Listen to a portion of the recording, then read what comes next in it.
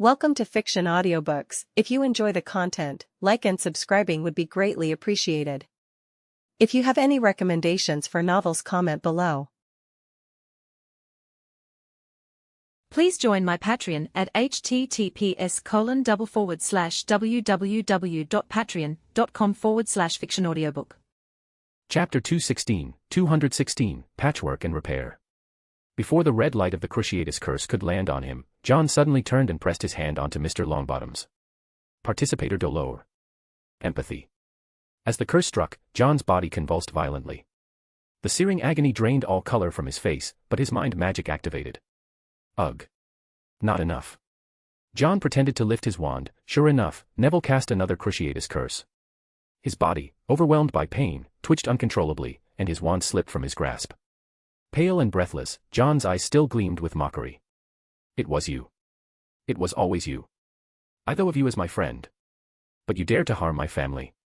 Neville, on the verge of madness, unleashed the Cruciatus Curse over and over, determined to return every ounce of suffering he had endured. Even John could not suppress a muffled groan this time. The curse intensified, his bones felt as if they were being gnawed by ants, his heart stabbed by knives, mercilessly carving away flesh and blood. Is that all, Neville? Is this the best you can do? John's mind magic continued fine-tuning, his words prodding at Neville, pushing him further into blind rage. Neville no longer cared that he was using an unforgivable curse. He cast the Cruciatus Curse again and again, as if determined to make John die from sheer agony. John's mind was in complete turmoil, his consciousness slipping into a haze. He could no longer form words, only letting out incoherent screams. Fortunately, he had set up a silent heart ward in advance, otherwise, the screams would have already echoed throughout the shrieking shack. Percy was jolted awake by the noise, groggy and disoriented. Through his blurry vision, he saw Neville standing over John, repeatedly casting the Cruciatus Curse. In an instant, Percy was wide awake, ready to stop Neville. But just as he moved, his eyes met John's, his face contorted in agony, yet filled with grim determination. It was as if he were saying, "Don't let my efforts go to waste." Damn it. Percy's nails dug into his palm, drawing blood that seeped between his fingers. His eyes turned red with frustration. He couldn't stop Neville, not now. That would ruin everything John had planned.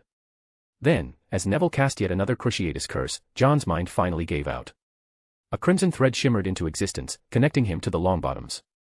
Under the guidance of bloodline connection, the mind magic activated empathy.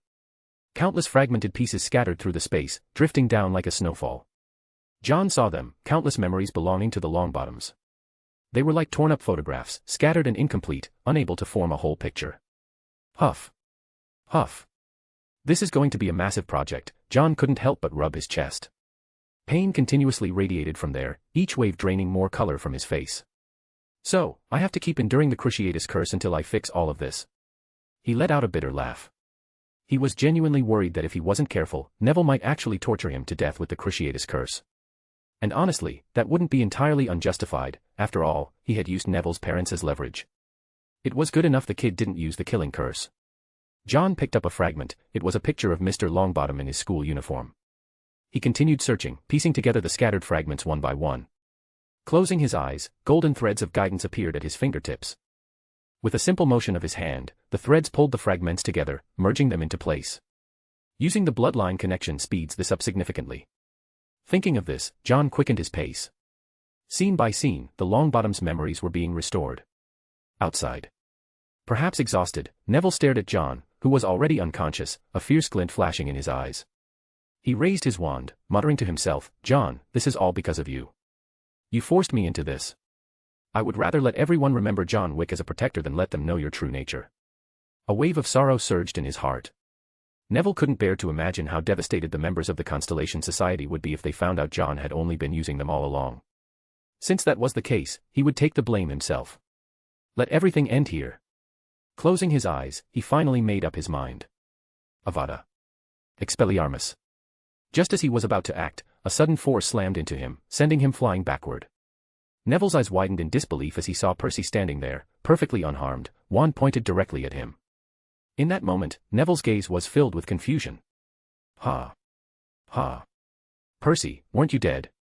Seemingly unable to make sense of everything, Neville watched as Percy hurriedly rummaged through a small satchel. He pulled out 2 bottles labeled Longbottom, quickly uncorked them, and poured the potions into the mouths of Mr. and Mrs. Longbottom.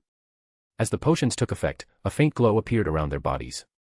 Neville stared blankly at the scene, his mind struggling to process it. Percy paced back and forth anxiously, his voice filled with urgency. "Come on, John, you have to wake up." After forcing down a potion labeled Wick into John's mouth, Percy fidgeted like an agitated monkey, scratching his head in frustration. The glow surrounding the Longbottoms intensified, radiating a misty light. Within the mist, scenes began to flicker rapidly as if being fast-forwarded. It was the story of the Longbottoms' lives. Neville finally snapped out of his daze. Staggering to his feet, he rushed over. "Percy, what is this?" Still frustrated by John's unconscious state, Percy shot Neville an irritated glare and snapped, "Isn't it obvious? John is saving your parents. But he clearly said he was going to make Mom and Dad disappear forever." "That was all just to push you," Percy shook his head. "We never hated you. We had to make you ruthless, even if it meant doing this." Neville collapsed onto the floor, staring at his own hands. What had he done? "No matter what happened, your Constellation badge was never taken away, was it?" Percy sighed. That's right, the Constellation badge was still there.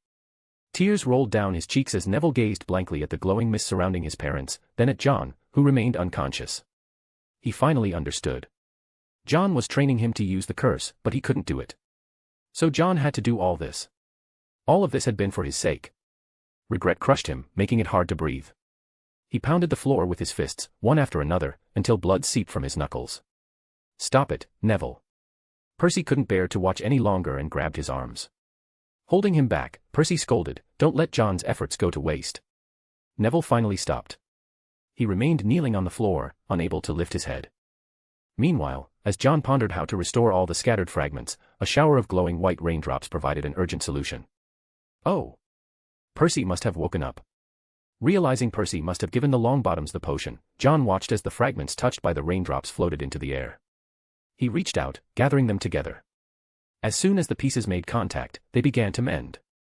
More and more fragments rose into the air, leaving John scrambling to keep up. A persistent pain throbbed in his chest, and his eyelids grew heavier. It's the Cruciatus curse. He bit his lip, forcing himself to stay conscious. As he continued the restoration, a surge of energy flowed into his body. It was the recovery potion he had prepared. The newfound strength invigorated him. He picked up the pace, piecing the fragments together until they began forming a large family portrait. A family of 3, Mr. and Mrs. Longbottom, with a baby cradled in the mother's arms. Neville Longbottom. Raindrops fell once more, soaking into the fragments and sealing the cracks. John raised his hand, guiding the rain into his palm, where it twisted into a fine, thread-like serpent. The thread weaved through each fragment, stitching them back together. The restoration was now 2/3 complete. The sky continued to rain down fragments, but this time, they were black. When John touched them, a madwoman's cackling echoed alongside relentless questioning. Mr. Longbottom's defiance was met with the torment of the Cruciatus curse. The couple lay on the ground, continuously tortured by the madwoman. It was the memory of the Longbottoms being tormented by the Death Eaters. John attempted to piece the fragments together but found himself being repelled. Not good, I'm being forced out. He intensified his psychic magic, anchoring himself in place. Then, he sped up, repairing the falling fragments one by one. If he couldn't escape before the Longbottoms woke up, his consciousness might be trapped here forever. The space trembled more violently, and the repelling force nearly crushed John's form. He knew the Longbottoms were about to wake up. Gritting his teeth, he restored the final 10% of the fragments. The moment they were complete, a dazzling white light erupted, engulfing John. The Longbottoms had awakened. Read 12 chapters ahead. Chapter 217, Awakening and the Price. The Longbottoms had awakened. Their eyes held a trace of confusion, as if unsure how they had ended up here. And Neville. Mr. Longbottom spotted Neville. Although, on the year of the incident, Neville had still been very young. In his mind, however, he retained the blurry images of Neville visiting him year after year. That hazy state of mind faded away. He called out softly, cautiously. Afraid that if he spoke too loudly, this dream would shatter. Neville stared at them in disbelief. He had imagined this moment countless times, his parents waking up and calling his name just as they did now. Tears streamed down his face. Dad, Mom. Mrs. Longbottom had also fully regained consciousness. They rose from the collapsed bed. A hand, which had been gripping Mr. Longbottom's wrist tightly, slipped away powerlessly. Thud. The sight of it made Neville freeze in place. John. Percy rushed forward, trying to wake John up. The Longbottoms looked at the young man collapsed on the ground, and in their minds, his image began to take shape. It was him. Mr. Longbottom exchanged a glance with his wife. During their long period of confusion, they had heard a voice guiding them. And the owner of that voice was John. Mrs. Longbottom's heart tightened. She asked worriedly, "What happened to him?" Neville's face was deathly pale as he replied, "John is the one who cured you." But something had happened to John. Mr. Longbottom didn't fully understand what had transpired, but he knew that if he had been cured, then his son and his friends must have put in an immense effort.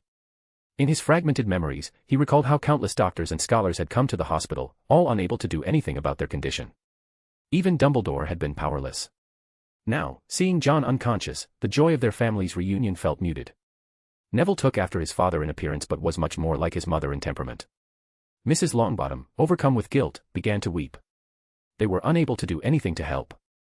Percy, in a panic, fumbled through various potions. His hands trembled, and a vial slipped from his grasp, shattering on the ground. Damn it. Damn it. Fuck. What the fuck are we supposed to do? Percy cursed repeatedly, a stark contrast to his usual composed image. Frantically kneeling on the ground, he fumbled around, picking up one potion bottle after another. John, wake up. One by one, he poured the potions down John's throat, potions John had prepared in anticipation of something going wrong. But even after the last bottle was emptied, John still didn't wake up. No, this can't be. Percy's heart sank. He collapsed onto the floor, completely devastated. Neville couldn't hold it in anymore, he broke down into loud sobs, his cries echoing through the shrieking shack, filling the space with sorrow. Mr. Longbottom, however, remained relatively calm. He gripped his wife's hand and said, "This is Hogwarts, isn't it? We can ask Dumbledore for help." That sentence was like a ray of hope. Percy immediately moved to call for assistance. "Wait." A weak voice spoke up. Percy froze, thinking he was hallucinating. He turned back to see John, eyes open, struggling to speak. "Don't call Dumbledore. Take me back. John, you're awake." Neville lunged forward, gripping John's shoulders tightly, his voice choked with guilt. "It's all my fault. It's all my fault." "It's not your fault, Neville." John sucked in a sharp breath. When did Neville get so strong? Still, he managed a weak smile. "We're friends, aren't we?" John took a deep breath and looked at Percy. "Percy, take the Longbottoms to Hogsmeade. There's someone there who will escort them away. Don't alert anyone." Though worry still clouded Percy's face, he nodded at John's words. He then helped the newly awakened Longbottom couple leave, explaining the situation to them as they went. John had no intention of meeting Dumbledore, especially not in his current condition.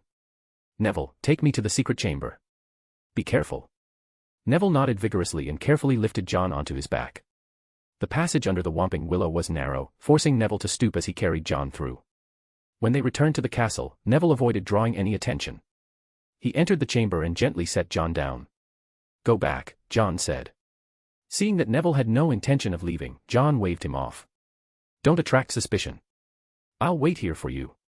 Neville's expression was firm, afraid that something might happen to John if he left. John couldn't help but chuckle. He reassured Neville that he was fine. Besides, if Gryffindor students noticed Neville missing, that would cause real trouble. After several rounds of urging, Neville finally relented and left. As the door to the chamber closed, John braced himself against a table and struggled to stand. Ugh. Neville really didn't hold back. The lingering pain made John inhale sharply.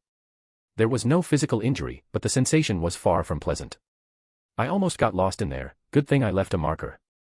John glanced at the silver ring on his right hand. A tiny barb on the ring had embedded itself into his finger, sending continuous jolts of pain. It was thanks to this connection that John managed to find his way out of that blinding white light. Checking his own condition, he frowned. There was no damage to his soul this time, but a period of physical weakness was inevitable. He tapped the armrest of a chair. The entire chair immediately tipped backward and transformed into a comfortable bed. Mental magic was more terrifying than the Imperius Curse, it could subtly influence people's habits without them even realizing it. Lying down, John's mind was suddenly flooded with memories. They were of the Longbottoms being tortured, of that madwoman of a Death Eater. A name surfaced in his mind. Bellatrix Lestrange. They tortured the Longbottoms, but it looks like Barty Jr. wasn't there. That agonizing memory was the reason the Longbottoms had ended up in such a state. And because John had been in contact with the memories, he had inherited those memories as well. Barty Crouch Jr. had been convicted, one of the charges being his role in the torture of the Auror couple, Frank and Alice Longbottom. Although Barty Jr. had pleaded his case, Barty Sr. refused to believe him. Maybe he was just an unlucky scapegoat, but who cares? Rubbing his sore temples, John processed the memories flooding his mind. The Lestrange family was one of the Sacred 28, but their bloodline was dwindling. They hadn't met a good end. Those who remained were all rotting in Azkaban. Death Eaters, huh? Since they're so unwavering in their loyalty, eliminating this problem ahead of time seems like a necessary move. From Frank Longbottom's memories, John could see just how fanatically devoted the Lestranges were to Voldemort. Even after his downfall, they had recklessly kidnapped the Longbottoms, desperate to extract information about their master's whereabouts. John knew Voldemort would eventually return, and if these die-hard followers were freed, they would become a major threat. Since that was the case, he might as well strike first. Once Barty Sr. rises to power, I'll have him issue an order for the immediate execution of all Death Eaters. A cold glint flashed in John's eyes. Then, he recalled the Sacred 28 records he had gathered, particularly those on the Lestrange family. This family had originated in France, but only the British branch remained. Some families kept their wealth hidden in their homes, but most stored it in Gringotts. The Lestranges were probably no different, letting all that accumulated wealth gather dust in Gringotts was a waste. Heh. It would be better off in his hands. Even if you lot manage to get out, how do you plan to survive without money? Before that, John needed to find a way to get something from the Lestrange family's descendants. That wouldn't be too difficult for him, after all, Piers was the head of the Auror office. Arranging a visit to Azkaban wouldn't be much of a hassle. With his mind set on the Lestranges, John found himself unable to sleep, kept awake by the pain. He endured it for an entire night. Bang. The next day, the door to the Constellation Society's chamber swung open. Daphne was the first to rush in, followed by Heinrich, then Cedric and the others. A whole crowd flooded inside, and John forced a smile onto his pale face. Tears welled up in Daphne's eyes as she clung tightly to the hem of John's robe. I'm not dying. After offering Daphne a few words of reassurance, John looked up. Neville was there too. Daphne shot him a furious glare. All right. John tried to stand but stumbled slightly. He chuckled and said, Neville, you do realize your actions come with a price, don't you? Neville's body trembled. He lifted his head and said seriously, John, no matter what the price is, I'm willing to accept it. Good. John picked up the 2 wands Heinrich had brought back and walked toward Neville. Neville had already made up his mind, not even if John wanted to kill him would he avoid it. Under everyone's watchful eyes, John placed the 2 wands into Neville's hands. Make sure to take good care of these wands. Then, he patted Neville on the shoulder. That was it. Neville couldn't believe it. He raised his voice. John, I made a mistake. John chuckled. Then your price is that from now on, you have to clean the Constellation Society's rooms every month. He said lightly, that's already a heavy enough price, my friend. The moment John said, my friend, Neville's eyes turned red. He tried his best not to lose composure, but his body trembled slightly. The other members of the Constellation Society, seeing that John was all right, walked toward Neville as well. They patted him on the shoulder, yet not a single one of them blamed him. As Malfoy passed by, he let out a dramatic shriek. Neville, you're not crying, are you? Neville turned his head away and mumbled, thank you, all of you. Malfoy grinned and said, did you forget what John always says? The Constellation Society helps its members no matter what. No need to say thanks, because we're friends. Read 12 chapters ahead. Chapter 218, Invitation and Yule Ball. During the day, John remained in an extremely weakened state. He could now be introduced as, John, extreme debuff, critical HP, completely average, filthy rich, Wick. The Weasley twins snuck over to ask if he had been bitten by Heinrich, that vampire. John responded with a dramatic eye roll. John, you still haven't invited a dance partner. Tomorrow was the Yule Ball, and Fleur had come over to ask again. John shook his head. In fact, a few people had already asked him. Parvati and Lavender had both approached him, but he had turned them down. Originally, he had planned to go to Valley of No Breath for Christmas, but the matter of healing Neville's parents had delayed him. Now that the Longbottoms had recovered well, Percy had brought back a message. The couple wanted Neville to attend the ball before coming to visit them. It seemed they didn't want their son to miss out on this Triwizard Tournament tradition. At lunch, John didn't have much of an appetite. Seeing this, Daphne brought out a dish of dragon fruit fried rice she had just learned to make. John's expression was complicated, but seeing Daphne's expectant look, he still ate it. Thinking about how seriously Daphne was taking her cooking, John didn't have the heart to dampen her enthusiasm. Maybe Daphne just wants to do her best with every meal. With that thought in mind, John finished the last bite of rice.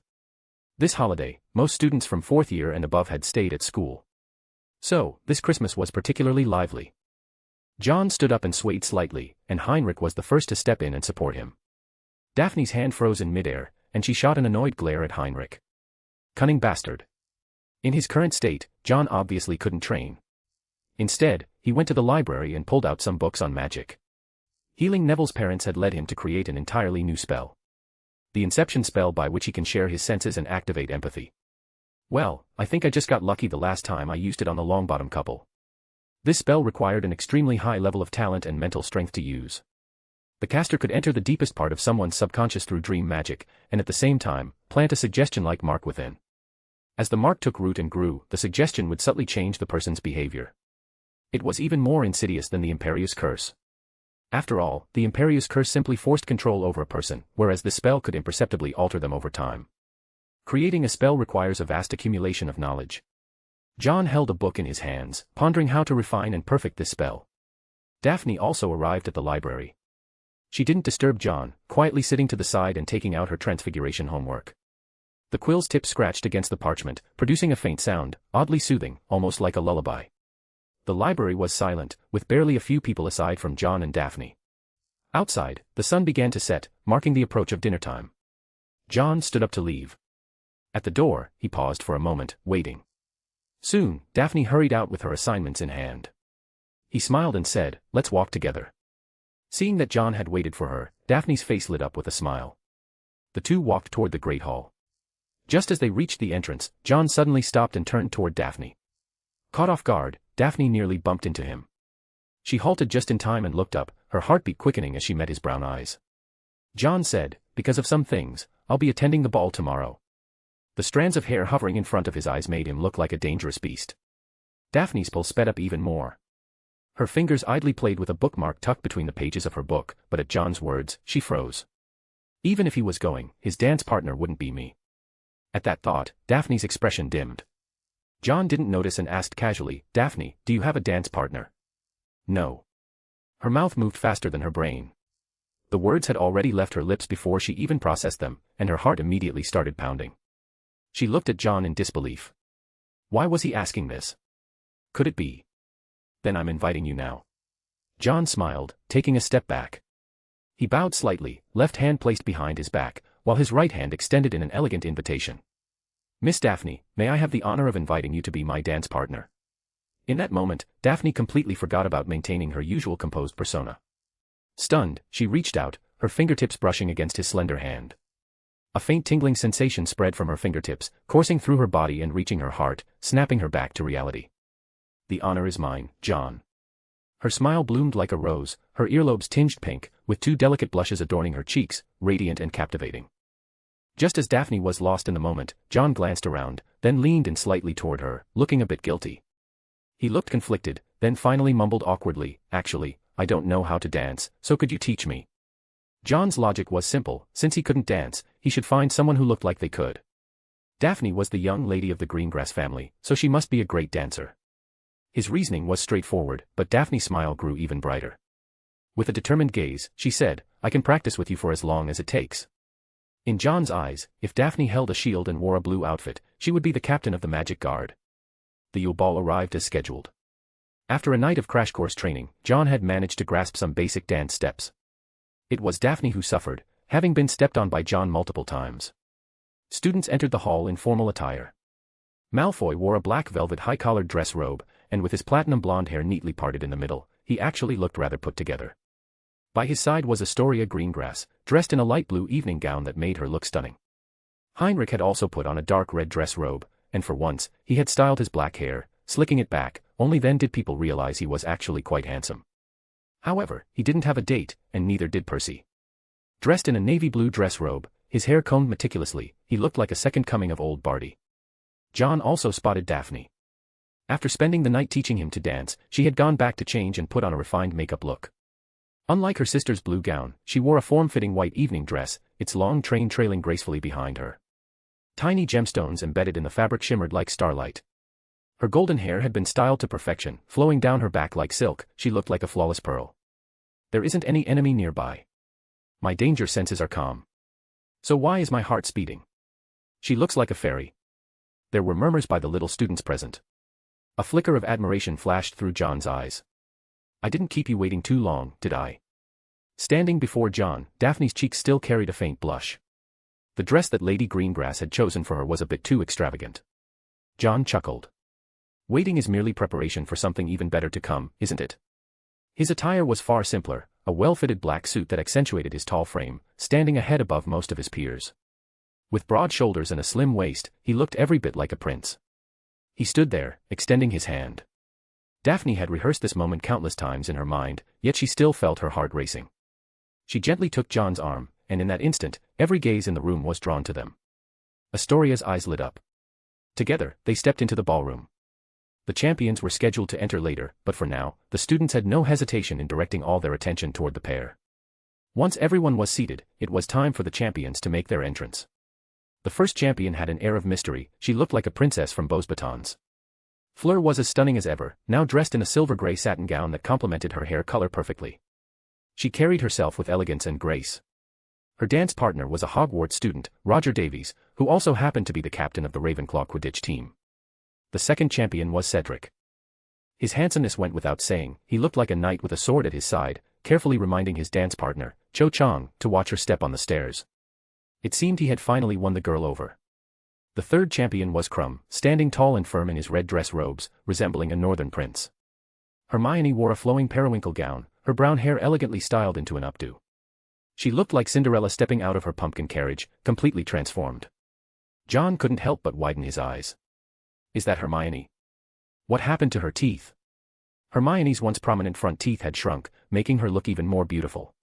He was momentarily surprised before quickly coming to terms with it. Of course, this was the wizarding world, after all. Hermione had always had good features, she had just been too focused on studying to pay much attention to her appearance. Now that she had, it was enough to leave people in shock. John couldn't quite understand, how did Hermione end up with Krum? He spotted Ron, who was standing next to Parvati's sister, Padma, a girl with striking looks. However, Ron didn't seem to notice this at all. His eyes were locked onto Hermione, completely oblivious to the fact that Padma was sitting there with a tense expression. Finally, everyone's attention shifted to the last person to enter, Harry. His only skill seemed to be smiling.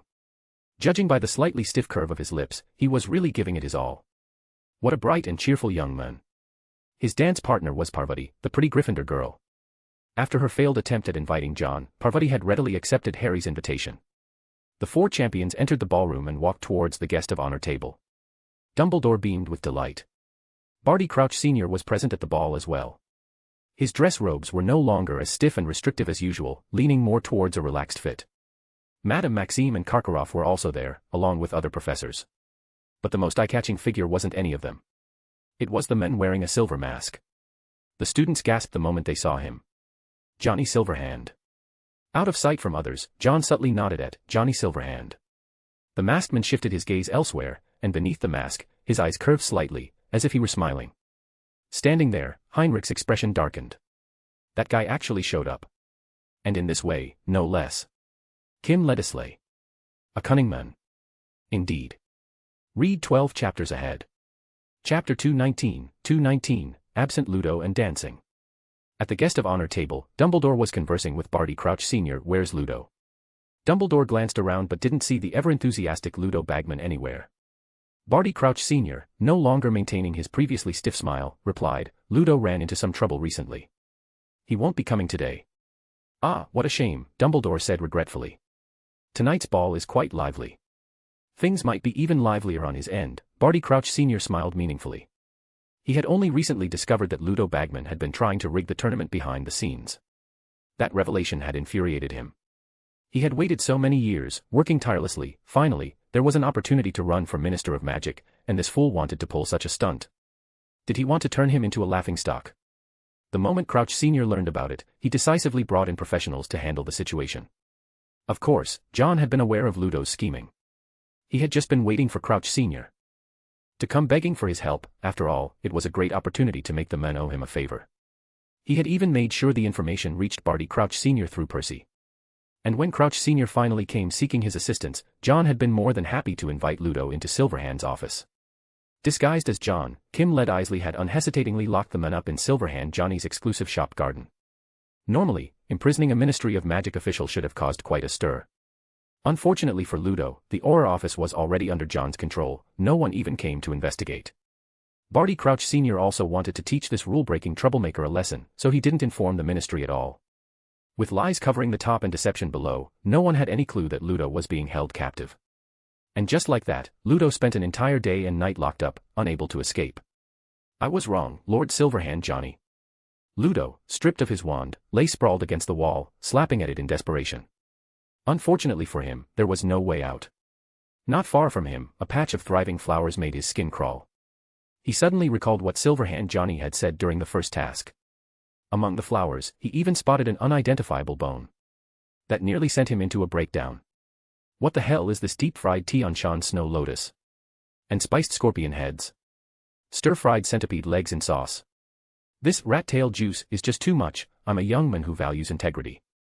Blueberry ink stir-fried noodles. Watermelon and grape stew with vermicelli. Hominy melon explosive ethnic style. The banquet was set up in a self-service format. By reading aloud the names from the menu, the corresponding dishes would magically appear on the plate. But John had a strong feeling that someone was messing with him. He looked up and caught sight of Daphne, who was looking rather shy. What he didn't know was that this menu had been specially prepared by the house elves just for John Wick, one and only. It was their way of expressing their deep respect for him. The dishes were inspired by a menu Daphne had helpfully provided, with the house elves adding their own creative enhancements to the flavors. I'll have a pineapple pizza, thanks. Silently, he offered an apology to Italy, because at least Italians would only curse at him. This menu. It was out for blood. Risking the possibility of getting beaten up by Italians, John finished his pizza. He had no intention of touching anything else from that cursed menu.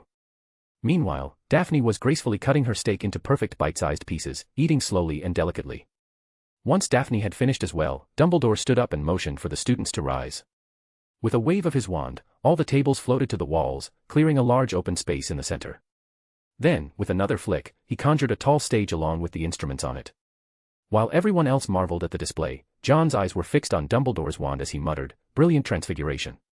The famous wizarding band, the Weird Sisters, took the stage. Despite their name, the Weird Sisters were, in fact, an all-male band. They had impressively thick body hair and wore tattered clothing, clearly shredded on purpose. Based on the understanding of the Muggle world, their edgy beggar aesthetic probably placed them somewhere in the rock genre. However, despite their hardcore appearance, their music was slow and melancholic. With a confident smile, Fleur took Roger Davies by the hand and led him onto the dance floor.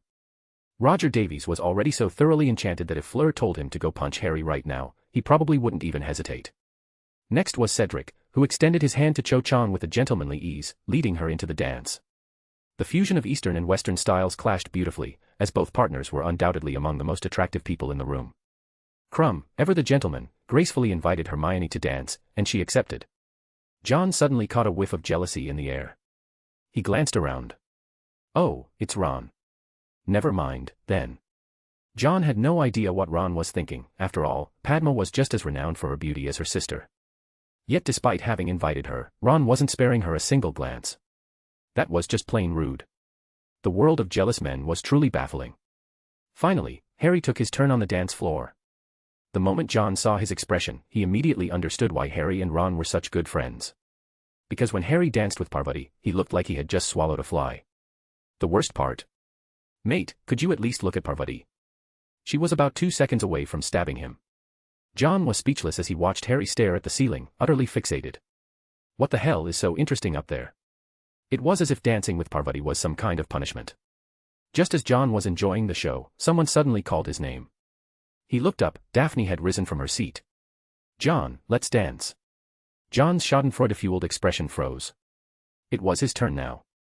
Seeing Daphne extend her fair left hand, he quickly adjusted his expression, put on a smile, and gently took her hand. At that moment, all the dance steps he'd painstakingly practiced through sleepless nights flashed through his mind. "It's our turn," John chuckled, stepping into the dance floor in time with the beat. He lightly placed his hand on Daphne's waist. Their eyes met, and the dance began. Spins, dips, waist holds, a half turn to the left. The black and white figures swayed in sync at the center of the dance floor.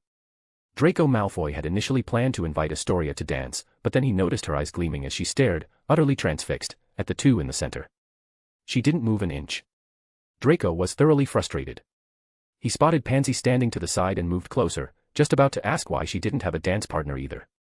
"Get lost and don't bother me." A swift kick sent Malfoy stumbling back. He clutched his side and watched as Pansy and Astoria huddled together, looking as if they were about to grab bowls of rice and start eating right then and there. What's so interesting about this? Watching mermaids fight would be way more entertaining, Draco grumbled. Goyle glanced over, shook his head, and sighed. Draco, if you keep this up, people are going to think you're really dumb. You're calling me dumb? You have the nerve to call me dumb? Malfoy exploded with rage. If you've got the guts, step outside for a duel. Being called dumb by Goyle, of all people, a guy who couldn't even pass an exam, was downright outrageous. Goyle smirked disdainfully and said, "Oh, so you're good at fighting. Big deal." He sneered, still holding a chocolate bar between his fingers. In this world, it's all about power and connections. Which gang are you from? My name's Ade. If you don't like that, just call me young master. I can handle it. Goyle walked up to Malfoy, flashed his teeth, and lowered his voice. "Oh, so you're just a little punk." Malfoy looked at Goyle suspiciously, then jabbed Crabbe, who was sneakily stuffing a mini cake into his pocket, with his elbow. "Wait, he's not on my side." Crabbe, his mouth full of cake, blinked in confusion. "I thought he was." Meanwhile, the Weasley twins, lurking nearby, quickly stuffed a box labeled "Reckless Chocolate Bars" into their pockets and ducked out of sight. After being briefly intimidated, Malfoy snapped out of it, flew into a rage, and tackled Goyle, grabbing his head and giving him a furious beatdown. The commotion got so out of hand that Snape, who had been prowling around outside catching couples, ended up dragging both of them away by the ears. "Draco, listen, that's not what I meant to say." "Shut up. Call me young master. I can handle it. Didn't you just say fighting was useless? Here, take another kick." Outside, chaos reigned. After finishing the dance, John felt like his face was about to cramp from smiling. He held Daphne by her slender waist, helping her up, but accidentally used too much force, pulling her against his chest. Daphne reacted as if she had just touched a boiling kettle, instantly pulling away. It was just a brief moment of contact, but when John looked at her again, her face was so red that he thought she might have a fever. "Oh. Are you okay? Do you need to go to the hospital wing?" John's concerned question only made Daphne want to die of embarrassment. Covering her face, she ran off to the side. John reached out in a dramatic attempt to stop her, but failed, standing there a little dazed. What was that about? Scratching his head, he patted his chest. That impact just now actually hurt. He hadn't realized before that Daphne's head was so hard. As he was about to step aside to rest, Padma from Ravenclaw appeared in front of him. With a smile, Padma extended an invitation. "Would you like to dance with me?" In the distance, the sugar-obsessed duo nearly charged in to tear this girl apart. "How dare she steal the house while our big sister isn't around?" John glanced over at Ron, only to see that he was still staring at Hermione, completely oblivious to the fact that Padma had left his side. He couldn't help but sigh, doomed to be single for life. Read 12 chapters ahead. Chapter 220, Moody's Dance in the Rose Garden. Even the headmasters had joined the dance floor, and the professors were having fun as well. John spotted Dumbledore dancing with Madame Maxime, though their height difference was a bit too much. Even with his pointed hat, he barely reached her chin. For such a tall woman, Madame Maxime's dance steps were graceful, far superior to John's, which he had only learned at the last minute to get by. Even Moody had joined in, dancing with Professor Sinistra. John had expected it to be a comical sight, but surprisingly, Moody maneuvered his wooden leg with impressive skill, making his movements look quite natural. Old Barty had a hesitant expression. His current image was all about being approachable, but stepping onto the dance floor was still a bit too much for him to stomach. The students were pairing up as well. Neville, thinking about his parents, seemed a bit distracted. Ginny was his dance partner, mostly because he had looked so pitiful lately that she couldn't help but agree out of sympathy. As the Weird Sisters finished one song, they started playing another. Padma invited John to dance, but his chest still ached from Daphne bumping into him earlier, so he politely declined. He handled the rejection well enough that Padma didn't seem too affected. Before long, a Beauxbatons boy had invited her to dance instead. John rubbed his chest. The air in here felt a little stifling. Mostly, it was because of his overuse of mind magic. Combined with the exhaustion from dancing, the swirling emotions of the students around him lit up in his vision like neon signs. Looking toward Dumbledore, John saw that he had already parted ways with Madame Maxime. Hagrid took the opportunity to step forward and invite her to dance. Hagrid radiated joy, mixed with nervousness and shyness. Madame Maxime had a slight fondness for him, but not much. Hagrid still had work to do. As for Dumbledore, John couldn't tell. His abilities had their limits when faced with someone skilled in occlumency. Dumbledore appeared kind and approachable, but in truth, his emotions were unreadable. Karkaroff was nowhere to be seen, he had probably slipped out. John's gaze moved from person to person until it landed on Moody. Moody had finished dancing and was now sitting off to the side, listening to the music while holding that finely crafted hip flask of his. Also a clemency. John could detect a faint trace of joy in Moody, barely noticeable unless one looked closely. So, he was using a clemency as well. Considering Moody was a PTSD patient, that actually made sense. No one else stood out too much, even Professor McGonagall was radiating festivity, to the point that she was trying to pull old Barty into a dance. I need some fresh air. From the corner of his eye, John spotted Heinrich looking impatient. Across from him, the silver-masked figure speaking with a serious expression was exuding a mischievous mood. Percy responded in his usual rigid manner as the three of them stood there casually. Johnny Silverhand, Kim, and Percy were discussing issues related to the import and export of new-style tents, deliberately making Heinrich stand there like a servant. I just hope he doesn't end up brokering some earth-shattering deal for me. Shaking his head, John left the ball. As soon as he walked away, Ron and Harry sat together at a table. The two of them truly were partners in misery. Harry's dance partner, Parvati, had finally had enough of his cold attitude and left with a Beauxbatons student instead. Victor went to get drinks. Hermione took advantage of Crumb's absence to check on her two sons. Unfortunately, this only prompted a sour remark from Ron. Victor. He didn't ask you to call him Vicky. Due to Crumb's accent, he always mispronounced Hermione's name as Hermione. To others, it almost sounded like a pet name between lovers. So sour, way too sour. Crabbe, who had been eating fruit, scrunched his face together in confusion. He stared at the apple in his hand, wondering why this red thing suddenly tasted so sour. Or was it that red fruits were naturally sour? In the end, Ron went on a full rant, saying things like how being with Crumb was betraying their side, that Crumb was only getting close to Hermione to gather intelligence, and that he was definitely trying to use her to solve the mystery of the golden egg. Hermione was so furious that she decided to stop caring about these two idiots. He hadn't even invited her to the ball himself, yet he was now trying to pin all sorts of crimes on her. Ron, completely blinded by jealousy, found everything about Crumb intolerable, completely forgetting that he had once said he'd gladly give Crumb his bed and sleep on the couch himself. Inside, the atmosphere was lively and bustling, but outside, it was cold and quiet. A layer of snow covered the ground and the hedges. In the rose garden, John had thought that stepping out would let him escape the overwhelming emotions that flashed in his mind like neon lights. But he had clearly underestimated the students at this school. As he walked past a rose bush, 3 black lines of frustration appeared on his forehead. From his perspective, the entire bush was filled with emotions of romance and affection. Seriously? In the bushes? Can't you little lovebirds at least wait until after graduation to start all this? He was speechless. At this age in his past life, he had been grinding through endless practice problems, yet here they were, caught up in love and romance. Honestly, Snape should be the one to catch them. Just as he was thinking this, he suddenly sensed a wave of fear. Following the sensation, he spotted an unexpected figure. Severus, you can't just pretend none of this ever happened. Karkaroff's voice was hoarse. Afraid of being overheard, he spoke in a low whisper. For months now, it's been becoming more and more obvious. I'm really worried. I can't deny that. Then just run away. Unlike Karkaroff's anxious demeanor, Snape looked utterly impatient. John attempted to read Snape's emotions, but as expected of a master of clemency, it wasn't that easy. After several tries, John could only pick up on whatever emotions Snape deliberately chose to display. Well, Karkaroff is a Death Eater. That's no secret. Since John and old Barty were on the same page, he naturally knew what Karkaroff had been involved in before. Judging by Karkaroff's panicked state, he was clearly terrified of the dark mark. Yup, that makes sense. After all, back then, he had no hesitation in selling out every last Death Eater. If Voldemort really is coming back, he'd be the first one to be afraid. Voldemort despised traitors even more than his enemies. At least this let John rule out Karkaroff as a suspect for tampering with the Goblet of Fire. As he turned to leave, he suddenly stopped in his tracks. He had spotted 2 heads peeking out from another direction. Choosing not to bother with them, he walked off in a different direction. He tried his best to pick a place with fewer people, yet he still ran into someone. This time, it was Hagrid and Madame Maxime.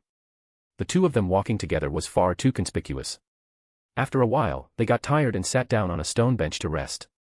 Hagrid's shy and bashful demeanor became even more intense. John was about to leave when he noticed another figure. Curiosity, scrutiny, greed, excitement. It was Rita. John couldn't help but click his tongue. Through legilimency, he could tell that Rita had been on the hunt for a juicy scoop, only to end up circling back to Hagrid once again. And unfortunately, Hagrid wasn't exactly known for keeping his mouth shut. The moment I saw you, I just knew, Hagrid said. Madame Maxime's expression darkened with displeasure. Knew what? Hagrid looked at her earnestly. I knew that you're just like me. Was it your father or your mother? John watched as Madame Maxime's irritation flared into outright anger, while the tiny insect that was Rita Skeeter trembled in excitement. Honestly, I really have to wonder, when Hagrid was a kid, did he drink Veritaserum whenever he got thirsty? Seeing that Hagrid was about to shatter his chances by talking about her blood status, John sighed helplessly. He deliberately made a noise loud enough for everyone to hear.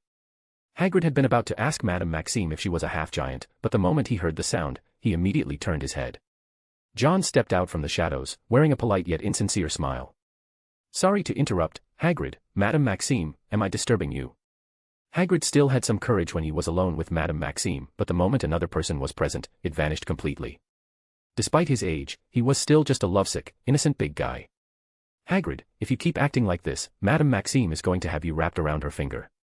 To John, Hagrid's emotions were flashing by like a carousel, constantly shifting from one to another. Subtly glancing at Rita, John stood there like a glaringly bright light bulb. Everyone clearly wanted him to leave, but he refused to budge. With a warm and gentle smile, he said, Madame Maxime, just now I saw Fleur being led away by a boy to the rosebushes nearby. What? Madame Maxime, already uncomfortable with Hagrid, immediately stood up. Seizing the excuse, she stormed off like an enraged titan, charging toward the rose garden to deal with the Hogwarts pig who dared to steal her precious flower. Hagrid reached out to stop her, but failed. Hagrid sat down in disappointment, while John sensed a wave of anger coming from behind the reindeer. It was Harry and Ron, most likely upset that John had ruined Hagrid's hard-earned date. Ignoring those two blockheads, John casually walked over to Rita. Just as Rita was about to go away and transform back, John flicked his finger, and sent her flying.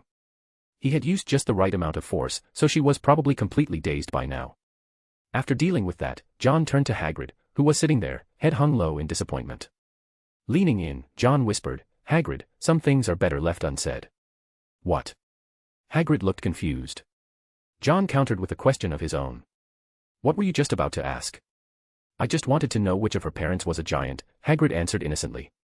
John rubbed his temples in frustration and said, that kind of personal question, you shouldn't ask the moment you meet someone. You know how mixed bloods are discriminated against in the wizarding world, just like werewolves. Even with wolfsbane potion, they're still treated unfairly in many places. Hagrid finally seemed to grasp the severity of the situation. His face paled slightly as he tried to say that he hadn't thought that far. Madame Maxime hates people bringing up this topic. If you like her, then never mention it again for the rest of your life. John spoke in a half-threatening tone, and Hagrid hurriedly nodded. He realized his mistake, he had nearly brought up the one thing Madame Maxime hated the most. Fortunately, John had shown up just in time. For that, he was extremely grateful. The anger from behind the reindeer disappeared as well, clearly, they had heard everything. Realizing they had wrongly blamed John, the two slinked away in embarrassment. Read 12 chapters ahead. Chapter 221, Crybaby and the Traitor. The ball ended at midnight. With the start of the Christmas holiday, John's life became dull. He had only one task, to recover from his injuries. The aftereffects of using mind magic were worse than he had expected. For example, at this very moment, he was sitting there, tears streaming down his face, looking utterly dejected. This damn empathy is making me overly sentimental. Like some kind of tear incontinence, John would start crying at the slightest provocation. If his emotions got even a little intense, the tears would flow uncontrollably. Thankfully, it was the holidays, so he didn't have to go out and see people. Only the members of the Constellation Society knew about this. Malfoy wanted to laugh but didn't dare, nearly giving himself internal injuries from holding it in. Daphne, on the other hand, was in an excellent mood, practically radiating happiness. She carefully cut the fruit into small pieces, picked one up with her slender fingers, and held it to John's lips. "You, Daphne, you're so good to me." Damn empathy. John wished he could just get rid of this ability. Overcome with emotion, he hugged Daphne and started crying. Daphne patted his back gently, as if comforting a child, her smile blooming like a flower. There, be good," she said soothingly. With her patient consoling, the happiness radiating from Daphne became even more dazzling. Malfoy found the whole thing amusing. He crept closer, hoping to provoke John a little. Seeing through Malfoy's mischief, John landed a punch on him, sending him straight into baby-like sleep. When Fleur arrived at the Constellation Society and saw Malfoy lying motionless on the floor while John clung to Daphne, sobbing uncontrollably, she paused. Should I not have come? Fleur fell into deep thought. Fortunately, Cedric arrived right after her. Both of them were stunned by John's current state. Trying to pull himself together, John looked up at them, his eyes still red at the corners. For the first time, Fleur felt that the phrase, pitifully beautiful, could be used for a man. Fleur admitted that she had been hurt by what she saw, so from this moment on, she was quitting alcohol. I've already found the clue. Doing her best to ignore the pitiful sight of John, Fleur cleared her throat twice, raised an eyebrow, and said to Cedric, "Do you want me to tell you the clue?" Cedric smiled helplessly and replied, "I already know." Fleur's proud expression froze. Cedric was actually thinking about whether he should remind you. Honestly, seeing him like this, I could cry. In fact, John really did cry. This friendship is amazing. Hey, don't cry. Fleur wanted to help, but Daphne shot her a glare, making her back off. After a bit of chaos, John finally managed to steady himself again.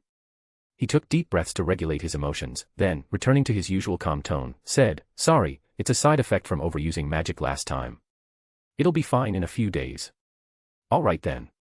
Still struggling to accept that the usually composed and strategic John had turned into a crybaby, Fleur and Cedric nodded hesitantly. Just then, Heinrich returned and silently took a seat. John glanced at him, and Heinrich nodded subtly. "Fleur, have you decided on your method?" John crossed his hands under his chin. Fleur shot a wary glance at Cedric and said, "I'm planning to use the bubblehead charm, but I'm not very skilled with it yet." "Looks like you and Cedric have the same idea." John nodded. "Perhaps you both should learn how to communicate with underwater creatures." Cedric and Fleur fell into thought. This was something they had overlooked. They had forgotten that in this treasure hunt, there were underwater creatures acting as NPCs. John's reminder made them realize their mistake, and the two left to prepare accordingly. Once they were gone, John continued to lie there in utter despair. He had already started brewing potions, he needed something similar to a sedative.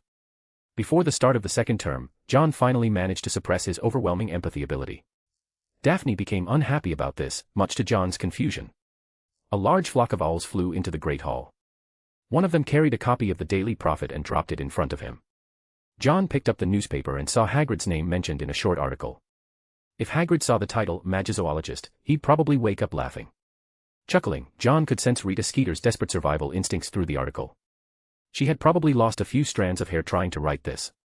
The article claimed that Hagrid was beloved by the school, that he was the savior Harry Potter's favorite professor, and that he enjoyed a thrilling teaching style. It even introduced Hagrid's creation, the blast-ended Scrut, calling it a groundbreaking milestone in the field of magizoology. Too exaggerated. Turning the page, John saw that the Triwizard Tournament column was still being reported on. The local wizarding community had been swept up in a betting frenzy. Whether young witches and wizards or old ones, everyone was placing a few sickles or galleons. Even though most bets weren't for large amounts, everyone was eager to see if they could strike it rich. Foreign countries were also accepting bets, and though the amounts were small individually, they were accumulating to a total that rivaled the World Cup. John did some calculations. At this rate, he might make more money than he had during the World Cup. Victor Crumb's stellar performance at the Quidditch World Cup, combined with the presence of the savior Harry Potter, had turned the Triwizard Tournament into a massive sensation. Of course, good management played a role as well. With the Daily Prophet aggressively promoting the event, it was nearly impossible not to know about it. The rankings for the tournament favorites had shifted. Originally the top contender, Crumb had dropped to third place, while Cedric had risen to second. Harry, who had been in second place, was now ranked first. If it weren't for Crumb's massive fanbase, he'd probably be in fourth place by now. John shook his head. Fleur was at a disadvantage simply because she wasn't well known. And despite Cedric having earned the highest score, the newspaper still put Harry ahead of him. Speaking of which, was it really allowed to use a firebolt in the first task? Wasn't the whole point to rely on their wands? It was like being told to write an essay without the help of your teacher and someone's mother wrote it saying the teacher didn't help him after all. This competition seemed a bit unfair to rule-abiding participants. John wasn't sure if this counted as exploiting a loophole. As he pondered this, a sleek black owl flashed by and dropped an envelope. Without any change in expression, he picked it up and decided to open it later that night. That day, they had a Care of Magical Creatures class, and Hagrid was grinning from ear to ear the entire time.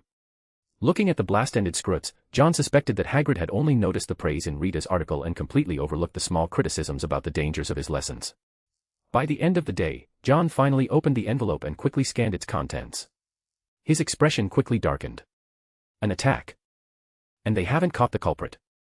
He stared at the handwriting on the letter. It was sent from Silverhand Manor. Someone had attempted to attack the manor's guards but had been driven away. The fact that they had managed to find Silverhand Manor in the first place meant they were definitely not ordinary. Could it be Voldemort? John considered the possibility but wasn't entirely convinced. If it had been Voldemort, the attacker wouldn't have just been chased off. Silverhand Manor was holding Barty Crouch Jr., so it was highly likely the Death Eaters had come looking for him. I already cut off his dark mark, yet they still managed to track him down. This isn't simple. He had somewhat underestimated the Death Eaters who had once thrown the wizarding world into chaos. After Voldemort's fall, most of the Death Eaters had been imprisoned in Azkaban. But most of those were just small fry, the true elites were people like the Lestrange family. Besides them, there were still some Death Eaters who had managed to escape, lying low as they awaited Voldemort's return. If the Death Eaters were able to locate Barty Jr. at the manor, that means there might be a traitor on the inside. John's eyes turned cold. Silverhand Manor was protected by enchantments. Aside from the security team, it was nearly impossible for anyone else to get inside. The possibility of an internal betrayal immediately put him on high alert. Without hesitation, he wrote to Tommy, instructing him to conduct a thorough investigation. If the security team had been compromised, the situation would be extremely dangerous. Of course, John couldn't let Tommy investigate openly. Instead, he told him to find someone trustworthy to infiltrate the security team at Silverhand Manor. The next day, Tommy replied. He assured John that he would conduct a full investigation and had already sent in someone highly skilled in disguise to infiltrate the team. John could rest easy. In response, John sent Tommy a special ring. When worn, it would temporarily disable the restraints on Barty Crouch Jr. The moment it was removed, the restraints John had placed would automatically reactivate. Barty Crouch Jr. was secretly transferred to another prison. Ludo Bagman had been locked up for over 10 days. During this time, aside from the single meal delivered to him each day, he had no one to talk to. It was driving him insane. That day, Ludo woke up and was shocked to find another person in the room. Overjoyed, he didn't care much about who it was, though the person did look somewhat familiar. Grinning, he leaned in closer. Barty Crouch Jr. opened his eyes, only to see a large face looming over him. Smack. Without hesitation, he threw a punch. Ludo was completely caught off guard and took the hit head-on. Stunned for a moment, he quickly became furious and struck back. Smack. Bang. Smack. The two of them began trading blows. Ludo couldn't understand, how was someone missing a hand still fighting so aggressively? In the end, he curled up in the corner, looking like a bullied housewife, full of fear. Barty's eyes darkened with uncertainty. He had no idea how he had ended up here. At the same time, Lippy Cobell, who was smoking a cigarette, had become friends with the security team. As a veteran Auror, Lippy's greatest strength wasn't magic, it was the ability to get along with just about anyone. Read 12 chapters ahead. Chapter 222, Underwater Treasures. Nighttime. Harry got out of bed, threw on his invisibility cloak, and quietly left the dormitory. To make sure he wouldn't get caught, he also brought the Marauder's map with him. After confirming everything was safe, he walked to the portrait hole, opened it, and stepped out. On the night of the Yule Ball, Cedric had approached him and suggested trying the prefect's bathroom. At first, Harry thought Cedric was just showing off his prefect status, but since he had found no clues about the golden egg, he eventually decided to give it a try. Thanks to Filch's presence, Hogwarts Castle was eerily quiet. Harry moved cautiously, checking the map every few steps. Noticing Filch moving at high speed on the map, Harry couldn't help but feel alarmed. But why and how is Filch running so fast? It seemed like Filch was using some sort of magic. He had just been on the second floor, and in the blink of an eye, he was already on the third. After much difficulty, Harry finally reached the prefect's bathroom. Approaching the door, he whispered the password, "Fresh pineapple." With a creak, the door opened. Harry's heart pounded as he quickly stepped inside and shut the door behind him. Not long after closing it, he saw on the Marauder's map that Filch had just dashed past the entrance. He let out a sigh of relief and took off his invisibility cloak. The prefect's bathroom was shockingly luxurious. It was more like a rectangular swimming pool, with about 100 golden faucets lining the edges of the tub. Harry thought that being a prefect might not be so bad after all, just this bathroom alone was enough to tempt anyone. Standing in the lavish and beautifully designed bathroom, he couldn't help but suspect that Cedric had been messing with him. How was this place supposed to help him unlock the secret of the golden egg? Regardless, a place this fancy was definitely worth taking a bath in. He started testing the various golden faucets, and soon, fragrant bubbles began flowing out. He tried a few more, all of them produced different effects. After taking off his clothes, he stepped into the water. It was surprisingly deep, his feet could barely touch the bottom. Swimming back and forth a couple of times, he returned to the edge of the pool and picked up the golden egg, examining it closely. He still couldn't figure out what it had to do with the prefect's bathroom. There was no sudden flash of inspiration, no moment of enlightenment. He decided to try opening the golden egg. The wailing scream that burst out nearly made him lose his balance. He quickly snapped the egg shut, his heart pounding, afraid that the noise might attract Filch. And that's when he met a pair of eyes. Moaning Myrtle. Harry nearly jumped out of his skin. "I thought it was that handsome guy," Moaning Myrtle said, looking disappointed. She turned to leave through the pipes. Harry suddenly thought of something and quickly called out, "Myrtle, do you know how to open it?" Myrtle turned back and looked at Harry. He wasn't wearing anything, which made him both embarrassed and annoyed. She stared at him for a long time before finally saying, "John looks better." Before Harry could explode in anger, Myrtle lazily added, "That handsome guy dropped the golden egg into the water." With that, she disappeared down the pipes before Harry could ask any more questions. Harry stood there, thinking about Myrtle's words. He placed the golden egg into the water and waited. He was starting to get pruny when he suddenly realized he hadn't actually opened the egg. Panicking, he quickly dove into the water and flipped it open. The horrible screeching transformed into a beautiful song. At last, he understood what the second task was about. With the clue in hand, he hurriedly got dressed, threw on his invisibility cloak, and rushed out.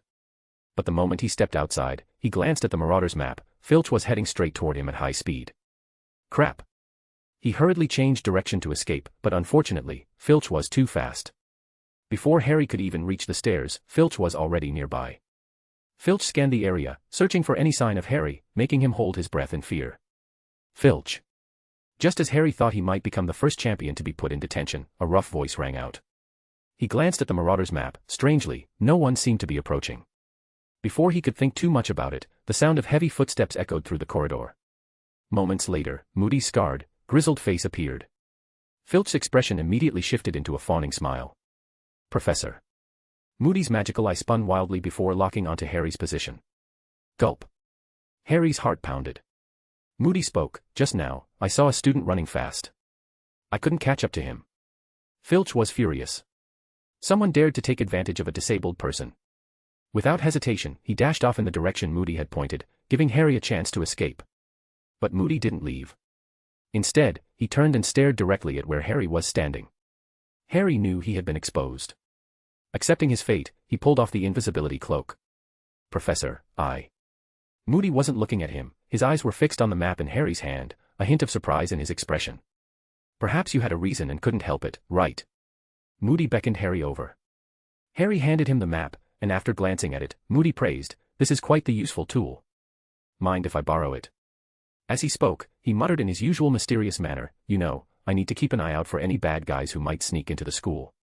Although Harry found it a little strange, Moody had been kind to him lately, even giving him advice for the first task. So he didn't question it too much. After Harry left, Moody held the map, silently watching as Harry's figure moved across it. A very useful tool, indeed. He murmured to himself before turning and heading in another direction. Time passed quickly, and the day of the second task arrived. John's tear incontinence had mostly been treated, but he still had trouble resisting emotional connections with others. Because of this, he ended up having a rather unique Valentine's Day. Daphne remained in a good mood for an entire week. John wasn't wearing a mask. He noticed that Heinrich had been dragged over by Kim to make up the numbers, standing there in a silver mask. Kim, on the other hand, wore a white mask and was whispering something teasingly into Heinrich's ear. Heinrich, trying to maintain his composure, stared straight ahead without reacting. Judging from the helpless emotions radiating from Tommy, it was probably something that shouldn't be overheard. "Don't ruin my image," John sighed in exasperation. Since when did Johnny Silverhand whisper in someone's ear all playfully like that? The second task was set in the Black Lake, something the four champions had known for a while. Ludo had been released, though he had visibly lost a lot of weight, his cheeks sunken in. Dumbledore even asked if he was dieting, to which Ludo quickly and repeatedly affirmed. Looks like he wouldn't dare cheat again. After all, Tommy had reported that Barty Jr. had beaten him up 9 times in 3 days. As for the mole within the security team, progress had been made. The suspect had been narrowed down to a recruited dark wizard from the Silverhand Manor patrol team. Tommy had sent his good friend Lippy to befriend the suspicious dark wizard who could be the traitor. The target was highly cautious, but luckily, he and Lippy shared a common habit, smoking. Let's keep the bait out there. Once he makes contact with the Death Eaters, we'll take him down. John wanted to set a trap. Without anyone realizing it, Silverhand Manor had already been transformed into a giant cage. He was going to catch those Death Eaters. The tournament was about to start, and the last champion, Harry, arrived at the Black Lake at the very last minute. Karkaroff was visibly disappointed. He had probably hoped that Harry's tardiness would get him disqualified. I can only say that the calculation was quite good. Better luck next time. Ludo Bagman, upon seeing Harry, was relieved but dared not show it. He no longer had the nerve to favor Harry, but considering he had bet his entire fortune on Harry winning, he naturally didn't want him to miss the task. John was also curious about how Harry would solve the issue of breathing underwater. Then, as soon as the whistle blew, he saw Harry put something in his mouth. Gillyweed. John was stunned. Where did Harry get that? Gillyweed was a rare ingredient. Harry shouldn't have had the opportunity to obtain it. And wasn't the whole point to rely on his own skills and use just the wand? Why was he outsourcing a drug? This guy was cheating again, wasn't he? This time, he didn't even use a summoning charm, he just brought it in and ate it. At this rate, why not just bring a full set of diving gear?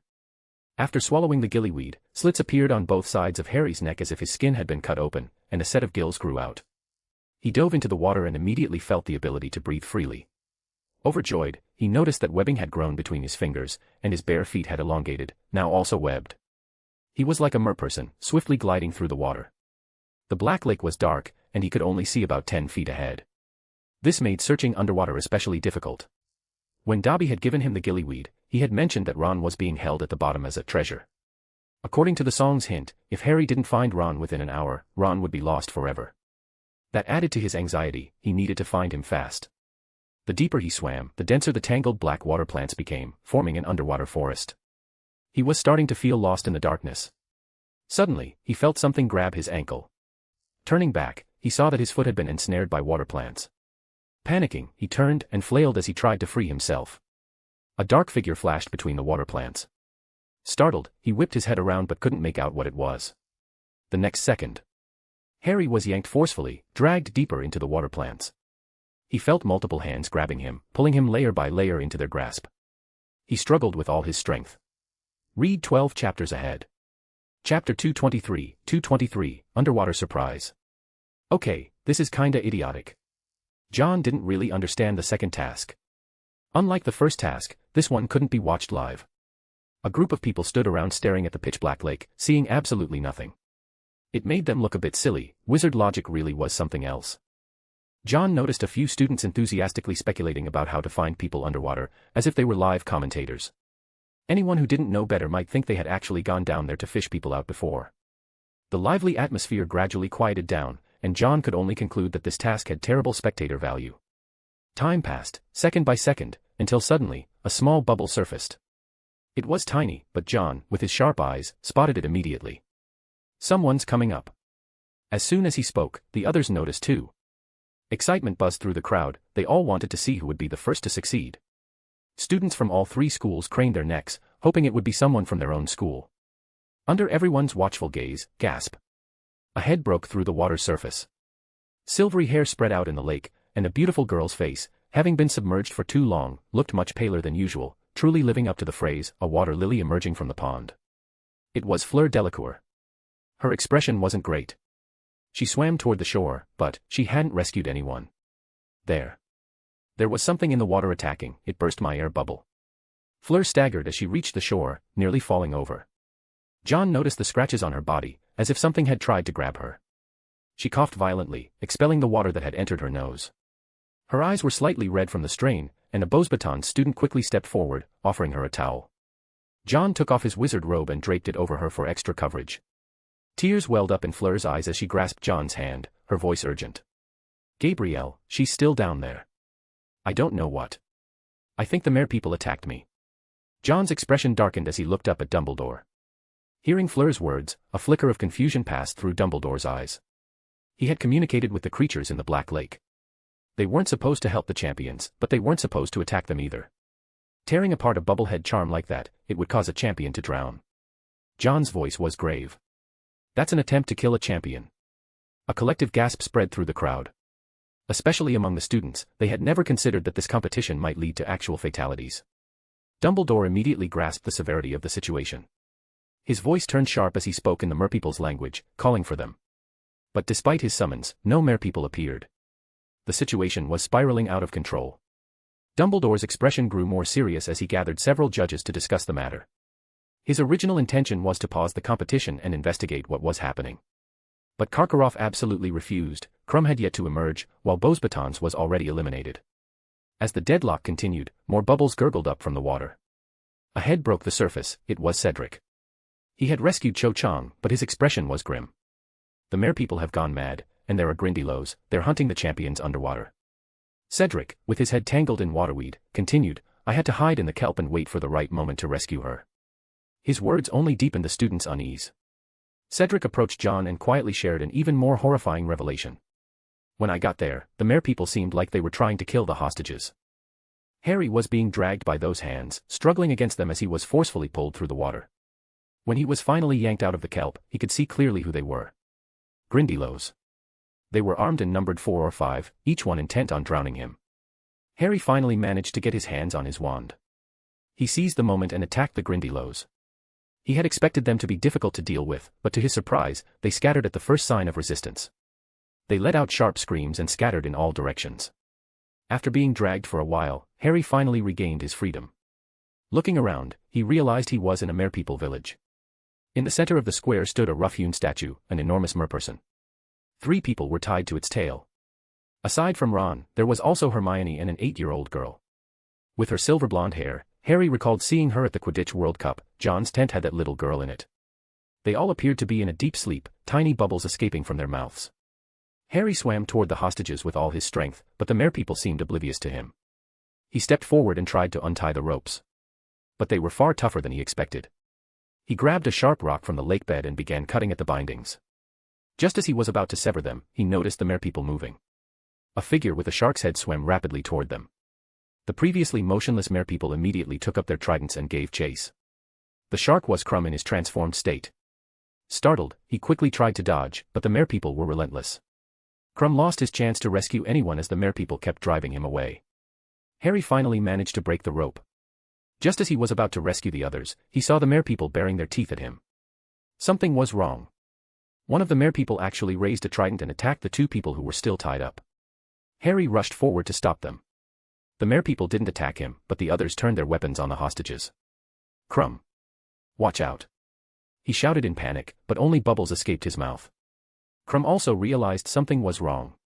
He charged forward and slammed into the merperson attacking Hermione. A merperson's spear pierced Crumb's ankle, making him cry out in pain. In retaliation, he bit down on the merperson's arm. More merpeople swarmed around them. Harry pulled out his wand and kept casting spells. An hour had passed. No third person had surfaced. Karkaroff still refused to back down, convinced that Crumb would complete the task. John's expression was grim. Cedric had mentioned that the merpeople seemed to be waiting for a specific moment to kill the hostages. This was no joke. There was something off about the entire event today. If Cedric hadn't been faster and smarter, he might have ended up eliminated just like Fleur. Fleur also heard Cedric's words. She sobbed as she begged Madame Maxime to save Gabrielle.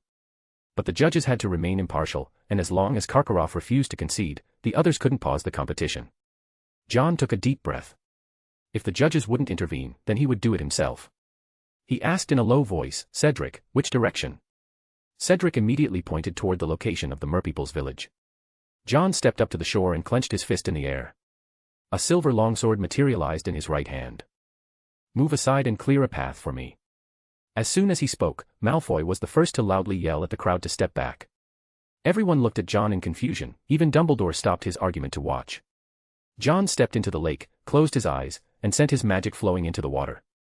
The ring on his right hand emitted a steady stream of magic, which infused into the Silverwick sword. Raising the Silverwick sword high, John softly uttered a strange incantation. O Spirit of the Black Lake, guide my path. Let this sword cut through all things of this world and banish evil. Interficium in omnibus. He opened his left hand, and a fist-sized ball of lake water fell into his palm. Instead of scattering, it clung to the Silverwick sword like a slime, forming a transparent sheath around the blade. Ancient magic, by holding the element of water, John could communicate with the Black Lake and gain its permission. With the blessing of the lake's water, John gripped his sword with both hands. Karkaroff loudly shouted at Dumbledore, demanding, "What is he doing? Dumbledore, is this your idea?" Madame Maxime was also unsure of John's intentions. Fleur rushed to her side and said, "The merpeople in the water have gone mad. The other hostages are at danger. John is going to save them." Save them?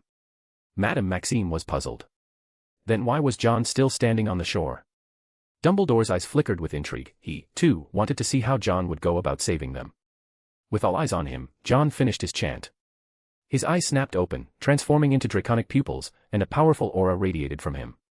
His hair fluttered despite the absence of wind, and his hands clenched tightly around the sword's hilt. Interficium omnia impedimenta. The self-created severing charm poured into the blade, as runic symbols drifted from its surface.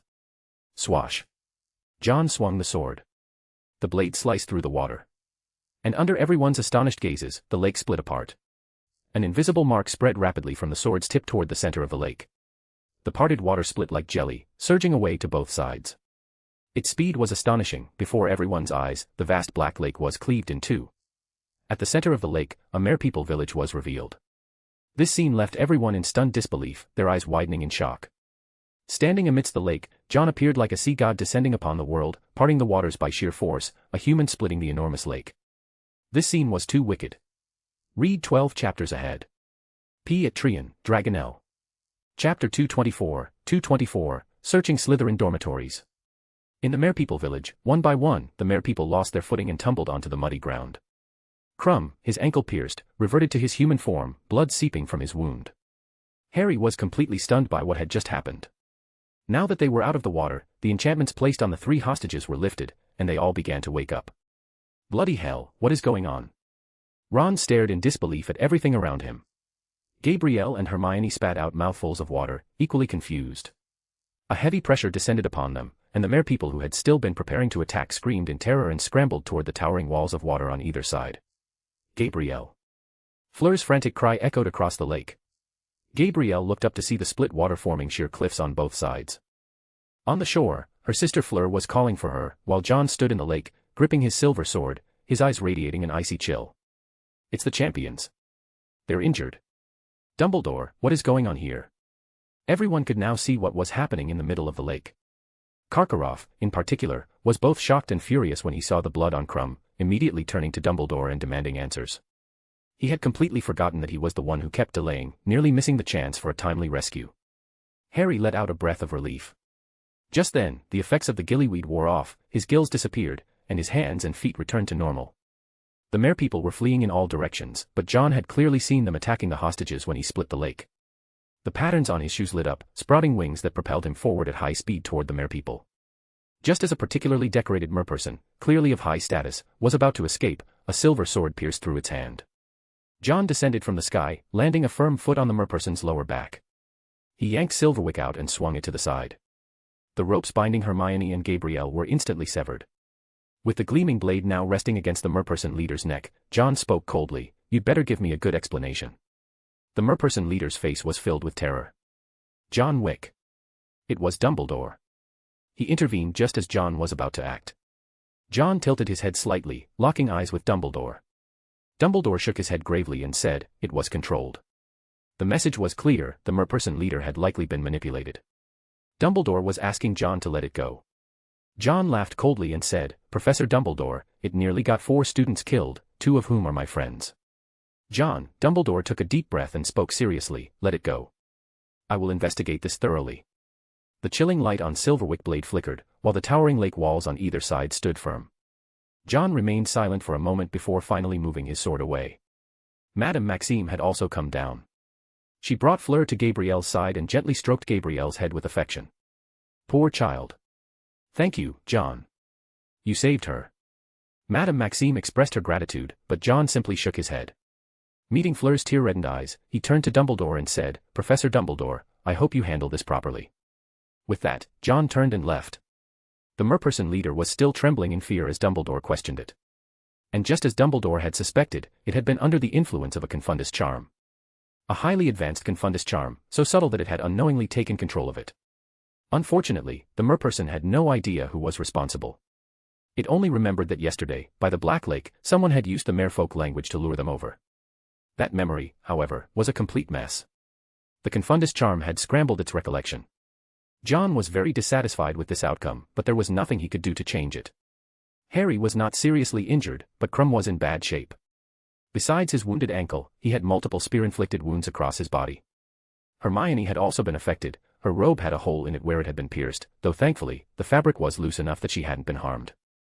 In the end, the last 2 champions had not surfaced, but because of their noble actions in protecting the other champions underwater, they were still awarded high scores. The final results were, Cedric in first place, Harry in second, and Crumb and Fleur tied for third. Due to Crumb's poor performance in the first task, even with the high score he received this time, he only managed to catch up to Fleur. The third task was set to begin on June 24th. However, the aftermath of this incident was far from over. The Merpeople incident indicated that someone had been meddling behind the scenes. Dumbledore assigned Moody to investigate the matter. Whoever had the ability to control the Merpeople village had to be extremely powerful. As an experienced Auror, Moody was the best choice for the job. So when Dumbledore entrusted this task to him, there was little opposition. But what John never expected was that Moody's first suspect would be him. By the time John found out about this, the entirety of Slytherin had already been searched. Moody swaggered into the Slytherin common room under the pretense of searching for suspicious individuals. "Out, all of you, get out here." Standing in the common room, Moody bellowed for everyone to come out. The Slytherin students all looked displeased. But Moody acted as if he didn't see it, muttering under his breath, "I'm going to conduct a search now, so don't even think about hiding anything. I know you lot, I caught half of the Death Eaters, and they were all from Slytherin." Malfoy couldn't stand it anymore and snapped, "That's a serious accusation." "Accusation?" Moody stomped over to Malfoy, his magical eye spinning wildly as he roared, "Don't think I don't know, you're just like your father, Lucius. A filthy, despicable bastard. You're not allowed to insult my father." Malfoy's eyes turned red with fury. He had always looked up to his father and couldn't tolerate such an insult. Moody grabbed Malfoy by the collar and shoved him aside. I know all about you lot. Now, everyone stand still, I'm going to conduct my search." He was practically one step away from outright declaring that all Slytherins were future Death Eaters, which made every Slytherin student's expression turn grim. Malfoy clenched his fists so tightly that his knuckles turned white, his eyes burning with rage as he shouted, "You don't have the authority to do this." Moody's face darkened. He lowered his voice and whispered into Malfoy's ear, "Don't think I don't know your father was a Death Eater by choice. Dumbledore knows too, that's why he's never trusted Slytherin. Do you understand?" Malfoy's breath hitched as Moody had already moved on to pushing open another dormitory door for his search. Moody had Dumbledore's authorization, they couldn't stop him. As one dorm after another was searched, an overwhelming sense of humiliation washed over them. When he finally reached the last room, Malfoy couldn't take it anymore and shouted, "Get out. That's John's room." Yes, I know," Moody sneered. "Which is exactly why he's the most suspicious, isn't he?" Moody had no intention of listening, but in the next second, a streak of red light shot past him. That finally got his attention. He turned his head to see Malfoy gripping his wand tightly. Clenching his teeth, Moody said, "Do you even know what you're doing, boy? If you don't leave right now." Malfoy's actions made the others react as well. Without a word, they all stood behind him, silently staring at Moody. Moody let out a cold laugh. "I'll be sure to report everything to Dumbledore." But he didn't enter the room. Instead, he turned on his heel and stomped out of the common room. The entire Slytherin house fell into silence. They all understood the gravity of the situation. Suddenly, someone spoke up. "Dumbledore has never trusted us." The student's face was filled with humiliation, and his words resonated with everyone. "We should have known from the beginning," Malfoy said through gritted teeth. "He's always been biased toward Gryffindor. The moment something happens, we're the first ones suspected. I'm telling my father about this." Some Slytherins still wanted to maintain a neutral stance, but when they learned that out of all 4 houses, only Slytherin had been searched, their anger flared as well. By the time John emerged from the Constellation Society's secret chamber, he was already aware of everything. Even John couldn't suppress his anger. Dumbledore isn't a fool. I imagine he knows what needs to be done. Right now, emotions were running high, and John's face held no trace of a smile. Moody is deliberately targeting us. Why? He couldn't understand why an experienced Auror would act so irrationally. Malfoy, still humiliated, sneered, "What else? He looks down on us. Don't forget, from start to finish, he's always defended those Gryffindors. Whether it's Potter or Weasley." John's expression darkened, his voice steady as he said, "I'll report this to Professor Snape." He wanted to see how Snape, Dumbledore's most loyal follower, would react. As John made his way to Snape's office, he was stopped. It was Professor McGonagall. Her expression was complicated as she said, "Wick, I need you to come with me to the headmaster's office. There are some things I hope you can explain." John's heart sank a little, but he nodded in agreement. He left with Professor McGonagall, and the scene did not go unnoticed. Students nearby began whispering among themselves. Read 12 chapter ahead. Chapter 225, The Chamber's Discovery and Anonymous Wand. John was brought to the headmaster's office, where a full lineup was already in place. Dumbledore, Snape, Moody. A three-way interrogation, huh? On the desk in front of Dumbledore lay a wand. Snape's expression was grim, while Moody leaned on his cane, silently watching John approach. It seemed they had just finished discussing something, as Dumbledore snapped back to attention and smiled at John. "Professor Dumbledore, may I ask why you've called me here?" John glanced at the wand but didn't pay it much mind. It wasn't his, after all. Or so he thought. Big mistake. Because Dumbledore picked up the wand and asked, "John, is this yours?" John froze for a moment, then frowned and shook his head. "Professor Dumbledore, that is not my wand." To prove his point, he took out his own wand, showing that he had it with him. Hearing this, Snape turned to Moody and, in his usual sarcastic tone, said, "It seems you've made a mistake in your investigation." "I don't make mistakes," Moody responded gruffly. His magical eye spun wildly, but Dumbledore stepped in to prevent another argument. Behind his half-moon spectacles, Dumbledore's gaze locked onto John. The moment their eyes met, John felt something trying to invade his mind. With a cold sneer in his heart, he activated occlumency, shutting the intrusion out. Using legilimency on a student. Dumbledore had actually tried to use legilimency on him. A chill crept into John's heart as he looked at Dumbledore and asked, "Professor Dumbledore, do you have any other questions?" Dumbledore gave John a long, deep look. Moody, in his usual gruff tone, said, "This wand was found in a room on the 3rd floor, right side corridor." That room, quite the luxurious setup. His words carried an accusatory edge, and he bellowed, "The last spell cast by this wand was a Confundus charm. And it was found in that hidden room. Maybe some clever little wizard thought no one would ever find it." He stomped toward John, shouting, but he was too stupid. He had no idea I could see right through his secrets. "You're suspecting me?" John's expression turned icy. He hadn't expected Moody to discover the Constellation Society's chamber, let alone break into it. Moody's tone made him uncomfortable. It was the tone of an interrogator speaking to a criminal. Just as Moody was about to press further, Dumbledore stopped him. "Professor Moody, please calm down." Dumbledore stopped Moody, his gaze carrying a complexity that others couldn't quite decipher. "John, can you tell us where you were last night?" John knew he was in trouble. Keeping his expression neutral, he replied, "Of course. If it comes to this, I don't have a reason to lie." He turned to Moody, his tone laced with coldness. "I was in the Constellation Society's chamber last night, but I can tell you with absolute certainty, I have no idea where that wand came from." "John Wick, perhaps you don't even bother telling a clumsy lie." Moody's magical eye locked onto him. "But that only makes you more suspicious." "Pardon me," Snape interjected, his usual sarcastic tone evident. "John Wick is someone who holds himself in very high regard. He wouldn't stoop to deception in matters like this." The last two words seemed to be directed at someone in particular. Moody turned his head and grunted, "Oh, Severus, perhaps you've forgotten, some wizards love to act all high and mighty." "But that isn't evidence, is it?" Snape frowned at him, and Moody didn't back down. John lifted his gaze to Dumbledore. This old man was the real decision-maker here. Dumbledore stood up from behind the desk, his expression calm as he asked, "John, give me an answer." "It wasn't me, Professor Dumbledore." John shook his head. He wasn't about to take the fall for this. Dumbledore seemed to relax slightly. "I believe John. He wouldn't do such a thing, nor would he harm his friends." Moody looked like he wanted to argue, but Dumbledore's voice grew firmer. "Alastair, I believe we should grant our students a sufficient level of trust." Moody's lips moved slightly, but in the end, he could only glare at John viciously. John, unafraid, glared right back. With that, the misunderstanding was cleared. Dumbledore did not ask why John had built a secret chamber in the school, nor did he press further to uncover the fact that John Wick is the only student in the school capable of crafting wands. He merely thought that this outstanding Slytherin student still had a chance to be guided back. John turned and left, the distance between him and Dumbledore growing further and further until he disappeared behind the door. Professor McGonagall had remained silent the entire time. Her bloodless lips were tightly pressed together, and only after hearing that John was in the clear did some color return to her pale face. "I'm heading out, Dumbledore," Moody said before leaving. Snape, however, did not leave. Looking at Dumbledore, who had fallen into deep thought, he said, "This whole incident seemed overly targeted." He didn't specify at whom, but Dumbledore understood.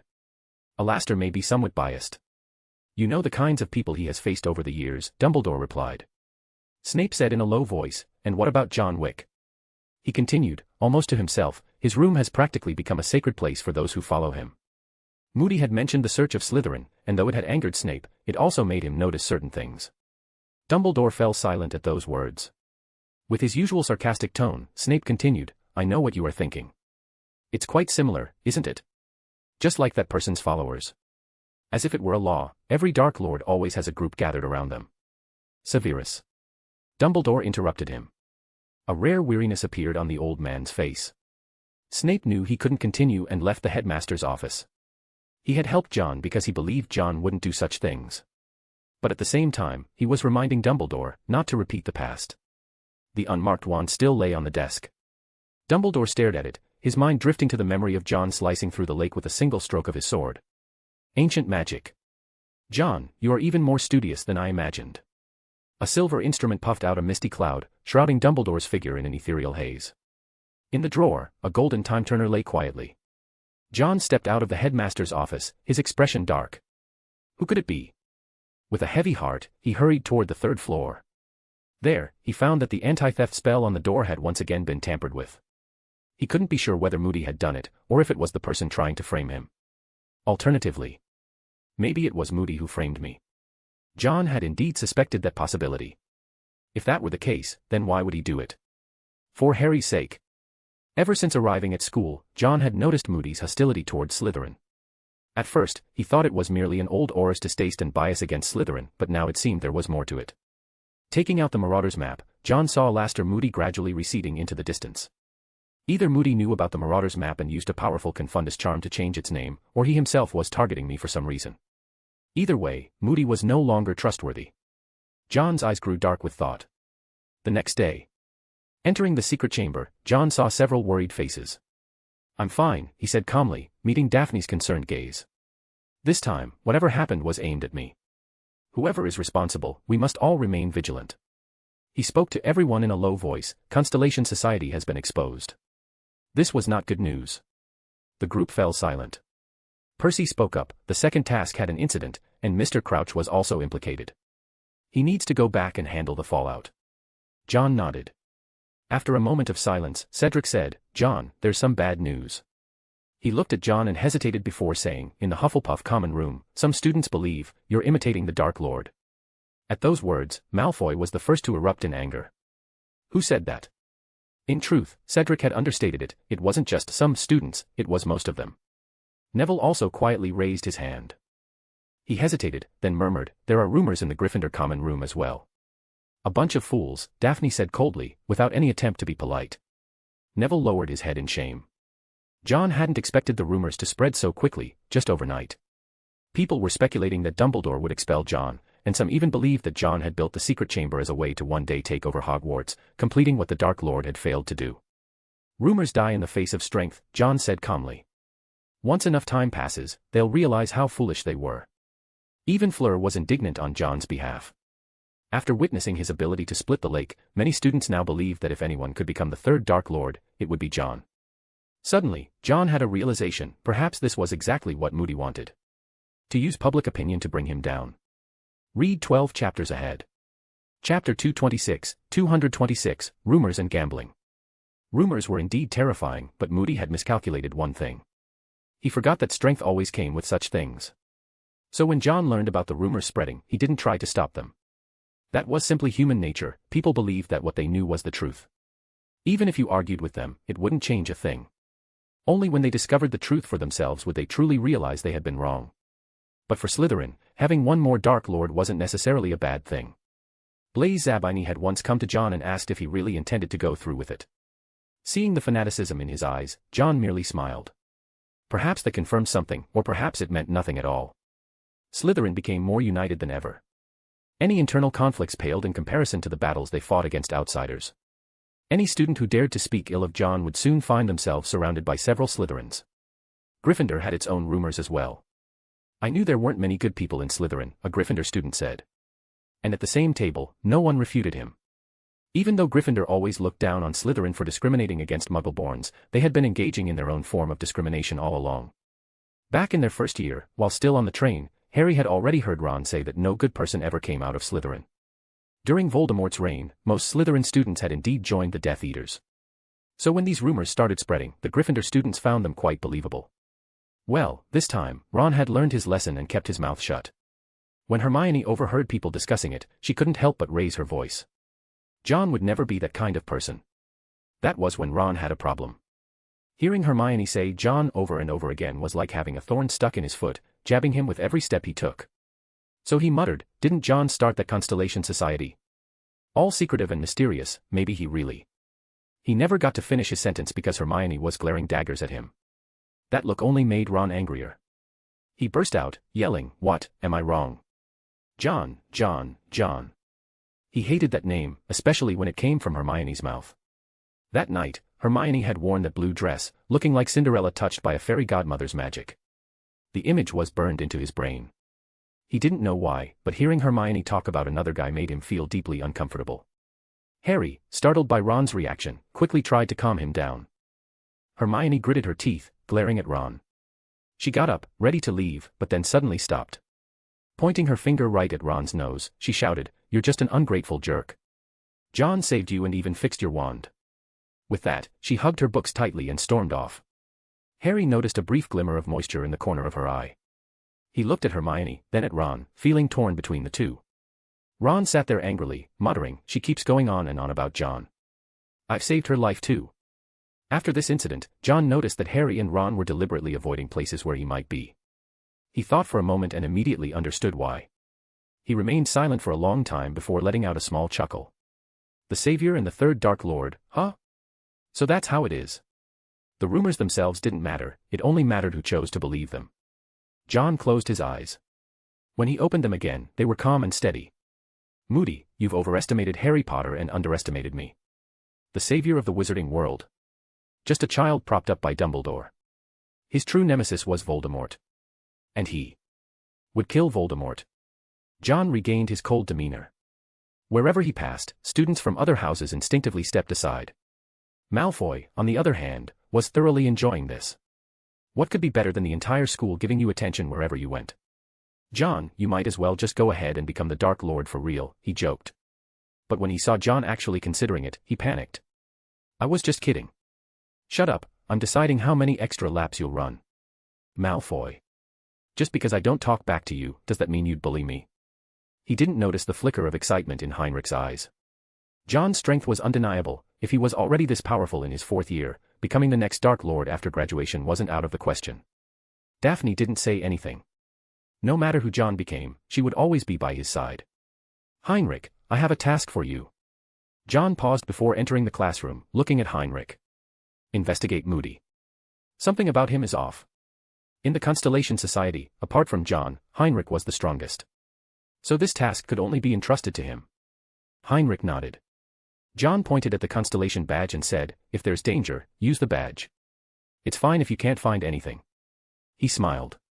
My second in command, your safety is the most important thing. For the first time, Heinrich's face showed an expression other than his usual stoicism. He smiled. With a firm nod, he placed his right hand over the badge, bowed slightly, and grinned. Of course, my king. With Heinrich handling the investigation, John could focus on other matters. He handed over various series equipment to Heinrich, the most important being the sovereign's authority. He specifically instructed Heinrich not to use it unless absolutely necessary. Sovereign's authority was a one-time use item, and John didn't have many of them. Along with it, he also gave Heinrich the Marauder's map to monitor Moody's every move. March. John walked out of the castle at night. He did not alert anyone. Passing through the Shrieking Shack, he exited toward Hogsmeade. Once outside Hogwarts boundaries, he used apparition and vanished. When he reappeared, he was inside Johnny Silverhand's specialty store. Tommy was waiting respectfully. Seeing John appear, he reported, My lord, we intercepted an all message. It was sent from near Silverhand Manor. He handed John a letter that had been enchanted with an anti-peeping spell. Pause the spell. Tommy waved his hand over it, and all the magic on the letter fell silent. He didn't dispel the magic entirely, that would alert the sender. Opening the letter, he saw that it was completely blank. Cautious, huh? Unfortunately, this level of caution is useless against an alchemist. A silver ring covered his finger. With a light touch, the hidden text on the letter began to reveal itself. John quickly scanned the letter before setting it down again, his face now icy cold. He asked, What's the name of that security team member? Bieber. Bieber Jaster, Tommy answered respectfully. He originally ran a cauldron shop in Nocturne Alley, but after his business went bankrupt, he joined the security team. So this has been planned for a long time. John let out a cold laugh and said, In that case, let's pull them all out at once. He muttered to himself, I wonder how many drinking buddies I'll see this time. At his last banquet, there had been Death Eaters among the guests. He had known and tacitly allowed it. Wiping them out completely wasn't the best strategy, he still needed Lucius to infiltrate deeper. Lucius also sent a letter. Tommy produced another one, though this one had far less magical protection. It was from Lucius, listing the names of possible Death Eaters involved in the situation. Have Lucius wait outside Silverhand Manor for them. It's time for him to start building his own influence within the Death Eaters. Casually, John set the letter ablaze and watched it burn to ash. His original plan to wipe them all out shifted, he would leave a few alive. If Lucius was going to infiltrate the Death Eaters, he needed to establish some real authority. What could inspire more gratitude among these desperate outlaws than a life-saving favor? John planned to let Lucius have his moment in the spotlight. With a casual swipe across his cheek, a silver mask appeared on his face. His clothes transformed into the signature attire of Silverhand Johnny. With a half-smile, he murmured, "Let's see if Voldemort's most loyal fanatics are really as terrifying as they claim to be." Tommy chuckled lightly. After all, Northwest One knew the estate better than he did. Little Barty had already been relocated. That place wasn't just an estate, it was a den of wolves. The intercepted letter was carefully resealed, and John restored the magic on it. At the window, a dazed owl sat perched. Tommy cast a Confundus charm on it. Placing the letter back in its claws, he lifted the charm and wiped its recent memory. The owl, unaware of anything amiss, flapped its wings and took off. Meanwhile, John stepped into the office's Flynn network and arrived at Silverhand Manor. Gazing into the night outside, all he had to do now was wait. Read 12 chapters ahead.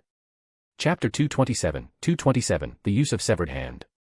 After Voldemort's downfall, Death Eaters were either captured or on the run. For those who couldn't escape, they claimed they had been under the Imperius curse, or they turned in other Death Eaters. Take Karkaroff, for example, he secured his freedom by snitching on his fellow Death Eaters. Lucius, on the other hand, insisted he had been under the Imperius curse. The outcomes of these choices were vastly different. Karkaroff had undoubtedly earned the Death Eaters' hatred. Lucius, though not exactly honorable, could always claim he was merely lying low. That way, the Death Eaters were still willing to accept him. The ones who had gone into hiding remained just as fanatical as ever. Having received news of the Dark Lord, the most devoted believers had gone underground, waiting for their master's return. Bieber Jaster was one of them. Unfortunately for him, he had joined the Death Eaters in the worst possible year, the very year Voldemort fell. He hadn't even earned the Dark Mark. Yet he had joined voluntarily, and upon learning that Voldemort was still alive, he was more excited than ever. Working undercover in the security force gave him a tremendous advantage. He could already picture it, once he rescued young Barty, he would undoubtedly earn Voldemort's favor. The very thought sent shivers through his body. He had finally found his opportunity. With Tommy leading most of the team away, only a handful of them remained to guard the manor. This was a once-in-a-lifetime chance, and Bieber immediately sent out the message. "Bieber, what are you doing?" Just as he released the owl, Lippy's voice rang out. Lippy gave him a knowing smirk. "I got my hands on some quality goods from Nocturne Alley, heard they came from Muggles." Lippy had already figured out Bieber's preferences, he liked cigarettes, especially the pure, wild-grown Muggle kind. Opening a box, Lippy skillfully tossed one to Bieber. Bieber caught it and pulled out a lighter to set it ablaze. A sharp, pungent smoke filled his lungs, making his eyes light up. His impression of Lippy instantly improved, and at the same time, an idea formed in his mind. "Gung, I've got a big business deal, interested?" Draken Gung was Lippy's alias. Hearing Bieber's words, Lippy's expression flickered, but she kept his act up, asking casually, "What kind of deal?" Before he could react, a wand pressed against his waist. Her body stiffened as Bieber's sinister voice whispered in her ear. "The Dark Lord is about to return. I hope you're a smart man." Yeah, Lippy had infiltrated as a man. A cold sweat dripped down Lippy's forehead as she put on a fearful expression and said, "Bieber, what are you doing?" "We're friends, Gung." Bieber sighed and said, "This manor will fall soon. I don't want you to die here." His tone was sincere as he continued, "Join us. The Dark Lord will soon reign over this world again." Lippy's heart skipped a beat. From Bieber's words, this seemed like more than just a group of rogue Death Eaters making a desperate move. At first, she had assumed it was merely an attempted resurgence by some fugitives, but Bieber's attitude filled her with unease. She pretended to struggle with the decision, then sighed after a moment, speaking helplessly, "All right, at least let me finish this cigarette before taking me in." Her response made Bieber smile. Bieber had already noticed that this chain-smoking man was not truly loyal to Johnny Silverhand. In fact, he had openly voiced his dissatisfaction with the Ministry of Magic several times. Bieber was ambitious. He had joined the Death Eaters not just for ideology but to carve out his own place of power in the wizarding world. For that, he needed his own people, and the heavy-smoking Drakengung was an excellent candidate. After spending time together, Bieber believed he understood Gung well. After agreeing to join, Bieber will take him to meet the others. Outside Silverhand Manor, several loud cracks echoed through the night as multiple figures appeared via apparition. Shrouded in black cloaks and wearing skull masks, they stood ominously in the darkness. Death Eaters. Silverhand Manor was protected by anti-apparition charms, preventing them from entering directly. Upon arriving outside the manor, they began walking toward it. At the entrance, the security team spotted them. Halt! The guards issued a warning, already drawing their wands and assuming battle stances. There were 6 security members inside the manor. If they acted together, even the Death Eaters would find them troublesome to deal with. Just as 2 security members got into position, a flash of red light burst behind them. Both men collapsed simultaneously. Bieber and Lippy stepped forward, having ambushed the guards. "Who is he?" one of the masked Death Eaters demanded, his tone sharp as he eyed Lippy. Bieber remained calm. "He's my friend and our soon-to-be new recruit." The Death Eaters did not lower their guard. Their leader, a man with a commanding voice, barked, "You told an outsider about such an important operation." Lippy felt annoyed but didn't show it. Instead, she grinned and said cheerfully, "Gentlemen, I'm not an outsider. To be precise, this plan was only made possible because of me." The leader hesitated, turning to look at Bieber. Bieber nodded and said in a low voice, "Draken is part of the security team. He helped me deal with the others, and most importantly, he is also disappointed in this rotten world." It was the last sentence that convinced the Death Eaters. They all maintained their faith because they believed Voldemort could change the world. Hearing that Lippy was also disillusioned with the wizarding world, their expressions softened slightly. "In that case, we'll believe him for now." The leading Death Eater barely acknowledged Bieber before turning toward the manor. Being dismissed so easily made Bieber clench his fists. A dark look flashed across his face. He had made the biggest contribution here, yet they treated him with such indifference. Lippy took note of the anger on Bieber's face and patted him on the shoulder before following the group inside. All of the security members in Silverhand Manor had been taken down by their ambush, leaving the estate completely defenseless. The Death Eaters entered as if it were their own home. Lippy noticed that the leader seemed very familiar with the layout. Guiding the group effortlessly, he walked through the garden without hesitation. "He's been here before. Was he one of the guests?" Lippy was quick-witted. She knew the manor had hosted banquets before and had even once expressed envy to Oz. Everyone who had entered this place before was of high status. Even just clinking glasses with someone at one of these banquets was enough to make a person walk with a straighter back when they left. But there was no need for envy now. Lippy grinned outwardly but scoffed internally. These clueless fools, after witnessing the grandeur of Johnny Silverhand's domain, they still dared to come here and provoke him. Once inside the manor, the group searched around until they finally found the entrance to the dungeon. Lippy watched them head in, hesitation appearing on her face. Tommy said there were enchantments placed here. Rushing in recklessly might end badly. She pondered for a moment, then thought about how this undercover mission might change his fate. Gritting her teeth, she decided to follow. Torches lit up the dungeon, casting flickering shadows. One of the Death Eaters rolled up his left sleeve, revealing the dark mark on his arm. The mark slowly darkened. "He's nearby." Excitement spread among the group, and they hurried deeper into the dungeon. Inside, they found a man who was barely recognizable as human, beaten, broken, and on the verge of death. Barty Crouch. A Death Eater stepped forward to confirm, though it was already clear, this was indeed young Barty. The dark mark on their arms couldn't be faked. A wand was aimed at the chains. Confringo. The chains binding the prisoner shattered with an explosion. 2 Death Eaters stepped forward to support him, ready to leave. But at that moment, a curtain of water cascaded down, sealing off their exit. They instantly realized they had walked into a trap. Lippy's idea was good. Seated in his study, John watched the entire scene unfold through a mirror, his expression filled with amusement. His gaze swept over the Death Eaters. "Too many people. We need fewer." With a casual snap of his fingers, the water curtain turned silver, thick like mercury, and instantly swallowed one of the Death Eaters whole. "Ack, ah!" A blood-curdling scream echoed as the men disappeared in an instant, sending a chill through the remaining Death Eaters. Bieber's face twisted in horror. As the mercury surged toward him, he hastily cast the shield charm. The liquid metal slammed into the shield, forcing him back several steps.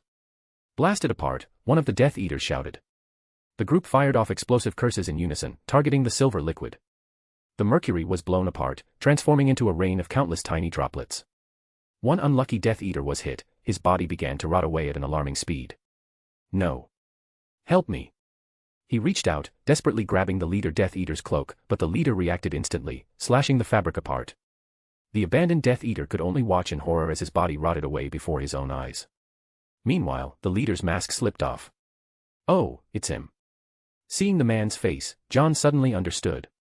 Doug the locksmith, no wonder he seemed Southwest familiar with this place. John had previously invited Doug the locksmith to the estate for a gathering. Lucius had mentioned that Doug was a Death Eater, but John hadn't cared.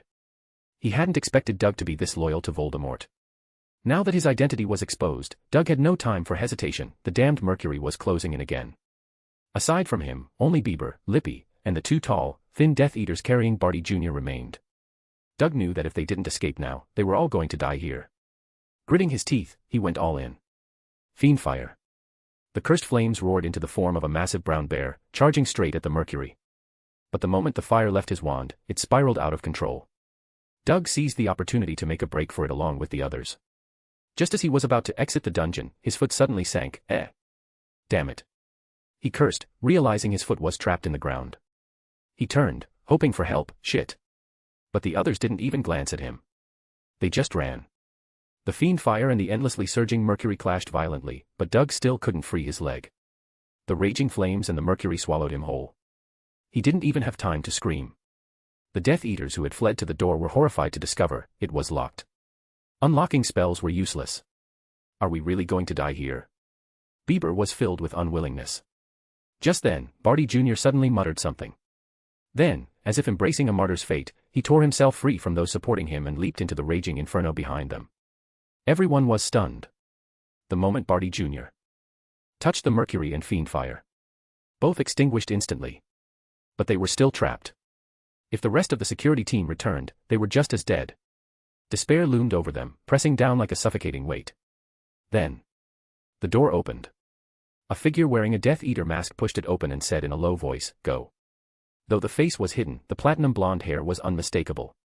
Recognizing their unexpected savior, the surviving Death Eaters wasted no time escaping. After they left, John appeared in the dungeon. He glanced at the extinguished flames, then at the only thing left behind.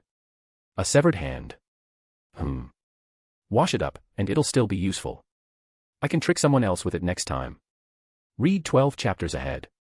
Chapter 228, 228, Two Undercover Agents. Lucius, why are you here?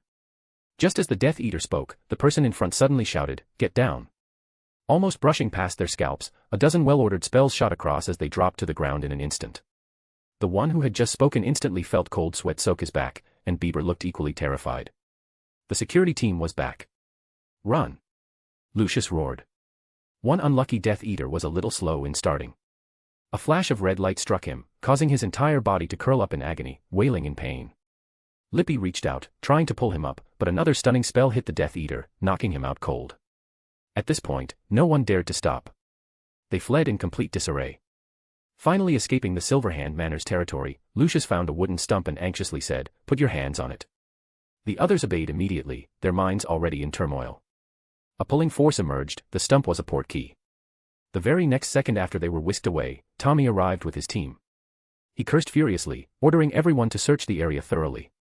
The security team, not daring to speak, quickly dispersed to carry out the search. Once the others had left, Tommy's expression changed. Lord Silverhand's plan was a success. He returned to Silverhand Manor, bringing along the stunned Death Eater. Inside the study, John was leisurely playing with his ring. Seeing Tommy return, he remarked with interest, "Your friend is quite clever." He was referring to Lippy, who had dared to venture into the dungeon on a risky mission and now had gone with the other Death Eaters. Tommy gave a wry smile. "My lord, Lippy might have discovered something." He feared John would blame Lippy. After all, their original goal was just to uncover the traitor, yet Lippy had ended up infiltrating the Death Eaters. John waved his hand dismissively, chuckling. "It's fine. The more people we plant among the Death Eaters, the better." Glancing at the unconscious Death Eater Tommy had brought, John said meaningfully, "There are no rules saying we can only fight defensively." He pulled a book from the shelf and opened it. The pages flipped rapidly, sheets flying out and sticking to the Death Eater one by one, wrapping him up like a mummy. A pulling force emerged from the book's blank cover, sucking the Death Eater inside. John shut the book, as if nothing had happened, and placed it back on the shelf. Adjusting his collar, John spoke calmly, "Provide compensation for the injured. Draft the document, and I'll sign it." With that, he stepped into the fireplace. The blue flames swallowed him, and he vanished. Tommy shook his head helplessly. What a hands-off boss. But what could he do? He was stuck with a student as his employer. The matter of the traitor was not over.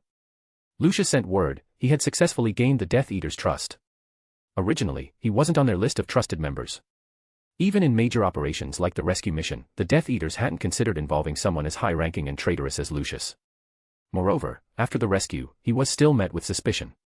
Bieber questioned his presence at the scene. Lucius sneered and replied, "With my current relationship with Johnny Silverhand, do you think he would still keep secrets from me?" Lucius spoke with frustration. With Johnny Silverhand's cautious nature, after failing once, he wouldn't leave a second opportunity. "I wanted to find the organization, yet all of you kept playing dumb."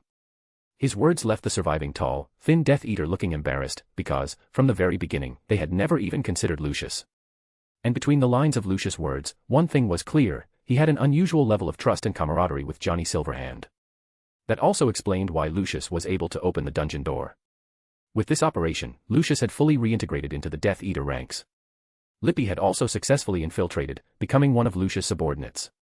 Unlike Lippy, who focused on gathering intelligence, Bieber was someone who truly wanted to stir up trouble.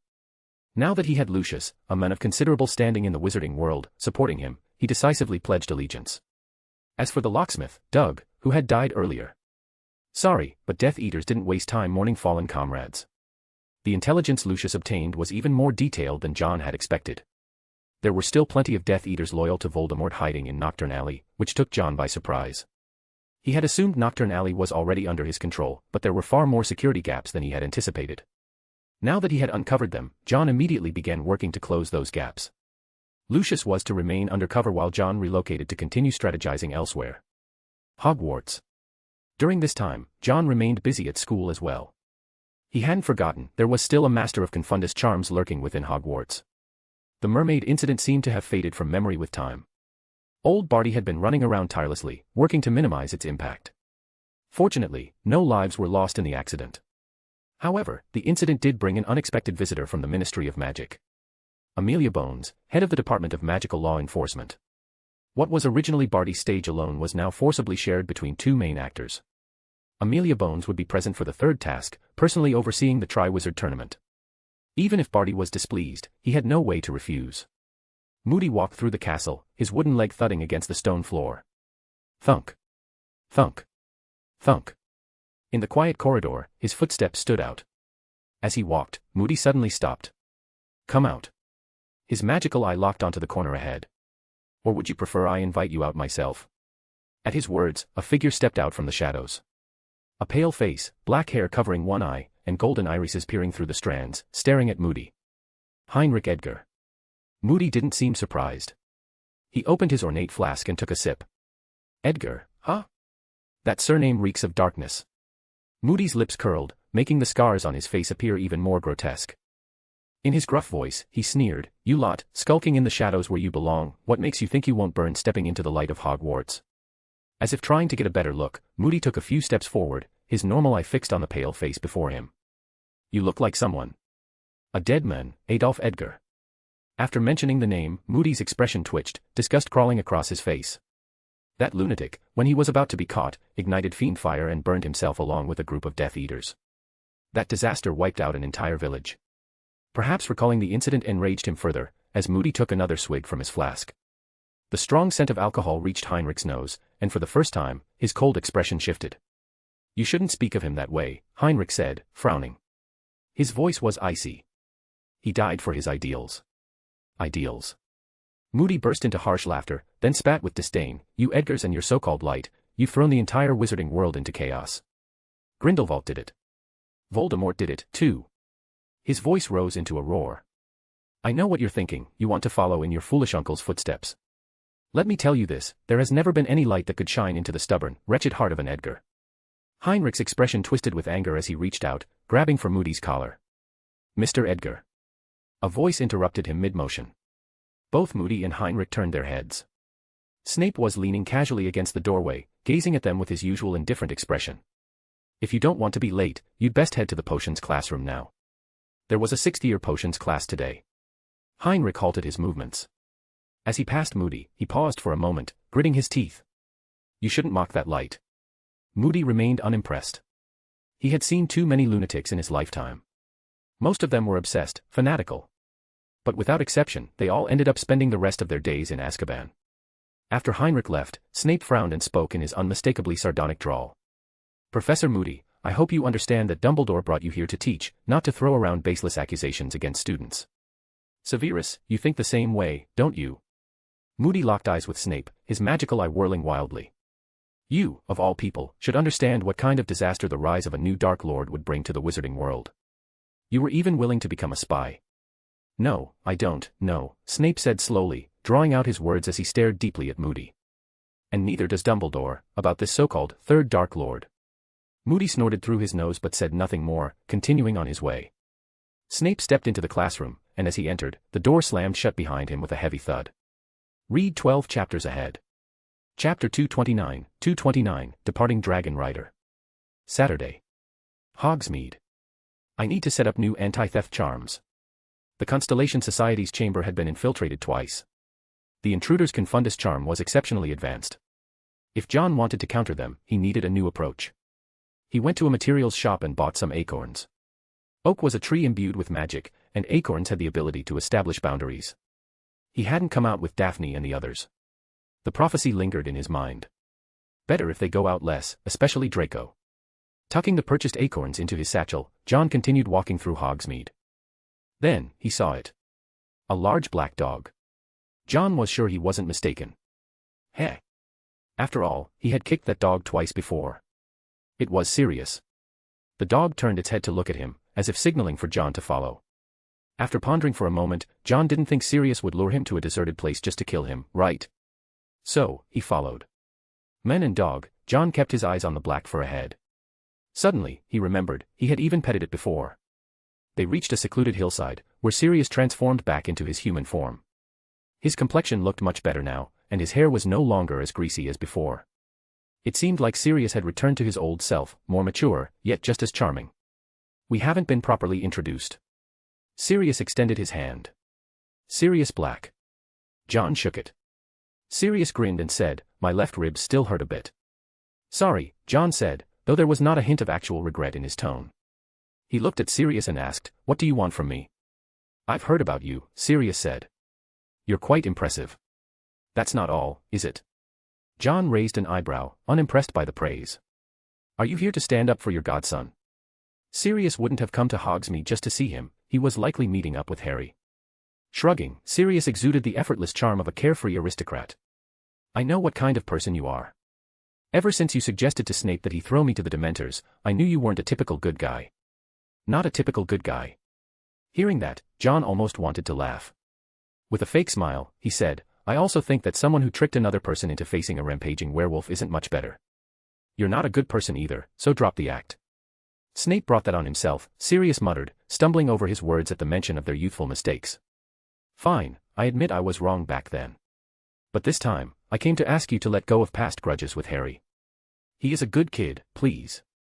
Let go of past grudges." John scoffed. "I think you've misunderstood. From beginning to end, Harry and I were never even in that kind of relationship. If you're looking for a babysitter, I suggest you go find Dumbledore." "Babysitter?" Sirius was momentarily stunned but quickly recovered and blocked John's way. "You know who Harry is?" Sirius continued, "I suspect the mermaid incident was targeted at Harry. It could be Voldemort or the Death Eaters behind it." "So what?" John asked indifferently, "Harry's identity. The chosen one, right? Don't be ridiculous. I have no time to play babysitter. You can find someone else, Dumbledore, Moody, Professor McGonagall. Just don't come bothering me." After speaking, John slapped away Sirius's outstretched hand. "Harry is the chosen one, everything will work itself out in the end, won't it?" After John left, the Golden Trio found Sirius. Now that he no longer had to hide, Sirius decided to protect Harry from the shadows. Given his sensitive status, being discovered by the Death Eaters could be dangerous, so he simply stayed in his animagus form. The Death Eaters didn't know what his animagus form looked like, after all. Sirius finding John was nothing more than a minor episode for John. He returned to the Constellation Society and gathered everyone. "I'll be leaving school during the Easter holidays. I want you all to keep yourselves safe." John openly announced his departure, but no one found it strange. Taking out the G-series equipment from his satchel, John distributed them to everyone. Daphne held the beautifully crafted silent heart and immediately sensed that something was off. "John, do you think the school is in danger?" She was a sharp girl and quickly grasped the key point. The others also paused and looked up at John. John nodded, his voice serious. "The Constellation Society has been infiltrated twice. I never mentioned it before, but someone is lurking in the shadows. We don't know if they'll act again, but they are definitely not an ally." Cedric pondered for a moment and said, "We could set up a monitoring spell." "It's useless. That person is too powerful." John shook his head. "Their strength isn't any less than the heads of houses. That's why I want you all to stay away from the Constellation Society until the end of the term." John would be busy in the coming days, and he didn't want anyone encountering the intruder while he was away. He handed out highly sensitive Whomping Willow protection charms and entrusted Cedric to pass one on to Percy. "Fleur, Cedric, Draco, you three need to be extra careful." Calling out their names, John spoke seriously. "I suspect that the intruder and the one behind the Merepeople incident are the same. Since they acted during the second task, their primary targets might be the champions." Fleur and Cedric nodded solemnly. Meanwhile, Malfoy, feeling inexplicably singled out, asked in confusion, "What about me? I'm not a champion." Hearing his question, John replied breezily, "Oh, you've just offended too many people. There's always a chance someone might be out for revenge. You are at number 1 on everyone's hate list, be extra careful." "Malfoy. Do you have any manners?" After giving his instructions, John set out to prepare a special gift for the intruder. Once everyone had left, he ground the acorns into a fine powder, mixed them with black unicorn horn powder, and created a trap. After restoring the anti-theft spell, John looked around and discreetly set up an additional surveillance charm. With everything in place, now, all John had to do was wait. Easter arrived quickly. The Easter holiday was the perfect time for John to leave. Without alerting anyone, he slipped into the Forbidden Forest. Zowu's right eye had mostly recovered, though its left eye remained the same. Tossing the big furball around playfully, John watched as Zowu immediately trotted over, begging for head pats. He reached out and ruffled the mane on its neck, the wounds there had mostly healed. Hagrid had taken great care of Zowu over the past few months, though the creature always seemed eager to find the Abraxans. After all, in the Forbidden Forest, there weren't many creatures of the same massive size as Zowu. Only the Abraxans could match it in stature. Meanwhile, the scent of whiskey nearly overwhelmed Hagrid's hut. John noticed that Madame Maxime's attitude toward Hagrid had softened a bit. Last time, Hagrid had nearly ruined his hard-won romance the moment he opened his mouth. But after John had given him some pointers, he'd learned his lesson, never bring up giants and bloodline. Somehow, Hagrid had even found a way to add a garden next to his pumpkin patch, now filled with tulips and other flowers. Madame Maxime saw Hagrid's efforts and finally agreed to a second date. Hopefully, Madame Maxime won't let Hagrid's love go to waste. Shaking his head, John couldn't see any sign of genuine affection from her, at most, just a bit of goodwill. As for Hagrid, he was practically seeing the world through rose-colored glasses. After sending Zowu off to play elsewhere, John made his way to the unicorn habitat. Having stayed with the unicorns for several months, he found that a few dragon eggs had already hatched. When Wei Wei saw John, she looked extremely aggrieved, because the little ones had burned down her home. John looked embarrassed, but once he took out some constellation stones, the unicorns had no complaints anymore. "Amohan, it's time to go." John found the dragons. Besides the original 4, there were now 3 additional baby dragons. Amohan had long since been exhausted by the little troublemakers. The moment it heard they were finally leaving, it flapped its wings excitedly and sent one of the baby dragons, who had been gnawing on its toes, flying.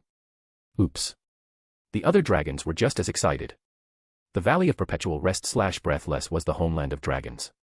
The Chinese fireball had been raised in Romania and had never been there before. Due to the dragon's massive size, John couldn't simply use magic to teleport them. The Valley of Perpetual Rest lived up to its name. Aside from dragons, no other creatures could survive there. Leading the dragons out of their habitat, John sat on Amahan's back and skeptically asked, "Are you sure you won't throw me off?" "Relax, I have 30 years of flying experience. They call me the Breathless Valley Speed God." John. Why did that sound oddly familiar? Amohan let out a deafening dragon roar, spread its wings, and shot into the sky. The dragons behind followed suit. The Swedish shortsnout grabbed 2 of the baby dragons, while the Chinese fireball carried another. And just like that, John finally got to experience what it truly meant to be a dragon rider. Read 12 chapters ahead. Chapter 230, The Land of Dragons. Since everyone here is a dragon, I won't use while he speaks. Scandinavia. The last time John had been here was with Fleur. Back then, a shady merchant had scammed them, causing both of them to be sent flying to this place. It was also here that John met Heinrich, but after Heinrich ambushed Amohan and got chased around, John ended up getting dragged into the mess as well. Shoo. The dragon convoy flew at a high altitude, avoiding many potential troubles along the way. Whoosh. Breaking through the clouds, John saw a valley in the distance with a ring-like formation. That was the Valley of Perpetual Rest. As Amohan returned to its own territory, the dragon visibly perked up, its entire spirit revitalized. With such a massive team, 4 fire dragons, there weren't many creatures foolish enough to pick a fight with them. That's the Valley of Perpetual Rest, Amohan said, flapping its wings. Dragon speaker, you'd best turn into a dragon. That place isn't very friendly to wizards. John nodded and stood up on Amohan's back. His exposed skin transformed into scales, and horns emerged from his forehead. Leaping off, he descended through the clouds, his body gradually enlarging. Under the sunlight, his deep emerald green scales shimmered like glazed crystal. Roar. As soon as John revealed his dragon form, several female dragons let out thunderous roars. The meaning was simple, things along the lines of "so handsome. Husband, look at me, and I'm your long-lost mate." These were already mother dragons, yet they were acting like schoolgirls who'd just seen the most attractive dragon alive. Amohan scoffed at them in disdain, but then its own eyes lit up, making John feel a little uncomfortable. Dragon speaker, your appearance is absolutely top tier, even among all dragon kind. John's dragon form perfectly matched Fire Dragon's aesthetics, his long, powerful tail, fierce dragon horns, and razor-sharp teeth. In the world of dragons, the larger the creature, the more powerful it was. Among the dragons present, only Amohan could compare in size to John. But overall, John was still bigger. His current size exceeded 55 feet, undoubtedly fitting the definition of a giant dragon. Why does it feel like I'm being followed by a bunch of female delinquents? John shuddered. As he flew in front, the female dragons behind him stared intently, unblinking. The unsettling feeling almost made him want to shift back to human form. Good news, there are dragon ladies. Bad news, they are actual dragons. Young John really couldn't handle this. Upon entering Breathless Valley, the female dragons finally restrained their gazes a little. As soon as he stepped into the valley, John felt an ancient and wild aura radiating from the surroundings. The circular mountain walls separated this place from the outside world, creating a secluded sanctuary where dragons resided. At the center of the ring stood a jagged mountain peak. That is the dragon homeland, the sacred land of dragons, Amohan explained beside John, as if the female dragons had come to a mutual agreement to let her do the talking. It is said that an ancient dragon perished here, and this peak was formed from one of its horns.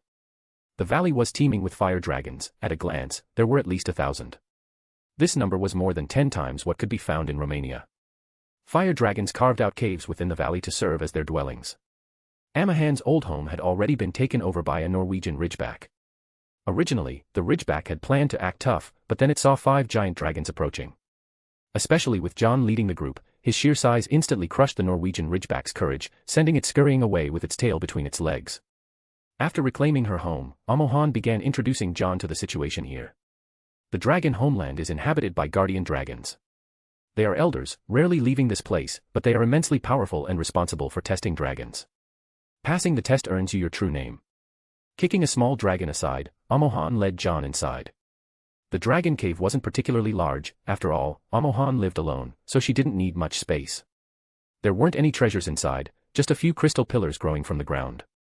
The legend that dragons liked shiny things wasn't false.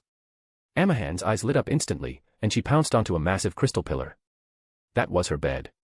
The test begins on the 4th day after the full moon in April. That's the day the legendary ancient dragon perished. Lounging on the crystal pillar, Amohan became completely lazy. Seeing him like this, John wasn't surprised it had been ambushed by Heinrich back then. At the same time, he started to ponder. A full moon, huh? The night he left the Forbidden Forest had been a full moon. They had flown for 3 days. That meant, tomorrow was the test. John stepped outside to see the 3 fire dragons, each carrying a small dragon of their own. The maternal instincts of female dragons naturally drove them to raise young dragons. Standing on a protruding rock platform, John overlooked this land inhabited solely by dragons. Every kind of dragon could be seen here. An Australian opali had gotten into a conflict with the Norwegian ridgeback that had been chased away earlier. The 2 dragons spewed fire at each other, and the situation quickly escalated. Before long, they were locked in battle, fighting from the ground to the sky. The Norwegian ridgeback took a direct hit from the Australian opali, its scales torn open by sharp claws. Blood splattered through the air as it was sent hurtling toward John's direction. The three small dragons had seemingly taken John as their father and were playing right at his feet when the injured Ridgeback came crashing toward them. He couldn't dodge, the little ones wouldn't survive the impact. So, with one powerful swipe, John's massive dragon claw grabbed the Norwegian Ridgeback by the neck and slammed it into the stone wall. Boom. Chunks of rock crumbled from the impact, and the Ridgeback plummeted down. This scene sent a wave of shock through the Australian opali below, while the commotion drew the attention of nearby dragons who had been resting. John's towering form and menacing dragon horn sent a clear message to the fire dragons around him: he was not someone to be trifled with. Some battle-hungry dragons were eager to move. In dragon society, fighting was a way to establish one's status. So, naturally, some dragons wanted to challenge John. However, the moment that thought arose, it vanished just as quickly. John watched as the fire in the dragon's eyes dimmed, and one by one, they lowered their heads. "What's wrong with them?" he asked, confused. Amohan replied, "They fear your strength, because you have 4 mates." John was completely dumbfounded. Dragons had an incredibly keen sense of smell, and they had caught the scent of several female dragons on John. Some male dragons gazed at him with awe and reverence. After all, female dragons were notoriously difficult to tame. For a single dragon to have 4 mates. That was practically a powerful Riz Lord. At that moment, a green dragon flew over, its eyes filled with admiration. "Honorable great dragon, your strength fills me with respect." The green dragon was just one step away from outright begging to cling to John's leg. John was speechless. Then, the green dragon's gaze shifted past John and landed on Amohan, its expression instantly turning into one of utter longing. It seemed that among dragons, Amohan was considered quite the beauty. Another dragon, a massive red one, flew over. It was nearly 50 feet long, with a tail lined with vicious spikes, exuding a fierce and intimidating presence. Like the green dragon before it, the red dragon's gaze locked onto Amohan. Then, it turned to John and bellowed, "I challenge you to a dragon duel." A dragon duel. What was that? Keeping his expression neutral, John studied the red dragon. To him, it radiated an aura of pure aggression. "This dragon duel you're talking about, is it like the fight between those two earlier?" Not understanding, John simply pointed at the Norwegian Ridgeback still sprawled on the ground. "Don't compare me to those two weaklings," the red dragon declared haughtily. "They were just playing around like hatchlings. This is different. If you lose, you have to give up the female dragon. So dragon society is this straightforward, huh?" John quickly pieced together what a dragon duel was. It seemed to be a method of determining ownership. In simpler terms, robbery. But among dragons, this kind of robbery was perfectly legal. The victor could seize not only mates but also territory, hordes, or anything else they desired. Truly, dragons had a charmingly simple and honest way of settling disputes. "Sorry, but I can't agree to that. Amohan is not my possession after all." Despite the red dragon's provocation, John remained calm and composed. With an even tone, he added, "However, if you want to fight me, I can certainly oblige." He was actually quite interested in testing the strength of these dragons. Back in the first Tri-Wizard task, he had observed fire dragons, beasts that even adult wizards struggled to handle alone. Would his own dragon body be able to withstand their fangs and claws? John was quite eager to experiment. However, his attitude led the red dragon to misunderstand, taking it as blatant disdain. "You dare joke with me?" With a furious roar, the massive dragon lunged straight at John. John's eyes lit up. He mirrored the red dragon's stance and charged as well. A deep, resounding boom echoed as they collided. John raised a claw, but the red dragon lunged, sinking its teeth toward his neck. Its fangs struck his scales, sending a jolt of pain through his neck. In response, John swiped his claw across the red dragon's body, sending it flying. Rubbing his neck, John frowned. Because of his human instincts, he usually fought using his hands and feet. That made him forget, among dragons, their deadliest weapon was their venomous fangs. Fortunately, the bite wasn't too deep. John's scales had remarkable defensive capabilities. That wasn't a joke. "You challenging me is a fucking joke," roar. With a powerful flap of his wings, John shot toward the red dragon. The red dragon adjusted its stance, its cheeks glowing red-hot as it unleashed a breath of fire at him. Flames roared. Heat surged up John's throat as he countered with his own dragon breath. Unlike the red dragon's dispersed flames, his fire was concentrated and precise. In less than a second, his crimson blaze tore through the opposing flames, completely engulfing the red dragon. A dragon's anguished wail echoed through the air as John landed on the ground. When the fire dissipated, the red dragon's scales were charred black. Using fire spells in dragon form, the power increases significantly. John narrowed his eyes. Ancient magic combined with a fire dragon's body, his attack was strong enough to burn even a fellow dragon. He strode toward the red dragon and pressed a heavy foot onto its head. "Break its horns."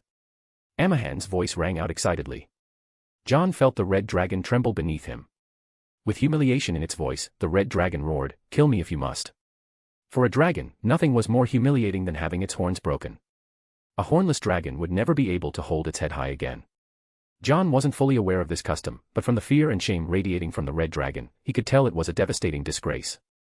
"You brought this upon yourself," John spoke calmly as his claws gripped the red dragon's horns. The red dragon was utterly terrified now. "No. Don't." It tried to struggle, but John needed to establish his dominance. This was the way of nature and he had to show that he sits at the top. Crack. With sheer brute force, he snapped off both horns. The red dragon let out a heart-wrenching wail. Roar.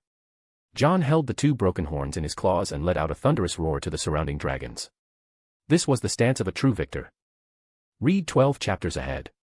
Chapter 231, The Trial. On the dragon's homeland, a moss-covered ancient dragon slowly opened its eyes.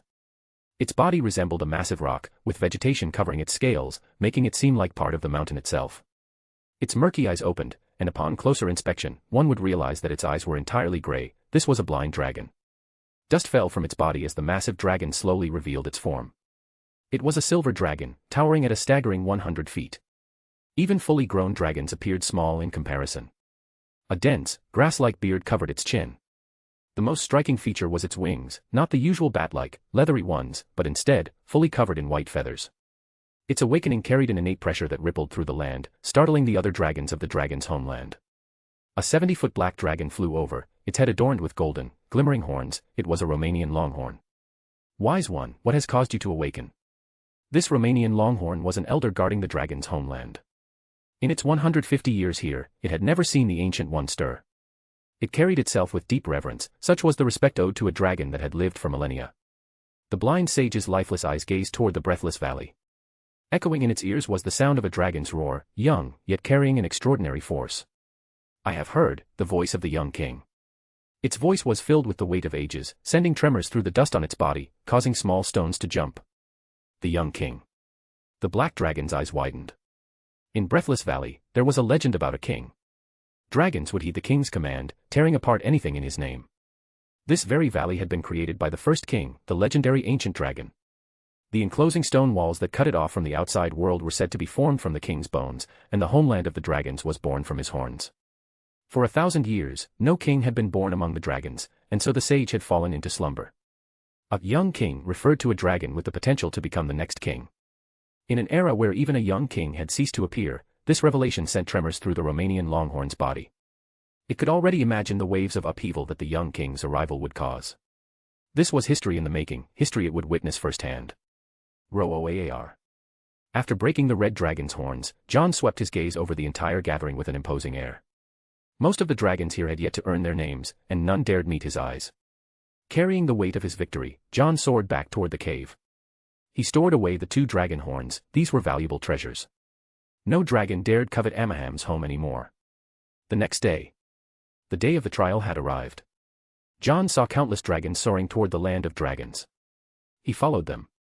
As he neared the land of dragons, he noticed that the wind elements around him had begun to thin. Some dragons, caught off guard, plummeted straight down. Has the trial begun?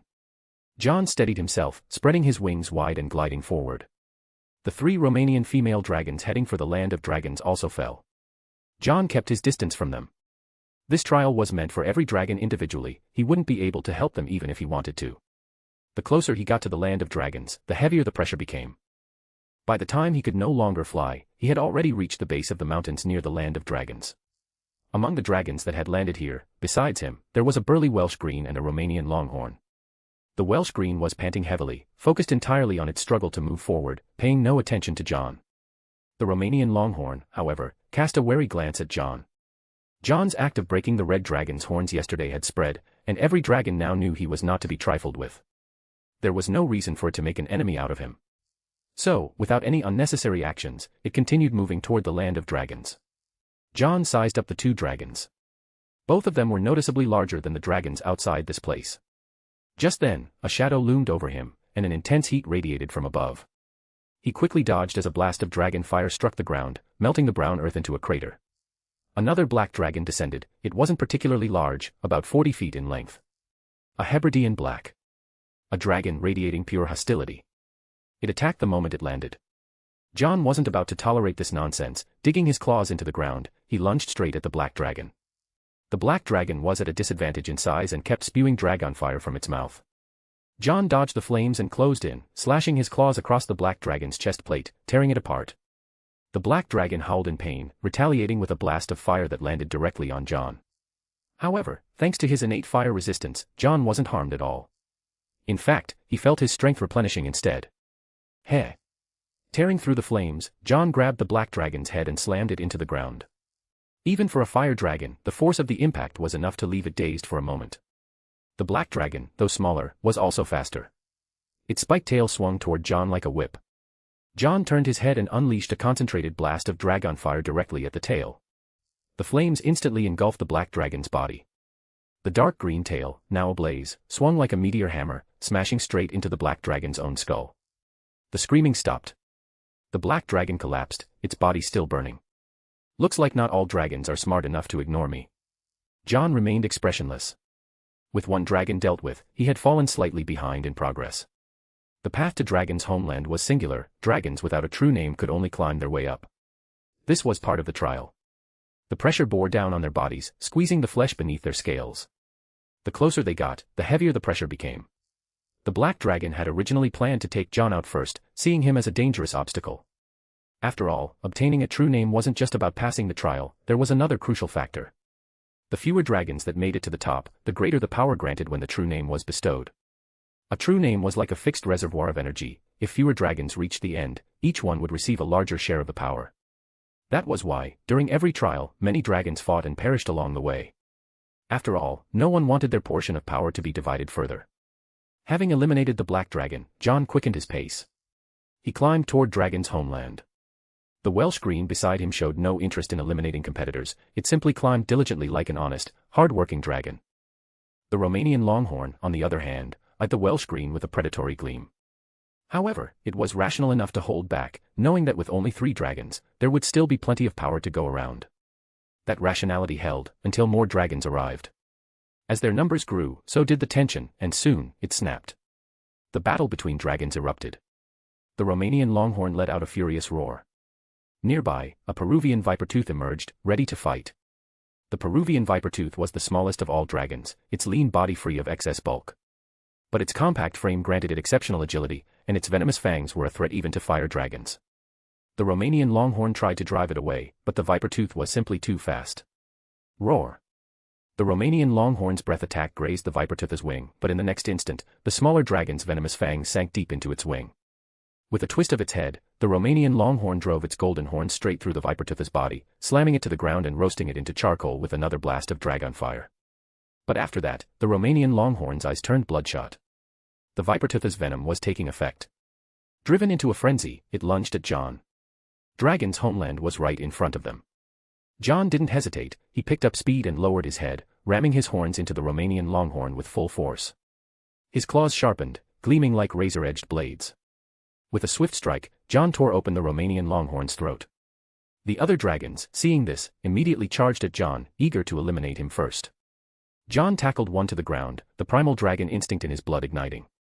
He pried open the dragon's jaws and unleashed a breath of fire straight into its mouth. Even a fire dragon couldn't survive such intense heat from within. Its body glowed red-hot before exploding into pieces. The sheer brutality of the kill completely awakened John's ferocity. An Ukrainian ironbelly clamped its jaws onto his wing, but with a powerful flap, John sent both the dragon and his own wing smashing into the ground. The ironbelly crashed down hard, dazed and disoriented. John wasted no time. His fangs tore through its throat, ending its life in a single bite. Tilting his head back, he let out a primal roar to the sky. Who else wants to die? His bloodlust and overwhelming presence radiated outward. The sheer viciousness of the scene sent chills through the dragons. One by one, they hesitated, stopping in their tracks, fear flashing in their eyes. None dared approach John. The wild glint in John's eyes gradually faded. Turning away from the other dragons, he focused on Dragon's homeland and continued forward. The Welsh green scrambled up the path in a frenzy, terrified of drawing John's attention. John wasn't slow either. Thanks to the blessing, he could alter his dragon form a little, making himself better suited for the climb. It wasn't long before he caught up to the Welsh green. The dragon, startled, snorted out a burst of flame and froze in place, too afraid to move forward. Was that really necessary? John was speechless. He had assumed the Welsh green was a tough opponent, but it turned out to be such a coward. Oh well, he wasn't about to refuse the advantage. After climbing a bit further, John finally reached Dragon's homeland. Looking up, he was immediately met with the sight of a Romanian longhorn. For a moment, he almost thought it was the one he had just torn apart earlier. But after getting a clearer look at its size, he realized he had been mistaken. The elder dragon stared at John, a flicker of surprise flashing through its eyes. It had never seen a dragon like John before. He didn't match any breed it was familiar with. Read 12 chapters ahead. Chapter 232, The Mystery of the Ancient Dragon. John and the black dragon locked eyes. Neither of them spoke, and the atmosphere gradually grew awkward. At that moment, the Welsh green, who had been diligently climbing, finally made it up. It had a sense of triumph, as if all its struggles had finally paid off. Just as it was about to let out a victorious roar to release its emotions, it saw John staring directly at it. The Welsh green hesitated and took a step back in fear. And that single step. Ow. It missed its footing and slipped, tumbling straight down from Dragon's homeland. John. Romanian longhorn. Puffed. Neither of them had expected the Welsh green to be that cowardly. After this unexpected event, the tense atmosphere eased a little. The Romanian longhorn finally spoke. I am the elder guarding Dragon's homeland, thunder-piercing spear. John's breath hitched. Is that name for real? What was with this suffocatingly dramatic and ridiculously over-the-top name? It was almost as unreasonable as Amoham.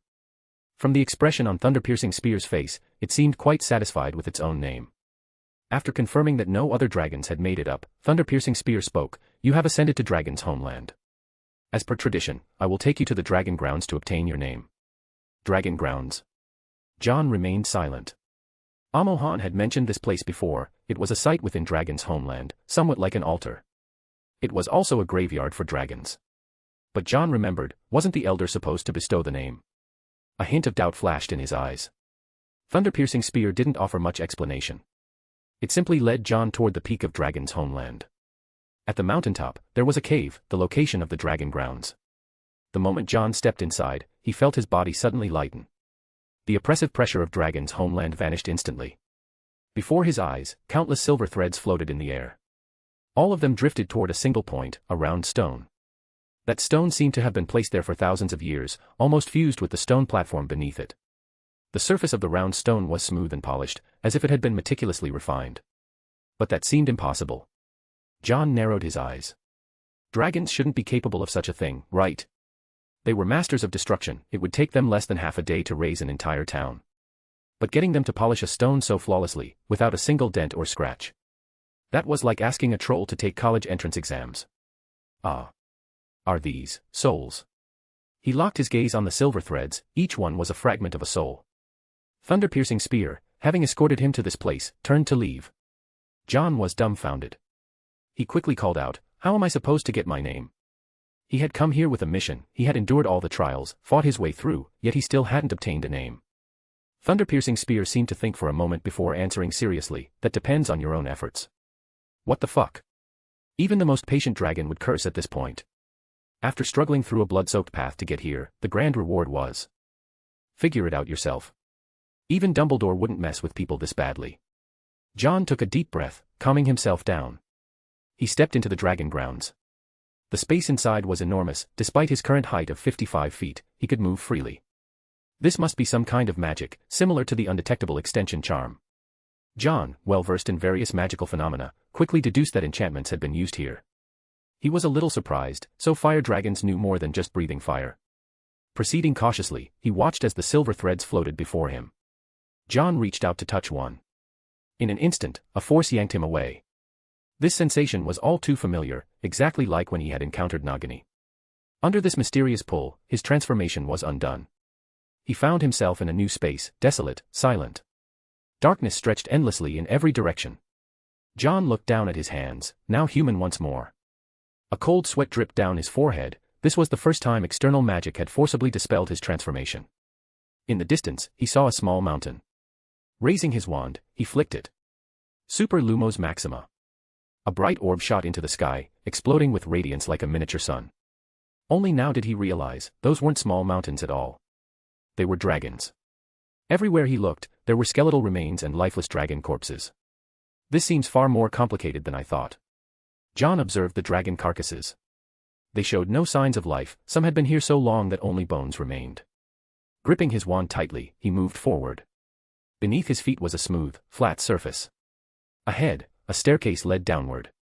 He stood on a platform shaped like a small mountain, and as he descended, the sheer size of the dragon corpses became even more apparent.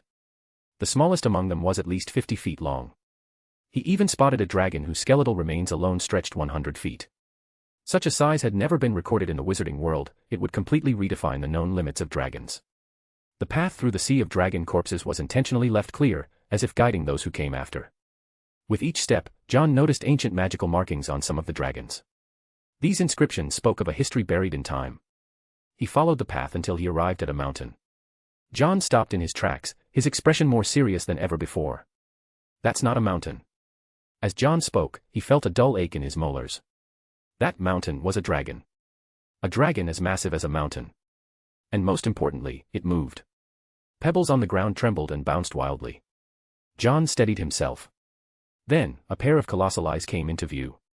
Old and clouded, those eyes were devoid of any light. You have arrived. For a moment, the silver dragon seemed dazed. Its voice, deep and aged, sent another wave of vibrations through the ground. It was the voice of an ancient being, making John wonder just how long this dragon had lived. 1,007 years. As if reading his thoughts, the silver dragon spoke again. I have been waiting for you. You know me. John was stunned. This old dragon seemed to possess some kind of mind-reading magic. My name is Heimdall, Gatekeeper Dragon, Observer of the Future, Sage of the Dragon's homeland. Unlike ordinary dragons, Heimdall's feathered wings stirred lightly, yet the force they generated sent dust and debris flying around John. John didn't make a move because he could see that Heimdall had no intention of attacking.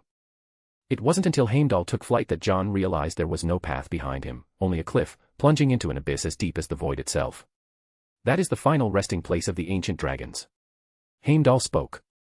The ancient dragons come here to die. When an ancient dragon perishes, a dragon king is born among the dragons every 100 years. It has now been 1,000 years. Once, someone with the same origins as you came to the Valley of Breath's End. He taught me the art of prophecy, and through those prophecies, I saw your arrival. As Heimdall landed, the dust and moss covering its massive body vanished. It turned its gaze toward the path John had taken. Those buried here were all once hopeful contenders for the throne. These dragons were either powerful or intelligent, but without exception, they were all slain by those stronger than them. John hesitated before asking, "What do you want me to do?" He knew Heimdall wouldn't be telling him all this for no reason. As for the king Heimdall spoke of, John didn't even consider himself as a possibility. No matter how much he resembled a dragon, he was, in the end, still human. So instinctively, John felt that Heimdall wanted him to accomplish something for him. Just like the wizard Heimdall had encountered before, most likely, the two had struck some sort of deal. At the same time, John was curious about what Heimdall had seen in his prophecies, what kind of him had been foretold. Lowering his head, John felt Heimdall's breath blow against his face. I hope you will pass this final trial. John didn't quite understand Heimdall's words. The final trial. Where was there another trial? Suddenly, oh. Shit. John's gaze fell upon the abyss, its depths unseen. He forced a chuckle. The trial you're talking about, it's not jumping down there, is it? He half-joked, but Heimdall gave a slow, deliberate nod. John's heart sank, and he fell silent for a moment. Have you ever gone down there yourself? John asked Heimdall. Heimdall gave a slight shake of his head, his voice tinged with sorrow. Once, the dragon I cherished most entered that place, and never came back. No one knows what's down there. You don't even know what's down there, and you want me to go. John's eyebrows twisted together, he was so annoyed that he actually laughed. Did they really think he was an idiot? It wasn't like he absolutely had to do them this favor. He took 2 steps back, ready to turn and leave. However. Ding.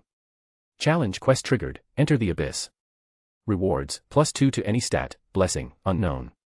A journey with 2 unknowns. System, if you're going to play like this, you're making things really difficult for me. John let out a sigh. This system was getting out of hand. Read 12 chapters ahead. Chapter 233, Time Lock and Rainbow Bridge. With the rewards right in front of him, of course John was going. He stood at the edge of the abyss, gazing downward. Amidst the sea of darkness, a fleeting silver shimmer caught his eye. A soul fragment. He narrowed his eyes, trying to see more clearly.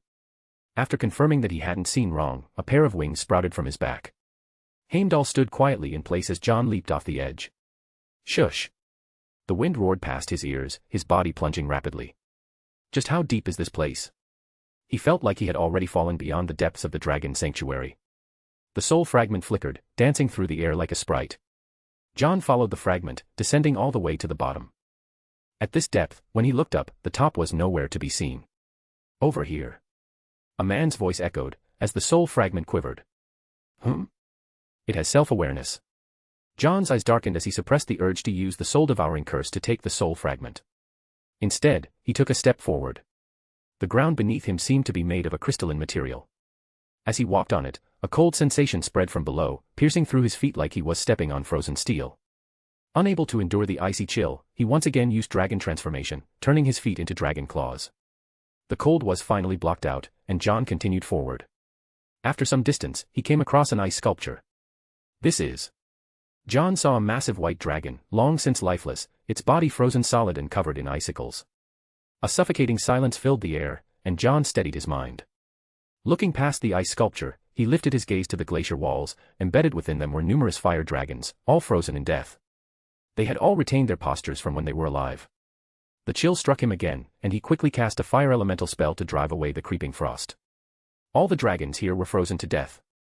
Recalling what Heimdall had said, that no dragon had ever returned from this place, John figured these must be the ones that had come before him. The soul fragment guided the way as John walked past the massive frozen dragon sculptures. A golden sphere, covered in frost, appeared before him. The sphere was hollowed out in the middle, forming a room. Inside, a faint, ghostly blue light flickered, as if it could disappear at any moment. The soul fragment hovered outside the golden chamber. John felt strange. This soul fragment gave him a sense of reassurance and trust. After hesitating for a moment, he chose not to seize it with the soul-devouring curse. Instead, he turned his attention to the chamber. The room was built for dragons, making it extraordinarily large. The golden, plant-like doors were locked, preventing entry, and the faint blue glow seeped through the gaps. A surge of magical energy pulsed across the doors, almost as if they were alive. Observing this, John pondered, this feels just like that tree in the unicorn settlement. In the unicorn habitat, there was a similarly magic-infused tree, used as a place where unicorns shed their horns. The resemblance between the two was striking. This golden structure didn't seem like something dragons could have created. John pulled out his wand and examined the intertwined locks on the door. As a test, he muttered, Alohomora. The lock shifted slightly, but the door did not open. Not high enough level, huh? John frowned. He had never really practiced the unlocking charm much. Glancing at his remaining 2 skill points, he decided to try a different approach. Pointing his wand at the lock, he cast, Bombarda. Boom. A loud explosion rang out, and a puff of black smoke drifted from the door. As expected, it didn't even leave a scratch. John sighed. Looks like I'll have to rely on the unlocking charm after all. He glanced around. Nearby, a massive red dragon stood frozen solid, unmoving, a towering ice sculpture. It was the dragon that had made it the farthest along the icy path. Fush. A chilling wave of cold swept in, and frost began forming on John's feet. Without hesitation, he allocated a skill point to upgrade the unlocking charm. Alohomora advanced from level 5 to level 6. John pointed his wand again. Alohomora. The lock trembled violently, rattling and clanking against the door. Then, after a few moments, it stopped moving. The door remained shut. John's brows knitted together. Still not enough. He stepped closer for a detailed look. The lock was adorned with intricate golden patterns, and within the latch, a golden Mobius strip spun endlessly. Time. John's expression grew serious. What kind of mechanism used time itself as a lock? Raising his wand, golden sand gathered at his wrist, forming a radiant wheel resembling a clock. A magical array, composed of circles and intersecting lines, imprinted itself onto the lock as John cast once more, Alohomora. As the unlocking spell activated, the temporal latch shattered. Under John's gaze, the lock dissolved into golden particles and vanished. No wonder so many dragons froze to death outside. Time was a forbidden force. A lock bound by time itself, aside from John, no one could have possibly opened it. If time is the key, then what lies inside? Initially, John had come for the mission. But now, his curiosity as a wizard, his thirst to uncover the unknown, far surpassed any reward. He pushed open the grand doors. Inside, the golden chamber was vast and eerily empty, as though a single misplaced object would disrupt its perfect balance. At the center, on a simple table, sat a square box, pulsating with an eerie, unsettling glow. But what caught John off guard was that there was someone here. Strictly speaking, it wasn't a person. It was an ice sculpture. John's expression tightened as he cautiously stepped forward. The figure had the face of a young man, handsome and striking. His wizard robes were different from modern styles, adorned with what appeared to be a totem. A white feathered mantle draped over his shoulders, giving John an uncanny sense of familiarity. Christie's. Seeing the figure, John gasped in surprise. Then, he realized something was off. No, this isn't him. He stared intently at the frozen face. It was exactly the same as a Christie's, the one he had seen inside the Gate of Matter. But this was not a Christie's. This ice sculpture lacked the eerie, sinister aura that a Christie's carried. Instead, it radiated an air of kindness and benevolence. Such a feeling, coming from a young man, should have been contradictory. And yet, it wasn't. John examined the ice sculpture closely. In its hands, it clutched an oak wand. Both hands firmly gripped the wand, pointing it directly at the box in the center of the room. It seemed like the figure was resisting, or perhaps sealing, the box. Who exactly is this? John had an almost uncontrollable urge to smash the ice apart and take a closer look at the person inside. Luckily, he managed to hold himself back. Recalling Heimdall's words, he hesitated and muttered in suspicion, could this be the wizard Heimdall mentioned? No, that didn't make sense. That wizard should have left. He had taught Heimdall how to predict the future, there was no reason for him to be frozen here. Too many things didn't add up, and the sheer confusion made John's head throb. Forget it for now. He turned his attention to the square box. Like the door, it was wrapped in plant-like tendrils. The box was sealed to the table, and John stepped closer. A deadly wave of cold burst from within, only to be immediately absorbed by the surrounding plants. Wait. Is this entire glacier created by the box? The thought sent a chill down his spine. A single box had created an entire glacier. What kind of magical power was this? Could magic like this really be contained? The system task was still incomplete, which meant John hadn't finished the trial. And the final trial was most likely this box. John's face darkened. Was this even something a person was supposed to handle? If this box is truly the culprit behind the entire glacier, how am I supposed to pass the trial? He raised his right hand, and the silver ring expanded, covering his entire arm. 5 magical crystals circled the Philosopher's Stone, channeling magic into it. With a cautious mindset, John reached out and touched the box. The moment his fingers made contact, an unexpected change erupted. A massive surge of magical energy shot out from the box. The magic flowed through the finite gauntlet and into the Philosopher's Stone. Centered on John, rippling waves of energy spread outward. Crack, crack, crack. The ice shards shattered upon contact, and even the frozen dragon at the entrance began to break apart. Oh shit. Not good. The magical energy continued spreading, gradually covering the entire glacier. The faint sounds of ice shattering echoed in his ears. The passage he had come through was now covered in dense cracks that extended outward in all directions. The Philosopher's Stone erupted with a dazzling blue light, and cracks appeared on the 5 magical crystals, clear signs of magical overload. Last time, John had used the power of 36 magical crystals to create a single supercharged crystal, but now, these 5 had been instantly transformed into supercharged magic crystals. The sheer amount of magical energy was staggering. Let go of me. He used all his strength to pull his right hand free, but the immense magical surge blasted him backward, slamming him into the wall. Ugh. John saw the plants tightly wrapped around the box rapidly withering. A wave of icy blue aurora surged toward him, crystallizing the ground wherever it passed. All of the protective charms he wore shattered at that moment, breaking down into layered shield charms that formed a barrier. The aurora instantly pierced through the shield charms.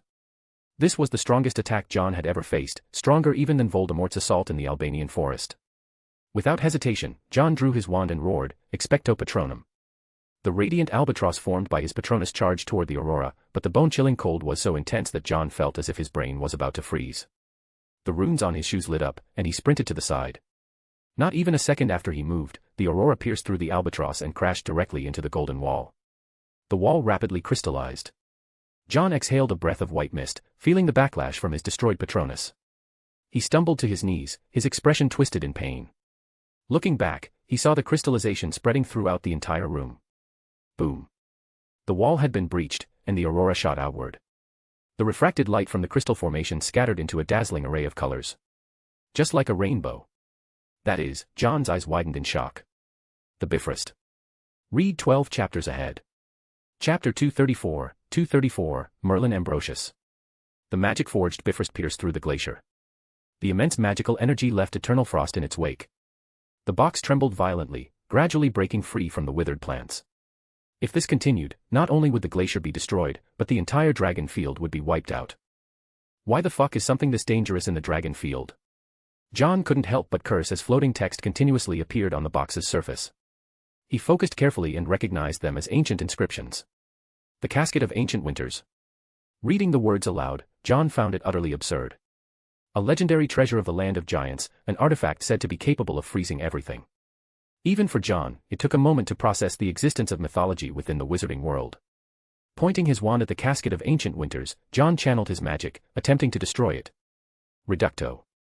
The white blast struck the casket, but John's spell, capable of shattering buildings, didn't leave so much as a scratch. Unwilling to give up, John continued unleashing every spell he could think of in rapid succession. Without exception, the Casket of Ancient Winters continued its operation, freezing everything in its path. At this point, John was completely out of options.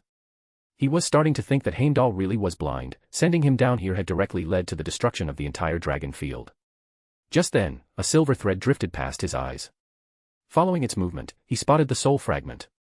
The fragment floated toward the frozen figure, struggling to pass through the ice and reach inside. John's expression froze for a moment before a strange thought popped into his head.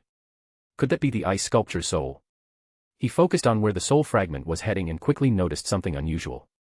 Despite the powerful surge of freezing magic, the fragile soul fragment remained completely unharmed, like a candle flickering in the wind that refused to go out. The cold only affects things that physically exist. A glint flashed in John's eyes. The soul fragment drifted toward him, as if pleading for help. "You want me to melt the ice sculpture?" John asked. The soul fragment bobbed up and down, as if saying, "Yes." John took a deep breath. Dragon horns sprouted from his head, and wings unfurled from his back. His body rapidly expanded, transforming into his full dragon form in an instant. Aiming at the frozen figure, John opened his massive jaws. Blazing flames. Fua. A surge of fire erupted, engulfing the ice sculpture in crimson flames. Under this intense heat, enough to melt solid rock, the ice sculpture began to melt slowly. Not hot enough. The scales on John's neck shimmered with light as he unleashed another breath attack. This time, the flames were even more terrifying. As time passed, the ice sculpture finally melted completely. John reverted to his human form. Just as he was about to let the soul fragment approach. Whoosh! The stiff-bodied man, now freed from the ice, was immediately caught in the rushing magical currents. He was flung straight into the wall, and shattered into pieces. John. What had all that effort been for? The soul fragment also seemed caught off guard. It had been moving excitedly just moments ago, but now it froze midair, stunned. Forget it. Relying on others is useless. Seeing the mess before him, John knew better than to count on outside help. With a flick of his wand, his pupils transformed, turning into dragon's eyes. The tip of John's wand spat out flames, gathering into a massive crimson dragon. Fiendfire. Summoning the fiendfire, he momentarily halted the unstoppable torrent. The entire room ignited as John commanded the fiendfire to lunge at the ice casket, the source of the magical flood. Under the terrifying flames, the layer of frost covering the ice casket began to melt. The raging current clashed against the fiendfire, which roared furiously in return. Two formidable magics, absolute cold versus an all-consuming inferno, neither side gave an inch. John simply let go of his control over the fiendfire. Freed from restraint, the fire swelled explosively, yet even it couldn't escape being overwhelmed by the ice casket's flood. Can I use soul-devouring curse on it? And, Emmet Ed #X. Raising his right hand, black thread seeped out from his limited glove, gradually dyeing his silver arm pitch black. John's right eye also darkened as the thread spread toward the ice casket. His expression was solemn as the soul-devouring curse slowly coiled around its surface. The soul-devouring curse completely enveloped the ice casket. In an instant, a coldness so intense it could nearly freeze the soul itself wrapped around John's body. Bit by bit, his body began to ice over. His eyes widened. This wasn't supposed to happen. Why was his soul freezing? There was no time to pull back now. John could only watch as the ice crystals encased him entirely. Just as he was about to lose consciousness, he saw the soul fragment rushing toward him. Without hesitation, John reached out and caught it. The next second, ting, everything turned black and white. His thoughts stopped. Frozen in place with his hand outstretched, the soul-devouring curse continued to coil around the ice casket. The fiendfire, gradually subdued by the flood, now had ice crystals forming atop its flames. Then, the fiery dragon itself started to freeze, caught in a paradoxical cycle. The fiend fire melted the ice, the flood covered the ice, and the ice returned to freeze the flames. A bizarre balance had been achieved, temporarily halting the flood's path of destruction. But this balance would eventually break as the fiend fire was gradually worn away. When that happened, a world frozen in ice would come into existence. The fiend fire grew weaker and weaker, the flood could even freeze flames. Crack. Suddenly, a crisp sound echoed. The soul fragment slowly moved across John's body. With great effort, it reached his right hand. The soul-devouring curse, still entwined around the ice casket, had formed a channel between them. John's guess had been correct, the ice casket didn't freeze souls. Bit by bit, the soul fragment wriggled its way into the channel. It compressed itself into a needle-thin point and, with all its might, stabbed into the ice casket. A tiny hole broke open in the casket, and the soul fragment wedged itself inside. On the other end, the soul fragment morphed into a silver thread, linking back to John's hand. The silver thread shimmered faintly. John's previously frozen consciousness gradually revived, and his thoughts began to stir. Though he still couldn't move, he realized that his magic was still active. His eyes shifted, and he caught sight of the silver thread. Summoning all his strength, he moved a single finger and made contact with it. In that instant, his awareness compressed and funneled through the silver thread, condensing into a single point before abruptly expanding. The golden room vanished before his eyes. Instead, he found himself in a dreamlike, ethereal space. You finally made it. Snapping out of his daze, John turned around. He glanced down at himself, his clothes had changed to white. Following the voice, he looked up to see a man standing before him. The man's tone was relaxed, carrying a hint of relief. But none of that mattered. What mattered was that this man had the exact same face as a Christie's. You don't think you owe me an explanation? John steadied his emotions, his gaze cold as he stared at the man. The man looked a little embarrassed. Scratching his head, he said, ahaha. Well. I actually wanted to deal with this place's hidden dangers back in the day. But the power here was far stronger than I expected, so I could only seal it temporarily. The man suddenly seemed to remember something. He extended his hand toward John, a friendly smile on his face. Ah, I forgot to introduce myself. We come from the same place. The same place. Of course. We went to the same school. The man puffed out his chest with pride. John was momentarily stunned and asked in confusion, "You were a Hogwarts student too?" The man smiled slightly and said, "And I was also in Slytherin. You can call me Ambrosius, or by my full name. Merlin Ambrosius." John froze on the spot, his brain momentarily unable to process what he had just heard. When he finally snapped back to reality, he couldn't stop himself from yelling in shock, "Merlin's beard." Ahem. Ambrosius reached out and stroked his perfectly white chin, looking helpless. "I really don't understand why you people are so obsessed with my beard." John took a moment to digest the fact that Merlin himself was standing in front of him. Then, he suddenly thought of the body outside, and his expression turned odd, as if he wanted to say something but hesitated. "Just say it." Ambrosius could tell from John's look that something was up. After careful consideration, John finally asked, "So, are you dead?" "No, I mean, are you actually alive after all this time? Because I just saw your body get smashed to pieces." His words came out a bit jumbled, but that wasn't his fault. Anyone who suddenly ran into the Merlin, the legendary wizard, would react the same way. Ambrosius was remarkably patient and said, "You could say that, though I'm not entirely sure myself." His answer was strange. He explained, "Strictly speaking, I am not the real Merlin. I am the Hogwarts Merlin." "Ah, what's the difference?" John asked, feeling like a confused elementary school student. Ambrosius simply sat down and said, "The difference is that the legendary Merlin could be me, but I am not necessarily the legendary Merlin." Most people would probably be completely baffled by this statement. But as an alchemist, John could pick up on the deeper implications. "So what you're saying is that you are related to the legendary Merlin, maybe as a creator and a creation." Bingo. Ambrosius clapped his hands, clearly impressed by John's understanding. "You're familiar with Horcruxes, right? I'm similar to one. I share a connection with that Merlin, but we are also separate entities. So after Merlin created you, you enrolled in Hogwarts. Then Heimdall mentioned a wizard who taught him prophecy, was that you were the real Merlin?" John recalled the wizard who had taught Heimdall prophecy and wondered which Merlin it had been. Ambrosius shrugged and said, "I'd guess it was him. Or maybe another Merlin entirely. After all, I came here later and failed to seal this place. This Merlin had come afterward and ended up frozen." John's expression grew even stranger. The Hogwarts Merlin and a legendary artifact from the land of giants, both existing in the same place. Was he really still in the Harry Potter universe? Read 12 chapters ahead. Chapter 235, 235, You've come again. It wasn't surprising that Ambrosius knew about Horcruxes. Despicable Herpo the Foul had existed since ancient times, long before Hogwarts was even founded. As a Hogwarts student, Ambrosius had his own reasons for coming to the Dragon Field. Everything had been part of Merlin's calculations. That legendary wizard seemed to have foreseen that Ambrosius would end up here, which was why he had taught Heimdall the art of prophecy.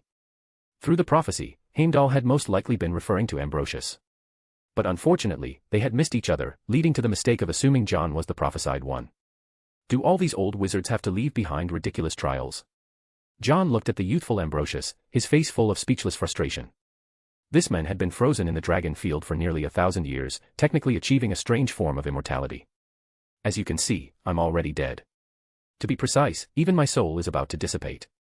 Ambrosius spoke about his impending demise as casually as if he were discussing what to eat for breakfast.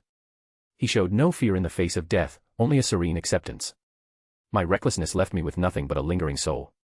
This power is far from enough to seal the ice casket again. As he spoke, he stood up, dusted himself off, and motioned for John to follow him in a certain direction. While walking, he continued, I used time magic to trap the ice casket, but as you've seen, not even time can resist eternal freezing. Because of me, every dragon that has entered this place has been frozen. They cannot unravel time, nor can they stop the ice casket. Before John's eyes, a deep blue box appeared. Even in its current state, the chilling aura radiating from the casket sent a wave of cold through him. But I've discovered a truly permanent solution. Ambrosius grinned like a sly fox, his eyes narrowing into slits. He pointed at the ice casket and said, I can't deal with this thing. That Merlin couldn't either. Only you can. Me. John hesitantly pointed at himself. Ambrosius's voice grew distant and ethereal. Only a forbidden force can seal away another forbidden force. In that instant, a spark of realization flashed through John's mind. He lowered his head and looked at his own hands. Ambrosius chuckled. Looks like you figured it out. The only way to deal with this thing, something that does not belong in the human world, is to banish it from this world. To remove it from this world, exiling an artifact like this, there was only one method. Another forbidden force. John sorted out his thoughts and shook his head. I'm afraid that's impossible. Time, soul, and an immense amount of magic, I'm sorry, but I have none of those. All three were essential conditions, yet John lacked all of them. Back when he entered the door of objects/everything, he had relied on a time turner, a Dementor's soul, and a supreme magic crystal, three forces colliding in a massive explosion. Right now, out of the three necessary conditions, the only one John could barely meet was the supreme magic crystal. The time sand in his left hand was already half consumed, and the soul in his right hand was nowhere near the level of those 20-plus Dementors from before. He rejected Ambrosius's idea outright. Even with the name of Merlin, Ambrosius was still being too fanciful. Cautious, yet disregarding certain rules, you really are just like me. Ambrosius wasn't the least bit angry. On the contrary, he looked at John with admiration, clapping his hands. You're right. With your current strength, it's indeed impossible. But Ambrosius pointed outward. This dreamlike realm was identical to the golden chamber outside. With a bright, knowing smile, Ambrosius said, souls, aren't there plenty of them? John followed the direction of his finger, and in an instant, he understood what Ambrosius meant.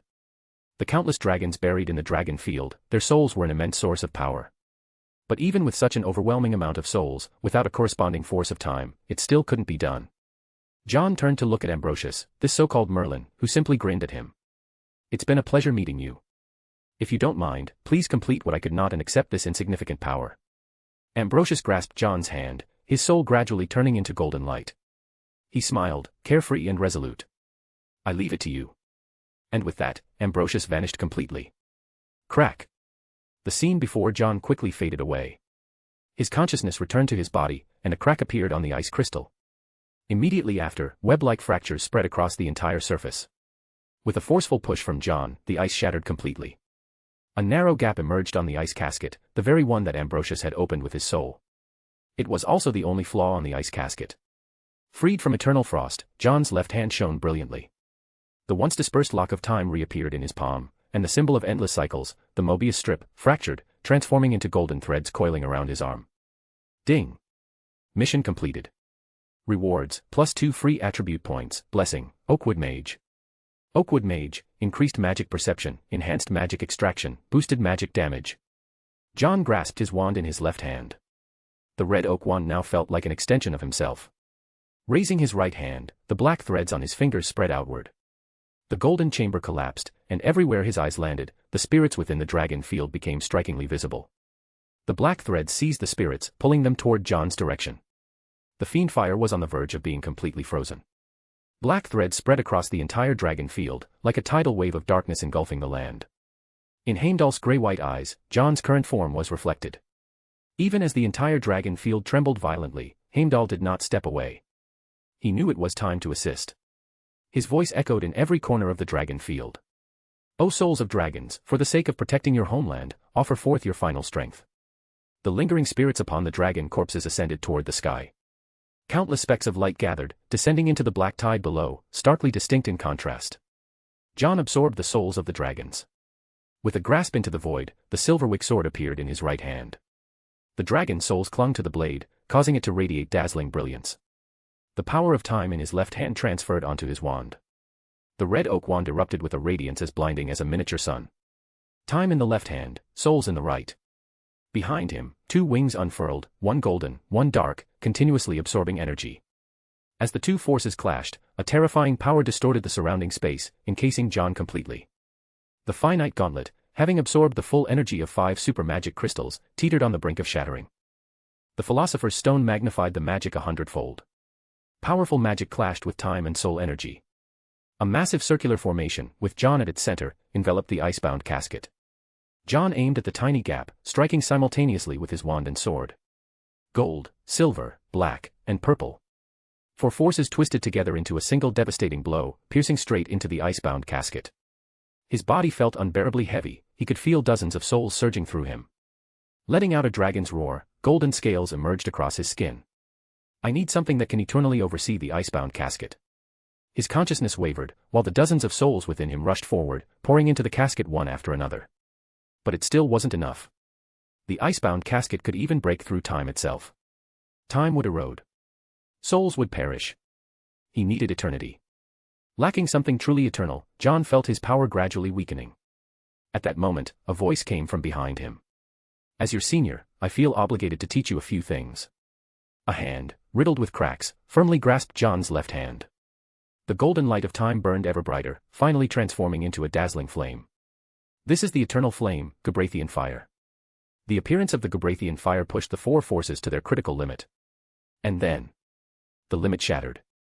Time around John froze, even the raging torrents of energy came to a standstill. Clarity returned to his gaze, and he looked behind him, but the voice from earlier had already vanished. The spot where the icebound casket once rested was now replaced by a gaping rift. A familiar sensation, the gate of matter, object, everything. John's hands were covered in savage wounds, the piercing pain only now registering in his mind. The supercharged magic crystals embedded in the infinity gauntlet had shattered completely. Swirling purple magic wrapped around his body, slowly being absorbed into him bit by bit. John took a step forward into the rift, he was already an old acquaintance of this place. As he entered, the mirror vanished from sight, replaced by endless, raging flames. Gabrathian fire. The so-called eternal flame burned ceaselessly, much like fiend fire. But unlike fiend fire, which endlessly devoured everything in its path, Gabrathian fire simply burned, never spreading, never moving. Within the flames, the icebound casket emitted an eerie, bone-chilling cold. Something inside seemed to stir, but it could not escape. A single oak wand was planted in the ground, rapidly growing until it became a towering tree. It was Ambrosius's oak wand. The flames burned without harming the tree, while the icebound casket was completely sealed within, unable to break free. You've come again. An old man's voice sounded beside him. John's lips curled into a slight smile. Some people die, but never truly perish. Read 12 chapters ahead. Chapter 236, Teacher and Support. Turning his head, John saw an elderly man who looked as if he had lived for centuries, his entire being fragile like glass. Professor Nicholas. Upon seeing the old man, John greeted him warmly. A smile also appeared on Nicholas Flamel's face. As the only alchemist to ever create the Philosopher's Stone, he stood at the pinnacle of all alchemists. The last time John had come to the Gate of Things with the Christies, Nicholas Flamel had already been there. It was also Nicholas Flamel who had reinforced Silverwick's sword for John. Though their time as teacher and student had only lasted a few months, Nicholas Flamel was truly pleased. You've grown. This is your work, isn't it? Nicholas Flamel glanced at the finite gauntlet, his expression filled with pride. With his keen eyes, he could easily see that the alchemical craftsmanship in the gauntlet was at the very top, surpassing most other alchemists in the magical world. For John to have reached such a level in just a few short years, it was astonishing, even to him. Why does this space look different from last time? John was puzzled. The last time he was here, it had been filled with mirrors. But now, it was Gabrathian fire. Nicholas Flamel simply replied, "The essence of the Gate of Things is that it contains everything. Change is only natural." Seeing the legendary casket of eternal frost, Nicholas Flamel couldn't help but be astonished. The fabled artifact of the Giant Kingdom. You've really brought me quite the trouble. As the current custodian of the Gate of Things, even Nicholas Flamel found the casket of eternal frost to be a headache. John spoke seriously, "I want to enter the Gate of Things and banish the casket forever." However, Nicholas Flamel shook his head, his gaze filled with kindness and concern. "Child, everything requires an exchange. You are not in a good state right now." Seeing John's condition, Nicholas Flamel's heart ached. Both arms were damaged, and even his soul had been affected. Just then, an elderly woman approached. It was her second time meeting John. Upon seeing his condition, her eyes filled with sorrow, and she scolded gently, "Albus did not take good care of you." Perenelle Flamel.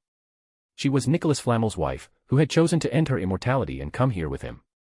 Nicholas Flamel truly saw John as his successor, which meant that, to Perenelle, he was like a child of her own. Seeing John's current state, she couldn't help but feel some dissatisfaction toward Dumbledore. John fell silent. How was he supposed to tell his mentor that his relationship with Dumbledore wasn't exactly good? Perenelle's eyes welled up with tears as she said, "He's only 15. Why does he have to go through all this?" Her words warmed John's heart. He had walked this path alone, shouldering far too much on his own. This unexpected concern was like a stone dropped into his heart's still waters, causing ripples that spilled from his eyes. "Leave it here," Nicholas Flamel said with concern. "What you need most right now is to heal your body." "Thank you." This "thank you" came from the depths of John's heart. He solemnly promised, "Teacher, I will find a way to fix this." Though he longed to catch up with his mentor, John knew he was running out of time. Without hesitation, he strode toward the Gate of Things. Only through it could he resolve everything. The Gate of Things opened, revealing 3 doors inside. A white door, symbolizing life and death. A golden door, representing past and future. A silver door, embodying creation. This time, John stopped before the silver door. Gazing at his crippled hands, he watched as the door slowly creaked open, without a single breeze. From beyond the door, a hand reached out. Equivalent exchange. John gritted his teeth and raised his right hand. On his infinity gauntlet, only one Philosopher's Stone remained. "As the price for healing my hands, I offer the Philosopher's Stone." The hand paused for a moment. Before John could even react, the Philosopher's Stone had already been taken. As soon as the stone was accepted, a wave of searing pain shot through John's hands. It felt as if his arms were being cut off and regrown all over again. His hands were undergoing a complete transformation. By the time it was over, John was drenched in sweat. He clenched his fists tightly, his hands were restored. Reaching into his bag, he pulled out another Philosopher's Stone and shouted toward the Gate of Things, "I want a space that can banish the ice casket." His voice echoed, but the gate remained completely still. John's heart sank. He didn't have much left to offer as an exchange. Aside from another Philosopher's Stone, all he had was the gauntlet and Silverwick sword. Clenching his teeth, he painfully removed his ring and called out again. "I need a space that can banish the ice casket." Still, there was no response. John's gaze fell upon Silverwick's sword. Raising it high, he shouted once more, "I need a space that can banish the ice casket." This time, the Gate of Things finally reacted, but not to Silverwick's sword. Instead, countless arms suddenly emerged from the gate, grasping at John, trying to drag him inside.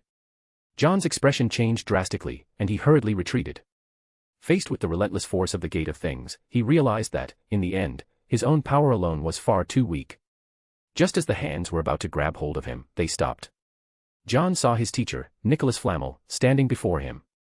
The Gate of Things retreated back into the door. John let out a bitter laugh and sighed, "Looks like banishing it isn't an option." But Nicholas Flamel didn't smile. He stepped closer, helped John up, and said in a heavy tone, "Nothing is perfect, John. That includes people."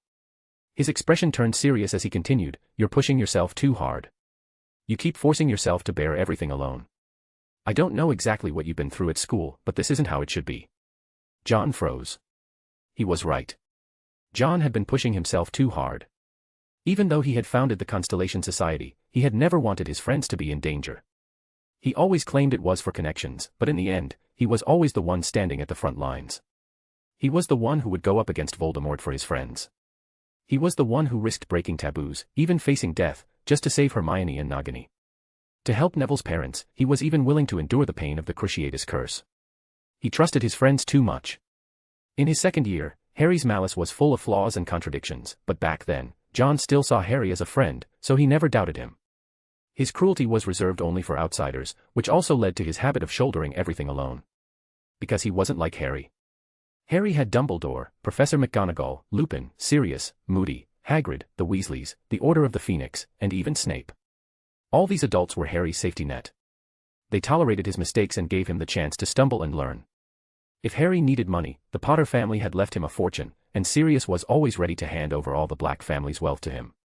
If Harry needed help, Professor McGonagall would send him a Nimbus broomstick, Lupin would teach him the Patronus charm, the Weasleys treated him like their own son, and the Order of the Phoenix was full of his parents' allies. But John. He had no safety net. He had to rely on himself to stop everything. His margin for error was 0. One failure, and he could be erased. He could see it. Snape's suspicion. Dumbledore's distrust. From the moment he entered Hogwarts, his only real chance to change his fate was when Dumbledore sent him to France in his first year. Did he want a mentor? Of course, he did. In his third year, he had tried many times to win over Snape's favor, wasn't it because he, too, wanted a mentor who could tolerate his mistakes? Someone who would allow him to breathe, so he wouldn't have to walk on eggshells all the time. Unfortunately, he failed. Snape sided with Dumbledore. Or rather, Snape was dedicated to protecting Harry. Understanding this, John let out a bitter chuckle. With a sincere yet pained expression, he admitted. Professor, there's no one behind me. Aside from Constellation Society, Johnny Silverhand was merely a matter of alliances and mutual interests. Even Damocles Alex Belby, who had helped him the most, only did so because of a deal involving reputation. Constellation Society was not yet strong enough. Which meant, John had to bear everything alone. A trace of exhaustion appeared between his brows as he turned toward the gate of things, matter, everything, his heart heavy with disappointment. Looks like I can't get rid of the ice casket. He wasn't sure whether leaving the ice casket inside the gate of matter would cause trouble for his teacher. But, he still didn't want to leave it behind. Without a word, Nicholas Flamel led him to the Golden Gate. As the Golden Gate opened, John could sense the gate of matter's discontent. It was unhappy that Nicholas Flamel was breaking the rules, letting John pass without an exchange. But Nicholas Flamel didn't care. With a gentle yet firm voice, he said. Go, child. Your teacher is behind you. His words were filled with conviction, and yet, he had never known that his own student had suffered so much in the outside world. As a teacher, as a mentor, hearing those words, a heart that had lived for centuries was suddenly pierced with pain. Nicholas Flamel felt both heartache and guilt toward John, enough that he was willing to bend the rules for him. John knew there was nothing more he could do, so he could only bid farewell to his teacher. At the same time, he also understood, his teacher was about to act on his behalf. As he stepped through the Golden Gate, the gate of matter shut behind him. Nicholas Flamel's gaze was deep and unreadable. His wife stepped forward, gently taking his arm. The two of them stood there silently, watching John walk away. Ding, mission completed. Read 12 chapters ahead. Chapter 237, True Name. Ding, mission completed. You have gained +1 AP in previously unknown blessing, Shadow of the World's End / Shadow of Destruction. Shadow of the World's End / Destruction, in dragon form, all magical abilities are enhanced, and magic resistance is significantly increased. As John opened his eyes again, he had already left the Gate of Things. Above him stretched a clear, vast sky. A brilliant Milky Way shimmered in breathtaking splendor, its light cascading down onto John. The silver dragon Heimdall had been waiting for John to awaken. He spoke in a low, solemn voice, "You are awake." John sat up, finally realizing that he was still beneath the cliffside. However, the once familiar landscape had undergone a dramatic transformation, the crystal pathway now resembled an endless river of stars. Heimdall, though clearly trying to suppress his excitement, respectfully bowed his head and said, "You have completed the trial and, in doing so, resolved the millennia-old test of the dragon's homeland. Your true name has now been revealed to the world. I hereby bestow upon you the highest name of dragonkind." As Heimdall unfurled his wings, his white feathers seemed to resonate with the celestial river above. The silver dragon, bathed in starlight, was a sight of unparalleled magnificence. Shadow of Destruction. Wherever you tread, boundless power follows. Your shadow alone can steal the breath of life itself. Your breath conjures tempests. Your gaze extinguishes light. You are the Endbringer, a dragon born from destruction itself. Shadow of destruction. The blessing granted by the system is exactly the same. No wonder it was labeled as unknown, this blessing was actually his true name. As Heimdall's words fell, a surge of magical power erupted from within John. This must be the power granted by his true name. His body began to change. John watched as scales started growing over his skin. But this time, it was different, his scales were no longer dark green but had turned golden. As his form transformed, John's animagus body underwent a massive shift. From his original 55 feet, he had grown to 60 feet. Though still smaller than Heimdall, his presence exuded an undeniable aura of dominance, a difference rooted deep within his very bloodline. Heimdall lowered his massive body, despite his blind eyes, he could still feel it. That thrill, that tremor, a sensation lost for 1,000 years, had returned once more. The bloodline of a king. Though young and unrefined, it was something that even the mightiest dragons could not resist. Even the great dragon sage Heimdall was no exception. After transforming into his animagus form, John examined his new body. Not only had his color changed, but even his physical appearance had undergone some modifications. If his previous form had been more ferocious and menacing, then at this moment, he radiated an aura of divinity and majesty. In this new form, John's magical defenses had reached an incredibly terrifying level. If he were to face dragon tamers again, they would probably be incapable of causing him any real harm, they'd probably pee. And that wasn't all, John discovered something even more shocking. He could switch back. With just a thought, his scales darkened back into a deep emerald green. The starlight that fell upon him was completely absorbed by his scales. And within the shadow he cast, all life in its presence rapidly withered away. Even without casting a single spell, just this passive effect alone could wipe out large groups of enemies with ease. This form really does live up to the name Shadow of Destruction, John muttered to himself. He turned to look at Heimdall, only to find that the old dragon had no intention of rising. Heimdall, that trial, what exactly was it? That ice casket, a relic from the giant's realm, had almost cost John his life. Even Ambrosius had been helpless against it, forced to wait 1,000 years for John's arrival. In that moment, John felt as if he had caught a glimpse of an even deeper mystery within the magical world. I don't know either, Heimdall shook his head. It is a trial that every king must undergo.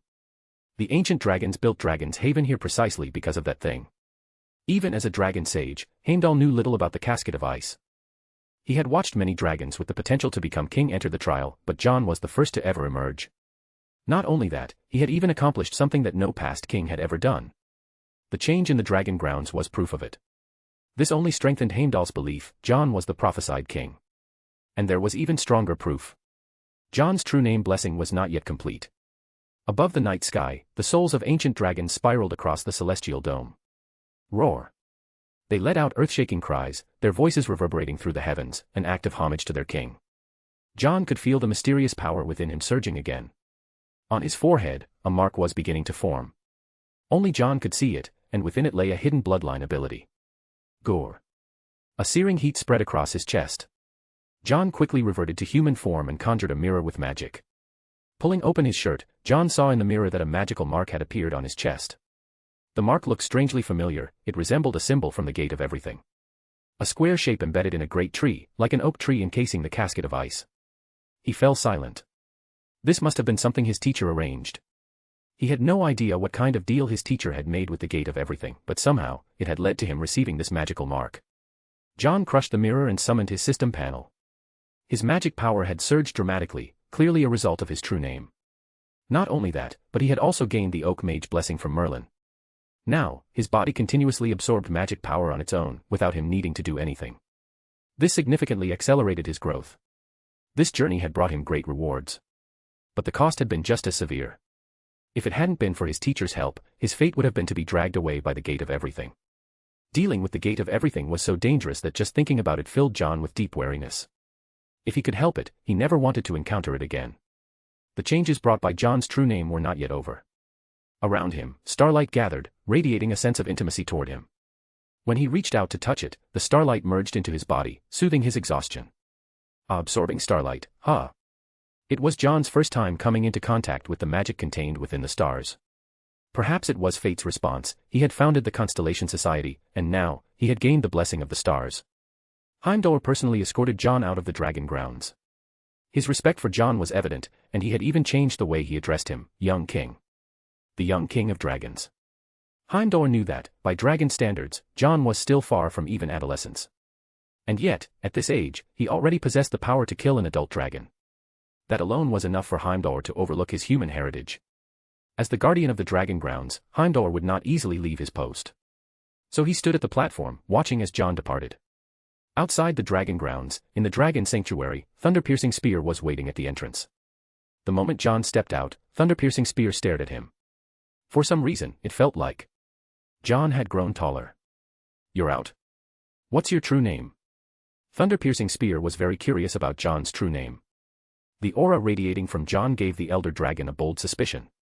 Jon spoke in a calm tone, "Shadow of Destruction." "Ah." The moment he said it, thunder-piercing spear visibly faltered. It suddenly had the uneasy feeling that this name might be even more formidable than its own. Seeing its reaction, Jon couldn't help but think, dragons really do seem like a straightforward bunch. No scheming, no subtlety, everything was plainly written on their faces. Now that Jon had his true name, he no longer needed to climb down. He spread his wings, and in an instant, his form merged with the darkness. Even as an elder, thunder-piercing spear couldn't make out his figure. A feeling of dread crept into its heart. Jon descended from the dragon sanctuary, soaring back towards Silent Valley. It had only been a single day, yet to him, it felt like an eternity. Merlin of Hogwarts. The artifact of the giant kingdom. The return to the gate of everything. And now, the young king of the dragon sanctuary. Too much had happened in too short a time, leaving Jon utterly exhausted. But at least, there was one silver lining: he had returned, completely unscathed. The 3 female dragons also returned, but none of them had obtained a true name. Jon found himself pestered by Amoham, who kept asking about his name. In the end, he had no choice but to tell her. As soon as he did, Amoham erupted into a series of loud exclamations. Even among dragons, that name was considered extremely intense. Amoham firmly believed it was far superior to her own.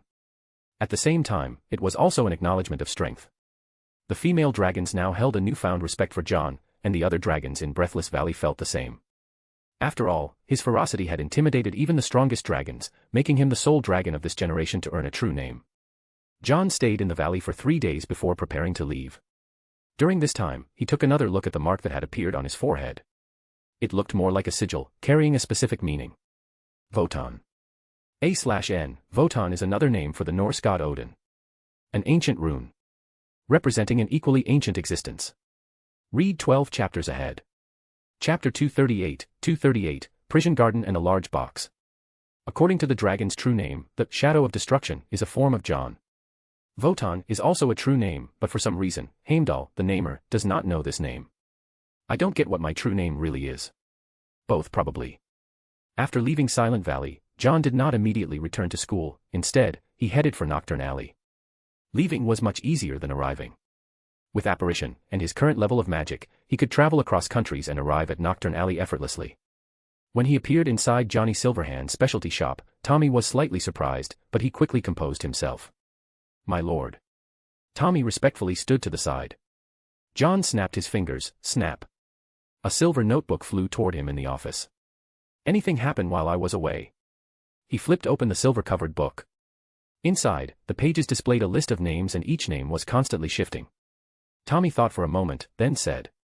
"Old Barty was attacked." Jon's fingers paused mid-page turn. He quickly flipped to the section labeled, Barty Crouch.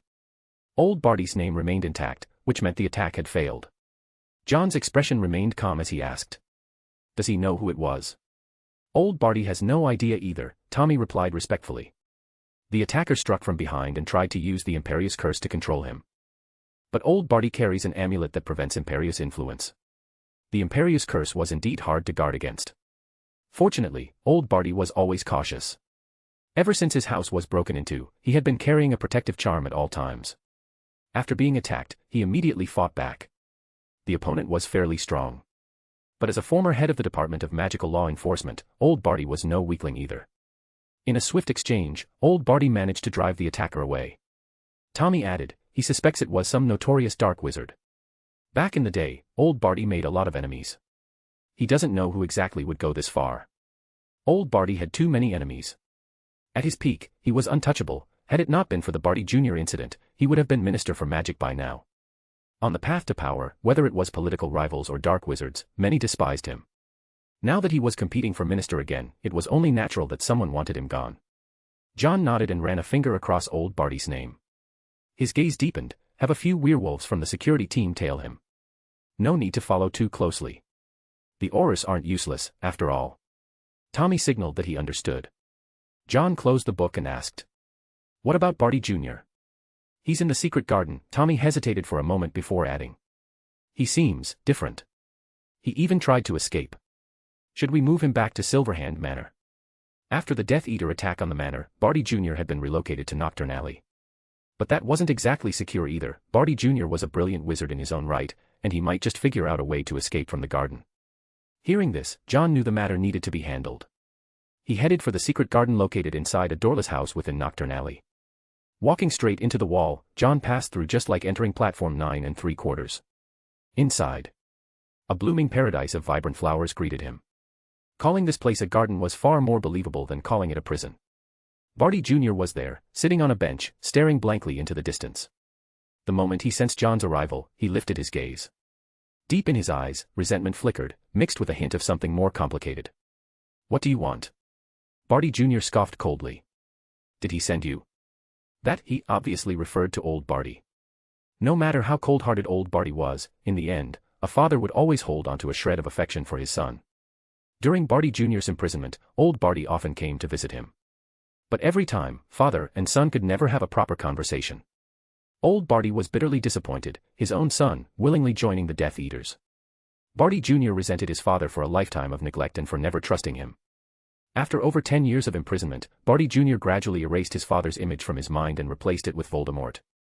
Just like him, the Dark Lord also had a father he refused to acknowledge. Years of loneliness and subtle influence had twisted Barty Jr.'s heart until he saw Voldemort as his true father. So when John entered the garden, the first thing Barty Jr. thought of was his severed left hand. That hand was his only remaining connection to Voldemort.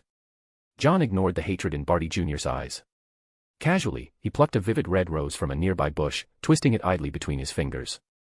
"I just came to check on you," John said lightly, and confirm something. Stepping closer, John's silver-masked gaze studied Barty Jr. like he was inspecting a mere object. The moment John got near, Barty Jr. lunged at him like a rabid dog. Unfortunately for him, he never reached John. Thorn vines snapped up around him, binding him in place. The rose's sharp thorns sliced into his skin, his blood seeping into the petals, turning them an even deeper crimson. John watched the pathetic sight in front of him with interest and chuckled. "Looks like you know something." "You're right, your so-called master has returned." Barty Jr. froze, his eyes lighting up with excitement and fanaticism. Like a brainwashed zealot, he let out a sharp, hysterical scream. "At last. He's back. He's back." His voice cracked from the intensity, but John, already annoyed, shoved the thorny rose stem straight into his mouth. The sharp thorns cut his lips, instantly silencing him. "Quiet." John raised a finger and wagged it mockingly before smirking. "Do you really think he's coming to save you?" Before Barty Jr. could respond, John continued lazily, "Unfortunately, he's not. Some Death Eaters tried to break you out, they failed." Seeing the fury flare up in Barty Jr.'s eyes, John chuckled. "I was wondering how to track him down. Maybe you'll be my way in." Barty Jr. rasped through his wounded throat, "Bullshit. You're no match for the Dark Lord." "Oh, you sure about that?" John leisurely adjusted the collar of Barty Jr.'s disheveled robe, then leaned in close, whispering right by his ear, "Then why are you shaking?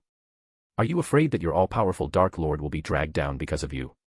Or, are you scared that he might actually lose?" The moment John finished speaking, Barty Jr. ignored the pain in his throat and roared, "That's impossible." "Same thing as before," John said playfully.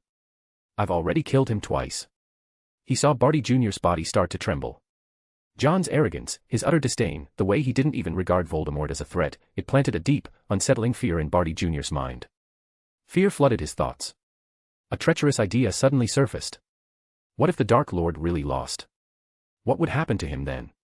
The Dark Lord, who was supposed to be invincible in his mind, had this man in front of him really killed him twice? No. Impossible. Absolutely impossible. His shaking body slumped, his head drooping. He didn't even notice that the thorns binding him had disappeared. Clutching his head, he desperately tried to push the thought away. But the more he fought it, the clearer it became. This was exactly what John wanted. He was here to shatter the image of Voldemort in Barty Jr.'s mind. Only by destroying Barty Jr.'s faith in Voldemort could he make him truly obedient. If Barty Jr. tried to escape, it would only deal another blow to his once unshakable belief. That doubt would fester, driving him deeper into madness. If he didn't run, he would stay here obediently, drawing more Death Eaters to him. This was an open conspiracy. To ensure this, John silently used shared dreams, Inception, planting a seed deep in Barty Jr.'s consciousness. When Voldemort failed in front of him, he would completely abandon his faith. John's deep eyes watched as Barty Jr. muttered to himself like a lunatic. Then, without another word, he turned and left the secret garden. In the castle corridor, Heinrich cast an unlocking charm on the Defense Against the Dark Arts office. As he stepped inside, a faux glass stood right in front of him. A faint scent of alcohol lingered in the air, a rich grape aroma. It was the signature fragrance of a top-quality wine. Following the scent, Heinrich's gaze landed on an elegant, finely crafted wine bottle. Less than half of the wine remained inside.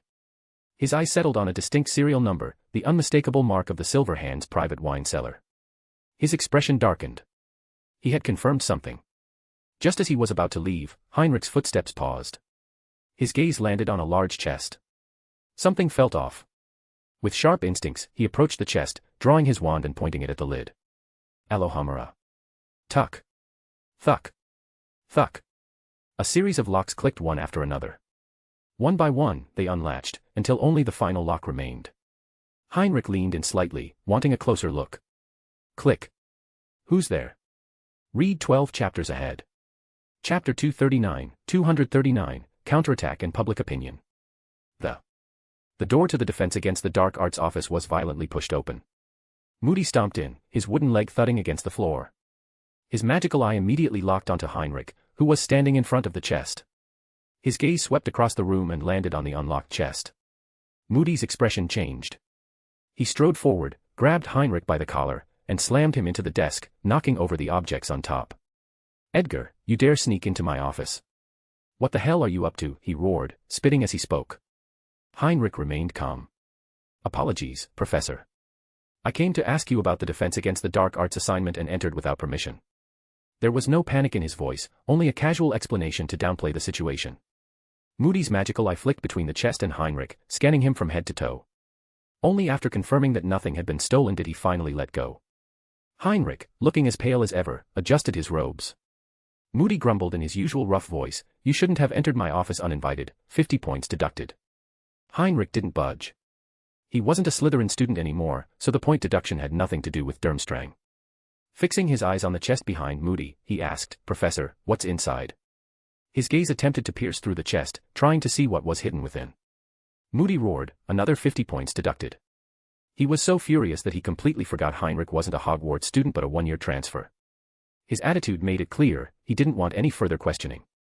Heinrich silently watched Moody for a moment. Before the latter could explode again, he turned and left. As soon as Heinrich was gone, Moody hurriedly shut the door and locked it. After securing everything, he stomped over to the chest, placed a hand on it, and muttered, he won't find out. There was only one day left before the Easter holiday. John summoned a group of Death Eaters. These people were former Death Eaters who had taken refuge in Knockturn Alley.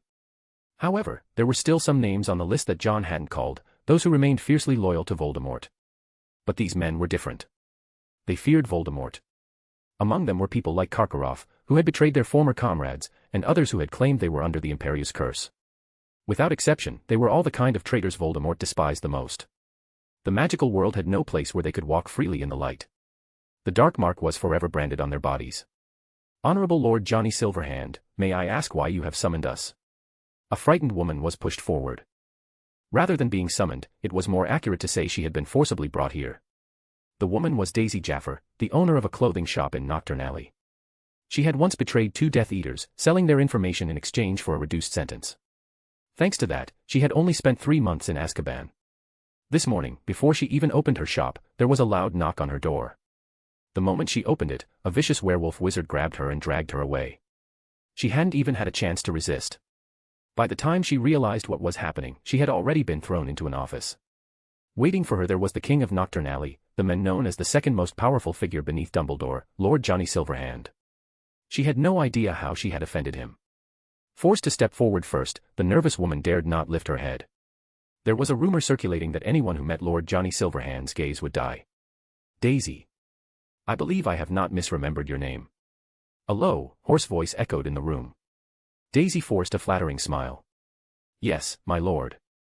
John's fingers rubbed against his ring, as if contemplating how to deal with this group of people. After a moment of deliberation, he spoke. I need your help with something. As a reward, I will waive your rent in Nocturne Alley for 3 years. The people who had been terrified just moments ago suddenly weren't scared anymore. Daisy let out a shriek of joy. Really, my lord? Are you questioning me? John's gaze alone made Daisy, who had been overjoyed a second ago, immediately lower her head like a quail. The noisy crowd instantly fell silent. Suppressing his intimidating presence, John spoke in a calm tone. It's a simple favor. I need you all to do something for me. This time, Daisy had learned her lesson. She cautiously asked in a quiet voice, what do you need us to do? I need you to willingly return to Voldemort's side when he comes back. Gasp. John's voice was light and casual, as if he were merely asking them to go weed the garden outside. But his words left everyone frozen in place. The sound of sharp intakes of breath filled the room. Daisy looked as if she was about to cry. Lord Johnny Silverhand, please, you must be joking. I am not joking, Daisy. John's voice turned cold. You should know that. His words were nothing short of a death sentence. Immediately, someone in the crowd refused. Impossible. I will never go back. A dark wizard from Nocturne Alley shouted, his face twisted in fury. He roared at John, you're sending me to my death. As Death Eaters, the reason you're still alive isn't because you don't deserve to die, it's because I gave you a chance. John's expression was ice cold. The dark wizard's eyes bulged in rage as he shoved a hand into his pocket. But surrounded by so many security enforcers, he had no chance. Tommy flicked his wand, Expelliarmus. The wizard's wand flew out of his grasp. 2 security guards immediately seized him and forced him to his knees before John. John lifted his right hand and placed it on the dark wizard's head. The wizard's eyes rolled back, his body trembled, and wisps of white mist rose from him, his soul was being extracted. John gripped the struggling soul in one hand, while his other hand pressed an imprint onto it. Remember, do not disobey my orders. He shoved the soul back into the wizard's body. Then, he turned his gaze to the silent, trembling crowd. His voice was as cold as ice. Even if you don't go, there will be others who do. They might not die, but you certainly will. Swear your loyalty, or march to your death. The chilling voice sent waves of fear through the crowd. None of them wanted to die. But their choices were no longer their own. Die now, or wait until Voldemort returned and die then, which option let them live longer? The smarter ones picked up on something in John's words. They weren't the first. Many other Death Eaters had already pledged themselves to Johnny Silverhand. Realizing this, their expressions eased slightly. Taking the mission meant 3 years of free rent, a tempting offer for dark wizards struggling in poverty. Life was like, well, that. If you couldn't fight back, might as well choose the option with better perks.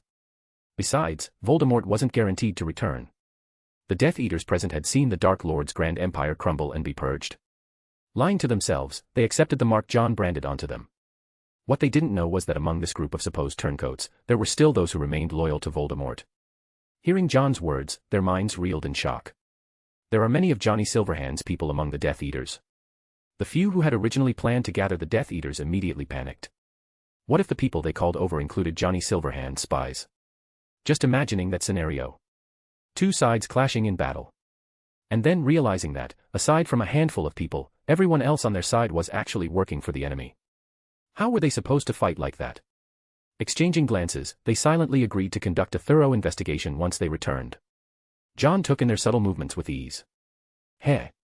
Beneath his mask, the corner of his lips curled upward. When branding them, he had deliberately left flaws in a few of the marks. With Voldemort's abilities, he would undoubtedly notice if he examined them closely. Voldemort, I hope you enjoy this little gift from your previous first-year student. John let out a cold chuckle. He would make sure the Death Eaters were consumed by paranoia. The more chaos he caused, the safer Lucius and the others would be. John returned to school. The atmosphere among the students had grown tense. On the first day back from break, conversations revolved around what everyone had done over the holidays. It seemed as if clinging to the last moments of the holiday would somehow delay the arrival of their heavy academic workload. The first thing John did upon his return was check on the Constellation Society. Since he had shut it down, no one had entered. Retrieving the magic crystal formed from excess magical energy, John made his way to the Great Hall. The holiday had temporarily eased the previous tension within Slytherin. The unpleasant atmosphere seemed to have faded, at least for now. This calm lasted until the owls arrived. 100 owls swooped into the Great Hall in a dense flock, dropping off letters and packages. Ernie from Hufflepuff, someone who always chased the latest gossip, grabbed the newspaper delivered by an owl. The moment he looked down at it, he couldn't help but exclaim in shock. Dumbledore's senile actions raised concerns over his sanity. The eye-catching headline was plastered across the front page in the largest font. It wasn't long before Ernie's reaction drew a crowd. The position of Defense Against the Dark Arts professor at Hogwarts has long been a subject of controversy. Every year, the school is forced to hire a new professor, causing severe disruptions to students' learning progress. This year, the position has been filled by Alastor Moody. According to reliable sources, Alastor Moody has demonstrated the unforgivable curses in class and even took a life right in front of the students. With this in mind, the author questions, could such actions lead students astray and push them down the path of dark wizards? Alastor Moody has previously claimed he was attacked by a garbage bin, and his mental state is increasingly unstable. While he was once a formidable Auror, his recent behavior makes one wonder if he has become nothing more than an old madman. Ernie read the article aloud, his voice carrying through the Great Hall. Though the headline referenced Dumbledore, the entire piece focused on criticizing Moody's teaching methods and mental condition. The hall gradually fell into silence. A smirk tugged at the corner of John's lips. He wasn't the type to take a hit without hitting back, especially when there were already so many doubts surrounding Moody. If that was the case, then it was time for this Auror to leave Hogwarts. Taking a sip of water, John murmured to himself, if they want to play, then let's play this to the end. After all, public opinion wasn't something only Moody could manipulate. Read 12 chapters ahead. Smiling face with smiling eyes, yo boy and girls.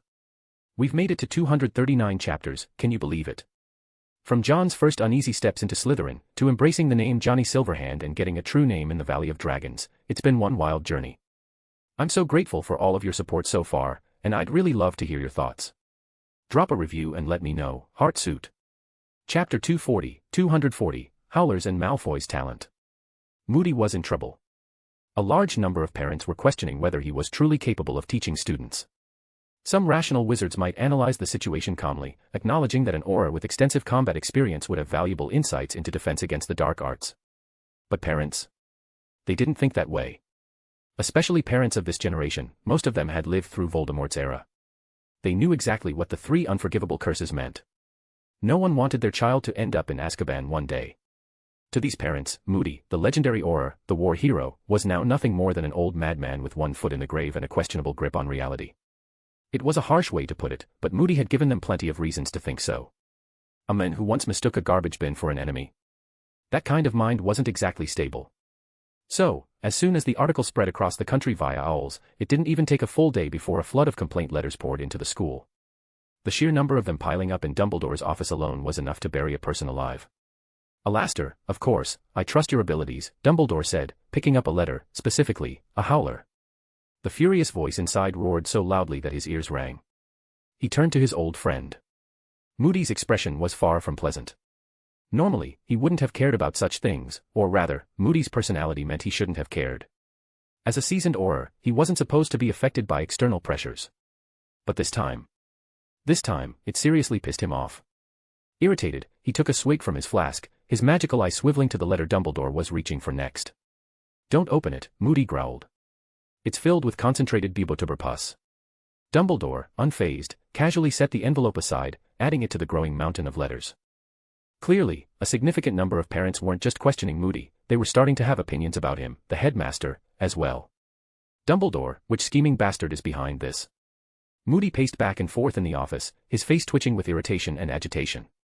Dumbledore tried to soothe him. Alastor, what's troubling you? He was puzzled. His old friend wasn't the type to be rattled so easily. Dumbledore, Moody started to speak but suddenly hesitated. He muttered something under his breath before settling on a simple apology. Something about him seemed off. Under normal circumstances, Dumbledore would have been concerned. But right now, owls were still pouring in through the window, dropping off even more letters. He had no time to focus on anything else. He picked up another envelope and tore it open, only for a slimy green slug to plop out onto his desk. Without missing a beat, he placed the letter on the ever-growing pile, where it joined an increasing collection of unwelcome surprises. You suspect the trunk? In the hallway, John listened as Heinrich shared his findings from the holiday. Unlike the heated discussions taking place in the Great Hall, a few members of the Constellation Society had gathered around John, engaged in a more private conversation. Heinrich nodded and said, just as I was about to open it, Moody came back. His tone was firm. While attempting to pick the lock, he had heard faint noises coming from inside the trunk. The sound was eerie, like something echoing up from a deep, deep well. He had intended to force it open. But with Moody's sudden return, he had no choice but to leave. After this incident, Moody seemed to be even more wary of Heinrich. John, however, was fixated on something else. He muttered, "Moody's vigilance is that lax." Something felt off. Given Moody's paranoia, how had he not noticed Heinrich breaking into his office? John couldn't believe Moody would leave without setting up some kind of detection spell. Yet Heinrich had gotten in way too easily. Regardless, all signs now pointed to that trunk. If there was something suspicious, it was most likely hidden inside. "We need to find a way to lure Moody away," John said, rubbing his smooth chin thoughtfully. Then his gaze landed on Malfoy. Not just John, Daphne, Heinrich, Cedric, and Fleur were all looking at him the same way. "Why are you all looking at me?" Malfoy asked, feeling completely baffled. Before John could answer, Fleur spoke up with a face full of sincerity. "Draco, though we've only known each other for a few short months, I can already sense the incredible talent you were born with." Fleur genuinely admired Malfoy. She had no idea how he did it, but somehow, it seemed like there wasn't a single person in the entire school he actually cared about. He just went around causing trouble everywhere. As a Triwizard champion, when it came to attracting hatred, Fleur was willing to call him the strongest. For the sake of safety in the third task, their side made a promise: as long as the enemy doesn't cheat, we won't deploy Malfoy. Huh. Malfoy, caught off guard by the compliment, suddenly felt a little pleased with himself. Wait, am I actually this talented? He secretly relished the thought and asked, "What kind of ability are you talking about?" Fleur, still completely serious, replied, "The ability to be absolutely insufferable." Malfoy. He hated friends with no sense of boundaries. His eyes widened in shock as he asked, "You're not seriously planning to use me to distract Moody, are you?" Desperate for help, he turned to Daphne. Daphne silently looked away, as if to say, "Little bro, no one else is competing for your spot." This cold indifference stabbed Malfoy right in the heart. He turned to Cedric. Cedric, full of expectation, said, "You don't even need to go all out, just tone it down a little." Malfoy, do you people even have manners? Sure, he may have spent most of his life pushing his luck, but even he felt weak at the knees when it came to provoking a former legendary aura. And Moody wasn't like the other professors, he actually punished students. Malfoy pinned all his hopes on John. As his best friend, John definitely wouldn't be as shallow as the others. What? Heinrich. If he had John's backing, who even needed Heinrich? Everyone knew Heinrich always listened to John anyway. "John, you don't think I'm annoying, right?" Malfoy asked, looking at him with desperate anticipation. John fell into deep thought for a moment before making a decision. "Draco, I'm officially lifting the ban on your, let's say, provocation rights against Harry. For the time being, you're free to pick fights with him again." "Wait, so love does fade over time, huh?" Malfoy's face was filled with betrayal. "Am I really that unbearable?" He completely forgot that back in first year, John had actually beaten him up for running his mouth too much. But fortunately, John's plan didn't involve Malfoy confronting Moody head-on. Instead, he was supposed to use indirect means, by flirting, provoking Harry, thereby luring Moody away. To be fair, while Malfoy normally didn't seem all that reliable, there was one thing he had always been right about. It might have been due to the Merpeople incident, or perhaps an intentional move to further intensify the animosity between the boy who lived and Slytherin. Either way, right now, as soon as anything happened near Harry, Moody would show up immediately, like a babysitter. Every time Slytherin students tried to provoke Harry, Moody would intervene and publicly punish them harshly. This left Malfoy with a constant feeling that Moody was going to pop up behind him at any moment. Care of magical creatures. Hagrid stared at the dwindling number of blast-ended Scroots. Other than providing John with materials for protective charms, they were practically useless. Because of that, he decided to change up the curriculum. The stench of romance in the air seemed to have even mellowed out the magical creatures he brought this time. These here are Nifflers. You usually find them in mines, they love anything shiny. Inside a cardboard box, the fluffy Nifflers sniffed around curiously. Suddenly, one of them seemed to sense something.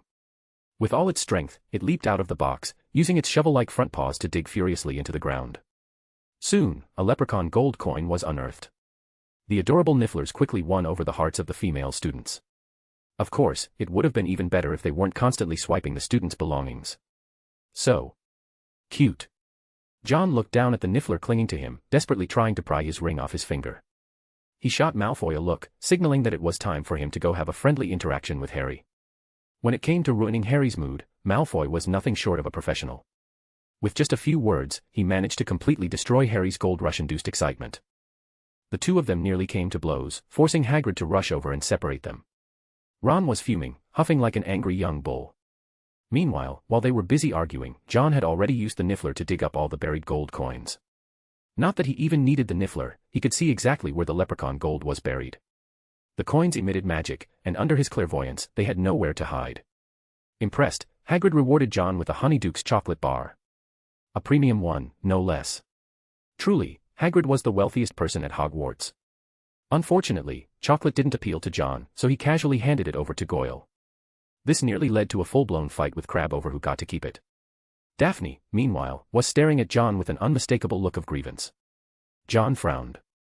She wants some too. Was this chocolate really that good? Maybe I should just buy her a whole box next time. Care of Magical Creatures class had ended, but Malfoy's battle was far from over. Upon running into Harry in the corridor, Malfoy immediately switched into combat mode. However, with Hermione joining in, he quickly started losing ground. John, seeing this, kicked Goyle, who was still savoring the lingering taste of chocolate, squarely in the backside, signaling that it was time for him and Crabbe to step in. Realizing that Malfoy was fighting alone, Goyle and Crabbe immediately jumped into the fray.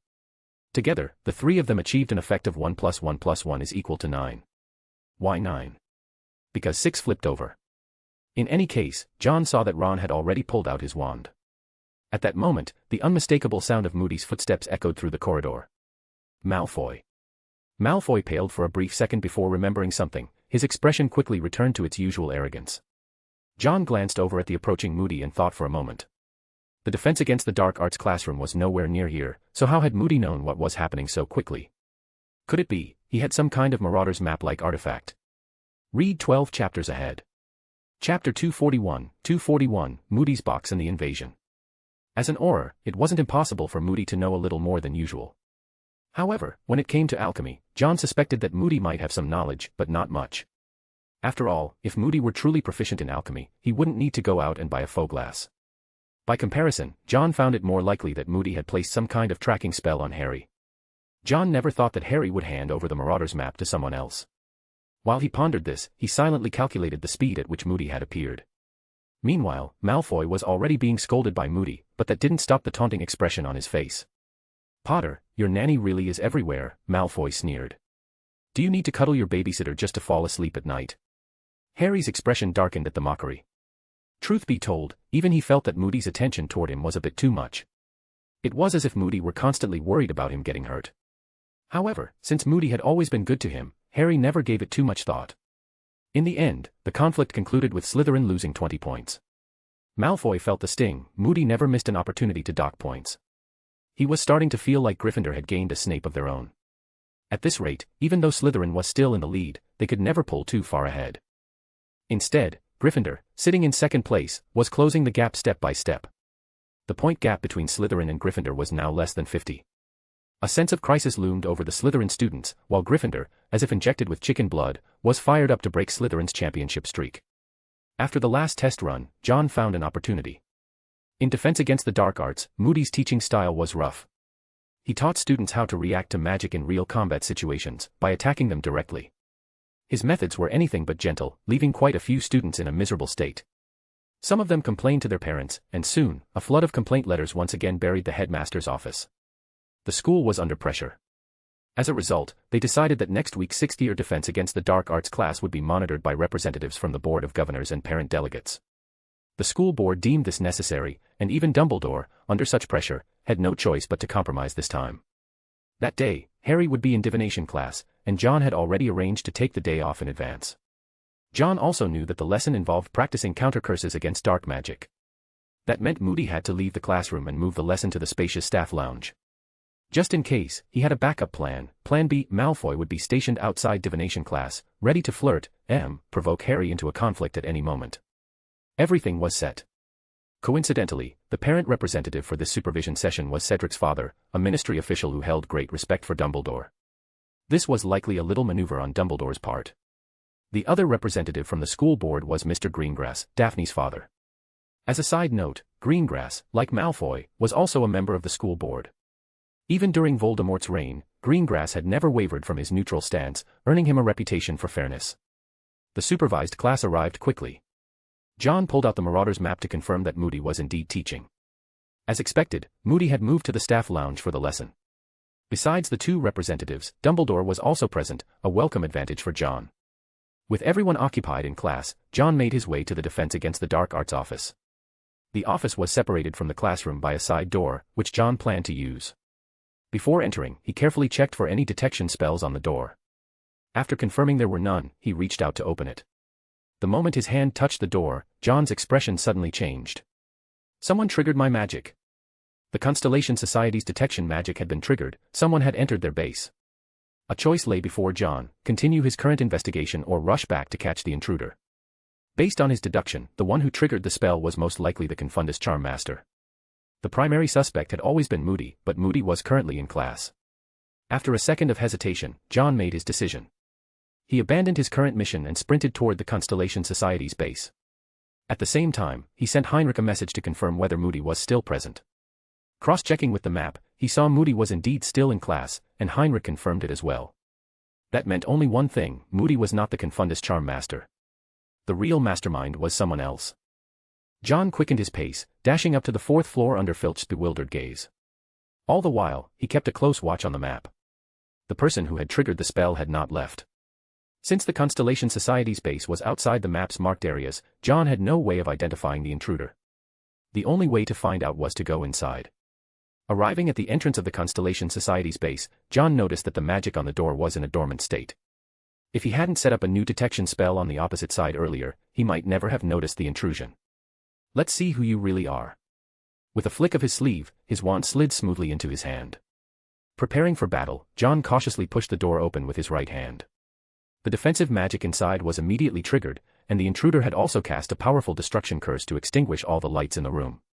The Constellation Society, now shrouded in darkness, seemed like the perfect hiding place. Unfortunately for the intruder, John had night vision. His gaze swept around the room, but he didn't spot anyone. Taking out a small bottle from his pouch, he poured out its contents. The fine powder, shimmering like stardust, quickly clung to a chair. John's eyes darkened. He had found the fucker. Petrificus totalis. The chair rolled away to dodge. It wasn't just a chair, but someone transformed into one. Now exposed, the intruder didn't sit around waiting to be caught.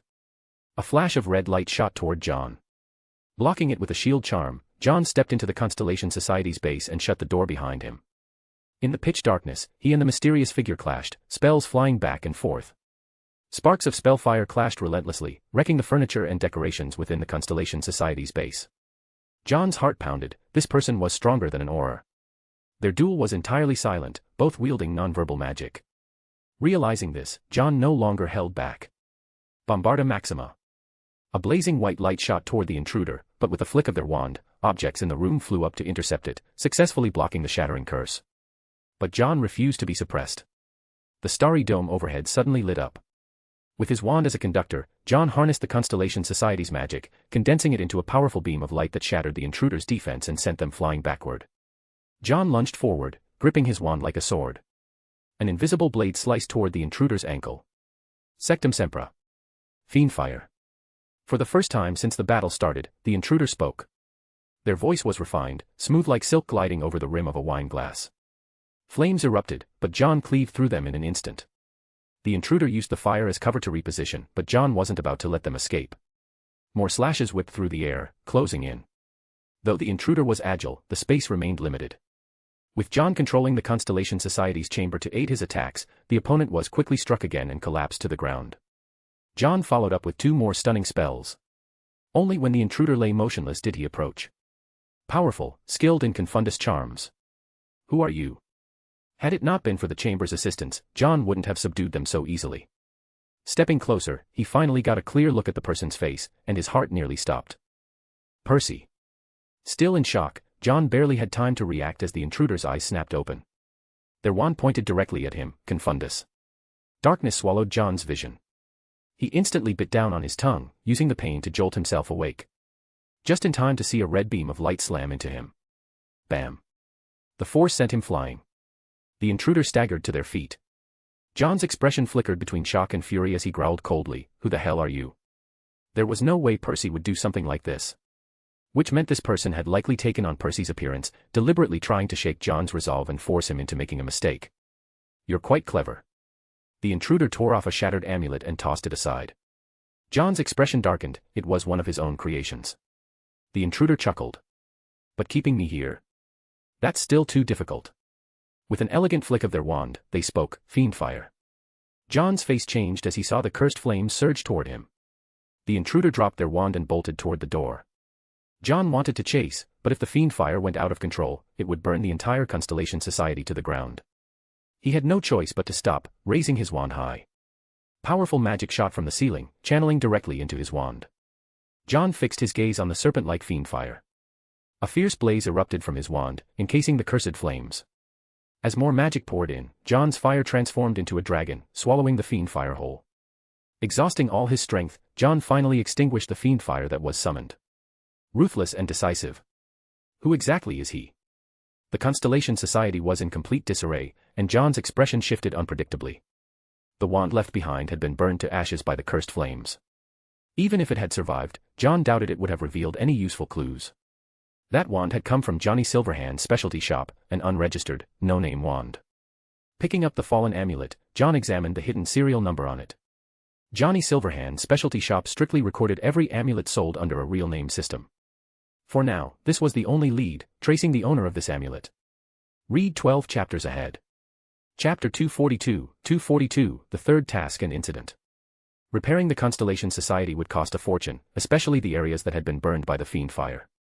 After class, Malfoy eagerly performed beyond expectations, but this time, he managed to avoid getting caught by Moody. John fell into deep thought. Who exactly was that person? Polyjuice potion? Or some kind of transfiguration? The fact that the person had taken Percy's form meant they knew about Percy and John's relationship. What was their goal in entering the Constellation Society's chamber? The amulet and the unregistered wand. This person had come prepared, possibly having dealings with Silverhand Johnny. John had already sent Tommy to investigate the serial number on the amulet, but the result was disappointing. The amulet belonged to an enforcer, and that enforcer had reported it missing. The time of the loss isn't far off from when Old Barty was attacked.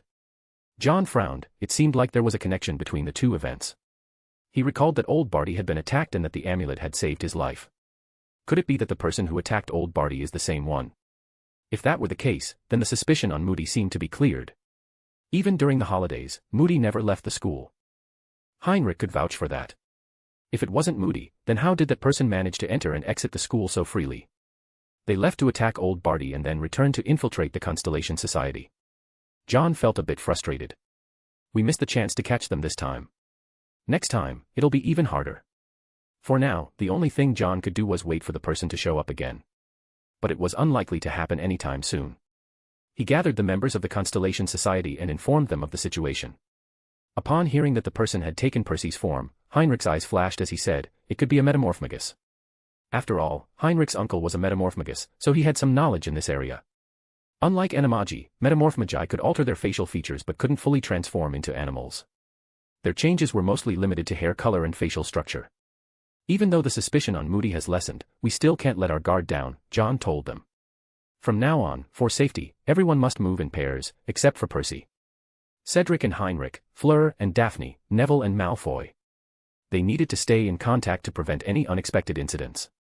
And the champions had to protect each other as well, at least until the final task. Since that person knew about the connections within the Constellation Society, they might also target its members. John checked everyone's protective amulets. After confirming there were no issues, he let them leave. He then went to the location where he had set his traps. Since the traps had been triggered, that person couldn't have escaped unscathed. They're injured, and seriously, too. John's trap suppressed magical flow. That person had abandoned their wand in the end because their magic had been drained. This kind of condition wouldn't recover quickly. Even so, they had fought at an incredibly high level. John estimated that their magic level had likely reached level 6. At Hogwarts, only the heads of houses could achieve that level of power. With such strength, there aren't many possible suspects in the wizarding world.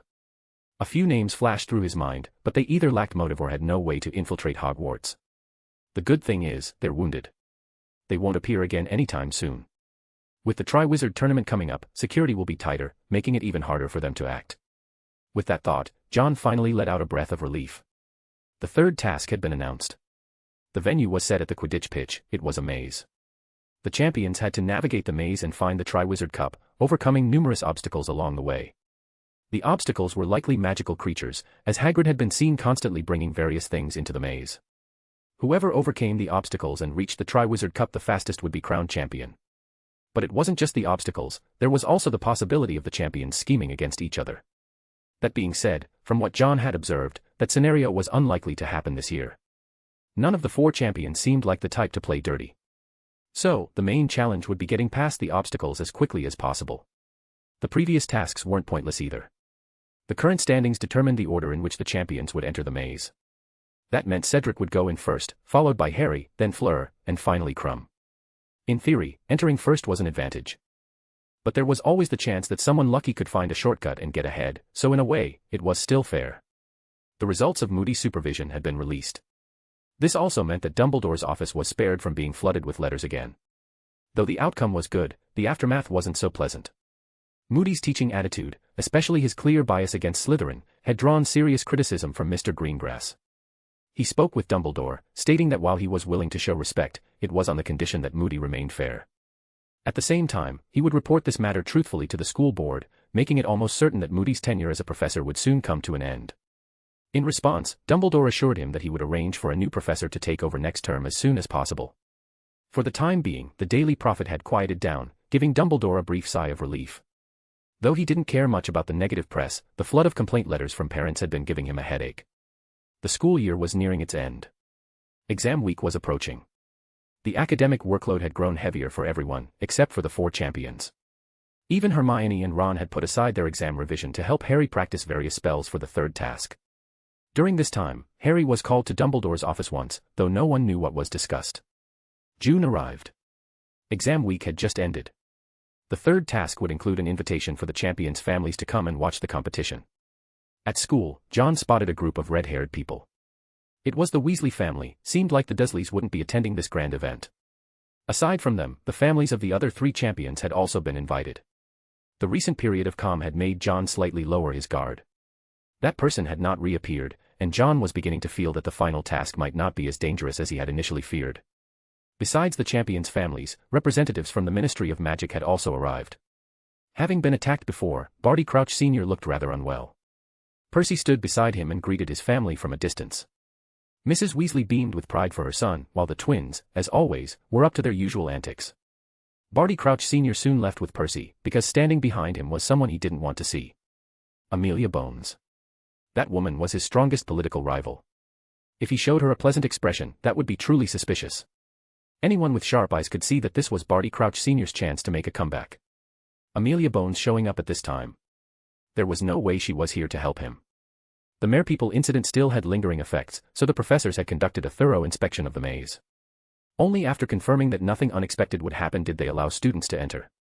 John had originally planned to watch the competition. But a single letter shattered that possibility.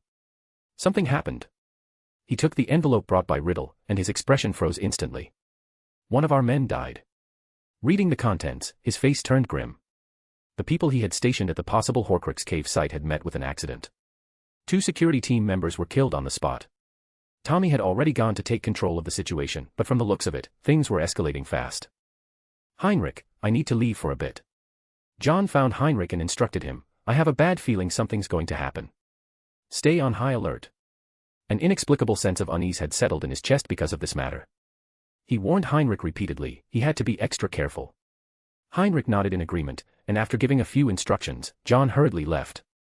Before leaving, he temporarily handed the gauntlet to Heinrich. No matter what happened, with this in hand, things shouldn't go too wrong. John exited the school through the Whomping Willow, passed through Hogsmeade, and used apparition to reach his office. On the desk lay a glove. It was a portkey. Using it for transportation, John arrived at an open area. Standing atop a cliff facing the sea, he looked down. Below, Tommy wore a grim expression. John descended and asked in a low voice, who triggered the thing inside. Tommy's face was dark as he said, it wasn't us. Something inside keeps emitting a brain-piercing scream. Not the security team. Which meant it was most likely the Death Eaters. John's expression sank. It seemed Voldemort had found out he was here to destroy the Horcrux. The only thing unknown, who had come. The security team stationed here was mostly composed of werewolves. Their willpower wasn't as strong as that of ordinary people, making them highly susceptible to the effects of the screams. John ordered them to retreat and stand guard around the perimeter. Originally, he had planned to lead a full-force assault on the cave, but it seemed the enemy had anticipated this. If they didn't put a stop to it soon, the nearby lifeforms might all be killed by the screams. John exchanged a glance with Tommy, and the two prepared to enter. At the same time, back at Hogwarts, the third task had begun. Couldn't upload yesterday. Took my niece to see the Snow White live action. Yeah, I'm a guy who just reads novels and watches movies like Harry Potter, Lord of the Rings, Star Wars, etc. Didn't knew about the wokeness. My brain melted, my niece is now crying. Those fking CGI dwarfs and that actress. Ugh. Well, here is the chapter. Read 12 chapters ahead. Chapter 243, The Cave and the Master and Servant. Waves crashed violently against the jagged rocks, the steep cliffs dropping straight down. The weather wasn't great, dark, overcast skies cast an ominous feeling over the place. The wind was picking up, rustling their clothes as it blew past. This location was so remote that John couldn't help but admire Voldemort for even managing to choose it. Other than the vast sea and barren rocks, there wasn't even a single tree in sight. A faint, intermittent wailing echoed in their ears, sending a dull ache through their heads. John noticed Tommy's expression was grim. As a werewolf, his mental resilience wasn't the best. Reaching into his small pouch, John clapped his hands together, and the materials in his palms transformed into a pair of earplugs. Put these on. He handed them to Tommy. John's own mental strength was formidable, he didn't need them. Tommy hesitated. If he wore earplugs, he worried he might miss some of John's instructions. John chuckled, signaling that it was fine. He reached out and lightly touched Tommy. John's voice resonated directly in Tommy's mind. If you don't wear them, you won't be much help in there anyway. Hearing this, Tommy was taken aback by the wonders of mind magic. Without further hesitation, he put the earplugs on. Once he put the earplugs on, things improved significantly, the wailing could no longer reach him, and Tommy's complexion finally returned to normal. Walking on the surface of the water, John used his meteor shoes to keep from sinking. Tommy dove straight into the sea, swimming toward the cave entrance beneath the distant cliff. John was the first to step into the entrance. Calling it a cave wasn't entirely accurate, it wasn't very large, more like a crack in the rock. As soon as he stepped inside, the piercing screams grew even louder. John frowned slightly but didn't show it. Tommy arrived as well. Though the water was shallower inside, it still reached up to his neck. Beyond the entrance was a narrow passage. The two moved forward, one behind the other. John's voice echoed in Tommy's mind, how did those two get inside? Tommy recalled the two men who had lost their minds. They went crazy, saying they could hear something, and then just ran straight toward the cave entrance. Oh. I tried to stop them, but it was too late. A while later, the screaming stopped. When I led people inside to check, we found them dead. As John listened, he spotted a staircase ahead, leading up into a large cavern. Ascending the steps, John took in his surroundings. The constant wailing was starting to get on his nerves. Tommy swam up to the stairs and climbed out, adjusting his earplugs uncomfortably. With a quick cleaning charm, he dried his soaking wet body. John carefully observed his surroundings. Standing in the middle of the cavern, he noted that there were no visible doors or passageways. His eyes shifted, pupils turning vertical. Gradually, faint traces of magic appeared within his vision. The magical residue extended to the cave walls. John stepped forward, running his fingers along the surface. This was where the magical presence was strongest, most likely the entrance. He circled the cavern once, examining every detail before stopping back at his original position. This is where the two were found, he asked. Tommy nodded. When we got here, they were already dead. Judging by their expressions, they must have seen something terrifying before they died. Seems like someone attacked them from outside. John habitually tapped the cave wall with his finger before remembering that he had left his ring with Heinrich. He could feel something, this wall was craving something. Blood, John concluded after a moment of observation. He turned to Tommy. Put some blood on it. This was a blood sacrifice mechanism, entry required an offering. Tommy didn't hesitate. Stepping forward, he pulled a dagger from his robes and sliced his arm. Blood splattered onto the cave wall, staining its rough surface. When it came to anything requiring blood, John preferred not to use his own. In the wizarding world, using human body materials could create unexpectedly powerful magic. If acquired by the wrong hands, who knew what might happen? To be cautious, it was better for Tommy to be the one to offer blood. A blindingly white archway appeared on the cave wall, and the blood vanished. Beyond the arch, a doorway opened, leading into a pitch-black void. John placed his hand on Tommy's wounded arm. As his fingers brushed over the cut, the wound disappeared as if it had been nothing more than a smear of paint wiped away. The one who attacked must still be inside. Stay sharp. With that, John stepped forward into the darkness. Tommy followed closely behind. The relentless screams echoed around them, distorting into what seemed like hallucinations. Shelby. I'm here, Tommy Shelby. I'm here. Who? Who's there? Tommy shouted. John stopped abruptly, his expression turning serious. Pressing a hand to Tommy's forehead, he activated his mind magic, expelling the invasive voice. Tommy shuddered, suddenly realizing what he had just done. Sorry, sir, Shoo. John cut him off, raising a hand for silence and listening carefully. After a moment, he spoke calmly, the thing inside doesn't want us to have an easy time. He drew his wand, and at its tip, a glowing orb of light formed before he flung it forward with force. The orb burst upon impact like a flashbang, illuminating the space ahead. Pale, ghostly figures were outlined in the sudden brightness. Without needing John's command, Tommy immediately rushed forward, firing 7 or 8 spells in quick succession, shattering the figures. Inferi, Tommy said grimly. They stood at the edge of a vast black lake, its surface stretching endlessly into the distance. The cavern was immense, so high that even looking up, the ceiling was lost in darkness. The Inferi had crawled out of the water, and the eerie screams from before had come from them. Now, with them driven back, the wailing had vanished. John activated his night vision, his slit-like pupils scanning the area intently. Tommy lit his wand, staying alert. This place has anti-apparition wards. There's a green light in the distance. John observed carefully. He noticed something extending from the lake's surface. Leading Tommy along the shoreline, he reached the spot where the thing extended. Only he could see it. Running his hand along the cave wall, his fingers tightened, he had found it. Following the trail, he arrived at the lakeside and infused it with magic. Beneath the mirror-like lake surface, a thick green bronze chain emerged. Gripping the chain, John tapped it with his wand. The chain coiled onto the shore, gradually piling up. From the lakebed, a small boat was slowly pulled up. Looks like it can only carry one person at a time. John eyed the boat. It required magic to summon, and the amount he had infused was only enough for one person. There was still someone hiding in the dark. He had searched the entire cavern but hadn't found them. Are they waiting to make a move when we take the Horcrux? A ghostly light flickered in John's eyes as he looked at Tommy. You go first. I'll follow. Be careful of the Inferi in the water, and don't take off your earplugs. Tommy immediately jumped onto the boat, which slowly drifted toward the green light at the center. John's body tensed, his eyes scanning the surroundings. A ghastly white face, as pale as marble, floated beneath the water. John had to admit, the person hiding was well concealed. Activating his sight, he watched as the boat approached the landing.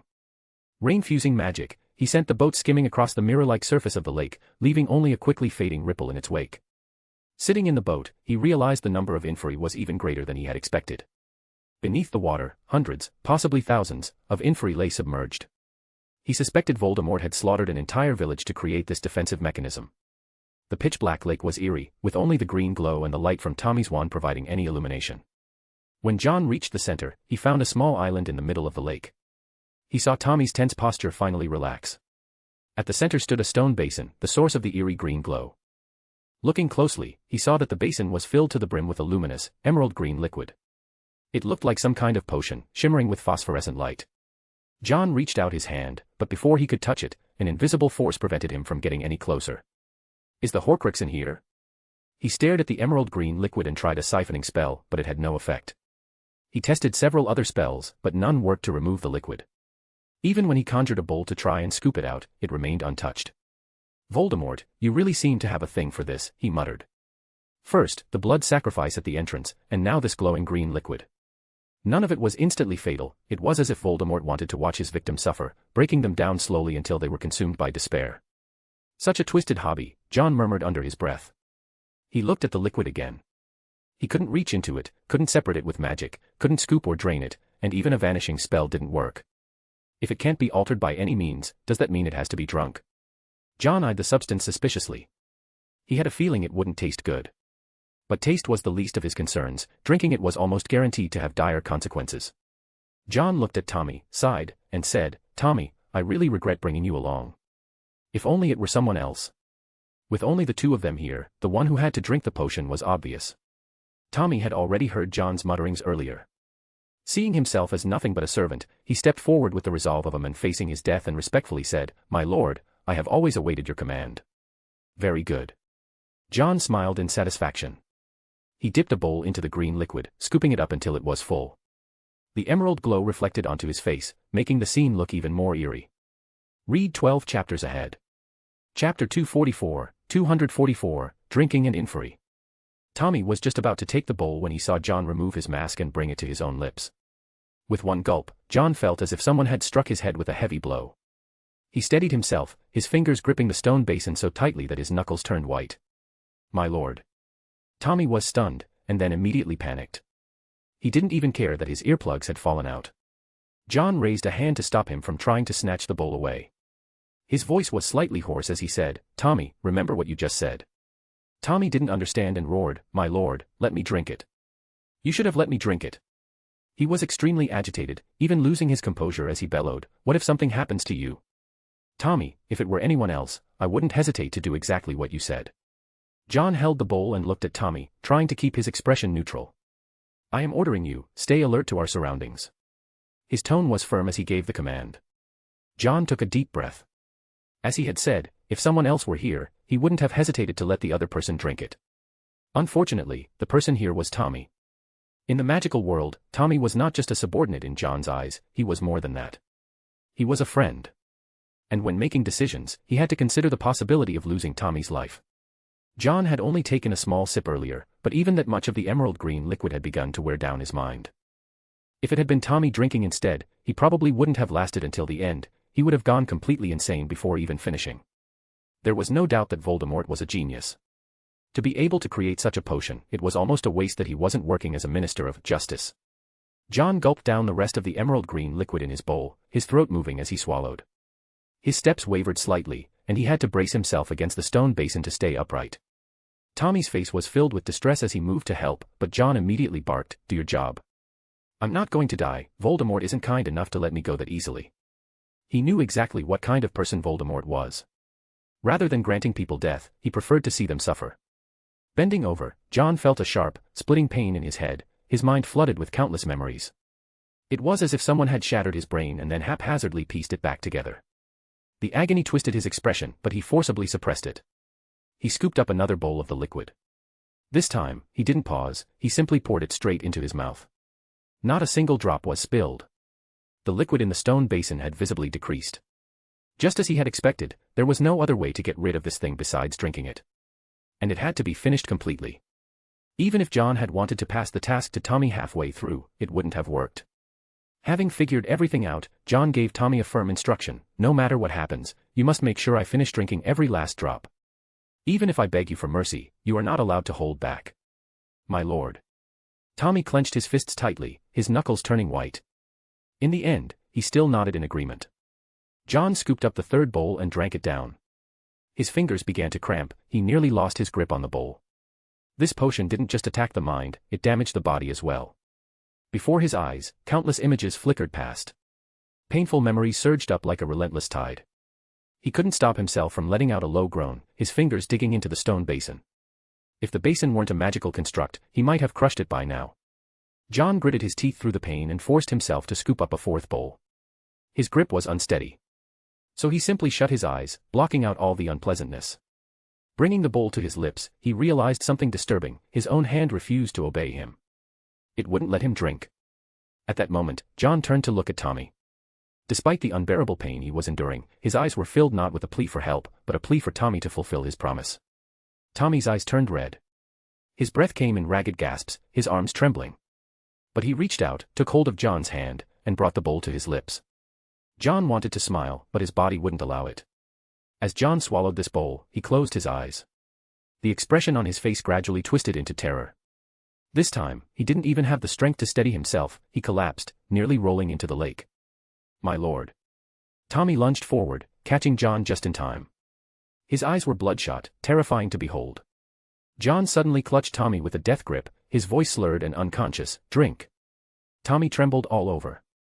Holding back his sorrow, he forced himself to scoop another bowl from the stone basin. For someone with such a strong will. By the time John swallowed the fifth bowl, he had practically lost all ability to speak. His body convulsed violently. His fingers scraped against the stone, splitting open, but he didn't even seem to feel it. It was as if 100 Dementors were circling him, stripping away everything he had. He could beg for mercy, but for some reason, no words came out. Blood trickled from the corner of his mouth. He had bitten through his own cheek. "My lord, this really can't go on. Stop this."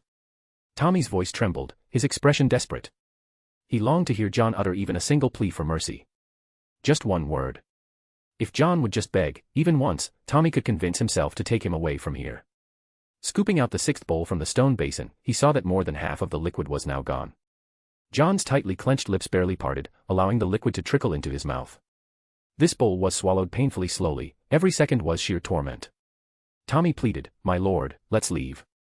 You can't drink any more." There was no response. Tommy's heart twisted in agony. He had no way to vent his anger, no target to lash out at.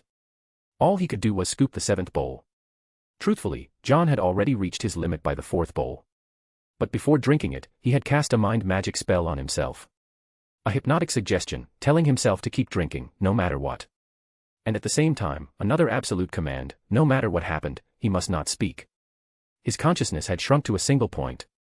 The only things left in his mind were these two suggestions. The seventh bowl. John's body twisted violently, as if some invisible force was torturing him. His mind was dragged back to Azkaban, inside the cave, the dragon homeland, the gate of matter and so on. Endless torment magnified his pain 100-fold, making life itself worse than death. Tommy struggled to hold John down, preventing him from smashing his head against the stone basin. For the first time in his life, he spoke in a tone so gentle it felt like he was soothing a child. "My lord, just a little more. Just hold on a little longer, just one more time." Struggling to keep himself from breaking down, Tommy knew he could die, but he must never let John's efforts go to waste. Easier said than done. No matter how many times he raised his hand, it wouldn't stop trembling. He cursed himself furiously, "Stop shaking, you coward." Opening his mouth, he bit down hard on his own arm. The sharp pain and taste of blood finally steadied his grip. Scooping up the eighth bowl, he saw that the emerald green liquid in the stone basin was almost gone. He brought the bowl to John's lips, but John refused to open his mouth. Was everything going to fail at the last moment? Panicked, Tommy forcibly pried John's mouth open, shoving his fingers between John's teeth to keep them apart. The liquid trickled down his throat. John instinctively clenched his jaw. Tommy felt a sharp burst of pain as his fingers were caught between his teeth. Sweat dripped down his face, but he didn't pull his fingers away. Instead, he reached for the ninth bowl. The liquid in the stone basin had almost disappeared. The ninth bowl was poured into John's mouth. This time, John finally made a sound. He screamed. A terrible, piercing wail. "Let me go." His last shred of mental defense was torn apart. Tommy endured the overwhelming sorrow and continued. As he scooped up the liquid, the bowl scraped against the bottom of the basin, only a thin layer remained. "Almost there. Almost there, my lord." Using all his strength, Tommy held down the screaming John and forced the liquid down his throat. John felt like he was dying. His mind was consumed by this single thought. Slowly, he stopped struggling. His life force was rapidly fading. Tommy fed him the 10th bowl and immediately scooped up the final one. Looking at John, who had completely stopped moving, he poured the last bowl into his mouth. John's Adam's apple moved slightly. Not a single drop was left. And then, he fell completely still. "My lord, wake up." Tommy threw the bowl aside, frantically calling out to John. Pulling out his wand, he cast a spell over him. "Enervate." John didn't move. Fear gripped Tommy's heart. Enervate. Renervate. Enervate. Renervate. He kept casting healing spells, but John still showed no response. "My lord." Tommy finally broke down, screaming in anguish. Just then, a pale, lifeless hand emerged from the black lake, latching onto John's leg, attempting to drag him under. Tommy spotted it and went berserk, wildly swinging his wand. Spells rained down upon the Inferi in the lake, his fury blinding him. More and more Inferi surfaced, it seemed endless. As Tommy battled the undead, a rat that had been hiding on the island scurried toward the stone basin. The once glowing green liquid had vanished, revealing a golden locket at the bottom. The rat snatched up the locket, its beady eyes gleaming with triumph. It glanced at John, lying motionless, its gaze filled with hatred. Just as it signaled for the Inferi to drag both of them into the depths, it looked back. John, who had been completely still, had opened his eyes. In that instant, the rat's fur bristled in terror. Read 12 chapters ahead. Chapter 245, Labyrinth and the Killing Curse. The third task of the Triwizard Tournament was about to begin. Hagrid, Moody, McGonagall, and Flitwick entered the arena to conduct a thorough inspection. After ensuring there were no ambushes or deranged creatures lurking about, even the Goblet of Fire was checked, they finally allowed the champions to enter. "Where's John?" Daphne asked, glancing behind Heinrich, searching for him. He had something to take care of, Heinrich replied, his gaze fixed on the maze below the stands. He told us to stay alert. Knowing that John never spoke without reason, Daphne asked, does he think something's going to happen? Maybe, Heinrich responded noncommittally. They stood near the entrance, keeping watch. Under the summoning of Ludo Bagman, the 4 champions stepped into the arena. The professors all wore hats adorned with red stars, except for Hagrid, whose red star was stitched onto the back of his thick, furry vest. Professor McGonagall addressed the champions, we will be patrolling outside the maze. If you encounter any difficulties and require assistance, shoot red sparks into the sky, and someone will come to help you.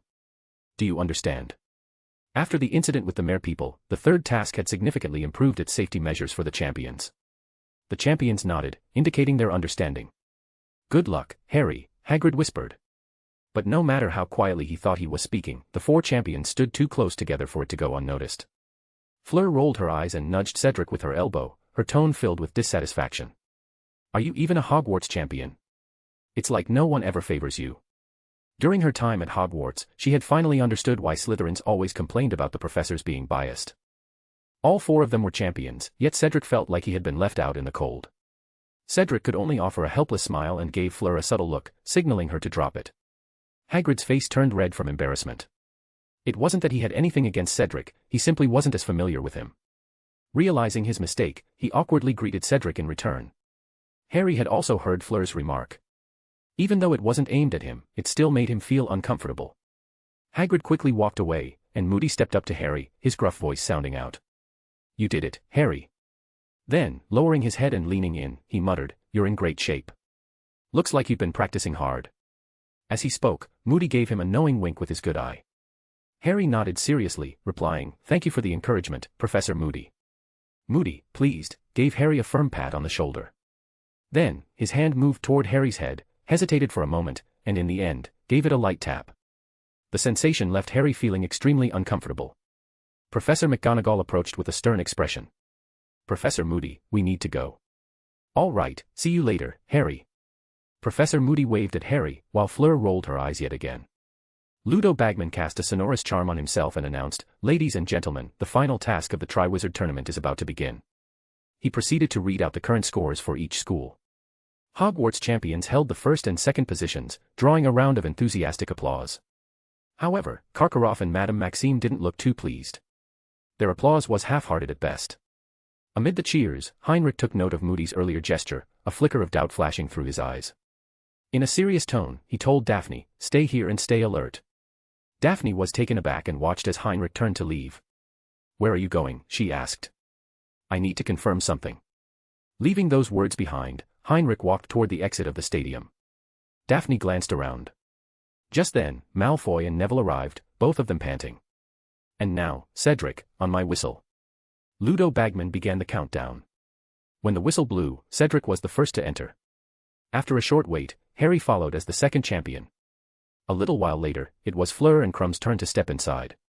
Cedric, who had entered first, soon encountered an obstacle, a blast-ended scrut. Its scorpion-like tail nearly set his pant leg on fire. Using a blasting curse, Cedric managed to take it down. However, the hedge walls blocked his path forward, forcing him to turn around and find another route. It was unclear how many magical creatures Hagrid had placed inside, but as soon as Harry entered, he ran into a boggart. Mistaking it for a Dementor, he cast a Patronus charm, only to see the Dementor stumble backward, tripping over its own robes. Realizing it wasn't the real thing, Harry quickly cast Ridiculous, driving the boggart away. Like Cedric, he found himself twisting and turning through the maze, gradually losing his sense of direction. Suddenly, a sharp cry rang out. It was Fleur. The hedges trembled violently, and from behind them, Cedric came running out. Their eyes met for a brief second, and without needing words, Harry understood. The sound came from that direction. Without hesitation, Cedric sprinted forward, and the two of them rushed into a dense golden mist. The world suddenly flipped upside down, and both of them cried out in surprise. We need to get through quickly, Cedric said, stepping forward. As soon as he moved, the world returned to normal. Harry followed, and after reaching a crossroads, they spotted a flash of red light. The next second, Crumb was sent flying backward. What happened? Cedric frowned, noticing Fleur. Fleur glared at Crumb and said, he ambushed me just now, luckily, I was prepared. She stepped forward angrily, ready to teach Crumb a lesson. But Harry, sensing that something was off, quickly shouted, look at Crumb. Hearing this, Cedric and Fleur turned around, just in time to see Crumb unsteadily rising to his feet. But I hit him with a stunning spell. Fleur gasped in shock. Suddenly, Crumb swung his wand, and a disarming charm struck Fleur, sending her wand flying.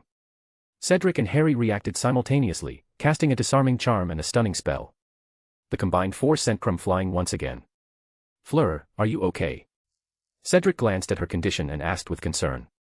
Clutching her injured ankle, Fleur said angrily, I can't continue in the tournament. I'll have to forfeit early. She could have healed herself with a spell, but after receiving help from the two Hogwarts champions, she felt there was no point in pushing forward. Knowing Fleur's personality, Cedric picked up her wand and handed it back to her. What's wrong with Crumb? Harry asked, still confused. Maybe Karkaroff ordered him to do this, Fleur said as she cast red sparks into the sky. Then she turned to the two of them. Don't worry about me. I'll keep an eye on Crumb. If she hadn't let her guard down, Crumb wouldn't have been able to disarm her. Cedric and Harry exchanged glances, and both could see the determination in each other's eyes. Nodding slightly, they silently agreed and each chose a different path to continue forward. Outside the maze, the professor stood ready to respond at any moment. Moody leaned on his staff, watching the red sparks rise with a casual expression. Despite his rugged appearance, there was an oddly refined and aristocratic air about him. You're not Moody. A voice came. Moody turned around without the slightest surprise. With a hint of amusement, he said, looks like you finally figured it out. You should have realized it much sooner. Leaning against his staff, he didn't show the slightest unease despite having a wand pointed at him. Instead, he looked as if he was the one truly in control of the situation. Heinrich panted heavily, his golden eyes widening as he demanded sharply, who are you really? Just moments ago, he had gone to Moody's office. At this crucial moment, the office had been empty. He had sneaked in and opened the chest. Inside, he found a cabinet. Heinrich was all too familiar with this cabinet. It bore Edgar's family crest, it was a vanishing cabinet. A pair of such cabinets could be used for teleportation. In that instant, countless thoughts flooded his mind. Stepping out of the shadows, Heinrich kept his wand firmly trained on the composed Moody, his gaze filled with caution. How did Edgar's cabinet end up with you? There was something he needed to confirm.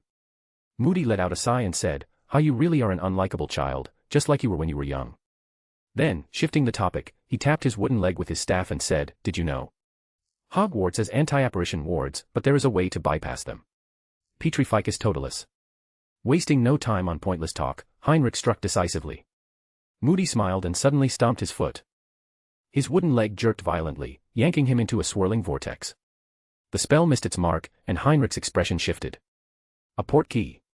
Harry answered the Sphinx's riddle and finally reached the Triwizard Cup. Just as he suppressed his excitement, Cedric appeared from another path. The two exchanged a glance, there was no need for words. Both sprinted at full speed toward the cup. At last, almost simultaneously, they touched it. They locked eyes, momentarily at a loss. How was this supposed to be decided? Before they could react, the pedestal holding the cup suddenly exploded. With no time to dodge, they were sucked into a swirling vortex, like being flushed down a giant drain. At the very last second before vanishing, Cedric forcefully tapped the Constellation Society badge. Everyone in the Constellation Society's expressions changed instantly. They had just been watching as Fleur was escorted out by Professor McGonagall when Daphne suddenly stood up. Something's wrong. Pop. Harry's legs hit the ground hard, nearly making him stumble. Both he and Cedric were still clutching the Triwizard Cup, confusion mirrored in their eyes. It looked like a graveyard. Cedric said grimly, that pedestal, it was a portkey. And a one-time use one at that. Harry, still bewildered, asked, so what do we do now? Cedric was just about to answer when Harry suddenly said, someone's coming. Pulling out his wand, Cedric silently tapped his Constellation Society badge again, muttering under his breath. A tall, slender figure emerged from the shadows, cradling something in their arms. From a distance, a voice, thick and chilling like venom, echoed through the air. Kill the extra one. A blinding green light pierced through Harry's eyelids. Avada Kedavra. Harry froze for a second. In the next instant, he saw Cedric struck by the green light. Two spells rang out almost simultaneously from opposite directions. Petrificus totalis. Stupefy. Read 12 chapters ahead. Chapter 246, Resurrection and Eternal Glory. Under Harry's gaze, the Cedric who should have died miraculously remained unharmed. The figure that had been pierced gradually dissolved into mist and disappeared. A mirage. The magic created for the first task had just saved Cedric's life. Harry, be careful. Cedric's expression grew serious as he looked at the men who had effortlessly deflected both spells. What an interesting little trick. With a light chuckle, the man turned his gaze in another direction and said, but I didn't expect you to chase me all the way here. That was rather reckless of you. Heinrich stepped out from the shadows, gripping his wand tightly, his voice cold. So this was all you're doing? Adolf Edgar. His eyes locked onto the man, who merely smiled. Neatly groomed black hair, sharp and handsome features. He looked like the type of aristocrat who would lounge in a wine cellar, swirling a glass of fine wine. Time had left little trace on his face. But the hideous burn scar at the corner of his brow marred that perfection. My dear little Edgar, won't you even call me uncle anymore? It seems you've taken the gift I left for the lucky one. You should be dead. That fire killed plenty of Death Eaters. Heinrich questioned. Adolf Edgar shrugged. Your father was much smarter than you. He never believed I'd be so generous as to die like that. At the mention of his younger brother, a trace of warmth flickered in Adolf's eyes. He chuckled softly. He even kept my wine cellar untouched. My favorite bottles, he never drank a single one. As for that fire you spoke of, it was real, and so were the Death Eaters who perished in it. Completely unfazed by the fact that he was still carrying the master of those Death Eaters, Adolf let out a deep chuckle. I told those spineless cowards that we needed to take over this place as a bargaining chip with the Ministry of Magic. But then they actually believed me. The day the Ministry raided Rook Village, they wanted to surrender. So, I dragged them all into the abyss with a single fire. His voice was like an icicle hanging from the eaves, waiting to stab into the skull of a passing stranger. Bahaha, those fools had no value, but they were a perfect means for my escape. He laughed. Adolf Edgar, he had inherited all the obsession and madness of the Edgars. He was a lunatic. A refined artist, painting scenes of storm and hell with his brush. Listening to all this, Harry thought this man sounded exactly like a madman. How did you tamper with the maze? Harry asked in confusion. The professors had checked everything. How could something like this have happened? Adolf looked at Harry with great interest and said, it's very simple. All it takes is a little bit of magic. As he spoke, his facial features began to shift and wriggle. His originally handsome face morphed into Moody's, then twisted again, this time into an exact copy of Harry's. Harry was stunned, but he immediately realized what was going on and shouted, it was you. You put my name into the goblet of fire. This ability is quite fascinating, isn't it? Adolf, now wearing Harry's face, raised an eyebrow. A voice came from his arms, Voldemort's impatient tone rang out. Adolf, finish the task. Of course, my master. Adolf's lips curved into a smirk, his wand hanging lazily at his side. Only now did the others notice what Adolf was actually holding. That voice, Harry had a terrible feeling about it. Heinrich said coldly, it's useless. I've already contacted the others. The Ministry of Magic will be here soon. But not soon enough, right? Adolf replied lazily. There's still plenty of time. His dark golden eyes swept over the three of them. Harry felt like he was being watched by a vicious beast. The next second, Adolf moved. Even while holding Voldemort, Adolf's strength remained overwhelming. Harry saw him turn into a swirl of black smoke and surge forward.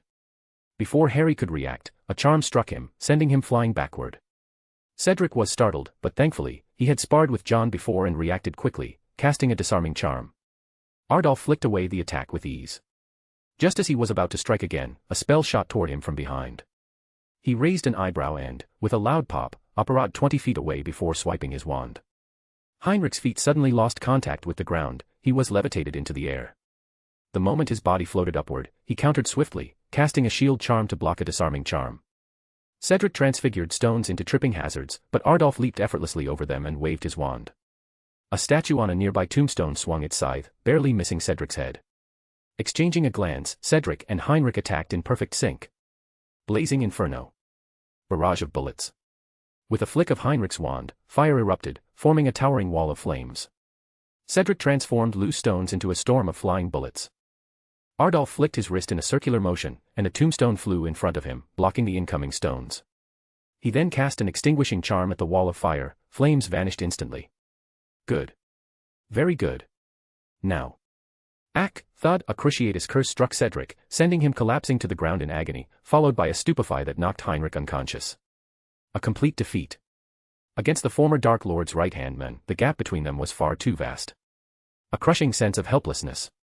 With a flick of his wand, Adolf bound Harry in tight ropes, stopping him from moving. Cedric writhed in pain, veins bulging visibly across his face. Hurry up, Voldemort's voice carried a note of impatience. A large stone cauldron soared into place. An unbearable pain shot through Harry's scar. Ardolf pointed his wand at the base of the cauldron, igniting a fire beneath it. The liquid inside began to bubble and roil. Unwrapping the bundle in his arms, Ardolf finally revealed what he had been carrying. Harry's breath caught. It was a grotesque, malformed creature. The moment it appeared, his scar burned even more intensely. Ardolf didn't let Harry look for long, he simply tossed the thing into the cauldron, as if he were dropping a dead chicken into a stew pot. Muttering an incantation, he recited solemnly, "Bone of the father, unknowingly given, you will restore your son." The grave beneath Harry's feet cracked open, and a small handful of dust floated up before gently settling into the cauldron. Scarlet sparks erupted from the bubbling potion. "Flesh of the servant, willingly given, you will revive your master." Heh. Without hesitation, Ardolf sliced off the ring finger of his left hand and let it drop into the cauldron. The potion turned a deep red, glowing so brightly that it stung Harry's eyes. The bleeding stopped instantly. Throughout the entire process, Ardolf's smug expression didn't change in the slightest. Madman. Harry struggled wildly, he didn't know exactly what they were trying to do, but every instinct screamed that he had to stop it. "Blood of the enemy, forcibly taken, you will resurrect your foe." Harry's sleeve tore open, followed by a deep gash appearing on his arm, fresh blood pouring out. The blood lifted into the air and floated toward Ardolf's waiting hand. With a slight tilt, he let it drip into the cauldron. The liquid inside instantly turned a blinding white. After completing the ritual, Ardolf leisurely rolled up the sleeve of his left arm. On his forearm was the mark Harry had seen during the Quidditch World Cup. The mark began to darken. At the same time, the bubbling in the cauldron ceased. A thick white mist blurred their vision, and from within it emerged the figure of a tall, skeletal man cloaked in black. As soon as he appeared, Ardolf picked up the robe he had prepared beforehand and draped it over him. Taking a few steps back, Ardolf knelt on one knee, gazing up at the man with fervent reverence. "Ahaha, finally. My lord, you have finally returned." Harry could now clearly see the man's face, one that had haunted his nightmares for the past 3 years. Paler than a skull, with glowing red eyes and a flat, snake-like nose, with only 2 thin slits for nostrils. Oh. He had no nose. That left no room for doubt. Voldemort had resurrected. Looking at Ardolf, Voldemort's lips curled into a rare smile. "Ardolf, my most loyal follower. I once thought you had abandoned me." Ardolf chuckled. "Of course not. If it weren't for my nephew going to Hogwarts, we might have missed this opportunity." Voldemort looked pleased. With an eerie tone, he said, "Let's see who still remains loyal to me." Ardolf shrugged, he had already sent out the summons. The waiting, however, left Voldemort quite displeased. They were too slow. So, he resorted to a classic villainous technique. Monologuing. "Harry Potter, you are standing on my father's bones." Voldemort hissed softly, "He was a muggle and a fool, just like your dear mother." Before he could finish his sentence, a faint noise interrupted him. Crack. Something had broken. Voldemort turned toward the sound. A staggering figure was rising to his feet. Watching with interest, he remarked to Ardolf, "Another Edgar. He's just like you." Ha. Ha. Ha. Heinrich stood up, his mind still hazy. In his left hand, he clutched a blue gemstone. With his right, he grabbed a necklace and yanked it hard. Looking toward the slowly recovering Cedric, Heinrich shouted. "Cedric." Cedric struggled to look over and saw Heinrich yank off the necklace. Sovereign's authority. A surge of immense magical power engulfed the entire graveyard. The next second, the silver ring on Heinrich's right hand spread up his arm as he raised his wand. 5 magical crystals poured their power into it with reckless intensity. Fiendfire. Magic turned into fuel, and the Philosopher's Stone amplified it tenfold. Blazing red flames took the shape of a galloping stallion.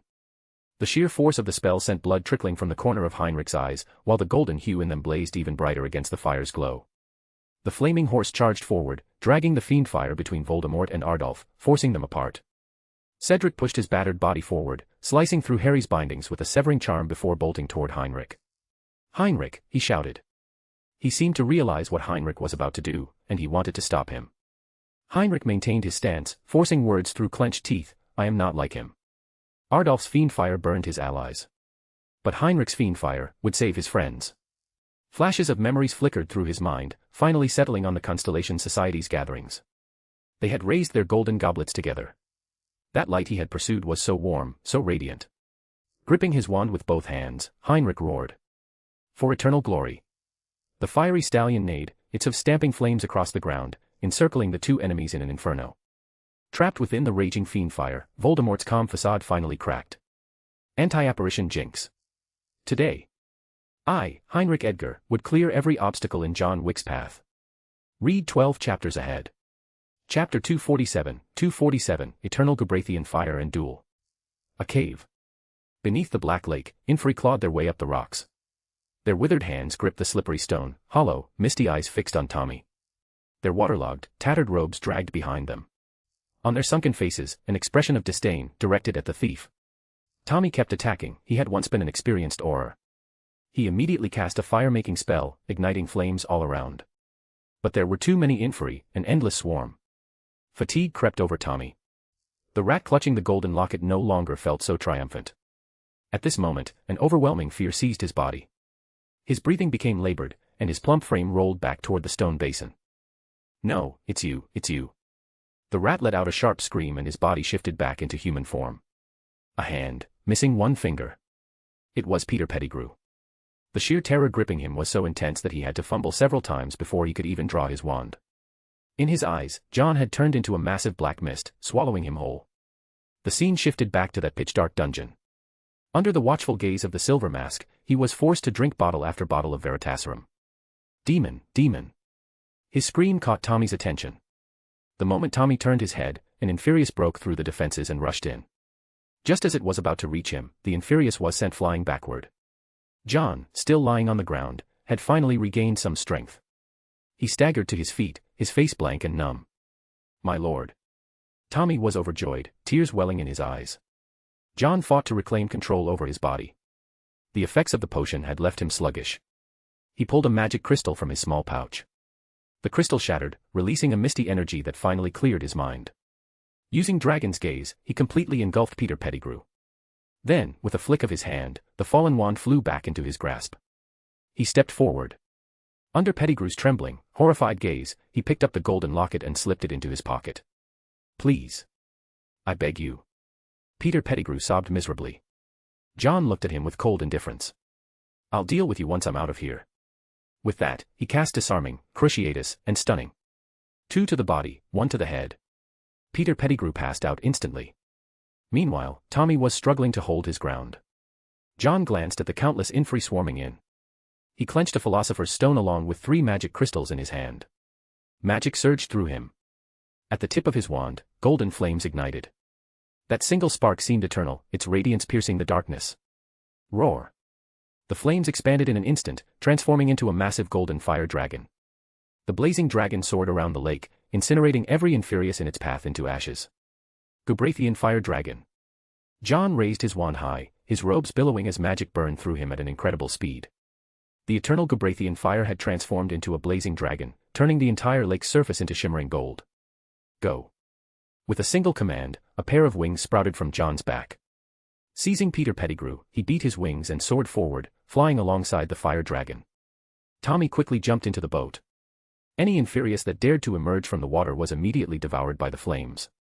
Upon reaching the shore, before John could even speak, Tommy had already rushed to the sealed stone wall, slicing open his arm and smearing his fresh blood onto the surface. The archway reappeared. Without hesitation, John tossed Peter Pettigrew over to Tommy. Glaring at the Inferi still trying to climb out, he suddenly condensed the fire dragon into a single burning point. The Philosopher's Stone seared against his palm. He could feel the last bits of magic crystal energy depleting. Using his final reserves of strength, John ignited the Gubrathian fire in a massive explosion. Flames surged into the black lake, consuming every Inferius within. At the very last second before the blast, John stepped through the doorway. The stone door slammed shut behind him, just as a tremendous shockwave shook the entire cavern. John staggered, nearly losing his balance. Tommy quickly stepped forward to support him. John shook his head, signaling that he was fine. We need to get out of here, fast. The moment he laid eyes on Peter Pettigrew, the unease in his heart intensified. He could smell a conspiracy brewing. Leaving the stone wall behind, John's badge suddenly flickered. His expression changed. He quickly tapped the badge, and a holographic projection appeared. It was an emergency signal. John immediately asked, what happened? Daphne, it's Cedric. Fleur, in the maze, I was attacked by Crumb. Cedric and Harry Potter were in the final showdown. But the winner should have poped by now. Percy, I've already requested Mr. Crouch to suspend the competition. They're discussing it now. John quickly pieced the situation together. Something had gone wrong in the maze. He took off the badge and placed it in his palm. Through his perception, he sensed 5 stars grouped together in one direction, likely Hogwarts. The other 2, however, were in completely different locations. Sir. Tommy tightened his grip on Peter Pettigrew. John's expression was grim. Call every security team member near the cave. Without hesitation, Tommy tilted his head back and let out a wolf-like howl. 7 or 8 distant howls quickly responded in succession. John focused on the 2 stars that were separated from the others. As his magic slightly recovered, he attempted to apparate. No way. He realized that apparition to that location was impossible. That could only mean one thing: someone had activated the sovereign's right he had granted. Damn it. Sensing the approximate location around the stars, John released his magic so Tommy could lock onto him, then immediately apparat. The security team members followed suit, apparating after them. Mr. Crouch, we need to halt the competition immediately. Percy shouted anxiously beside Old Barty. Old Barty didn't know what had happened. He frowned deeply, but Percy gritted his teeth and whispered, something's wrong inside the maze. Hearing this, Old Barty couldn't sit still any longer. He immediately stood up and went to Ludo, urging him to halt the competition. Ludo looked troubled. This wasn't a decision he could make alone. Old Barty turned back to Percy and asked again, "Are you sure, Percy?" Percy nodded firmly. Old Barty studied him for a moment before finally choosing to trust the young man he had high hopes for. Without hesitation, he turned and went to find the 3 headmasters, demanding that the competition be paused. Amelia noticed the commotion and frowned, watching Old Barty hurriedly searching for the judges. Daphne had just finished contacting John, her face filled with anxiety. Malfoy couldn't sit still any longer. "We should go in directly." "No, we'd be stopped," Daphne blocked him. "Where did Heinrich go?" Neville asked. Daphne replied, "He just left to somewhere." Fleur ran up to the stands. They saw Dumbledore listening to Old Barty, then calling over the patrolling professors to investigate. Professor Flitwick found nothing unusual, but Professor McGonagall noticed that Moody was missing. A professor had disappeared. Hagrid rushed back and reported, "The Goblet of Fire is gone. Someone took it." If it was taken, that meant a champion had been chosen. But no one had emerged from the maze yet. Now, everyone realized something was wrong. Dumbledore immediately decided to halt the competition. They had to go in and check. They searched the maze thoroughly and finally found something. Moody's prosthetic leg. Dumbledore examined it carefully and said gravely, "A specialized port key." Among the spectators, at some point, Johnny Silverhand had made his way down. Graveyard. The Crimson Stallion grew larger and larger. The fiend fire grew harder and harder to control. Cedric shouted, "Heinrich, you'll burn yourself out like this. Leave, Cedric." Blood trickled from the corner of Heinrich's mouth. His eyes locked onto the 2 people trapped within the fire, unable to escape. His wand burned in his grip. Harry, now freed, ran over and was equally horrified by the sight. Suddenly, beside the fiery stallion, a massive serpent of flame rose. It lunged, nearly biting through the stallion's neck. Heinrich couldn't hold back a mouthful of blood. In a hoarse voice, he yelled, "Get out of here, now." Cedric gripped his wand and roared, "I won't abandon my friends." Harry clenched his wand tighter. The fire serpent was terrifying beyond belief. Heinrich poured more magic into his spell. The stallion lashed out, landing a solid kick on the serpent's body. At that moment, the ground ahead suddenly caved in. A figure emerged from the pit, face dark and sinister. At the sight of that person, a distant wail echoed in Harry's ears, the cry of his mother. Voldemort raised his wand, sending a streak of green light toward Harry. Blinded by fury, Harry charged forward to meet the attack. Avada Kedavra. Expelliarmus. Boom. Green and red lightning clashed, the energy crackling violently. Harry had never faced an opponent this powerful before. At the point of impact, the energy pushed steadily backward, toward him.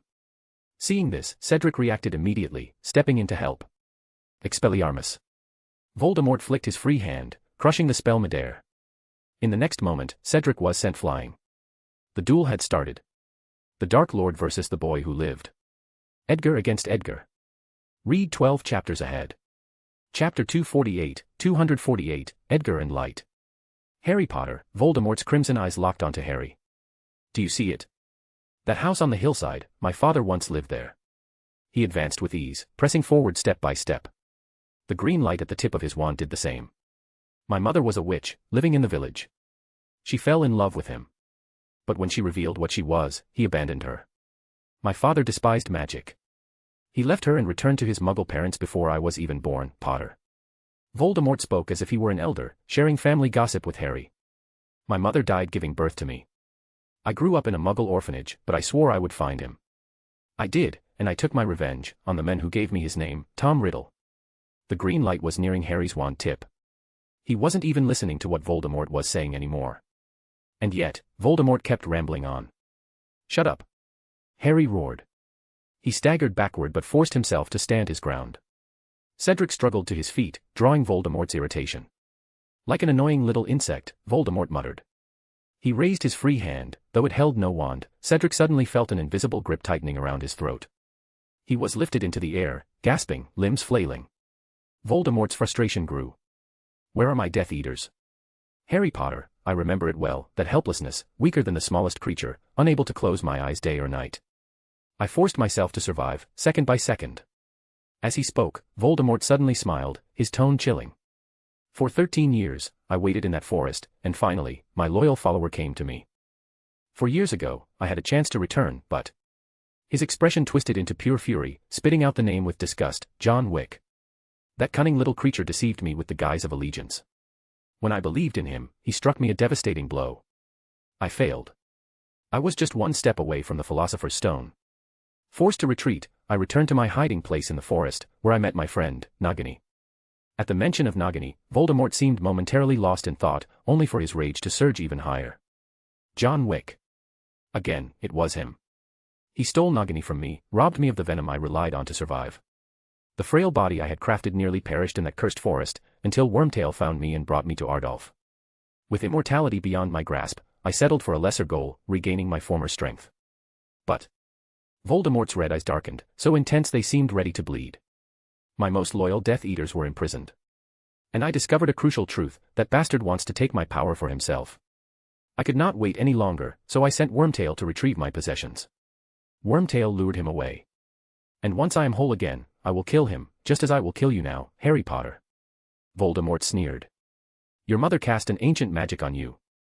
That magic caused everything that followed. But now, I am no longer bound by it.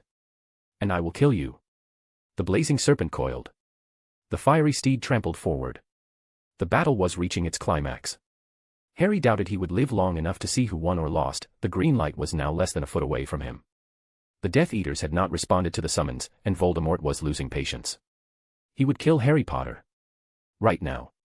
After this, no one would ever be able to threaten him again. Then, he would hunt down the traitors. Every disloyal one of them would die. His intent to kill burned fiercely. There was no longer any amusement in it. But at that moment, the one he had ignored all this time, Cedric, suddenly burst into action. Expelliarmus. Gasping for breath, Cedric, barely conscious, blindly aimed at Voldemort. The red spell struck him, distracting his killing intent for just a second. Cedric collapsed to the ground. Voldemort's wand trembled but did not fly from his hand. Cedric's magic was too weak before the Dark Lord, so weak that even the killing curse would not have been enough to end him. Yet, in that one fleeting second, a seemingly insignificant interruption, amid the clash of red and green, a golden glow emerged. A golden beam stretched between them, like a thread binding their wands together. Both wands trembled violently. Harry had to use both hands just to barely keep hold of his wand. Caught off guard, both he and Voldemort were suddenly yanked into the air, their feet leaving the ground. The golden thread between their wands snapped. 1,000 arcs of light burst into existence, weaving together to form a golden dome around them. Cedric tried to help, but he couldn't get inside. From within the golden web, an ethereal melody echoed. It was the song of a phoenix. The song resonated deep within Harry's heart, as if someone were whispering in his ear, telling him not to break the connection. Between the red and green lights, a glowing orb appeared, shifting back and forth as the two wizards struggled for dominance. Harry's fury surged, and the orb was forced into Voldemort's wand, causing it to emit a piercing scream. Voldemort's crimson eyes widened in shock. One by one, the ghosts of those he had killed emerged from his wand, forming spectral figures. They stood beside Harry, urging him not to let go. Among them, Harry saw a couple. Familiar faces, his parents. Outside. Little nephew. The fire serpent split open a path, allowing Ardolph to step through. His wand controlled the fiend fire, but his hair was singed, leaving him looking rather disheveled. "Why must we fight each other?" Ardolph directed the raging fire in retaliation, clutching his chest as he spoke. "You could have joined us. We are family. Edgar's fate has always been this, to never stand in the light, hidden within the darkness, isn't that so?" Ardolph's voice was persuasive, attempting to lure his nephew into the ranks of the Death Eaters. "Edgar's fate, huh?" Heinrich did not retreat. The golden glow in his eyes shone even brighter. You're wrong. That is your fate. Heinrich took a step forward, and the galloping horse stomped through the fire serpent's belly. The blood it spewed out had already drenched Heinrich's chest. He was controlling the fiend fire with his very life. Edgar's light never disappeared. You were the one who abandoned yours. He stepped forward again. A magic crystal embedded in his gauntlet shattered. Undeterred, Heinrich pressed on, sneering, from the moment you first ignited those flames just to save your own life, you no longer deserve the name Edgar. His approach made Ardolf step back. Ardolf looked up in disbelief. The old wounds on his body flared up again, causing him to lose control of the fiend fire. That day, when he had broken into the Constellation Society, he had triggered a magical trap. Though he had suppressed its effects, the strain of expending his magic now brought it back in full force. He should have been able to handle this easily, yet he had unknowingly suffered a hidden loss. Unlike him, Heinrich remained fearless.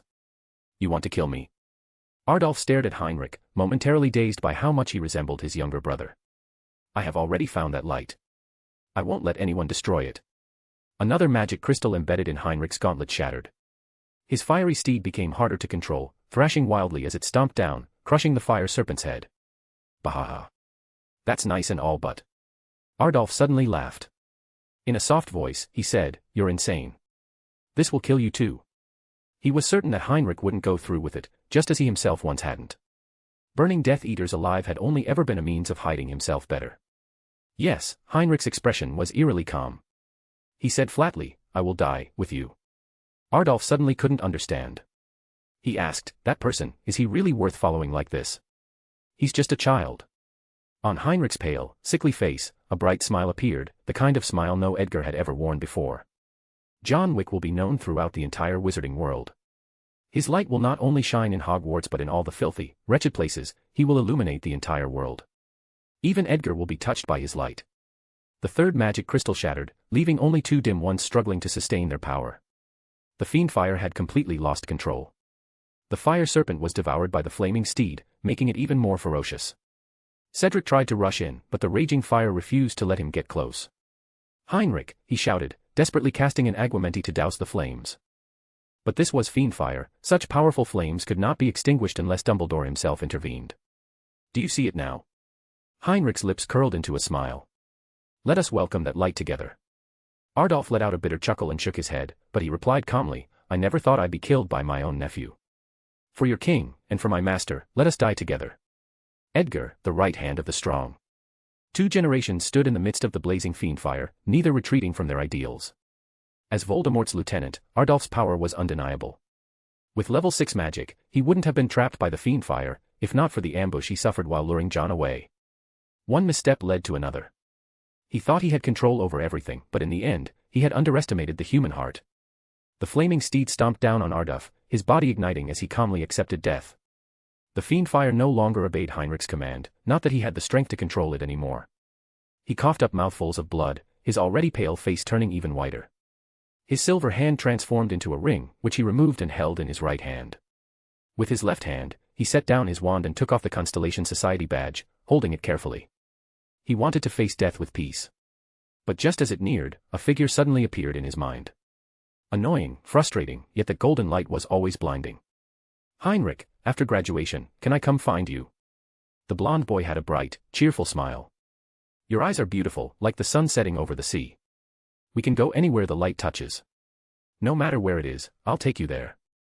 That day, Heinrich had been incredibly annoyed, standing by the sea with him when he heard those words. Edgar's golden eyes, was it the color of the sun? The flames licked at his robes, fiend fire searing his skin.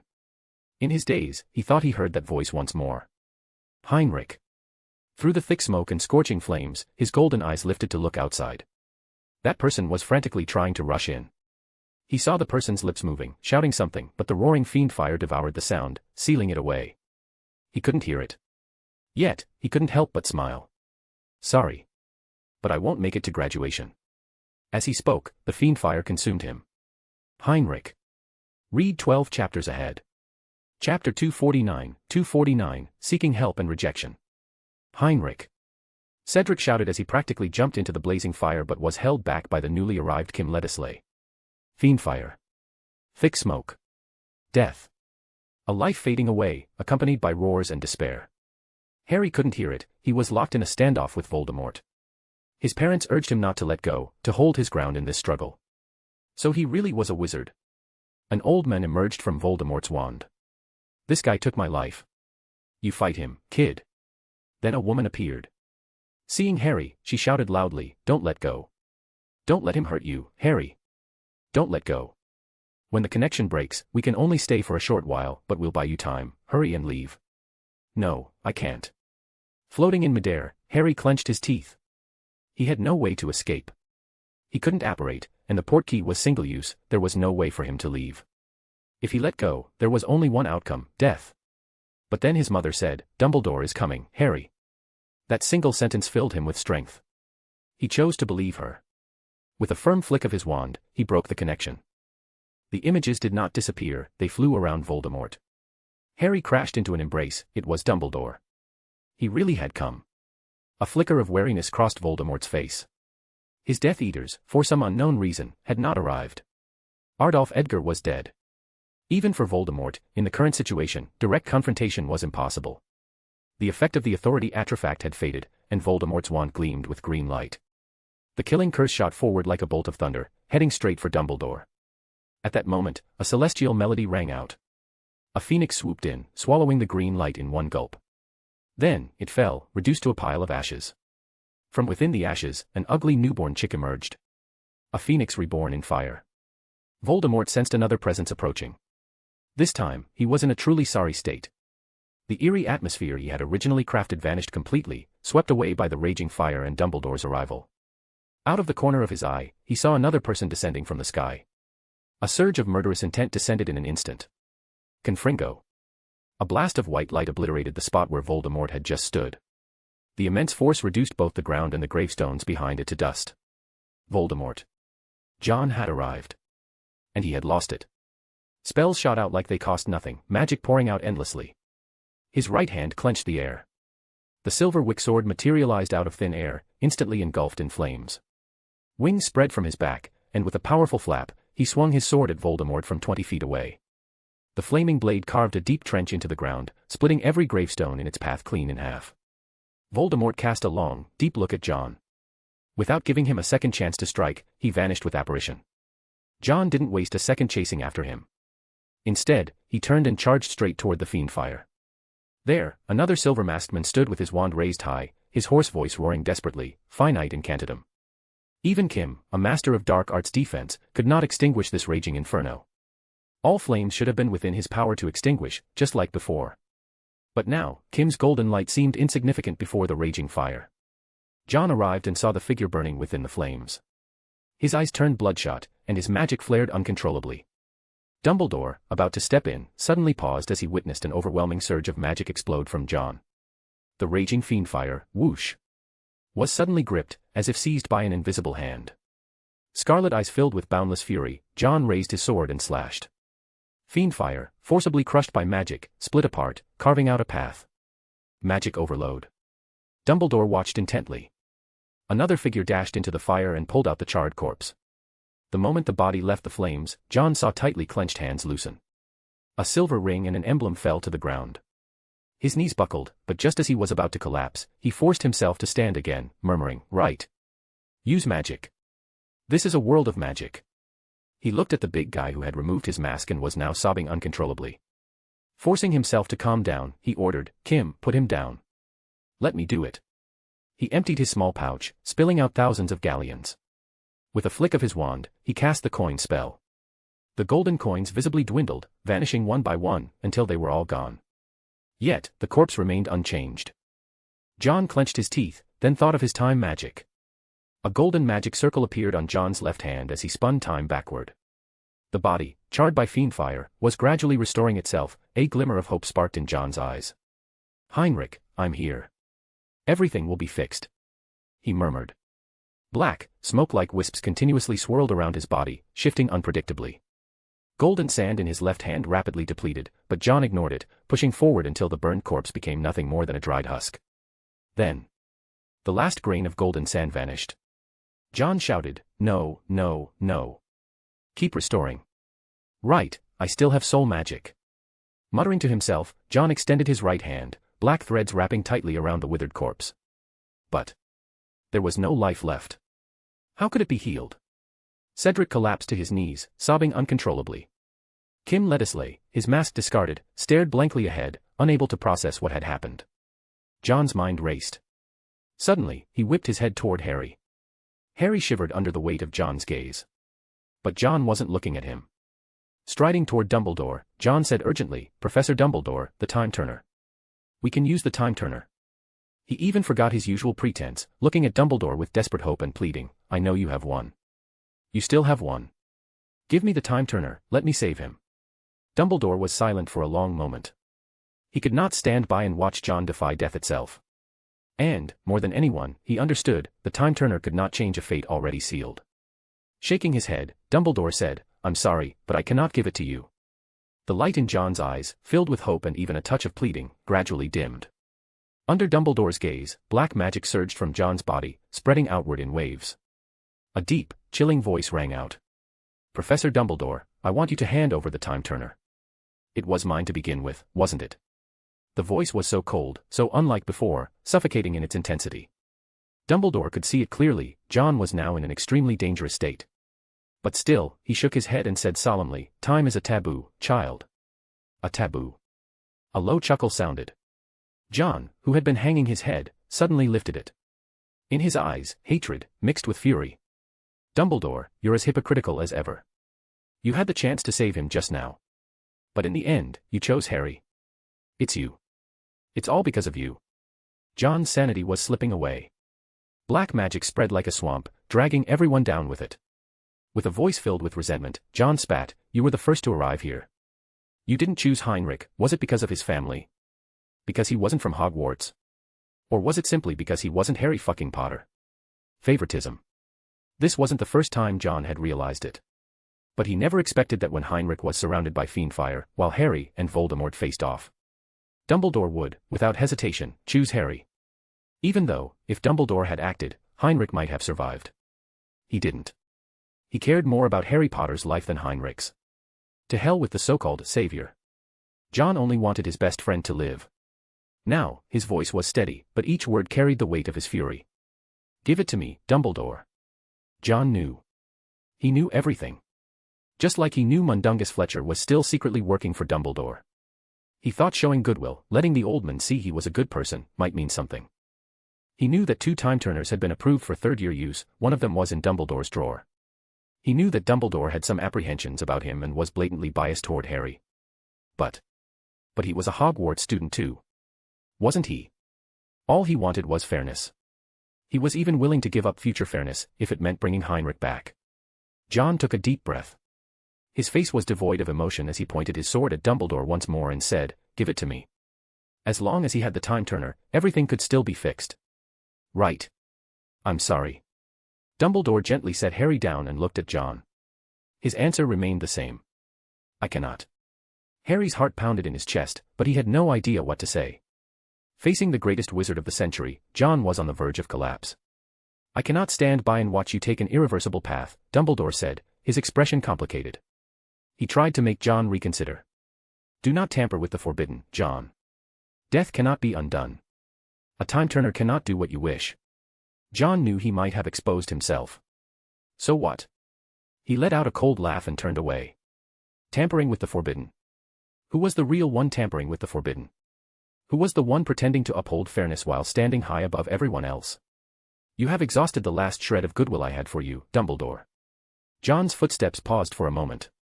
Underneath the mask, his expression was utterly indifferent. "Perhaps you believe yourself untouchable," he said, voice icy. "But don't forget, there are deadly dangers lurking in the depths of the swamp." Crack.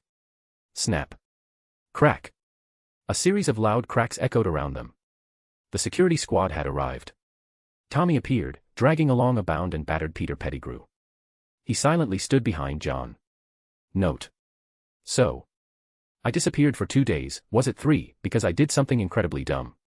Picture this, me at a party, see a fancy-looking Parmesan pizza, decide to live my best life, and grab a slice. 1 bite in, delicious.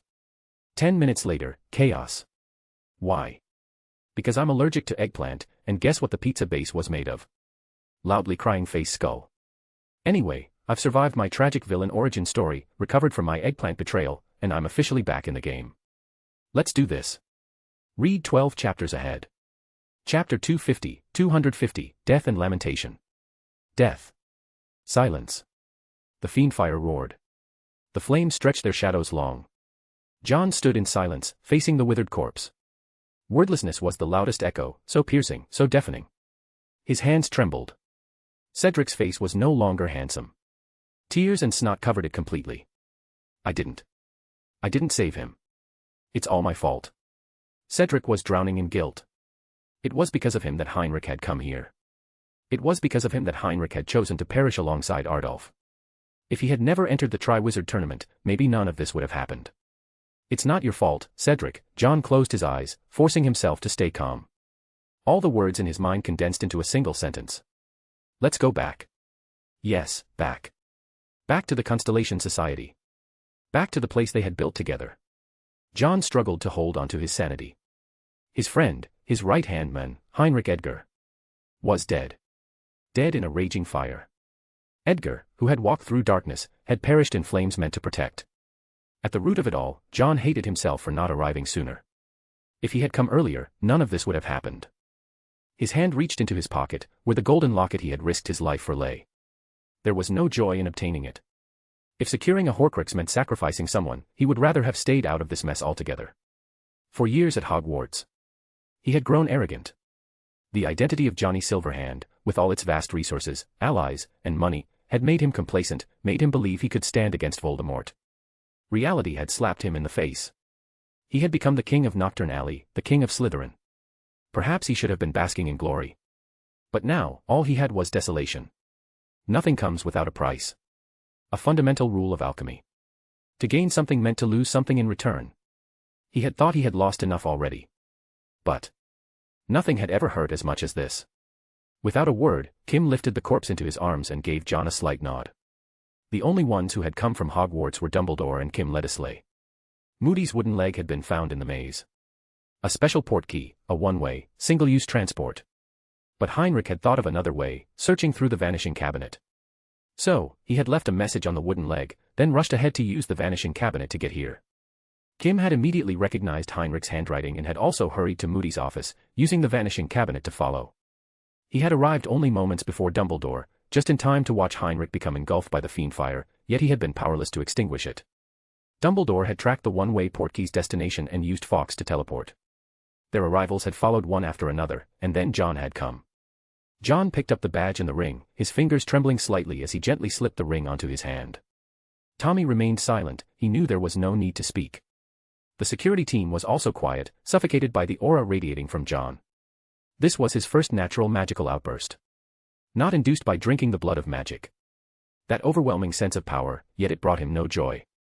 He could not bring back a life that was already gone. Just as John was about to lead everyone away, he was called to a stop. Snap. Crack. Peter Pettigrew. A series of loud cracks echoed as more people operated in. Among them, Harry spotted Peter Pettigrew. The traitor who had betrayed his parents. The man responsible for his godfather's wrongful imprisonment. Hatred surged in Harry. Even when he had read about Pettigrew's escape in the newspapers, he had seen how furious Sirius had been. He didn't know who these people were, but they had captured Peter Pettigrew. Harry urgently turned to Dumbledore, ready to rush forward. Dumbledore had noticed too and stopped him. Sir Johnny Silverhand, would you be willing to hand this man over to me for judgment? Having witnessed Voldemort with his own eyes, Dumbledore knew he needed to start laying the groundwork. There was no better testimony to convince the public than Peter Pettigrew's. Only by mobilizing the entire wizarding world did they stand a chance of defeating Voldemort. As he was now, even with the Elder Wand, he could not win. He was old.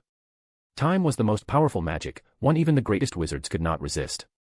So he spoke, hoping John would hand over Pettigrew, and fearing that in his fury, John might do something irreversible. John halted, turning to look at Dumbledore. Once, he had held deep respect for the old man. Now, that respect was entirely gone. Dumbledore, John said coldly, will settle our accounts sooner or later. He didn't bother with courtesy. He had no interest in so-called higher causes. Even Tommy couldn't help but widen his eyes, this was Dumbledore they were talking about. Tommy, who knew John's true identity, understood the weight of those words. A student openly declaring a reckoning with his own headmaster. I don't need your help anymore, and you should stop expecting anything from me. Under Dumbledore's gaze, John disapparated. One by one, the others followed suit, vanishing. Only Harry and Dumbledore remained, along with the Fiendfire, now unrestrained by magical suppression. Even if he couldn't defeat Dumbledore, John still wanted to leave him with some trouble. Harry went back. Dumbledore brought him back. And he was the only one who did. Everyone wanted to know what had happened, but Harry was still trapped in the horrors of what he had just experienced. As soon as Dumbledore returned, he launched a full-scale search of the school. Barty Sr. brought in a team of hit wizards, and they eventually found Moody wandering aimlessly in the Forbidden Forest. He had been confounded, his mind in a daze. Once Moody regained his senses, he immediately realized what had happened. For all this time, he had been under the effects of a Confundus charm, sometimes even forced to teach classes in Ardolph's place. Because of the Confundus charm, his lessons had been wildly inconsistent, by his own words, an absolute mess. Sirius arrived at the school just in time for the final task. His expression was grim, his godson had been in danger right under his nose. He was deeply worried about Harry, checking him over for any injuries. Cedric also returned home. When his parents saw their son's blank expression, his mother broke into tears. "I'm sorry, I just want to talk to my friends for a bit." Forcing a smile, Cedric excused himself and, under his parents' worried gazes, went to find the members of the Constellation Society. What the hell happened? Malfoy was furious, he wanted answers. Cedric didn't know how to start. His throat felt like it was blocked with stones. "It must have been Dumbledore who saved you, right?" Neville guessed. Daphne and Fleur also looked at Cedric, just as eager to know the answer. "Heinrich is dead." After saying those words, Cedric wasn't even sure how he numbly explained everything before leaving. All he knew was that, on that day, he didn't want to say another word. In the hospital wing, Barty Sr. came to check on the two champions, but Cedric remained silent the entire time. After everyone had left, Harry, lying on the bed next to him, finally spoke. "Do you know him?" "That Johnny Silverhand." Harry couldn't forget that gaze, it was one that could swallow a person whole. Ardolph, Voldemort, Johnny Silverhand. Everything he had experienced today, he would never forget for the rest of his life. Cedric was silent for a moment before suddenly asking, "Harry, why did Professor Dumbledore choose to save you first?"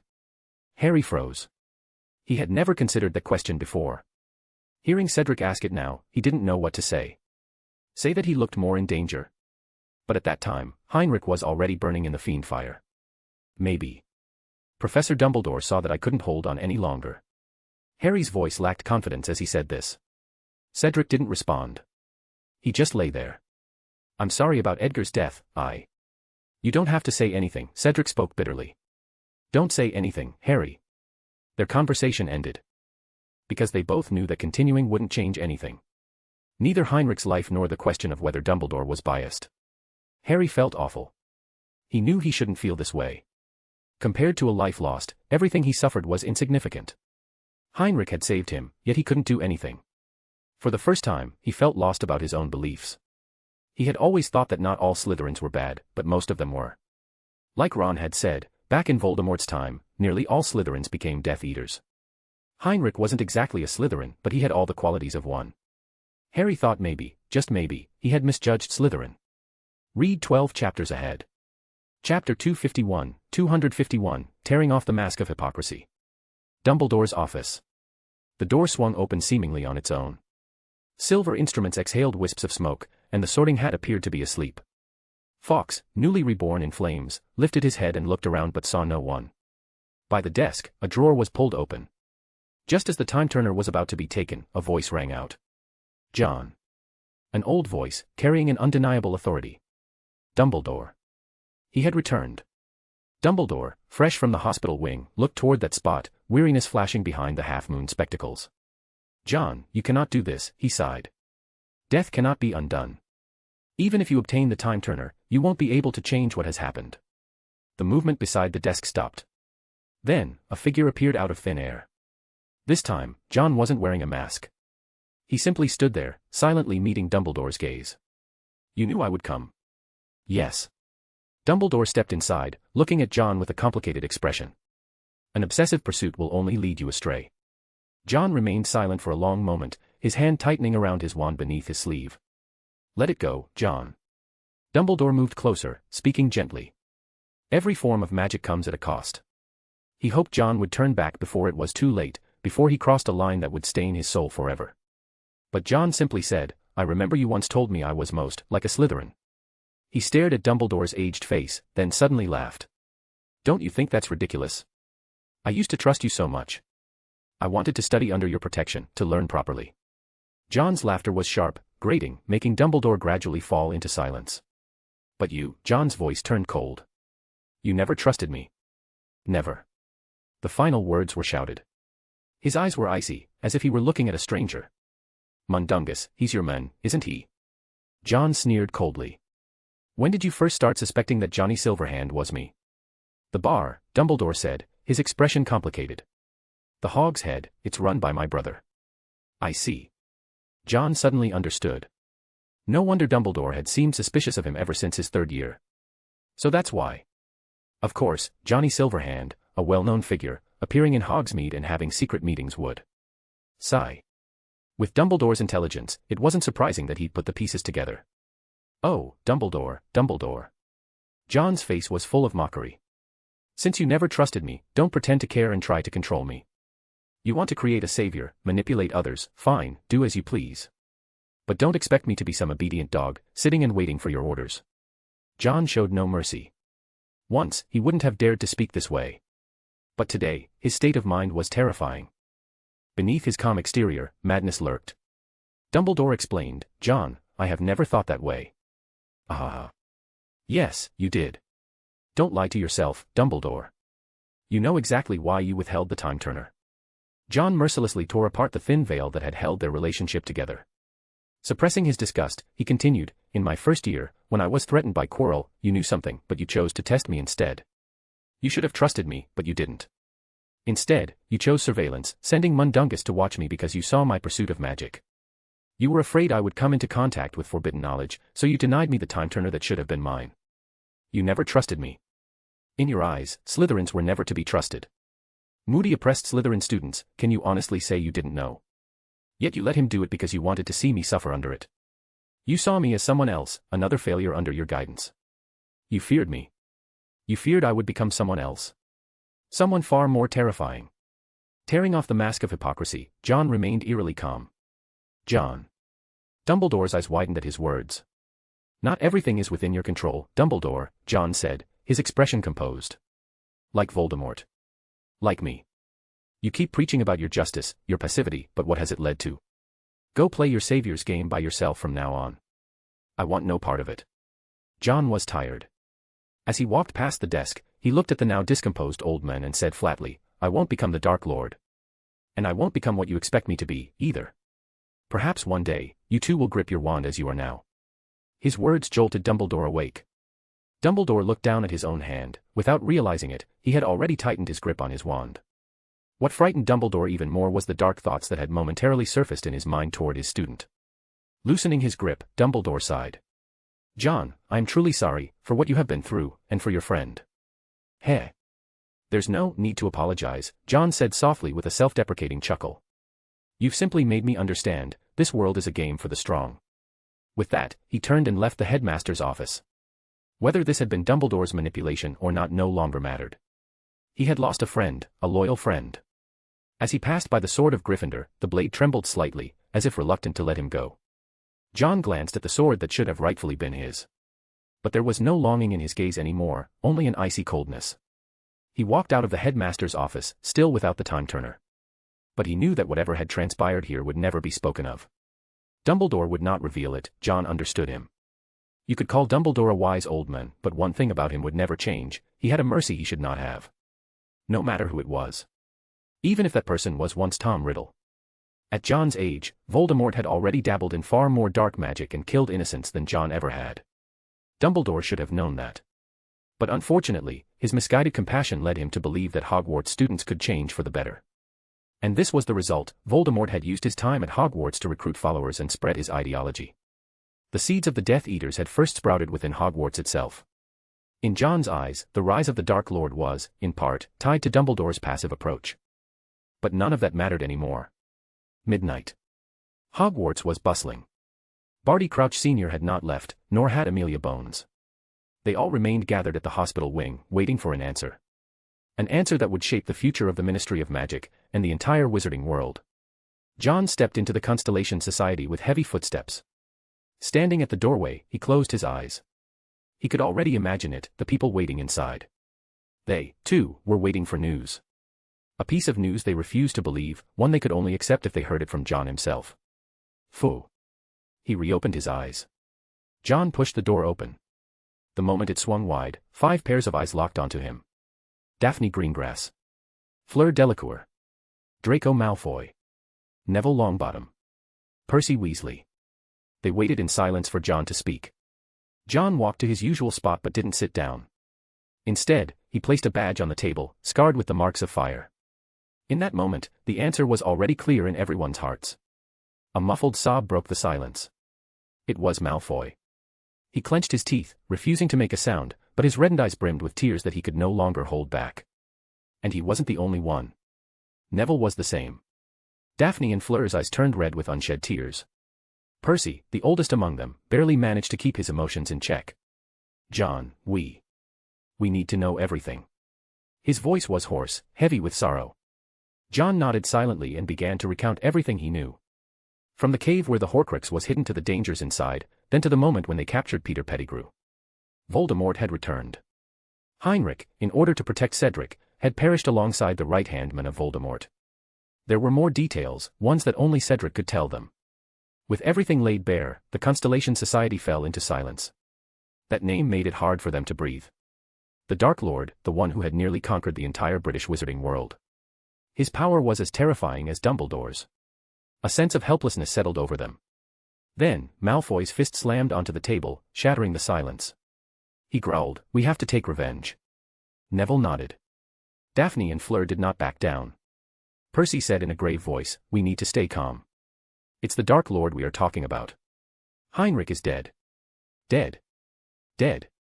He's dead." Malfoy roared. "He died because of that man." His expression twisted in struggle before he finally gritted his teeth and shouted, "He died at Voldemort's hands." Maybe once, Malfoy had admired Voldemort, having grown up surrounded by his influence. But now, he had only one impression of the Dark Lord, an enemy.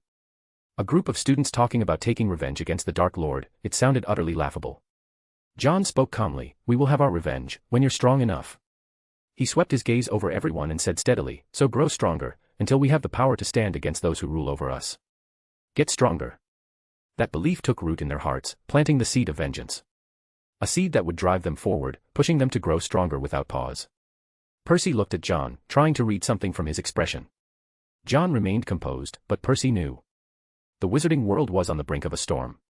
Chapter 252, Funeral and Rest. Hospital Wing.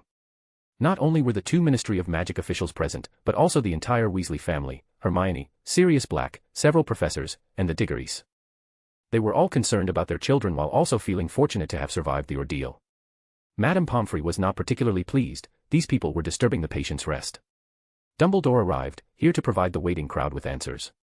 An answer that they, and indeed everyone, needed to know. Voldemort has regained his body. A strange silence fell over the room.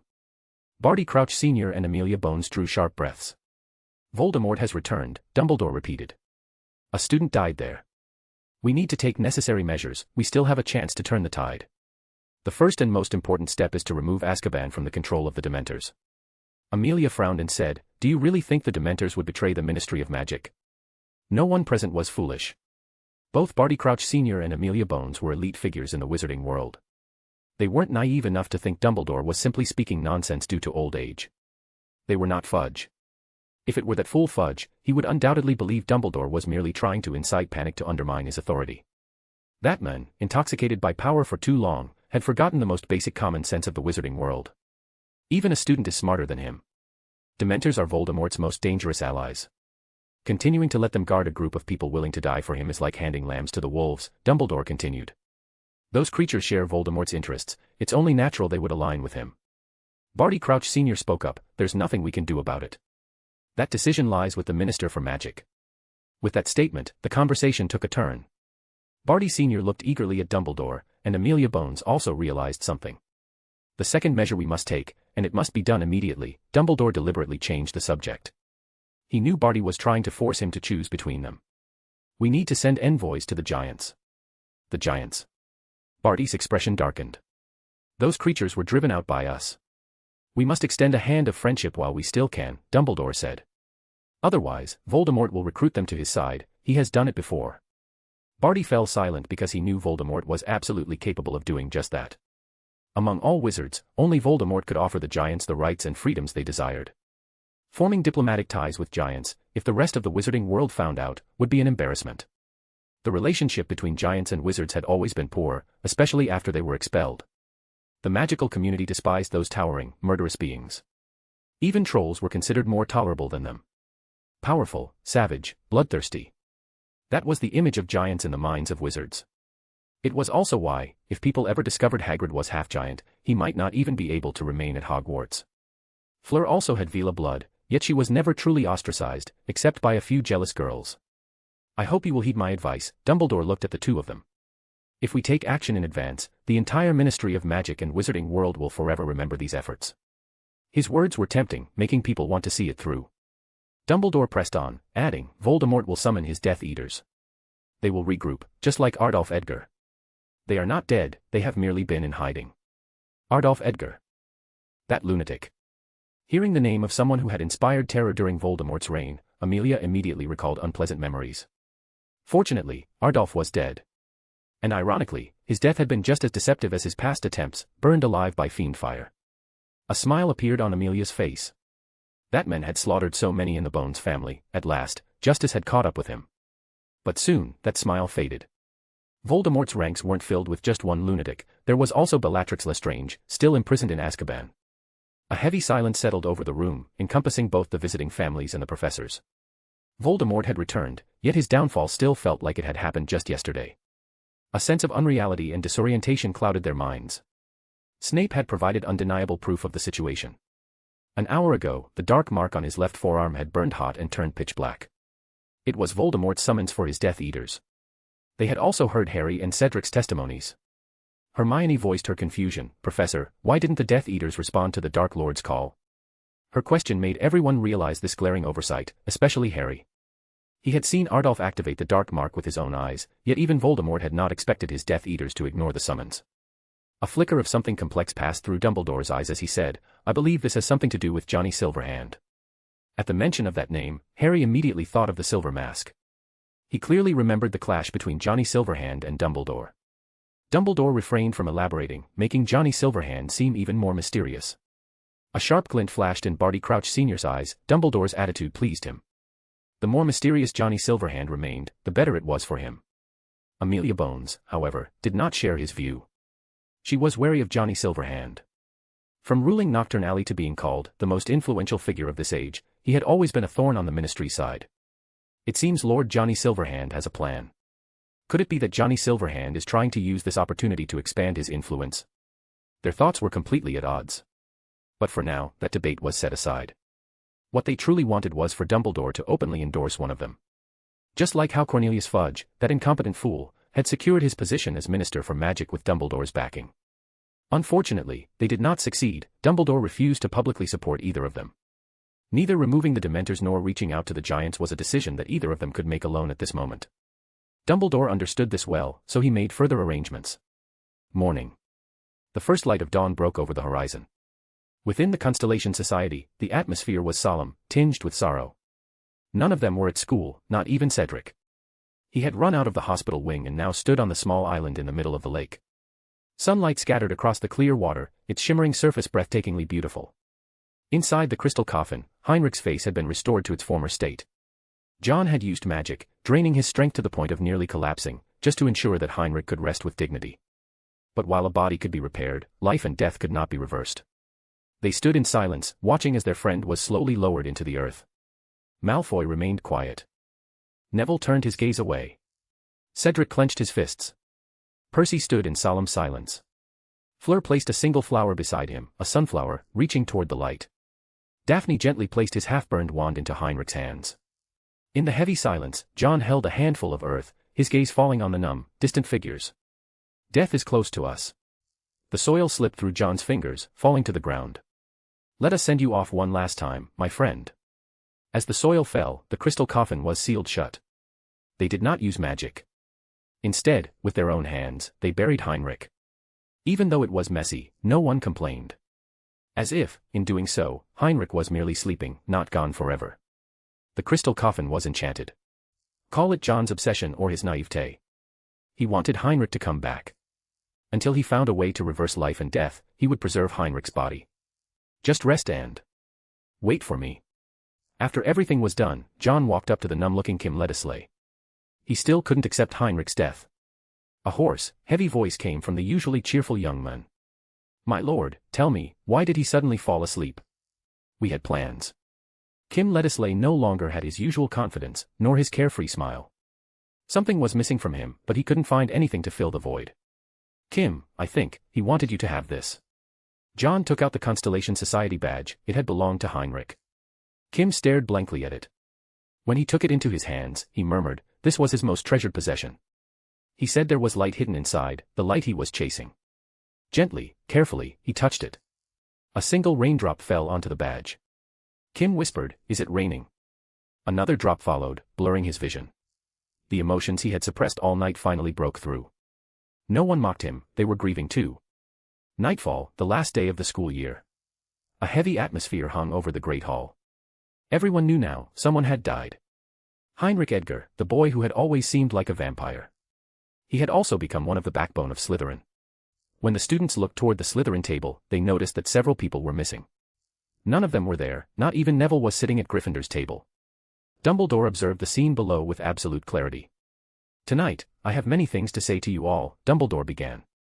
But first, I must solemnly announce that we have lost a truly good person. He should have been sitting here with us, enjoying this feast. He should have returned to his own school. But instead, he sacrificed himself to protect his friends. I ask you all to stand and raise your glasses in honor of Heinrich Edgar. As the entire Great Hall stood to pay tribute to Heinrich, John was nowhere in sight. He had already left the school early. He was at Silverhand Manor. Tommy could tell that John was in a foul mood. He spoke softly, my lord, my condolences. John held a book in his hands, his expression ice-cold. Saying that is useless. Tell it to someone who needs it. On the table lay a document. As John's signature fell onto the page, the document took effect. A Death Eater bounty order. Read 12 chapters ahead. Chapter 253, Reward and Hunting. A scruffy, overweight, balding man returned home. The tense expression he had worn all day finally eased when he saw the tiny, run-down apartment. Setting down his toolbox, he rummaged through the cabinet until he found a nearly empty bottle of tequila. He twisted the cap off. Just as he was about to drink the last mouthful, a knock sounded at the door. His nerves instantly tensed. He hurriedly grabbed the wand from the table. Who's there? Carefully inching toward the door, he called out cautiously, who's out there? Silence. As if someone had simply knocked on the wrong door. He swallowed hard and peeked through the peephole. Pitch black. Strange. Did it get dark this early today? He squinted, trying to see more clearly. Suddenly, he froze. It wasn't darkness, it was the tip of a black wand. Terror spread across his face. A spark of white light flickered at the wand's tip, boom. The door exploded. The powerful blast sent the man flying backward. His wand tumbled to the floor, landing by the shattered doorway. A heavy-soled leather boot crushed the fallen wand, snapping it in half. The intruder was clad in a black trench coat, a cowboy hat pulled low over his face, and 3 bloody, severed fingers hanging from his chest. This signature look belonged to Fingerman Oaks. A notoriously ruthless dark wizard, he would sever a finger from his victims as a keepsake after killing them. 3 wizards had already fallen to him. The man's courage shattered completely. Please, please spare me. Cold sweat soaked his back as he scrambled forward, crawling to Fingerman Oak's feet, begging for his life. I swear, I'm not a Death Eater anymore, he sobbed, tears and snot streaming down his face. Oak sneered. He pulled a short knife from his belt and sliced open the man's left sleeve. The dark mark was exposed. Oaks flicked his trench coat aside, revealing the silver scythe emblem stitched inside. His lips curled mockingly. You know what this means. The Star Disciples. You joined the Star Disciples. The men shrieked in terror. A feverish glow appeared in Oak's eyes as he murmured in intoxicated reverence, only under his lordship did I finally understand what true power means. The men collapsed entirely. He had thought pleading might work, that if nothing else, he could offer up his wealth in exchange for his life. But the Star Disciples didn't care about that. They didn't care about anything. They reveled in slaughter. They were merciless killing machines. The men knew there was no escape. A ruthless glint flashed in his eyes. He was going to make a last-ditch effort. He jerked his head up, ready to strike. But before he could act, a wand was already pressed against his forehead. Oak's mocking gaze sent a chill down his spine. Shame you're not one of the elites on the list, but might as well deal with you while I'm at it. Oakes pulled a parchment from his pocket, scanning a long list of names until he found the man's. Then, he read it aloud. Hope Cliff, guilty of using magic to harm and rape at least 3 muggles, resulting in the confirmed death of 1. Under the ruling of the Constellation Court, the Star Disciples have been authorized to carry out your execution. Oak spoke like an official executor. After finishing his declaration, he smirked, his voice dripping with mockery. Sweet dreams, Bombarda Maxima. Hope's head exploded. Flesh and blood splattered in every direction. Some landed on Oakes, but he remained unfazed, calmly brushing it off. With his short knife, he peeled away the intact dark mark from the man's left hand. Then, he severed a finger as a keepsake. With a casual wave, he strolled out the door, adjusting his coat, never once looking back. Blind Pig Pub. This was a pub located at the junction between Nocturne Alley and Diagon Alley. Because of its unique location, it had become a gathering place for all sorts, good, bad, and everything in between.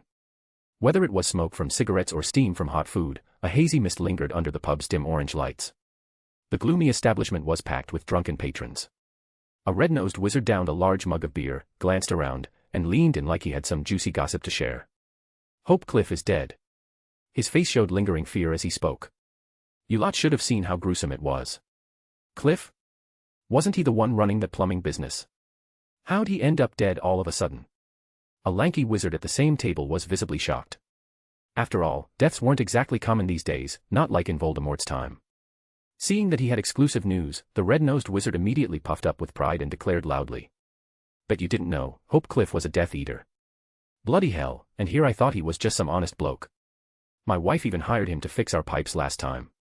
The wizard wearing a green hat to his left cursed. No wonder my pipes kept clogging every other day. My wife insisted on calling him specifically, turns out he was sabotaging us. This was clearly a wizard with a story. The lanky wizard, annoyed at being interrupted, shot the green-hatted man a glare before eagerly asking. So how did he die? Did the Aurors catch him? If the Aurors had found him, he'd have been lucky. The red-nosed wizard glanced at his empty glass.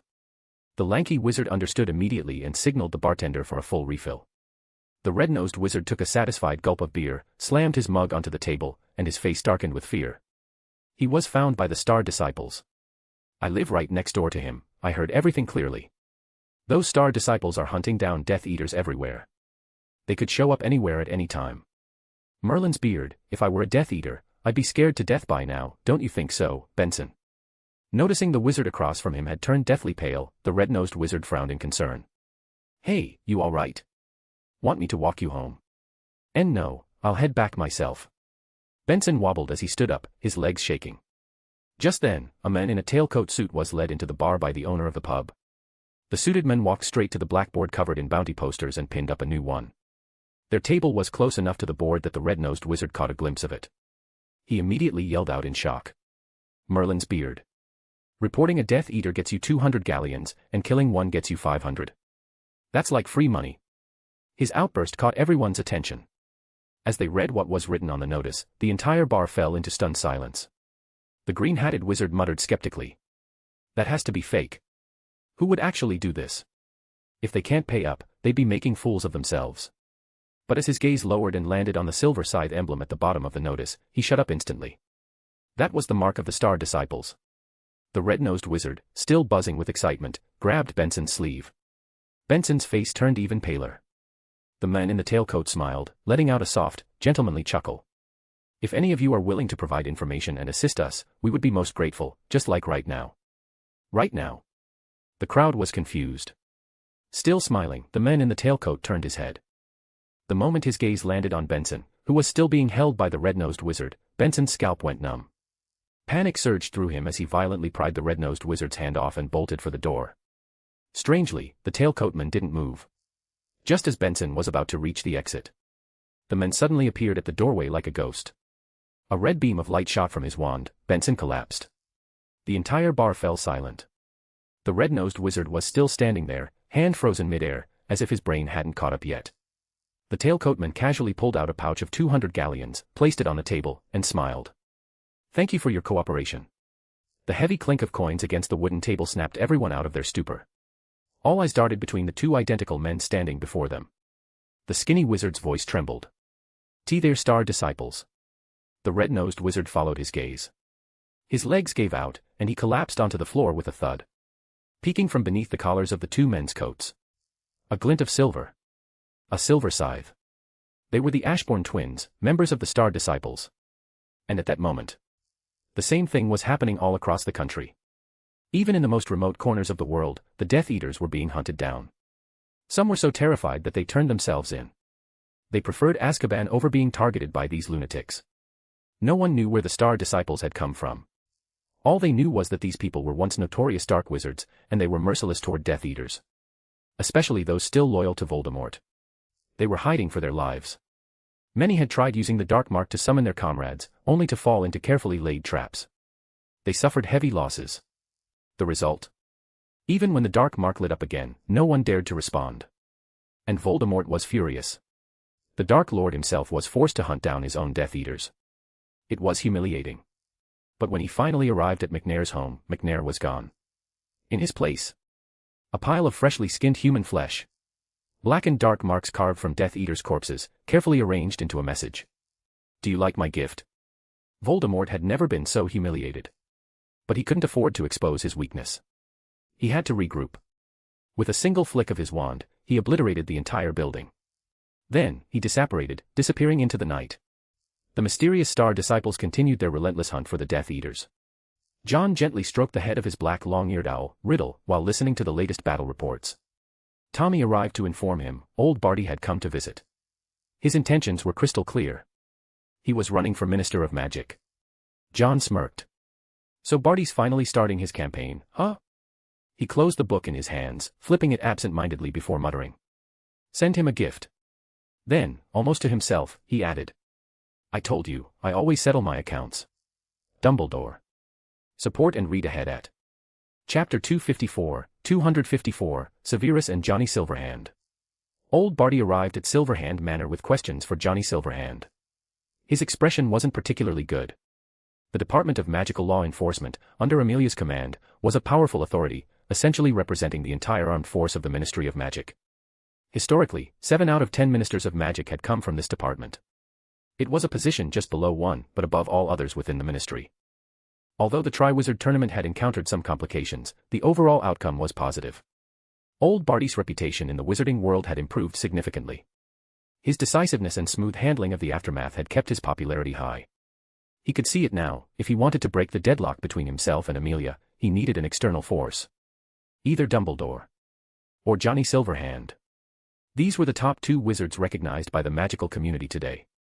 Since Dumbledore wasn't interested in getting involved, Barty's advantage grew stronger. Lord Silverhand. Upon entering, Barty saw the silver mask behind the desk, elegantly stroking the head of a black long-eared owl. "Barty, my friend," John's hoarse voice rang out. "You upheld fairness and justice in the Triwizard Tournament, everyone is praising you. Now, tell me, what is it you desire?" The black long-eared owl squinted in comfort, its posture relaxed.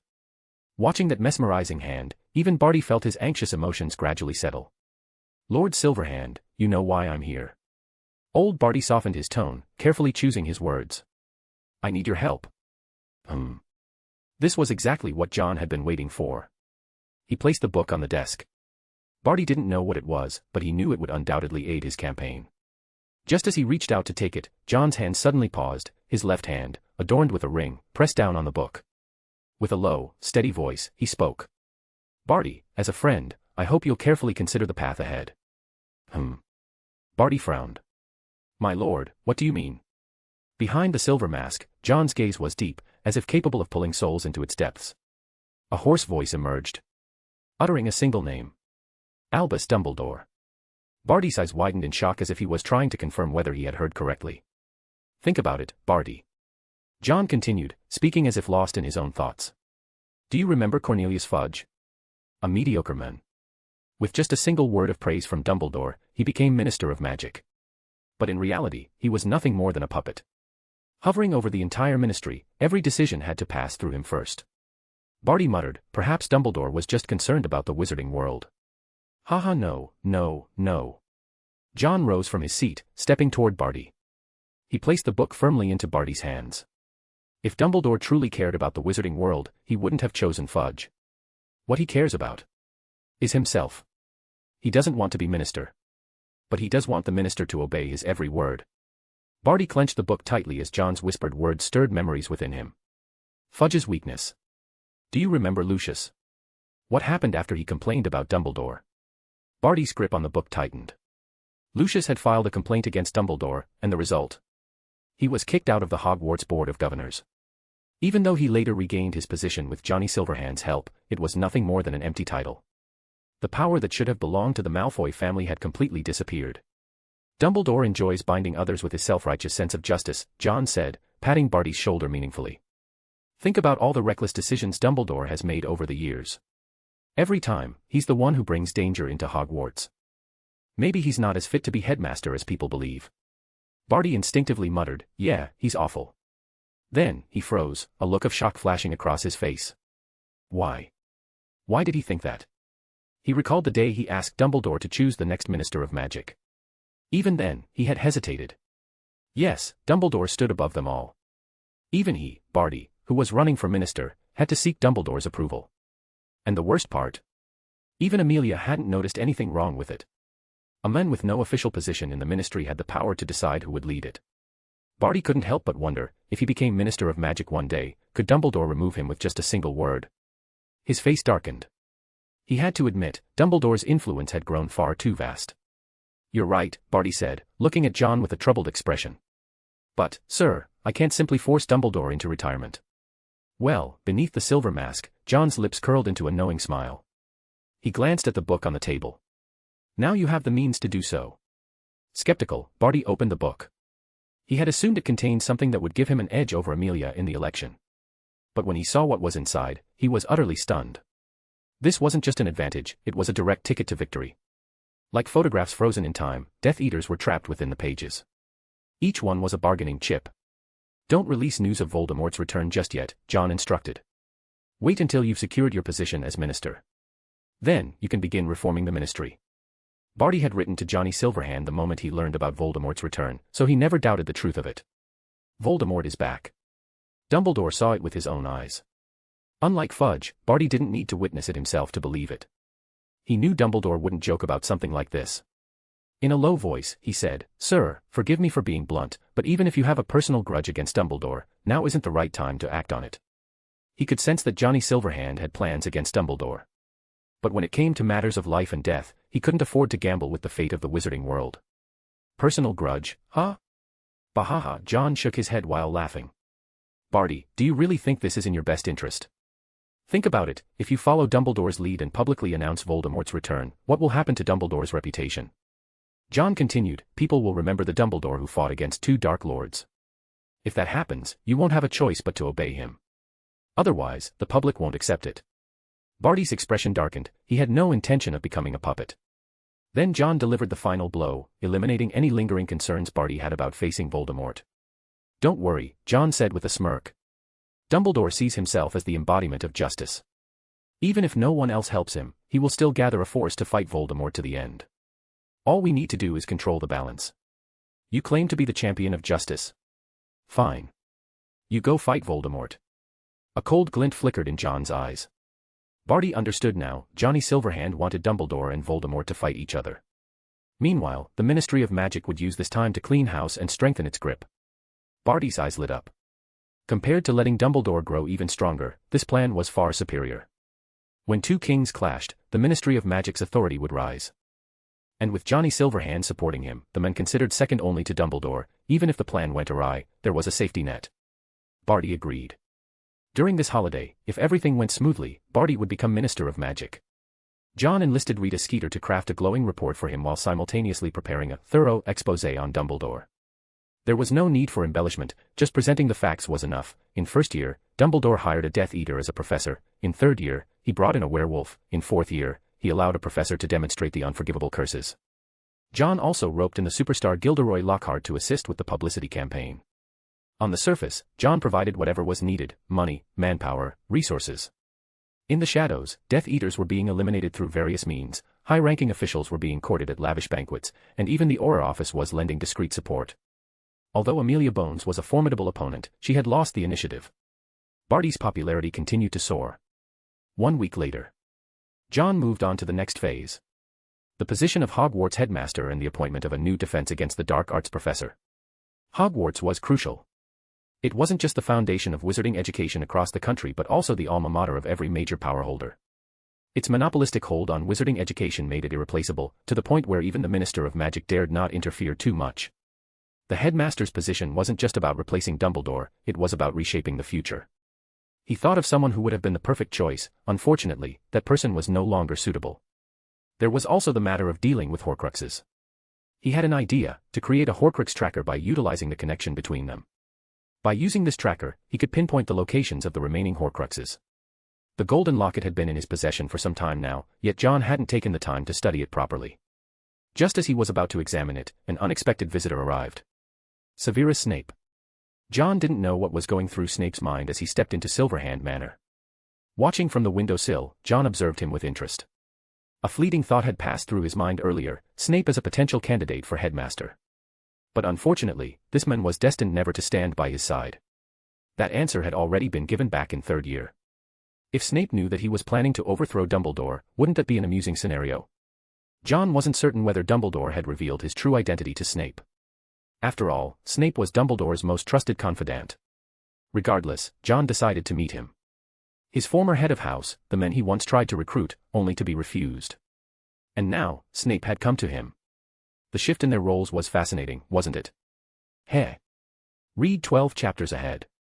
Chapter 255, he is not qualified for my help. Snape was a master of occlumency. His experience as a spy in Voldemort's ranks was proof enough of that. At the same time, he was also an extraordinarily talented individual. His occlumency was at least level 6, strong enough that even Voldemort couldn't see through his thoughts. Among the 4 heads of house, he was undoubtedly the most promising. Snape was a genius when it came to creating spells. The Levi Corpus spell that John often used, for instance, was one of Snape's own inventions. He was also a potions master. In terms of raw talent alone, Snape was second only to Dumbledore and Voldemort. If given enough time, he could have grown into the next great pillar of the wizarding world. And not just any great pillar, the kind that had no equal. Back in school, even Harry's father and Sirius Black had to team up just to bully Snape. Which, when you thought about it, meant that if they hadn't stuck together, Snape probably could have taken them down one by one. Unfortunately, Snape didn't have the luxury of time. The moment Voldemort was resurrected, his countdown began. Right now, he was nothing more than a disposable pawn, waiting for Voldemort's summons, continuing his double life, until the day he was inevitably found out. And yet, Snape had no complaints about it. From the day the person he loved died, he had never been whole again. It was Dumbledore who kept him alive, giving him a purpose, to protect the pair of eyes that so closely resembled Lily's. Johnny Silverhand, Snape silently repeated the name in his mind. The man hailed as the second king beneath Dumbledore. Even Dumbledore himself maintained a deliberately vague stance toward him. That puzzled Snape. Dumbledore had already begun his preparations. He had sent Hagrid to the Giants' territory to win them over. At the same time, other magical creatures in the Forbidden Forest were also being approached. Snape knew that if Dumbledore failed to secure their allegiance, it wouldn't be long before they became Voldemort's reinforcements instead. On the wizarding side, there were also several unstable elements that needed to be dealt with. And among them, Johnny Silverhand was by far the greatest wild card. His influence stretched beyond Britain, with numerous followers under his command.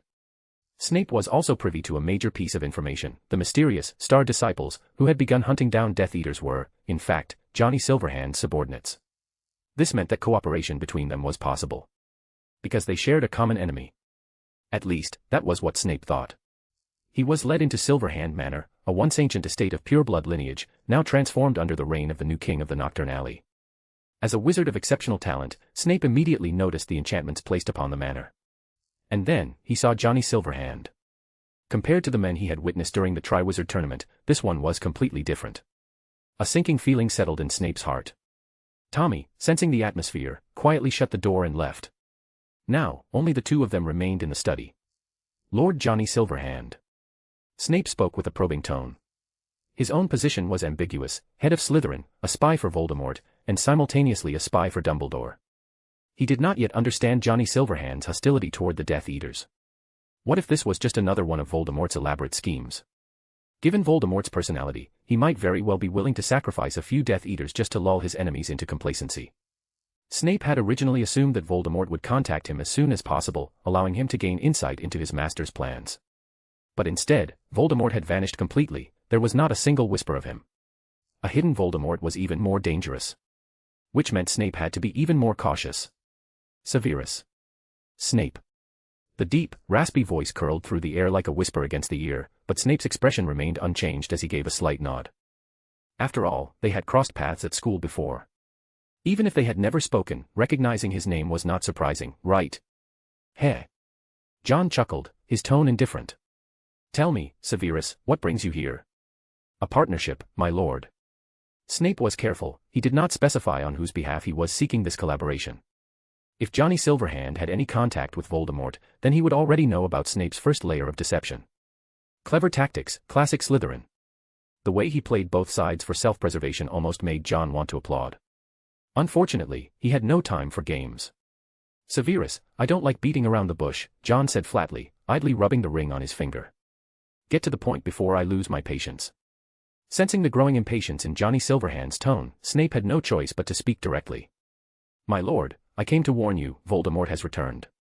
And you should understand what that means. We need to work together. When Snape said those words, John laughed.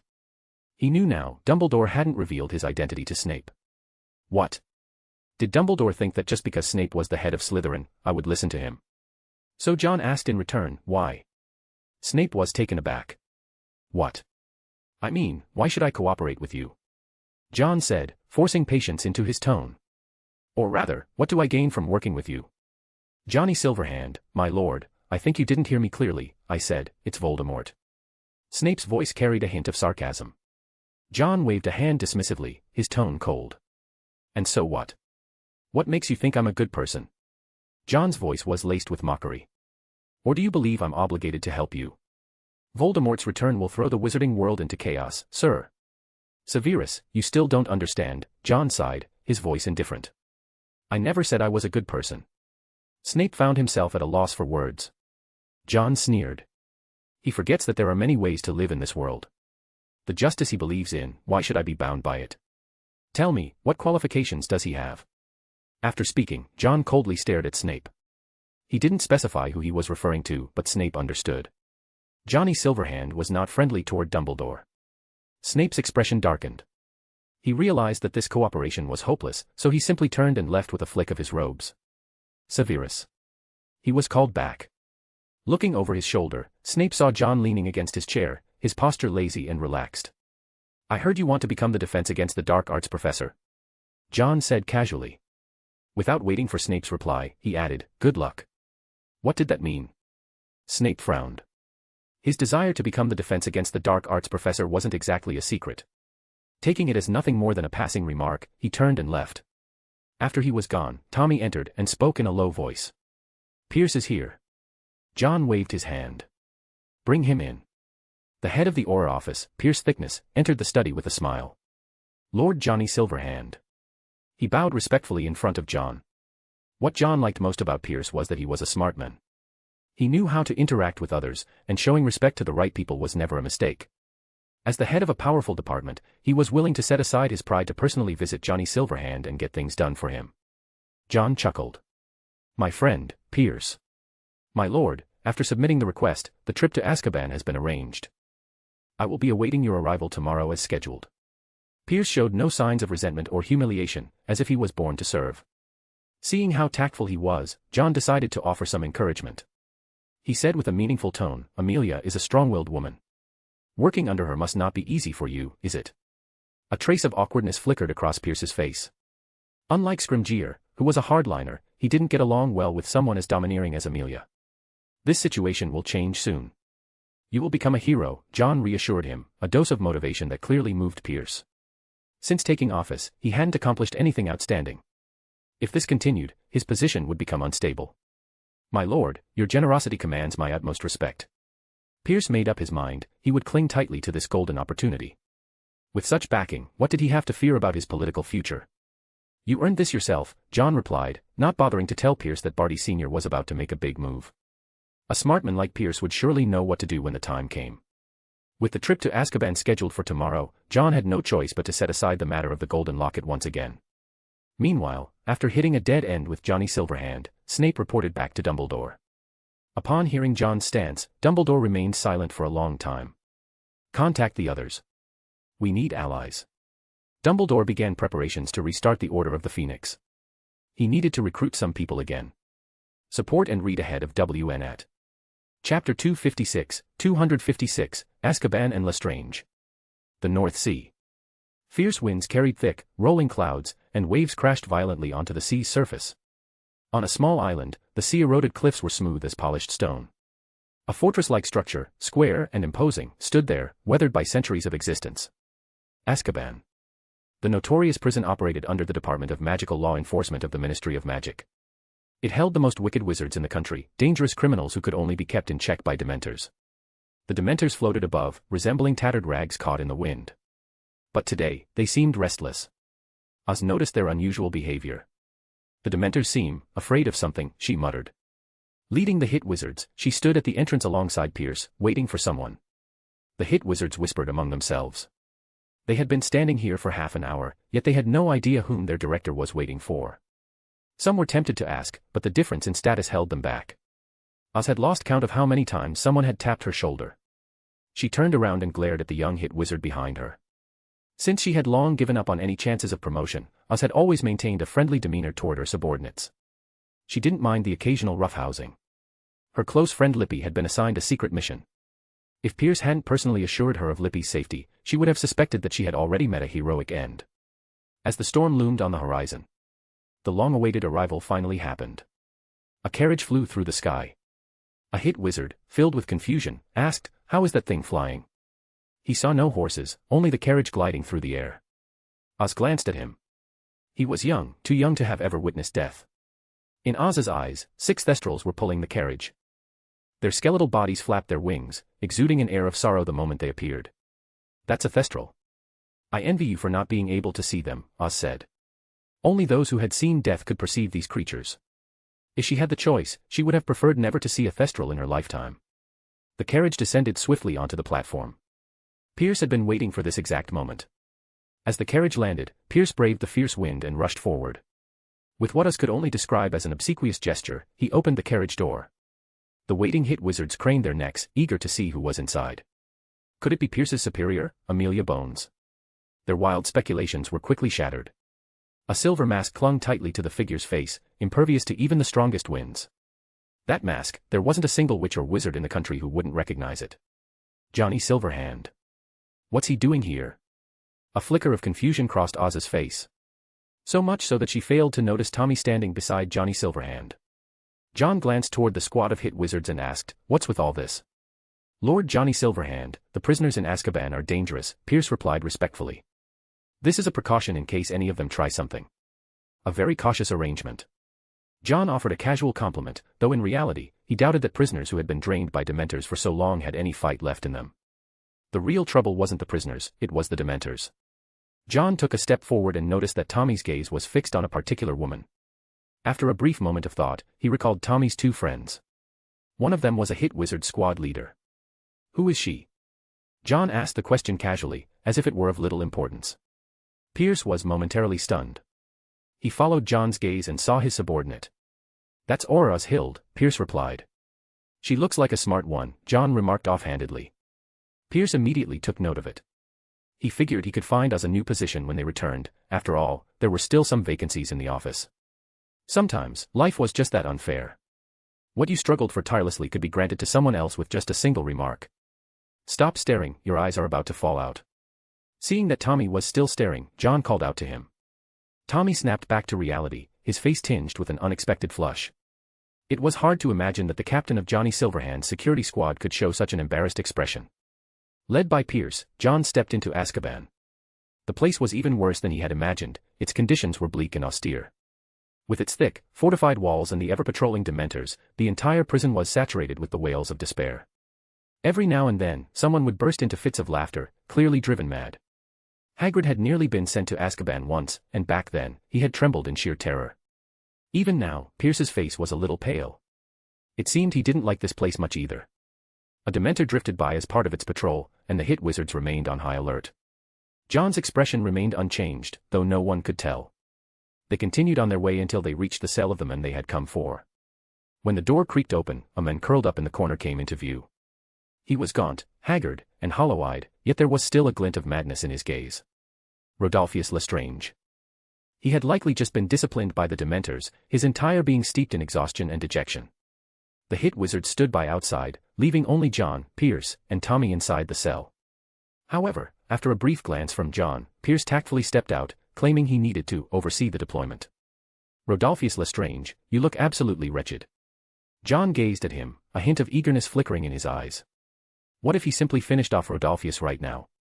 When Voldemort eventually tried to rally his old followers, wouldn't it be amusing to see one of his key supporters already gone? The thought flashed through his mind, but John's expression remained unchanged. Who are you? Rodolphus' voice was frail. He had been locked away in Azkaban for so long that he had no idea who Johnny Silverhand was.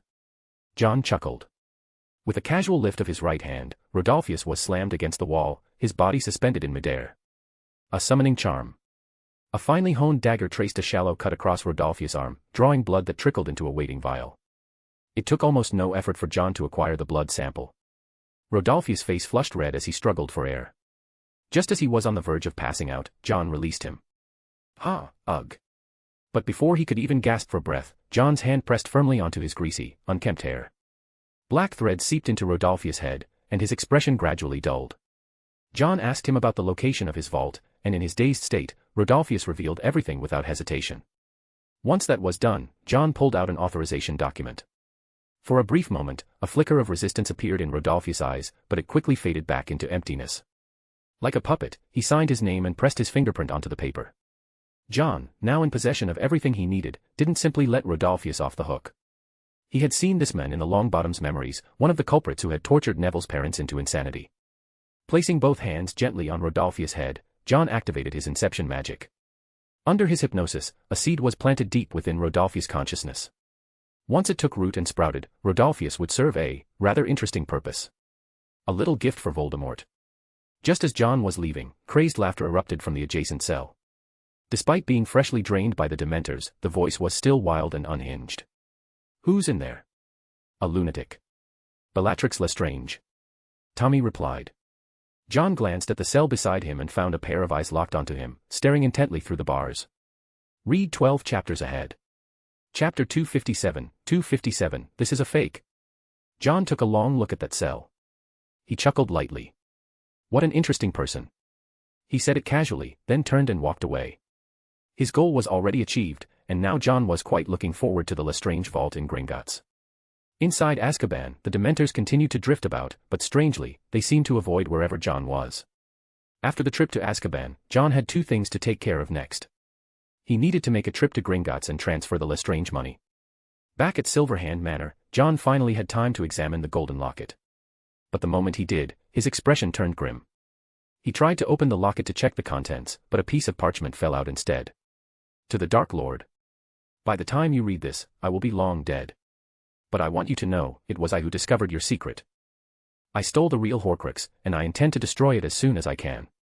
I risk death in the hope that when you meet your match, you will be killed. B. John stared at the note, his chest rising and falling, as if struggling to suppress something. This is a fake. A fake. His expression turned dazed, his body swayed, and he slumped into the chair. So everything I worked so hard for, was just a joke. A voice that teetered between laughter and sobs escaped him. Anyone who saw John right now would have been terrified. His eyes were bloodshot, filled with madness. For this thing, ha ha ha ha. John laughed, loud and wild, until the laughter abruptly stopped. In an instant, everything in the study was blown to pieces. His eyes glowed a demonic red, like a vengeful spirit thirsting for blood. He had believed he'd acquired a Horcrux, never expecting it to be a joke. And in order to obtain that Horcrux, he had missed the chance to rescue Heinrich. B. A furious roar echoed through the room. By the time Tommy stepped into the study, John had already calmed down. The place looked like it had been hit by a massive explosion. Tommy bent down and picked up a shard of a shattered vase. The moment his fingers touched it, the shard disintegrated into dust. Shattering charm. Tommy froze. This was the first time he'd seen a shattering charm with such devastating power. My lord, what happened? He stepped forward and asked. John kept his eyes tightly shut. When he opened them again, all the rage surging within had been suppressed. "It's nothing. Just a little magical mishap," he said flatly. There was no use being angry now. John put the golden locket away. He didn't know who Bee was, but one thing was certain, that person had stolen the Horcrux and intended to destroy it. Looking on the bright side, maybe the Horcrux had already been destroyed. But then, a new doubt crept into his mind. So few people know about Voldemort's Horcruxes. For Bee to know the hiding place, could they be one of Voldemort's trusted followers? John fell into deep thought. He knew the kind of person Voldemort was. Without absolute trust, no one could possibly gain access to that location. The Horcrux was Voldemort's greatest secret, and also the key to his immortality. The hiding place was of utmost importance. Not even the Golden Spy, Snape, knew where it was. To be trusted by Voldemort, yet choose to betray him. I'll shelve it for now. I need to calm down. Suppressing his thoughts, John looked up at Tommy and asked, "What is it?" "The campaign for Old Barty. We've already started building momentum. He'll officially enter the process next week." Old Barty was moving fast. With various advantages backing him, his reputation was rising rapidly. You could sum it up in 4 words: the people's choice. He was just one step away from success, and all he needed was the right moment to take it. "There's one more thing," Tommy added after a pause. "A letter arrived for you." John took it and saw that it was from Damocles Alex Belby. That glory-obsessed fellow had published a paper on the blood curse. The paper had already entered the review phase and even alarmed the Order of Merlin. These were people who had made major contributions in their respective fields, but even they found the blood curse paper rather unbelievable. He finally decided to release it. John knew that Belby had started working on this back in his 3rd year. After a year of refining and editing, this blood curse research was enough to shake the wizarding world. Belby was a tactful person. He knew he couldn't complete it alone, and this had originally been John's research topic to begin with. So in the author section, he gave John the respect he deserved. However, the paper wouldn't be made public anytime soon. It would take at least half a year to verify. After all, it was too shocking. Even if it looked impressive, no one knew whether it was truly feasible. If it succeeded, a second-class Order of Merlin would be the minimum reward. Well, he did do something worthwhile.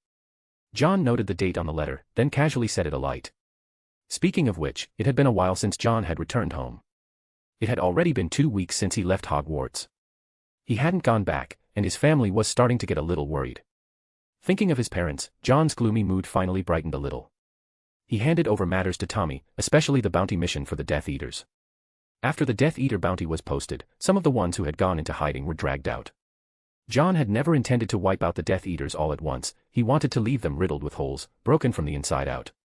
Only then could his plan be fully realized. While the Death Eaters were living in fear, Lucius was somehow completely untouched. Not only was he fine, he was using the current climate to further expand and strengthen his influence among the Death Eaters. 2 of his subordinates had made significant contributions. One was Lippy, operating under the alias Drogon, whose charisma allowed her to quickly blend into any group. Within the Death Eaters, she'd become a minor but notable figure. The other was Bieber, a former Silver Hand security member, who was eager to make a name for himself. Before Lucius could even react, Bieber had already taken the opportunity to recruit a group of homeless Death Eaters. Lucius even praised him for it. One could only wonder, when Bieber found out the truth in the future, would he be heartbroken? His boss was an undercover agent. His subordinate was also an undercover agent. And he, caught in the middle, was completely in the dark, just a poor, clueless pawn.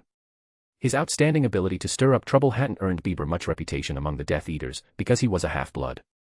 Compared to Lucius's natural advantage as a pureblood, no matter how unwilling Bieber was to accept it, he couldn't change the fact. After all, the Death Eaters' core ideology was pureblood supremacy. Bieber consoled himself, thinking his hard work would definitely attract Lord Voldemort's attention. That thought lifted his spirits again. Even Lucius couldn't help but comment, young people really are full of energy. Although, to be fair, he wasn't that old himself. John went home. The day he arrived, he was pulled into a good long cry by Mrs. Wick. John looked at the car parked in front of the house, then at his father, Watson Wick, who had apparently already taken care of the family's problems. He asked with a strange expression, "So, your solution was to become the new boss yourself?" Watson Wick looked a bit embarrassed. He wasn't exactly sure how things got to that point. It just so happened that everyone who tried to make a move on him ended up dying in horrible ways. Eventually, rumors started circulating that the Wick family was cleaning up London's underground scene. Even Watson himself was utterly baffled, but others didn't see it that way. Those brutal and ruthless killings had nearly driven the big bosses insane, and they had no choice but to submit. Meanwhile, the investors working behind the scenes, the ones pulling the strings, also saw potential in Watson, intending to shape him into the new Wallace family. Sean Wallace came knocking again to propose an alliance, but on his way back, he was involved in a car accident and vanished without a trace. From that point on, everyone was convinced Watson was ruthless and decisive, having eliminated the last threat, Sean Wallace. So they pooled their money and resources, and just like that, forcibly pushed him into power. But all he ever wanted was to be a law-abiding good guy. John was completely speechless. Support and read ahead of WN at Chapter 258, Uncle's Gift and the Basilisk's Ability. John honestly couldn't quite figure out why his uncles had pushed his dad into that position. His dad was good at making money. Letting him handle finances was fine, but managing an underground organization, that was seriously pushing it. In the morning, John was reading the newspaper. He still wasn't used to seeing pictures that didn't move. At Hogwarts, they only had newspapers, so over time, he developed the habit of reading them. Compared to the TV, he actually preferred these. Things are warming up a bit in Russia. He focused on the report about that other nation. It was mostly about livelihood and social issues. Now that Russia was in a period of decline, things had gotten harder since the split. Oligarchic monopolies were seriously stifling the country's economic growth. After coming home, the uncles seemed to have gotten busy. They had left during Christmas. It was Grandpa who called them back. When they left, their expressions had been grim. Watson was fiddling with his tie with a long face. He liked red ties, but with his current position, bright colors just didn't seem appropriate. Grudgingly, he picked out a different one to wear. Then, as if remembering something, he smacked his forehead and said, "John, Alexei left a gift for you. I put it in the basement." In the basement. John was taken aback. Everyone in the family knew the basement was his lab. Normally, no one ever went in there. That thing seemed kind of dangerous, but I swear, I didn't touch a single one of your things down there. Watson declared righteously. Didn't touch anything, huh? John silently turned his head toward the tabby cat sprawled across the cabinet. Watson cleared his throat. Hey. That one's an exception. John shrugged. He'd let himself believe his dad for now. Just as he was about to head out, Watson stopped in his tracks. He turned back, a rare seriousness on his face. "John, are you all right?" John blinked. Watson continued, "If something's wrong, I hope you'll tell me. I may not be a wizard, but I am your father." The usually unserious Watson suddenly being solemn threw John off a bit. I'm fine," he said awkwardly. Watson stepped up to John, hesitated for a second, then reached out and ruffled his hair. "You've grown up, but I don't want you to bottle everything up." He could tell John wasn't as fine as he said. But just as he'd said, John had grown up, and had his own secrets now. There are troubles at school too, aren't there? You can talk to me about anything, whether it's big or small. Always remember that. Watson smiled, ruffling John's hair before turning to leave. As he stepped out the door, he even waved goodbye to John. John stood there silently for a while, then reached up to touch his hair. The warmth from Watson's hand still seemed to linger there. Family, huh? A small smile tugged at the corners of his mouth. In the kitchen, Mrs. Wick was flipping through a cookbook while cooking, occasionally letting out little exclamations of surprise. John noticed that the usual frying pan had been swapped out for a massive iron wok, the kind that felt very familiar. It's like those in Chinatown. Flames leapt from the wok, but Mrs. Wick remained calm and composed.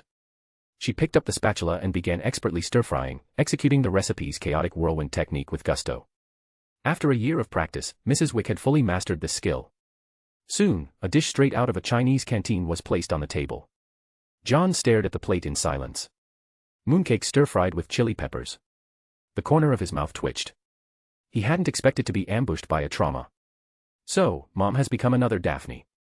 Looking at Mrs. Wick's hopeful expression, John solemnly picked up a piece with his chopsticks. Too much. And the mooncakes were 5-nut flavored. In the end, John still ate the dish Mrs. Wick had painstakingly prepared. He headed down to the basement, opened the door, and saw the gift from his uncle. So this was the Christmas present his uncle hadn't delivered on time. It was a large box. John immediately suspected it was another one of those indescribable items. The box was huge, like the kind used to store things that might go rat-a-tat-tat. No crowbar or anything needed. John simply ran his fingers over the nails, and they were pulled out by a force. Opening the box, he didn't see what he had imagined. Most of the space was filled with padding. There was only one item inside. Just one sealed vial. What is this? John frowned in thought and carefully lifted the bottle out, examining its contents. Just one mouthful's worth of a black liquid, it seemed to be some kind of potion. Seeing a potion in the Muggle world, John noticed a piece of paper beneath the bottle. He unfolded it and took a look. If you choose to accept yourself, then drink it. It was left by Alexei. Compared to his other uncles, John's impression of this one was a bit different. Accept myself. John fell into thought. What on earth is this? The Jovanovic family seemed to have some kind of secret. This, John had known for a long time. Even in the land of the bears, not everyone would just casually go wrestle a brown bear. Yet in the Jovanovic family, even petite Aunt Lulu's could drive off a raging mother bear with her bare hands. And grandfather didn't resemble your typical old man either. He gave off an impression, like Dumbledore. Old, yes, but brimming with power. The difference being, Dumbledore's power was magical, while grandfather's was raw physical strength. Maybe that's why the local government sought grandfather's help. Over in Mrs. Wick's hometown, things weren't going well for the common people. Uncle Serioza had once mentioned a deputy mayor who had impressed grandfather quite a bit. The family held significant influence in the area, and from what Uncle Serioza hinted at, it seemed grandfather intended to support that deputy mayor. But once politics are involved, one careless move could leave you dead and buried with no trace. The transfer of power always came with bloodshed, whether among wizards or muggles. It was like a poison, once touched, it would start to corrode. John carefully put the potion away for now. He needed to study it first, and today, there was something even more important to do. He took out the magical blood. At the end of his 4th year, he had received a reward. Several vials of candidate blood were laid out on the table. Basilisk, likely to enhance the petrification curse or grant a petrifying effect. Unicorn, its bloodline was sacred. John had some concerns about this, since unicorns were holy creatures, and he had dabbled in more than a few dark arts. Alchemy, a high probability of space-related or transformation-related abilities. Zowu, probably a spatial tunneling ability. The 4 vials sat there as John began to ponder. He wasn't lacking in offensive power right now. Whether it was the crushing curse or fiend fire, he already had powerful destructive abilities. Add in the presence of the Gubrathian fire, and his destructive force had increased significantly. But if he could gain the basilisk's deadly gaze, then with the element of surprise, its effect would certainly be devastating. The trouble with that ability, though, was that it required direct eye contact. If someone was prepared, the element of surprise would be greatly diminished. The alchemy spatial and transformation abilities were also quite impressive. As a magical creature capable of changing its size based on available space, it was somewhat akin to the extension charm in magic. The unicorn, imbued with sanctity, seemed like it would either enhance one's spiritual capacity or improve the Patronus charm. The Zowu's abilities were powerful, and John's biggest hesitation was between the Zowu and the basilisk. Both abilities could serve unexpected purposes. The Zowu's spatial capabilities could override Hogwarts' internal magic. If he had the Zowu's power, he could freely enter and exit Hogwarts at will. Still, I'll go with the basilisk. After a period of indecision, John finally gritted his teeth and chose the basilisk. The Zowu's powers were more focused on movement, while the basilisk's petrifying ability could significantly boost John's individual combat strength. Once he had made his choice, he poured the basilisk blood into the magical blood. This time, the magical blood began to change again. Basilisk blood was extremely venomous. As the blood was absorbed, a serpent-like shadow appeared within the magical blood. Its color shifted from red to white, and then to emerald green. Just the color alone reminded John of some of the potions he'd seen in the cave. His stomach churned violently, but he forced himself to suppress the nausea and uncorked the vial. Closing his eyes, he drank the magical blood in one gulp. Ugh! The power in his body surged out of control again, but compared to last time, he was able to handle it much better this time. After experiencing 4 magic surges before, John began to vent his magic. Under his control, the magic continued to shift and transform. He drew the Silverwick sword. The moment the Silverwick sword appeared, the faint consciousness within it couldn't help but let out a resonating hum. Taking advantage of the moment, John gripped the sword with both hands and channeled the massive surge of magic through the Philosopher's Stone into the blade. With the infusion of magic, the Silverwick sword erupted in dazzling brilliance. It was like holding a miniature sun in his hand. Under the radiance, the blade began to change. The previously mirror-like smooth surface now bore intricate, arcane magical runes. As the magic surge subsided, the runes were engraved into the blade. The Silverwick sword now carried an aura of ancient mystery. Gore. Huff. Huff. It's done. John held the sword in one hand. The blade now carried a weight that hadn't been there before. It was the weight brought on by its evolution. Far from feeling heavy, it gave off a powerful sense of strength. But if anyone else tried to pick up this sword, that same weight would become unbearably heavy. Only a recognized master could wield it. Nice. With a satisfied smile, John felt his weapon was getting closer and closer to the level of the Sword of Gryffindor. Compared to the Sword of Gryffindor, the Silverwick sword still lacked the trace of sentient awareness. Items like the Sorting Hat, the Elder Wand, and the Sword of Gryffindor all possessed self-awareness. The Sorting Hat could compose its own songs, the Elder Wand would submit to the one who defeated its master, and the Sword of Gryffindor only accepted true Gryffindors. Ding! Magic blood process complete. Acquired basilisk traits, petrification, death gaze, longevity, parseltongue. Petrification can cause living beings to turn to stone, greatly enhances resistance to a petrification curse. Death gaze, when a creature sees your eyes, they may be stunned or die instantly. Longevity enhances vitality, significantly extends lifespan. Parseltongue grants the ability to speak the language of snakes. John hadn't expected the basilisk's abilities to be this reliable. Petrification, it wasn't like the usual Petrificus Totalis spell. This one turned people into actual stone. John frowned slightly. Did basilisks really have this kind of ability?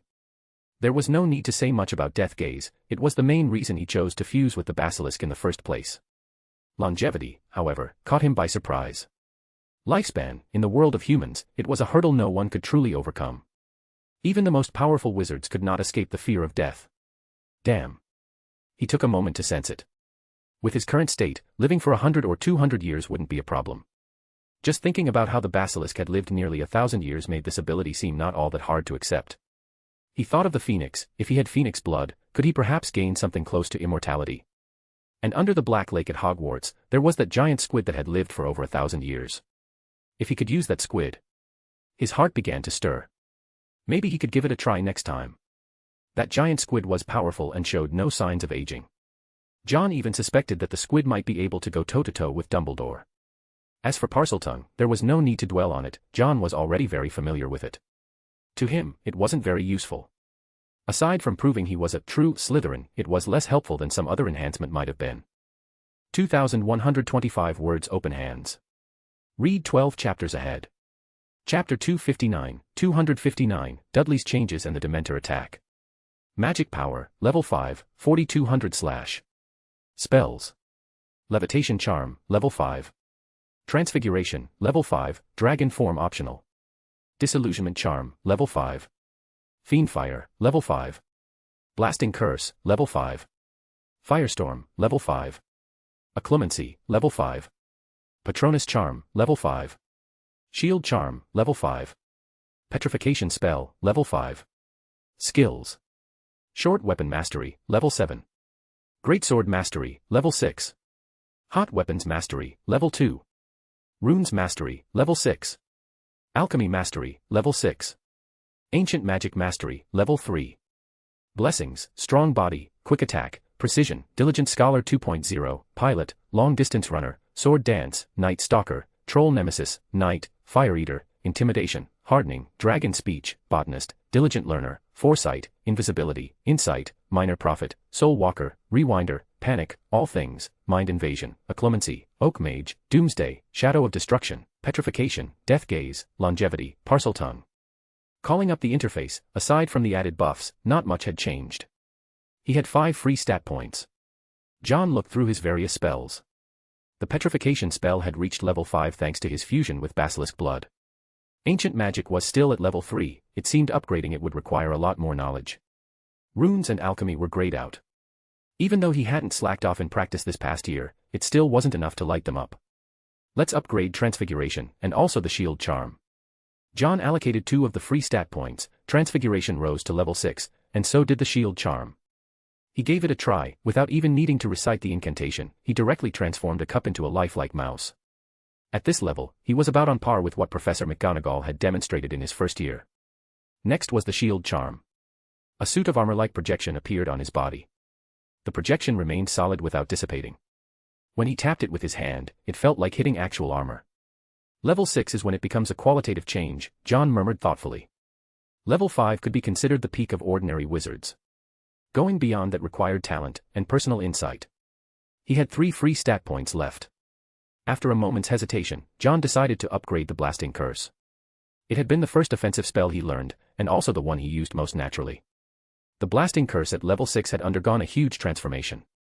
With a thought, he tapped his wand, white light rippled outward in a wave, instantly shattering everything it touched. He focused the light at the wand's tip, then swung it, turning the blasting curse into a whip of lightning. Damn. I can now cast the blasting curse in all kinds of shapes. The blasting curse scattered like a barrage of bullets, striking the table. John had successfully unlocked a new form. So far, there were 4 forms of the blasting curse, each with different power and effects. The first was the ripple form.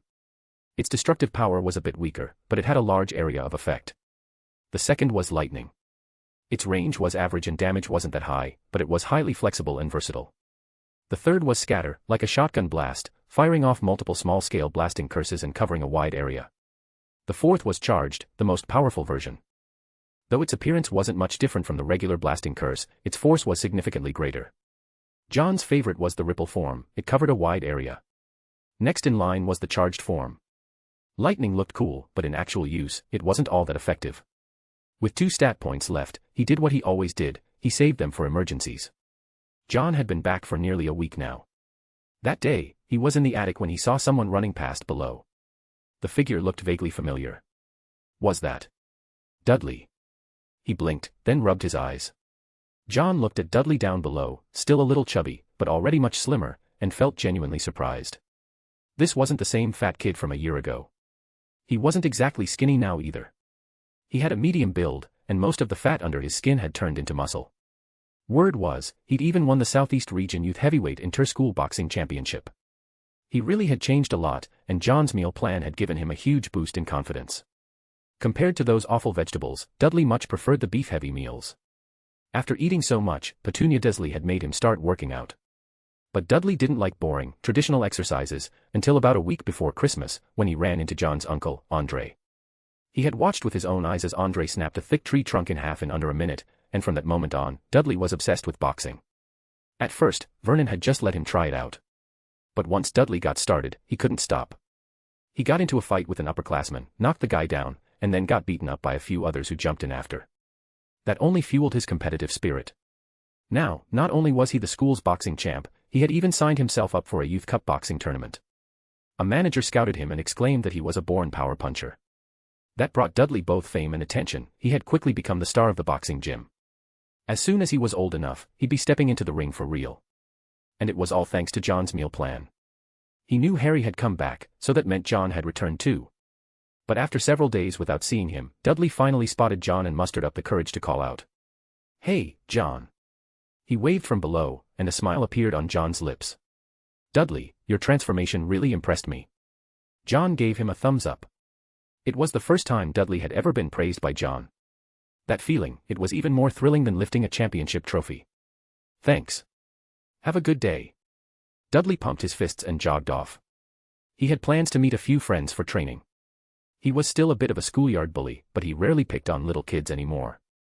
Now, his fists were aimed at stronger opponents. He'd grown bored of the weak. Seeing that fired-up expression on his face, John felt a sense of satisfaction. "I need to go study that potion," John muttered to himself. Just as he was heading to the basement, a sharp, loud bang rang out. A car alarm started blaring, and curious neighbors opened their windows to see what had happened. John frowned as he looked at the lingering traces of magic. Apparition. Someone had operated, in broad daylight, in the middle of a Muggle neighborhood.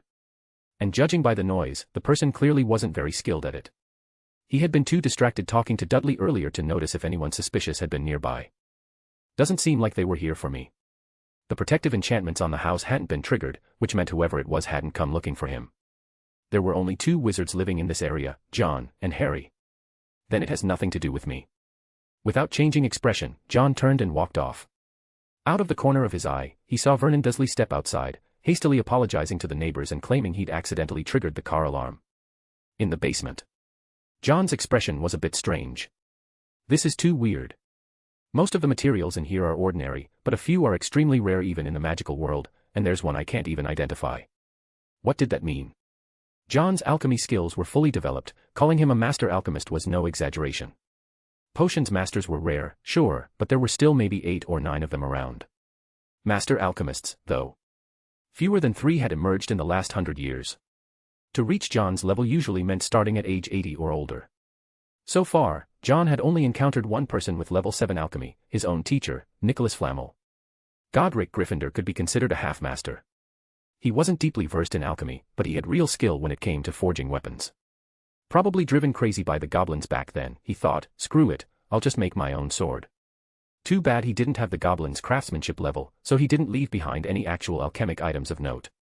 Among the other 3 founders, there might have been another level 7 alchemist. The Room of Requirement alone was proof it was a remarkable piece of magic that needed powerful alchemical constructs to support it. Salazar Slytherin's legacy, the Chamber of Secrets, also hinted at his strong alchemical abilities. Whether or not it was truly him, though, remained uncertain. Back to the main point. If even someone with level 6 alchemy like John couldn't identify it, then it was very likely that this substance didn't originate from the magical world. What is this thing? And why would Jovanovich have it?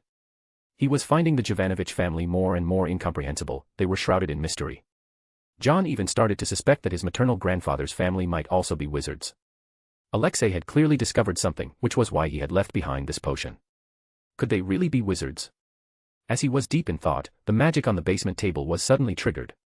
John's expression turned serious. He looked up, and the map projected on the table wasn't showing the inside of the house, but the outside. It was almost dark out, and he spotted a familiar figure, except it looked like it had been stripped of its cloak. A Dementor. Nice. I need some. Near the park, Dudley was just finishing his training and heading back. Hey, Big D. Dudley had just parted ways with a few of his buddies when he turned around and saw Harry. Oh, it's you. Dudley didn't really want to be around Harry. Not just because he used to treat Harry like a punching bag, but also because he was still afraid of that wand. Harry asked, since when did you become Big D? None of your business. Dudley didn't want to deal with Harry and turned to walk away. That name's kinda cool, Harry grinned and walked alongside him. But to me, you'll always be Dudders the little darling. Dudley clenched both fists. He remembered what Vernon had told him, don't pick a fight with Harry. Seemed like Vernon had really taken John's words to heart. If Harry ever got expelled and came to loiter around the Dursley house, not even the police could help them. Harry had been doing all right at the Dursleys lately, but he couldn't help remembering the days when he was bullied. On top of that, he'd been feeling isolated these past few days. Not just Hermione and Ron, even Sirius had repeatedly reminded him not to leave the Dursley house. Hermione and Ron were probably staying at the Burrow, and he wasn't allowed to go. The frustration was killing him. He even thought he was the first one to witness Voldemort's return, and yet now he felt like an outsider. And then there was Sirius, constantly telling him not to act rashly. That part made Harry want to laugh. After all, Sirius was the most impulsive one. He broke out of Azkaban after spending over 10 years in there. Who'd you beat up tonight? Harry kept walking after Dudley, no longer smiling. Another 10-year-old kid. I know you beat up Mark Evans 2 days ago. Although Mark Evans had the same last name as Harry's mother, they weren't related, just a coincidence. Dudley also remembered that little brat. The kid had called him a hairless gorilla, and Dudley had given him a solid beating in return. He brought it on himself. He insulted me, Dudley snapped. Oh yeah. Did he say you look like a pig walking on 2 legs? Harry chuckled. Come on, Dudders, that's not an insult, that's just facts. Dudley's facial muscles twitched. He wanted nothing more than to smash that mouthy face of Harry's with a single punch. Seeing Dudley this upset helped Harry let out some of the frustration he'd been holding in from being ignored and isolated. But it still wasn't enough. He wasn't going to stop. They turned into a narrow alleyway, the same one where Harry had once seen the big black dog. It was darker than the other streets around, since there were no streetlights. Dudley was already thinking of roughing Harry up here, beat him before he could even pull out his wand. Harry, still taunting relentlessly, seemed like he was actually waiting for Dudley to make a move. Just then, the air suddenly turned cold. The feeling was eerily familiar to Harry. The sky lost all light, and it was like someone had snatched away their eyes. Dudley thought it was one of Harry's tricks and swung a terrified punch at him to make it stop. Ugh. Unfortunately, or perhaps all too fortunately, that punch landed squarely on Harry, knocking him to the ground. His wand flew from his hand, and he nearly passed out. This was, after all, a punch from the so-called future heavy hitter. The impact spoke for itself. In the end, Harry managed to hang on. Gritting through the pain, he called out Lumos, and found his wand by the glow of the spell. That's when a hooded figure appeared, a Dementor. Before Harry could reach his wand, 2 Dementors drifted toward him and Dudley. There wasn't time to cast a spell. One slammed Harry against the wall. It began draining his joy, its skeletal face inching closer, clearly aiming for a soul-sucking kiss. Suddenly, black threads slithered along the ground and wrapped around the Dementor looming over Dudley. To Harry's horror, the creature screamed, a high, sharp shriek of pure terror. No matter how it struggled, it couldn't shake off the black threads that bound it. The web dragged it relentlessly toward the shadowy corner of the street. The Dementor near Harry froze for a second, clearly startled. In that instant, Harry rolled, grabbed his wand, and shouted, "Expecto Patronum." The silver light of the Patronus blasted the Dementor back, but just as it was about to surge toward the shadowy corner, Harry felt a strange pulse at the center of his brow. The silver light halted, unable to go any farther. As the glow faded, Harry glanced nervously toward that spot. He had the distinct feeling that someone was watching him. Swallowing hard, he hurried over, grabbed Dudley with all his strength, and dragged him away in a panicked escape. After they left, deep within the dark corner, 2 wisps of silvery white, purified souls floated in John's palm. He hadn't stepped in to help Harry, but the boy had reacted quickly and turned the situation around on his own. Glancing at the 2 soul wisps, John casually sealed them inside a vial. Dementors showing up here. Seems the ones from Azkaban aren't quite as loyal as advertised. He could just guess this must be some idiot's idea. This was so reckless, he wondered if magic had fried the person's brain. With a cold smile, John muttered, since they're useless now, might as well serve as alchemical materials. He'd long had his eye on the Dementors of Azkaban, they were perfect ingredients. These 2. He'd refine them into a soul potion and send it over to Nagini. As for Harry's involvement in this incident, it was about to stir up quite the storm in the Dursley household. Damn. 2,566 words. Read 12 chapters ahead. Chapter 260, Arabella Fig and Letter from the Ministry. Harry swore he'd never felt this strong before. Dudley, that big fat lump, was practically draped over half his body, putting all his weight on him. Harry's teeth were chattering from the strain. He didn't like Dudley, sure, but not to the extent of just watching him die. That creepy black thread from earlier had made his whole body feel off, like it was pulling him into an endless abyss. A fear that came straight from the soul surged through him, and it was unbearable. Just then, heavy footsteps came thundering toward them. Startled, Harry instinctively raised his wand, spinning to face the direction of the sound. The motion jerked Dudley upright, who promptly landed on his backside with a thud. Harry thought the person from the shadows was coming out, but the reality was far more unexpected. It was Mrs. Fig, the eccentric old neighbor. She appeared before them, gasping for breath, her salt and pepper hair spilling out of a hairnet, and a mesh bag clinking loudly from her wrist. Harry instinctively tried to hide his wand. "Don't bother hiding it, you silly boy," Mrs. Fig screeched. "What if there are more of them nearby?" "Oh, I swear I'm going to kill Mundungus Fletcher." "What?" Harry asked in confusion. He had no idea who Mundungus Fletcher even was. If he'd ever been to Knockturn Alley, then maybe he would have known. That guy who'd haggle over a single canute. He left, Mrs. Fig said furiously. He said he felt a gaze that scared him. That coward ran off from just a hunch. Unbelievable. And now, Dementors. Good thing I had Tibbles keep watch and report to me. "Oh, we don't have time to stand around, Harry, we've got to get you back right away. I swear I'm going to kill Mundungus Fletcher." But Harry trailed off. The strange cat-loving Mrs. Fig knowing about Dementors. That surprised him almost as much as the Dementors themselves. "You're a witch." Harry suddenly remembered the black threads from before. With suspicion, he asked, "Was that you just now?" "I'm a squib. Mundungus knows all about this stuff, how could I possibly help chase off Dementors?" Mrs. Fig shook her head. "He ran off on his own, left you completely unprotected. I even warned him beforehand. So this Mundungus has been following me all this time." Wait, apparition. Harry recalled the loud bang from earlier and immediately connected the dots. Exactly. Thank goodness I had Tibbles hiding under a car. And thank Merlin John Wick didn't fatten him up too much, Mrs. Fig screeched. But by the time I got to your house, you'd already gone. Oh, what's Dumbledore going to say? She grumbled as she turned to tell Dudley to get up already. You know Dumbledore. Harry hadn't expected Mrs. Fig to know Dumbledore. In his shock, he instinctively glossed over the mention of John. Of course I know Dumbledore, who doesn't know Dumbledore? Mrs. Fig said. Now hurry up and get moving. If they come back, there's nothing I can do. She urged Harry to leave quickly.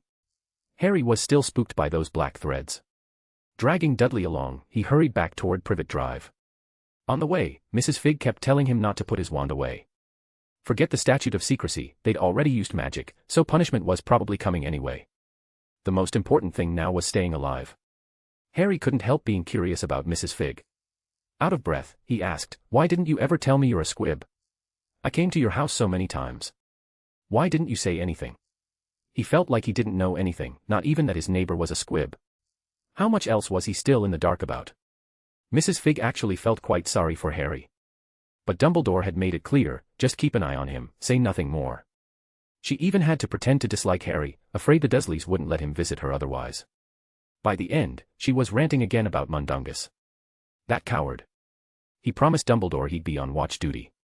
Where the blazes did he run off to? How am I supposed to explain this to Dumbledore? She couldn't apparate, and now she was panicking over how to report this. Harry offered to let her use his owl to send word.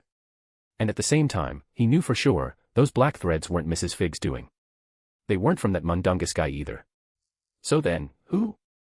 Just as Harry was thinking about it, a sharp crack split the air. Mundungus had finally dared to come back. Mrs. Fig nearly went for his throat right then and there. Mundungus had a miserable look on his face and shouted, "You have no idea how terrifying that person is. If he saw me, he'd have killed me." Dementors. Harry ran into Dementors, "You useless coward." Mrs. Fig's net bag, filled with tins of cat food, slammed into Mundungus with a loud clatter, making him yelp in pain. He stared in disbelief. Dementors? What the hell were they doing here? Shielding his head with his arms, he said, "Well, good thing Harry's okay. You took care of them." "No, it wasn't me," Harry said, eyeing this newcomer, "so this was Mundungus, then." He added gloomily, "There was someone there. I don't know who." That stopped Mrs. Fig in her tracks. She didn't even have the energy to keep hitting him. She urged Harry to head back quickly. Mundungus, pale-faced, bolted off to report to Dumbledore. When they reached Privet Drive, Mrs. Fig didn't follow Harry any further. She had to wait for further instructions, so she returned home. That left Harry, dragging Dudley, to trudge slowly toward the Dursley house. He didn't notice that, up in the unlit attic of the Wick residence, a pair of eyes was watching him silently. "Truly a treasure," a voice muttered. John stood by the window, his expression calm and distant. Dumbledore really had gone all out for Harry, practically charting out every step of his life from beginning to end. A life like that, hard to say whether it was enviable or just plain pitiful. That self-important old man, does he really think he can control everything? John glanced toward the direction Mundungus had fled, a cold smirk tugging at the corner of his lips. "Mundungus. I've treated you well." He had always turned a blind eye to Mundungus's antics. Back then, it was just to keep Dumbledore feeling reassured. But now, John had no intention of letting someone plant a nail in Johnny Silverhand's specialty shop. Over the past while, he'd already had others quietly take over much of Mundungus's responsibilities, systematically cutting him out. Mundungus still thought he was being favored. He even started acting like a hands-off boss, with time to spare for Dumbledore's errands. Little did he know, he was standing just a step away from the edge of the cliff, the next gust of wind ready to send him tumbling out of Johnny Silverhand's specialty shop for good. "I treated you well, it's a pity you don't know how to be grateful." John really didn't understand. If Dumbledore truly cared about Mundungus, then before John came along, why had he been scraping by in poverty? With Dumbledore's influence and reputation, giving Mundungus a decent job would have been the easiest thing in the world, or maybe Mundungus just didn't like working. John was the one who had given him everything, a comfortable house, endless galleons, and a position of swaggering authority. All that, and it still couldn't buy Mundungus's loyalty. Humans really are pathetic, eagerly accepting kindness, only to go scurrying back the moment Dumbledore so much as beckons. If he doesn't want it, then fine. Let him go. John watched as an owl flew toward the Dursley house. It seemed like things were about to get interesting. Harry had used quite a bit of magic outside of school. John was quite curious to see how Dumbledore planned to protect him this time. With a flicker of thought, John's figure gradually faded. He had cast a disillusionment charm, intent on witnessing the commotion at the Dursleys firsthand. At the Dursley residence. When the couple saw their son looking so sickly and weak, they were immediately thrown into a panic. Vernon's usual attempt at good temper snapped. He roared furiously at Harry. "What did you do to my son?" After all that groveling, he thought things had finally settled down, only for Harry to end up hurting Dudley. "I didn't do anything," Harry replied, looking at his now unmasked Uncle Vernon. The two of them quickly fell into another argument, and right in the middle of it, an owl swooped in through the air. It dropped a large parchment envelope at Harry's feet, then turned with graceful indifference and flew away. Harry tore open the envelope, and when he read the letter inside, he froze completely. "Dear Mr. Potter. We have received intelligence that at 9:23 this evening, in a Muggle-inhabited area and in the presence of a Muggle, you performed a Patronus charm. This constitutes a serious breach of the decree for the reasonable restriction of underage sorcery, and as such, you have been expelled from Hogwarts School of Witchcraft and Wizardry. A representative from the Ministry of Magic will soon arrive at your residence to destroy your wand. Read 12 chaps ahead." Chapter 261, a lot of letters and investments. Harry stood there, dazed, his mind utterly blank and ice-cold. It felt like his consciousness had been pierced by a paralyzing dart. He had been expelled from Hogwarts. It was over. Everything was over. He could never go back. Vernon was still shouting, but Harry couldn't care less. His thoughts slowly began to function again. He remembered, the Ministry was going to destroy his wand. He had to run. There was no time to waste. He couldn't let them destroy his wand. But where could he go? Back in third year, he'd been warned too. Why wasn't there any punishment that time? Oh. Right. It was because Fudge had intervened. It was Fudge who had protected him. Harry turned to run, but Vernon was still yelling, demanding an explanation. Get out of the way. Harry didn't have time for this. You need to stay right here and explain what happened to my son. If you don't move, I'll curse you, Harry said, raising his wand. John, watching the scene unfold, fell into thought. Harry had clearly been pushed to the edge. John was sitting right there on the sofa, and no one even noticed him. Harry was still confronting Vernon, threatening to cast a spell. A loud bang startled everyone. It wasn't Harry, it was an owl that had slammed into the window. The owl stubbornly stuck out a leg, a small roll of parchment tied to it. Harry quickly untied it, as if clinging to his last hope, and unrolled it to read. John leaned in to take a glance. It was from Arthur Weasley. It said that Dumbledore was already on his way to the Ministry to investigate the entire matter, and instructed Harry not to leave the Dursleys, not to use magic, and not to surrender his wand. Dumbledore, you really do treat the Ministry as your own playground, John sneered inwardly. He claimed not to want power, yet used it everywhere. His attitude was practically one of supremacy over the Ministry. Harry, as if having grabbed onto a stabilizing anchor, calmed himself. He no longer wanted to leave. But Vernon had completely lost it. Harry, however, had calmed down a lot and began explaining the situation to them. When he mentioned the Dementors, Aunt Petunia turned pale and said they were the guards of Azkaban prison. Everyone turned to look at her, and Vernon listened to her explanation. A moment later, another owl flew in. This time, it was from the Ministry of Magic, and it brought good news. They were temporarily not going to break Harry's wand or expel him from school, though he still had to attend a hearing. Harry let out a sigh of relief. He knew Dumbledore wouldn't just sit back and do nothing. Vernon, upon hearing that Harry wasn't getting expelled, felt a complicated mix of emotions. On one hand, he feared Harry's retaliation, on the other, he desperately wished Harry would just leave and never come back. Then another owl came, this was the fourth. It came barreling in through the kitchen fireplace, spewing dust that made everyone cough. This one was from Sirius Black, once again stressing that Harry must not leave the house. John was already getting bored with this kind of routine. The Savior runs into trouble, and suddenly all these protectors pop up, first some ministry uncle, then Dumbledore himself steps in, and now even the Godfather shows up. So precious, aren't we? He muttered from the sofa, half-lidded eyes watching the whole circus unfold. Harry wasn't too happy with what Sirius had said. He'd single-handedly driven off the Dementors, didn't anyone think to say, well done? John could see his emotions and found it rather amusing.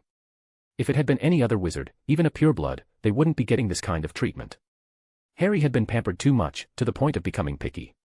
Look at that, Dumbledore's painstakingly nurtured savior, John muttered, propping his cheek up with one hand, watching with great interest. The savior was full of himself. When others called him you-know-who, he could freely say Voldemort aloud.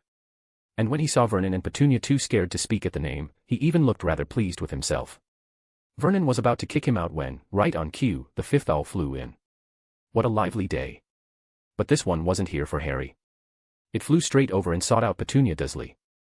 It was a red howler. Harry told her it was a howler. Vernon immediately panicked and told her to throw it away. To Vernon, wizards were no different from dangerous criminals. Petunia saw her name written on the envelope and was visibly shaken. Before the howler could even be opened, it started to smoke. Petunia panicked, and when flames burst from the envelope, she shrieked and threw it away. By coincidence, the envelope flew straight toward the invisible John. He caught it. Just as the voice was about to erupt, John clapped his hands together. The sound dropped to an inaudible whisper. Remember my last, Petunia. That voice, it was Dumbledore. With a snap of his fingers, John reduced the envelope to ashes. Everyone stared blankly at the scene.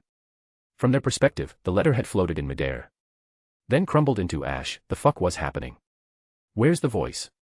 Why wasn't there any voice? Harry exclaimed in surprise, looking at the remains. He didn't understand why the howler had made no sound. Petunia was gripping the back of a chair for support, and Vernon rushed over to hold his wife. Dudley had woken up, staring blankly in that direction. As for John, he knew the show was over and left without a word. Riverto. In the attic. Golden light swirled around a pile of ash. Right before his eyes, the ash rapidly reformed into a red envelope. A howler. John stared at the envelope, deep in thought. Dumbledore sent this to Petunia Dursley, telling her to remember his last words. Petunia was Harry's aunt, and also Lily Evans's sister. Lily Evans. Strictly speaking, Harry wasn't the true savior. Lily Evans was. She had used an ancient magic spell on Harry, her love had defeated Voldemort. As Lily's sister, Petunia was a muggle. The only connection between Dumbledore and her could be Harry. John casually flipped the howler over in his hand. The ring on his right hand slid over 2 fingers, and he tapped the howler lightly. The letter, which had been on the verge of self-igniting again, immediately froze. John tossed it casually into his satchel. A book on the table began to flutter its pages in the breeze. The Tales of Beetle the Bard. The pages stopped at the legend of the 3 brothers, specifically, the tale of the second brother and the Resurrection Stone. John stared at the depiction of the Resurrection Stone, a glint of deep light flickering through his eyes. Death does indeed exist. And so do the Deathly Hallows. His fingers brushed lightly over the surface of the book. John muttered thoughtfully, in the story, the second brother used the Resurrection Stone to bring back the woman he loved. But since she didn't belong to this world, she returned sad and cold. It seemed like a trick, an illusion to lead people astray. But John didn't see it that way. He believed there was another possibility, perhaps the second brother had used the wrong method. The brother had relied solely on the power of the Resurrection Stone, summoning someone who no longer belonged to this world, thus, the world itself rejected her. But if he infused it with the power of time and soul, if he clashed these forbidden forces together, perhaps there was a way to truly call back the soul of someone who had passed. It was only John's theory, and carrying it out would be extremely difficult. At the very least, it would require the force sealed in the Eternal Frost casket he had exiled, and, of course, the Resurrection Stone itself. He buried the idea deep in his heart. The next day. The Dursleys ultimately didn't kick Harry out, though their attitude had become noticeably colder. John only glanced at the situation but didn't pay it any further attention. He headed to the Silverhand Johnny specialty store. Mundungus wasn't there, most likely still keeping an eye on Harry over at Privet Drive. John casually picked up a financial report, the current quarter's Silverhand Angel Investment Review. He skimmed it. Aside from the Weasley twins' joke shop, there were several other investment projects. At the moment, the only one showing short-term returns was the Weasley twins. The rest were still in the stage of pouring in money. As his gaze drifted downward, John spotted a project that had already consumed 3,000 galleons in funding, but had yielded basically 0 returns. He checked the signature, Mundungus Fletcher. If I wanted to kill you, you just handed me the knife. John let out a quiet laugh and called for Tommy to come in. Pointing to a project labeled, Chunky's Surfing School, John said, look into this project. Then fire Mundungus. After a pause, John added, and don't forget, make sure he coughs the money back up. Read 12 chaps ahead. Chapter 262, Lupin and the 6 Werewolf Brothers. The human heart is never satisfied, like a snake trying to swallow an elephant. Mundungus was a greedy fellow. And if he were just greedy, that might be tolerable. But he was also disloyal. Worse yet, he never learned his lesson. John had already warned him not to mess with the fund. But of course, Mundungus just had to dip his hand into the Silverhand Angel investment too. With behavior like that, there was no reason to keep him around any longer. John instructed Tommy to fire him. And if Mundungus couldn't return the money, the security team was to pay a visit to his home. By the time Mundungus got back, it was already past 9 p.m. Mundungus was quite satisfied with his current life. Compared to his old days, no place to sleep, sneaking into the World Cup with fake tickets, this was heaven. Harry, meanwhile, had been shoved back into his room by the Dursleys. Meals were simply brought to his door 3 times a day. Life had abruptly returned to its original, miserable state, and Harry was experiencing the full sting of that contrast. It worked out great for Mundungus, no need to babysit like before. Hey, didn't you see me walk in? Where's my salute? Mundungus barked, putting on airs and laying down little rules, like demanding the shop staff greet him when he walked in. The security team didn't give him the time of day, but the clerks used to play along.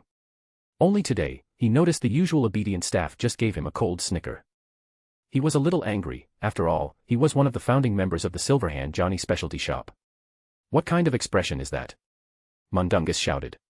Apologize to me at once. He saw the clerk's expression shift, suddenly bowing with great respect toward him, which made Mundungus very pleased with himself. But soon, he noticed something was off. The clerk was bowing, but not to him. He turned around and found himself face to face with the silver mask. The familiar scene made him drop to his knees instinctively. Esteemed Lord Johnny Silverhand, Mundungus groveled, laying himself flat on the floor in the most flattering posture he could manage. He stayed in that position for a long while, beads of sweat the size of pearls dripping down his face. He sneaked a glance upward, his boss made no move to tell him to rise. Mundungus, John finally spoke, voice low and slightly raspy, do you remember what I told you? Mundungus shivered, sweat pouring, and stammered, Lord Johnny Silverhand. Seems you really did forget. From beneath the silver mask, no expression could be seen, but Mundungus could feel it. He was angry. A strange force lifted Mundungus off the floor, and a choking pressure gripped his throat. That familiar sensation turned his face bright red. The strength of that hand was nearly enough to crush his neck. Death loomed over Mundungus's head. You're too greedy. I already gave you a chance. Mundungus struggled frantically, unable to speak, his body twitching like a fish thrown onto a beach. He was truly done for. He saw those eyes, cold, emotionless. That's right. He remembered now. It was just like this the last time. Mundungus regretted everything. He shouldn't have done it. Too many days of comfort had made him forget. After he helped Johnny Silverhand negotiate the World Cup advertisement deal, he thought he was on top again. In reality, he was still just a petty thief that could be crushed at any moment. Just as Mundungus was about to suffocate, the hand finally let go. As though granted amnesty, Mundungus gasped desperately for air. You're fired, Mundungus. The cold, indifferent voice was like a death sentence. Mundungus froze, then scrambled to John's feet, crying, My lord, I didn't do anything, why are you doing this to me? Did nothing. A cold laugh echoed from beneath the mask, followed by a report smacking Mundungus in the face. When he saw the name Fat Done Surfing Lessons on it, he knew he was done for. He even forgot to cry. He couldn't get a single word out. The way he looked now, he was nothing but a pathetic clown. John stared down at him and said, Hand over everything that belongs to the Silverhand. Everything you have is confiscated. With just one sentence, John sent Mundungus back to square one.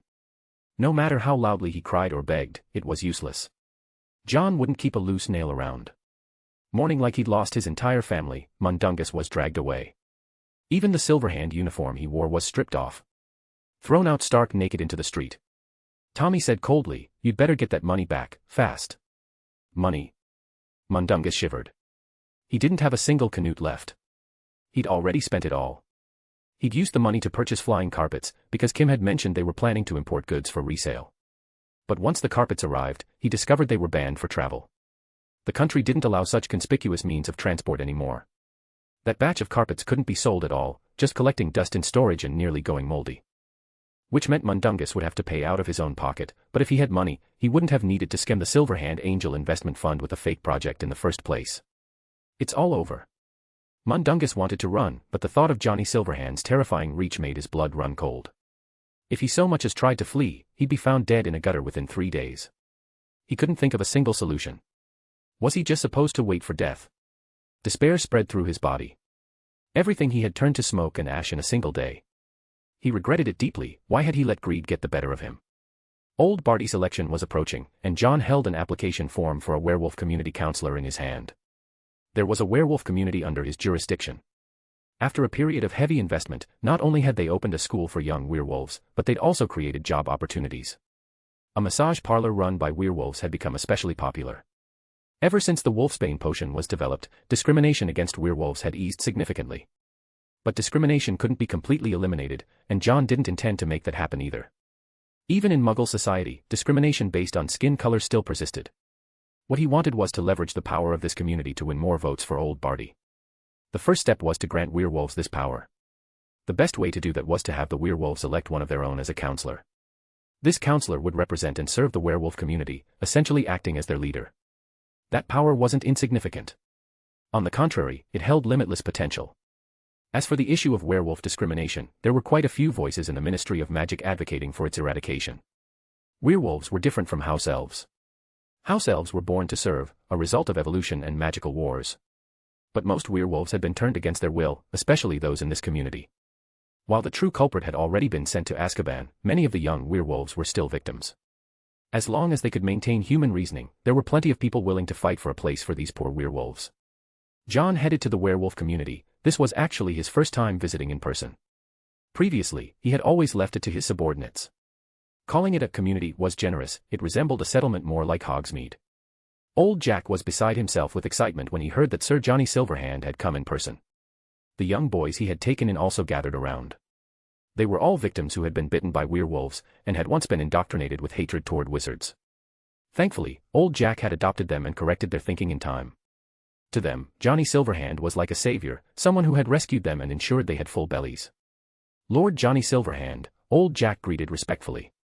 Compared to when they first met, he looked even older now. The werewolf massage parlor had been his idea, created to help jobless werewolves. Though his magical ability wasn't strong, he held great prestige. Among the werewolves, he was seen as their leader. Old Jack, it's gotten lively around here, John said with a smile, helping the men to his feet as he looked around. Jack had managed the place well. That gave John the confidence to hand him the application form. When old Jack saw what it was, he was utterly stunned. And my lord, is this real? Old Jack couldn't believe his eyes. Werewolves, long subjected to discrimination, now had the chance to become a member of the Ministry of Magic. John chuckled lightly. That depends on you. The ministry will be sending someone to inspect the place soon, I hope you'll present your best side. In truth, there was no need for anything overly enthusiastic. As long as the ministry officials saw that the werewolves had curbed their aggression, everything would go smoothly. But old Jack still couldn't stop thanking him. After John experienced a werewolf massage, he headed back. Even after John had left, old Jack remained caught up in his excitement. But not long after, someone came knocking. When old Jack saw who it was, his expression immediately darkened. "What are you doing here?" he asked coldly.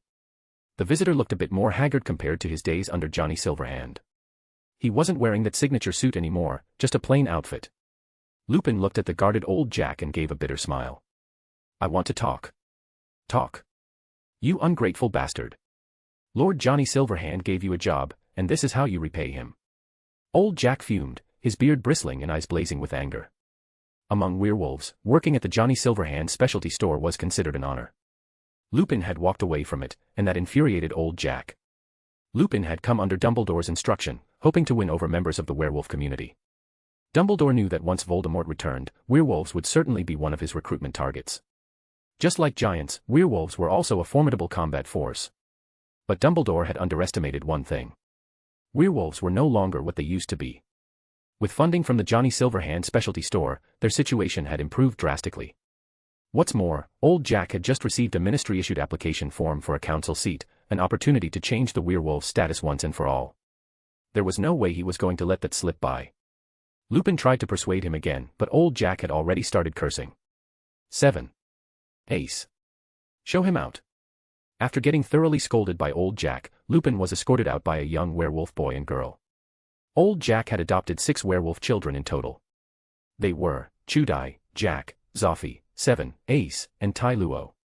Chudai was the eldest and had received a magical education before becoming a werewolf. He later founded an elementary school in the werewolf community. Zoffy trained under a werewolf security guard from the Johnny Silverhand store and aspired to become the captain of the security team. Jack was the first among them to enroll at Hogwarts. Old Jack's 6 kids were famously known as the 6 Werewolf Brothers. Read 12 chaps ahead. Chapter 263, Lord Silverhand is our savior. Lupin felt helpless in the face of old Jack's attitude. As a fellow werewolf, he had once been friends with old Jack. In his most difficult times, it was old Jack who had given him a place to stay and clothes to wear. He was filled with gratitude toward the old man. Old Jack wasn't a victim of Fenrir Greyback, his decision to stay in the werewolf community was purely to help the young werewolves there. Now, the werewolf community had improved. It was no longer the seething, wizard-hating place it once was. That was precisely why Lupin wanted to protect it all the more. If Voldemort ever came here, the werewolves would likely suffer again. More and more werewolves were gathering in the community, forming a force that could no longer be ignored. Johnny Silverhand was full of mystery. No one knew whether he, like Voldemort, harbored dangerous ambitions. As the second king, it was impossible not to be wary of him.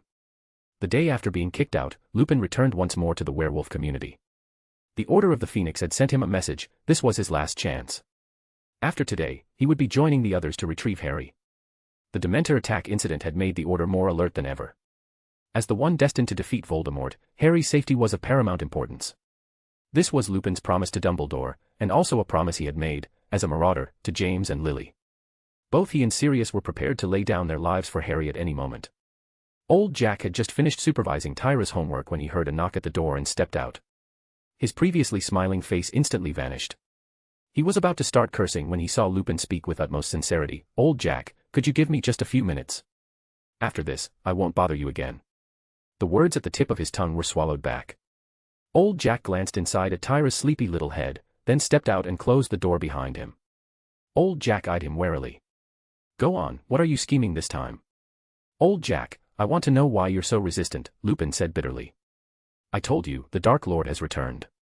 Dumbledore can guarantee your safety." "Dumbledore," Old Jack said impatiently, "he's not going to give my children fair treatment."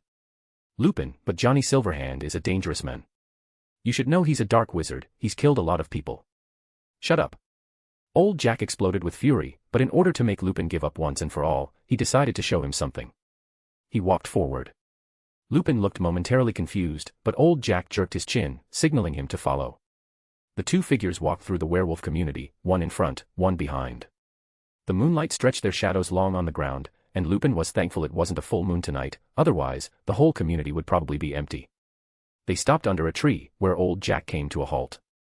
Lupin looked over and saw that the tree was covered in deep claw marks and dents, scars left behind by werewolves fighting each other. Fenrir used to enjoy forcing two werewolves to battle, like raising poisonous creatures to kill one another, all in order to cultivate stronger werewolves. But now, beneath that blood-soaked tree stood a group of people. Among them were the old and the young, some with scarred faces, others with missing limbs. They were all werewolves. The younger ones were kept at home, while these older ones were outside playing chess. "Damn it, I lost again." "Haha, are you even trying? Back in the day, we were all just surviving in the wild. Where did you learn wizard chess?" "Heh, I studied it when I was a kid. After I got bitten, I never touched it again. If it weren't for Lord Silverhand, I'd never have dreamed of sitting down to play chess in this life." "Ha ha ha." "True." The speaker was a middle-aged werewolf with a face full of scars. Lupin recognized him. He'd once been one of Fenrir's men, a brawler whose body bore the marks of countless frenzied rampages. Across from him sat another middle-aged werewolf with a receding hairline, who sighed deeply. "Yeah, this kind of life. I never even dreamed of it. Back then, I just wanted to stay alive.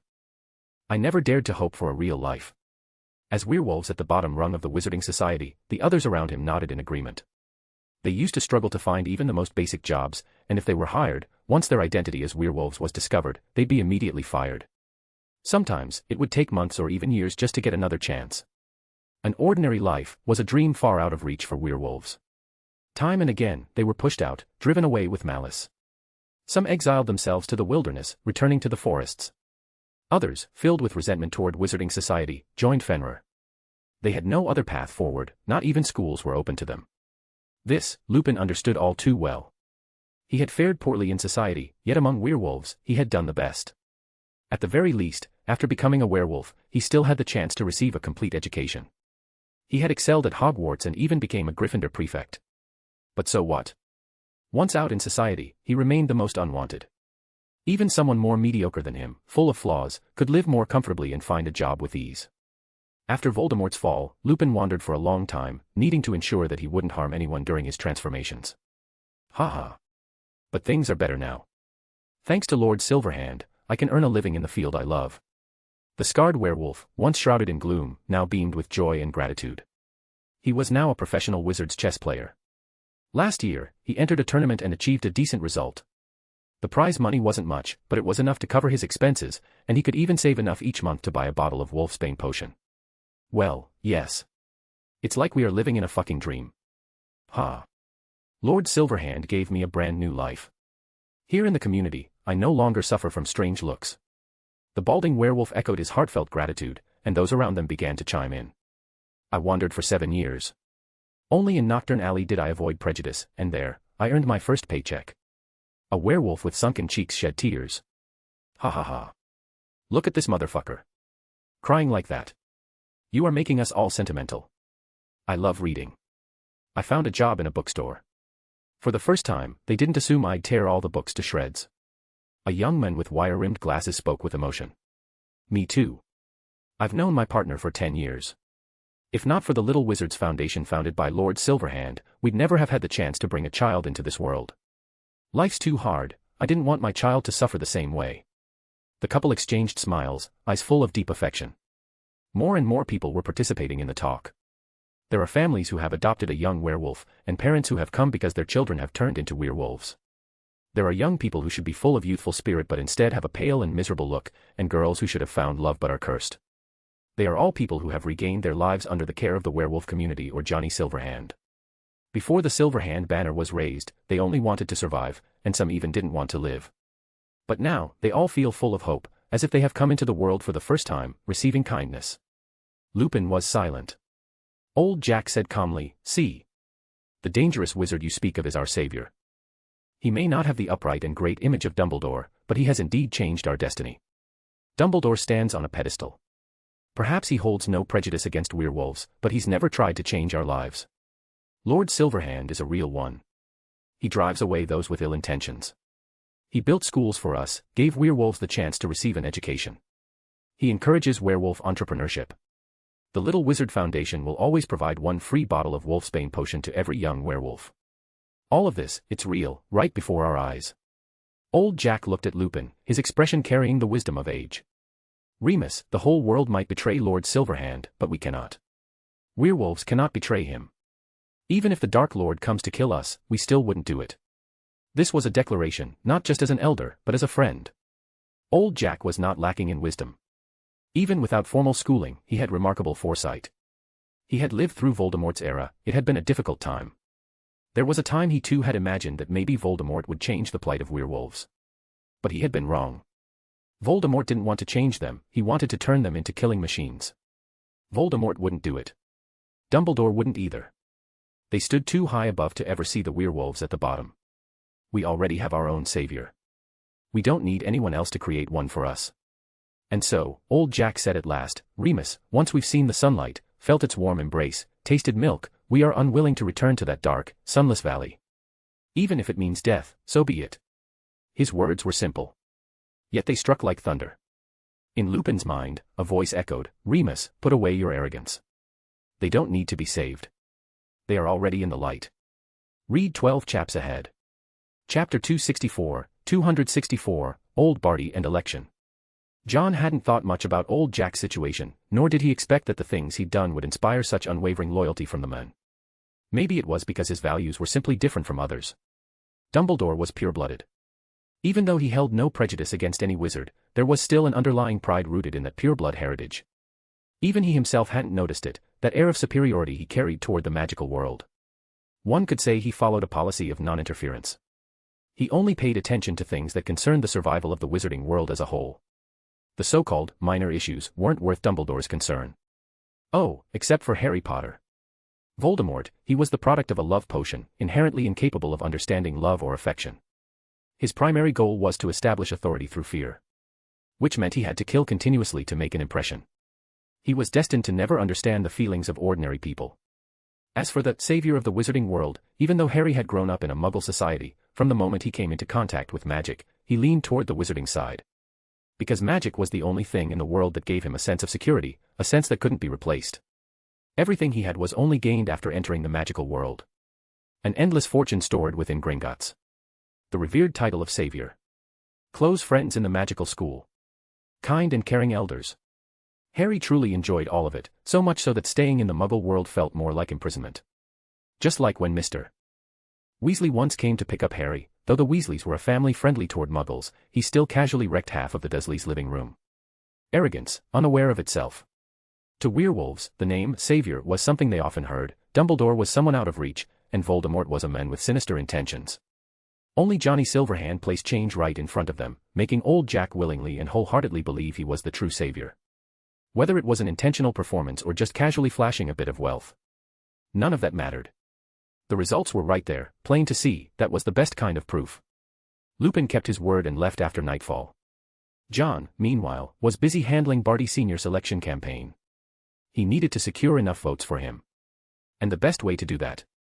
Hand out money. Throwing around real gold and silver, simple, crude, but effective. To the average wizard, the position of Minister for Magic was too distant, too out of reach. Immediate benefits were far more tangible. With John pushing things forward, Barty Sr.'s poll numbers shot straight up. Barty Sr. was a terrible public speaker, so John brought in the renowned master of nonsense, Gilderoy Lockhart, to tutor him. This method, commonly used in Western Muggle elections, left the straightforward wizarding community completely dumbfounded. Watching Barty Sr. give impassioned speeches on stage, handing out free eggs, and making promises as big and round as pies, many in the audience were left wanting more. For example, Barty Sr. vowed to crack down harder on the illegal poaching of wild magical creatures. He promised that, once elected, he would lead the British magical world to surpass all other countries. Domestic manufacturing would regain importance, and he even pledged to reduce taxes on alcohol in certain regions. He aimed to combat Death Eaters in 3 years, eliminate them in 5. One promise after another, by now, there were dozens. The local wizards were fired up. Even John was getting nervous for Barty Sr. Sure, it was expected for a book-writing braggart like Lockhart to talk big, but Barty was supposed to be a serious man, and yet here he was, bragging too. Still, with the combined power of cold, hard cash and wild promises, Barty Sr. managed to surpass Amelia Bones by a wide margin. During that time, Amelia exuded such an oppressive aura that even Pius had to tread carefully, terrified of giving her the slightest reason to lash out. Not only that, Amelia's oppressive mood was largely due to how the newspapers were dragging her through the mud. If she made even the slightest mistake, she would be ruthlessly attacked. For instance, she merely asked someone to pour her a glass of water. The next day, the paper ran a headline: Head of the Department of Magical Law Enforcement, Amelia Bones, commits 3 inhumane acts of cruelty toward subordinates. A completely trivial matter was spun into a full-blown workplace bullying scandal. Once, she simply didn't smile when meeting Barty Sr., and the newspaper claimed she was expressing dissatisfaction with the election and harbored resentment. Anyway, the image they painted of her was narrow-minded, dictatorial, and autocratic. Every negative label was slapped onto her. This made Amelia both furious and helpless. Because the public actually fucking believed it. Her poll numbers barely moved after that. And of course, all of this was John's doing. He had Rita Skeeter stir the pot in the papers, and when the editor-in-chief of the Daily Prophet tried to intervene, John bought his way into the paper as an investor. Forget stopping it. At that point, the editors had no choice but to join in on the smear campaign. John was just offering too much money to refuse. Rita's status rose once again, and she couldn't stop grinning. Originally forced into working for John, the compensation she received eventually made her utterly loyal to him. Finally, everything settled. Barty Crouch Sr. was elected Minister for Magic. Everyone was satisfied with the outcome, except Amelia's faction. Some ministry officials even upgraded to several new flying brooms at home. And soon after Barty took office, he faced his first major challenge. Harry Potter had used a Patronus charm in front of Muggles to deal with an incident, and none other than Dumbledore himself stepped in as his defense counsel. 2 key words. Harry Potter. Dumbledore. One was the famed savior of the wizarding world, the other was the headmaster of Hogwarts and currently the most powerful wizard alive. Dealing with just one of them would already be a massive headache, let alone both of them together. The ministry had to preserve its credibility, while also appeasing public sentiment and saving face for Dumbledore. Barty finally understood why, right after his election, Amelia had that look on her face, as if she were about to enjoy a good show. She set me up. The Office for the Prohibition of Improper Use of Magic is under the Department of Magical Law Enforcement. Barty Crouch Sr. cursed inwardly. Amelia, who appeared upright and incorruptible, clearly had her own little schemes. John, on the other hand, was already aware of this. He had seen the ministry's letter himself.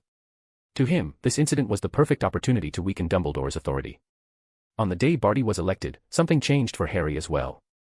That summer, he returned to the same miserable state at the Dursleys' house. That day, the Dursleys were ecstatic. They were going out because they had received a mysterious letter saying they had won a prize. And so, they left, leaving Harry all alone in the house with nowhere to go. Suddenly, he clearly heard a loud clatter from the kitchen downstairs. Harry sat up straight, ears straining. The Dursleys couldn't have returned so soon, and he hadn't heard the car. After a few seconds of silence, a voice rang out. Thieves. Harry, heart racing, quietly got out of bed and grabbed his wand from the bedside table. He stood facing the door, listening with every nerve on edge. Suddenly, the door burst open, startling him. For a split second, he thought it might be a Death Eater attack. He peered through the doorway. Several figures stood in the dimly lit hallway, and to Harry, it seemed like they were all looking straight up at him. He braced himself for a fight. Then, a familiar voice rang out, sending his heart pounding uncontrollably. Put down your wand, kid, before you poke someone's eye out with it. Read 12 chaps ahead. Chapter 265, Constant Vigilance, OSHT. A gruff, deep voice. Harry knew that voice too well, it had taught him for an entire school year. It was Moody. Harry instantly thought of the time Adolf Edgar had impersonated Moody, making him tense up even more. Professor Moody, he asked uncertainly. Moody growled, Professor, Don't know about that. Haven't been properly conscious for long, and when I was, the standard was bloody awful. Even after some time had passed, Moody still couldn't help but grumble when talking about the period he'd been under the Imperius curse. Harry's nerves finally settled as a second voice chimed in. No worries, Harry. We're here to get you out. It was Lupin. Harry's heart skipped again, but this time out of joy. His favorite professor, Professor Lupin, who was also his father's friend. That voice always brought him a strong sense of security. Lupin looked much more worn than Harry remembered from school. He didn't have the same energy about him, more like someone who'd been running errands nonstop for days without any sleep. He had deliberately dressed in his best clothes, though they were a bit worn. Over the past year, Lupin had been busy with various matters. But when he looked at Harry, a brilliant smile bloomed across his face. Harry, full of questions, couldn't help but smile back at Lupin. He looks exactly like I imagined, said a witch among them, holding her wand high. She was the youngest of the group, a pale, heart-shaped face, sparkling black eyes, and spiky, vividly violet hair. Hello, Harry, she greeted him with a mischievous, lively smile. Ah, I see what you meant, Remus, said a bald, dark-skinned wizard standing at the back. His voice was deep and slow, and he wore a golden hoop on one ear. His gaze at Harry was filled with both scrutiny and nostalgia. He looks just like James. Except for the eyes, added another wizard with a head full of silver hair, wheezing slightly as he spoke. Those are Lily's eyes. It felt just like a family gathering. Harry was the kid being brought out and introduced to all the relatives. Lupin and the others had come to escort Harry, acting as his guards. But Moody, ever suspicious, wasn't at ease. He wanted Harry to prove his identity. Having once been impersonated, Moody now had 12 layers of caution on this front. Understandable. Lupin asked Harry, Harry, what does your Patronus look like? A stag, Harry answered nervously. Lupin could confirm, this was indeed Harry. Being stared at by so many people, Harry naturally felt a bit tense. He stuck his wand into the back pocket of his jeans, only to be yelled at by Moody. Don't stick your wand back there. Do you know, even wizards more powerful than you have burned their own backsides doing that. That neurotic tone was very Moody. Harry thought the version of Moody played by Edgar had been far too aristocratic. Restrained. At least Barty Crouch Jr. never warned about wands exploding in your pants. The violet-haired woman seemed very interested in the idea of a wizard burning his butt with a wand and asked, do you know who burned their backside? None of your business. Just don't put your wand in your back pocket. At least to the woman, that sounded like a guilty dodge. She rolled her eyes so hard they nearly touched the ceiling. As they were getting ready to leave, Harry learned that it was the violet-haired woman who had sent the fake winning letter to the Dursleys through the Muggle post. He secretly admired her cleverness. He already couldn't wait to get out of there. But they still had to wait a bit longer. Lupin told him they needed to wait for the signal. While they waited, Harry got to know the wizards who had come to fetch him. Moody didn't need much introduction, after all, he had taught Harry for a year. Well, most of that time it had actually been Adolf Edgar impersonating him. The woman with violet-colored hair was named Nymphadora Tonks. But she didn't like people using her full name, she preferred to be called just Tonks. The dark-skinned man was Kingsley Shacklebolt. Then there were others, Elphias Doge, Daedalus Diggle, Emmeline Vance, Sturgis Podmore, and Hestia Jones. They had all volunteered to come get Harry. Harry wanted to ask a few things, like questions about Voldemort. But the moment he even started to say the name, they all shushed him at once. Moody told him to shut his mouth. Harry was confused. Nothing can be said here, it's too dangerous, Moody explained, his magical eye still spinning warily. Suddenly, his eye swiveled toward the outside, and Moody asked, who's that? Harry followed the direction of his pointing finger and saw a house much bigger than the Dursleys. He paused for a moment and said, that's John's house. John. John Wick. Moody's expression turned serious, and Lupin's face grew complicated. Harry found their expressions strange. Had something happened? But Moody didn't say anything more, he just glanced silently and turned his head away. Lupin let out a sigh. Harry felt frustrated. This again, he knew absolutely nothing. But Lupin did tell him they would be flying back on broomsticks, which was at least good news. At least now he knew how they were getting back, right? Harry went upstairs to pack. Tonks, noticing his sour mood, decided to try cheering him up by changing her hair color, being a metamorphmagus and all. Unfortunately, now that Harry knew Tonks was a metamorphmagus, it reminded him of Adolf Edgar again, and that just made him feel worse. After packing up, Harry came back downstairs with Tonks. At that moment, a red spark lit up the sky outside. It was the signal. Moody gave Harry a sharp knock on the head, like cracking an egg. A cold sensation seeped from the wand into Harry's body. The disillusionment charm. It was Harry's first time experiencing it, and it felt incredibly strange. He was reminded of John's invisibility trick. Invisibility cloaks get blown around on a broomstick, don't cling properly. The disillusionment charm camouflages you better, Moody explained, prompting Tonks to loudly praise him. The second signal came, green sparks. Moody unlocked the back door, and they headed out one by one. Harry was thrilled, he finally wasn't being left behind. Now. Let's go. Remember. Constant Vijay, what the? That excitement didn't last long. Thud. Thud. Thud. Although Moody had carefully assigned tasks with great vigilance, he hadn't expected that there would be magic on the roof of John Wick's house. The first 3 who took off ended up dropping like dumplings. From the attic, a dog's head popped out and barked wildly at them. It was Tom. August 12th was the day of Harry's hearing, to be held before the Wizengamot. John was making plans to weaken Dumbledore's power on that very day. Even if you're Dumbledore, you still have to pay a price. His eyes narrowed dangerously. This was the perfect opportunity to strike at Dumbledore's position as headmaster. Even if he couldn't bring him down directly, he had to force Dumbledore into major concessions. In John's mind, Dumbledore's figure flashed, along with the image of the fiend fire blazing. His breathing grew rapid, and before he realized it, everything around him tightened and began to float in the air. I didn't expect that I was so impatient. Placing a hand over his chest, John muttered to himself. Read 12 chaps ahead. Chapter 266, Transactions, Celebrations, and Selections. With Barty Sr.'s promotion, the position he previously held as head of department also needed to be filled. Percy was promoted, becoming the head of the International Magical Law Office, a position with significant real power, especially in managing foreign entry and jurisdiction. If it weren't for Percy's still short career, Barty Sr. would have transferred him straight into the Department of Magical Law Enforcement. Unfortunately, this was met with strong opposition from Amelia. Pierce didn't get a promotion. He knew he wouldn't stay in his current role for long. By next year at the latest, he'd be reassigned to the Wizengamot. Oz became an Auror in the Auror office and no longer needed to be out running around. Her promotion was rather baffling. Tommy invited her to attend a banquet at the manor. A/N, okay, most of the readers, for some unknown reason, started thinking that Lippy and Tommy were a thing, but no. In the chapter when Oz and Lippy were introduced, Lippin was the one who commented that if Tommy hadn't been bitten, Oz and Tommy would have been partners. Plus, that too didn't suggest any romance. Partners as in Auror partners like how Moody and Tonks were. With her current position, Oz finally had the qualifications to attend such events.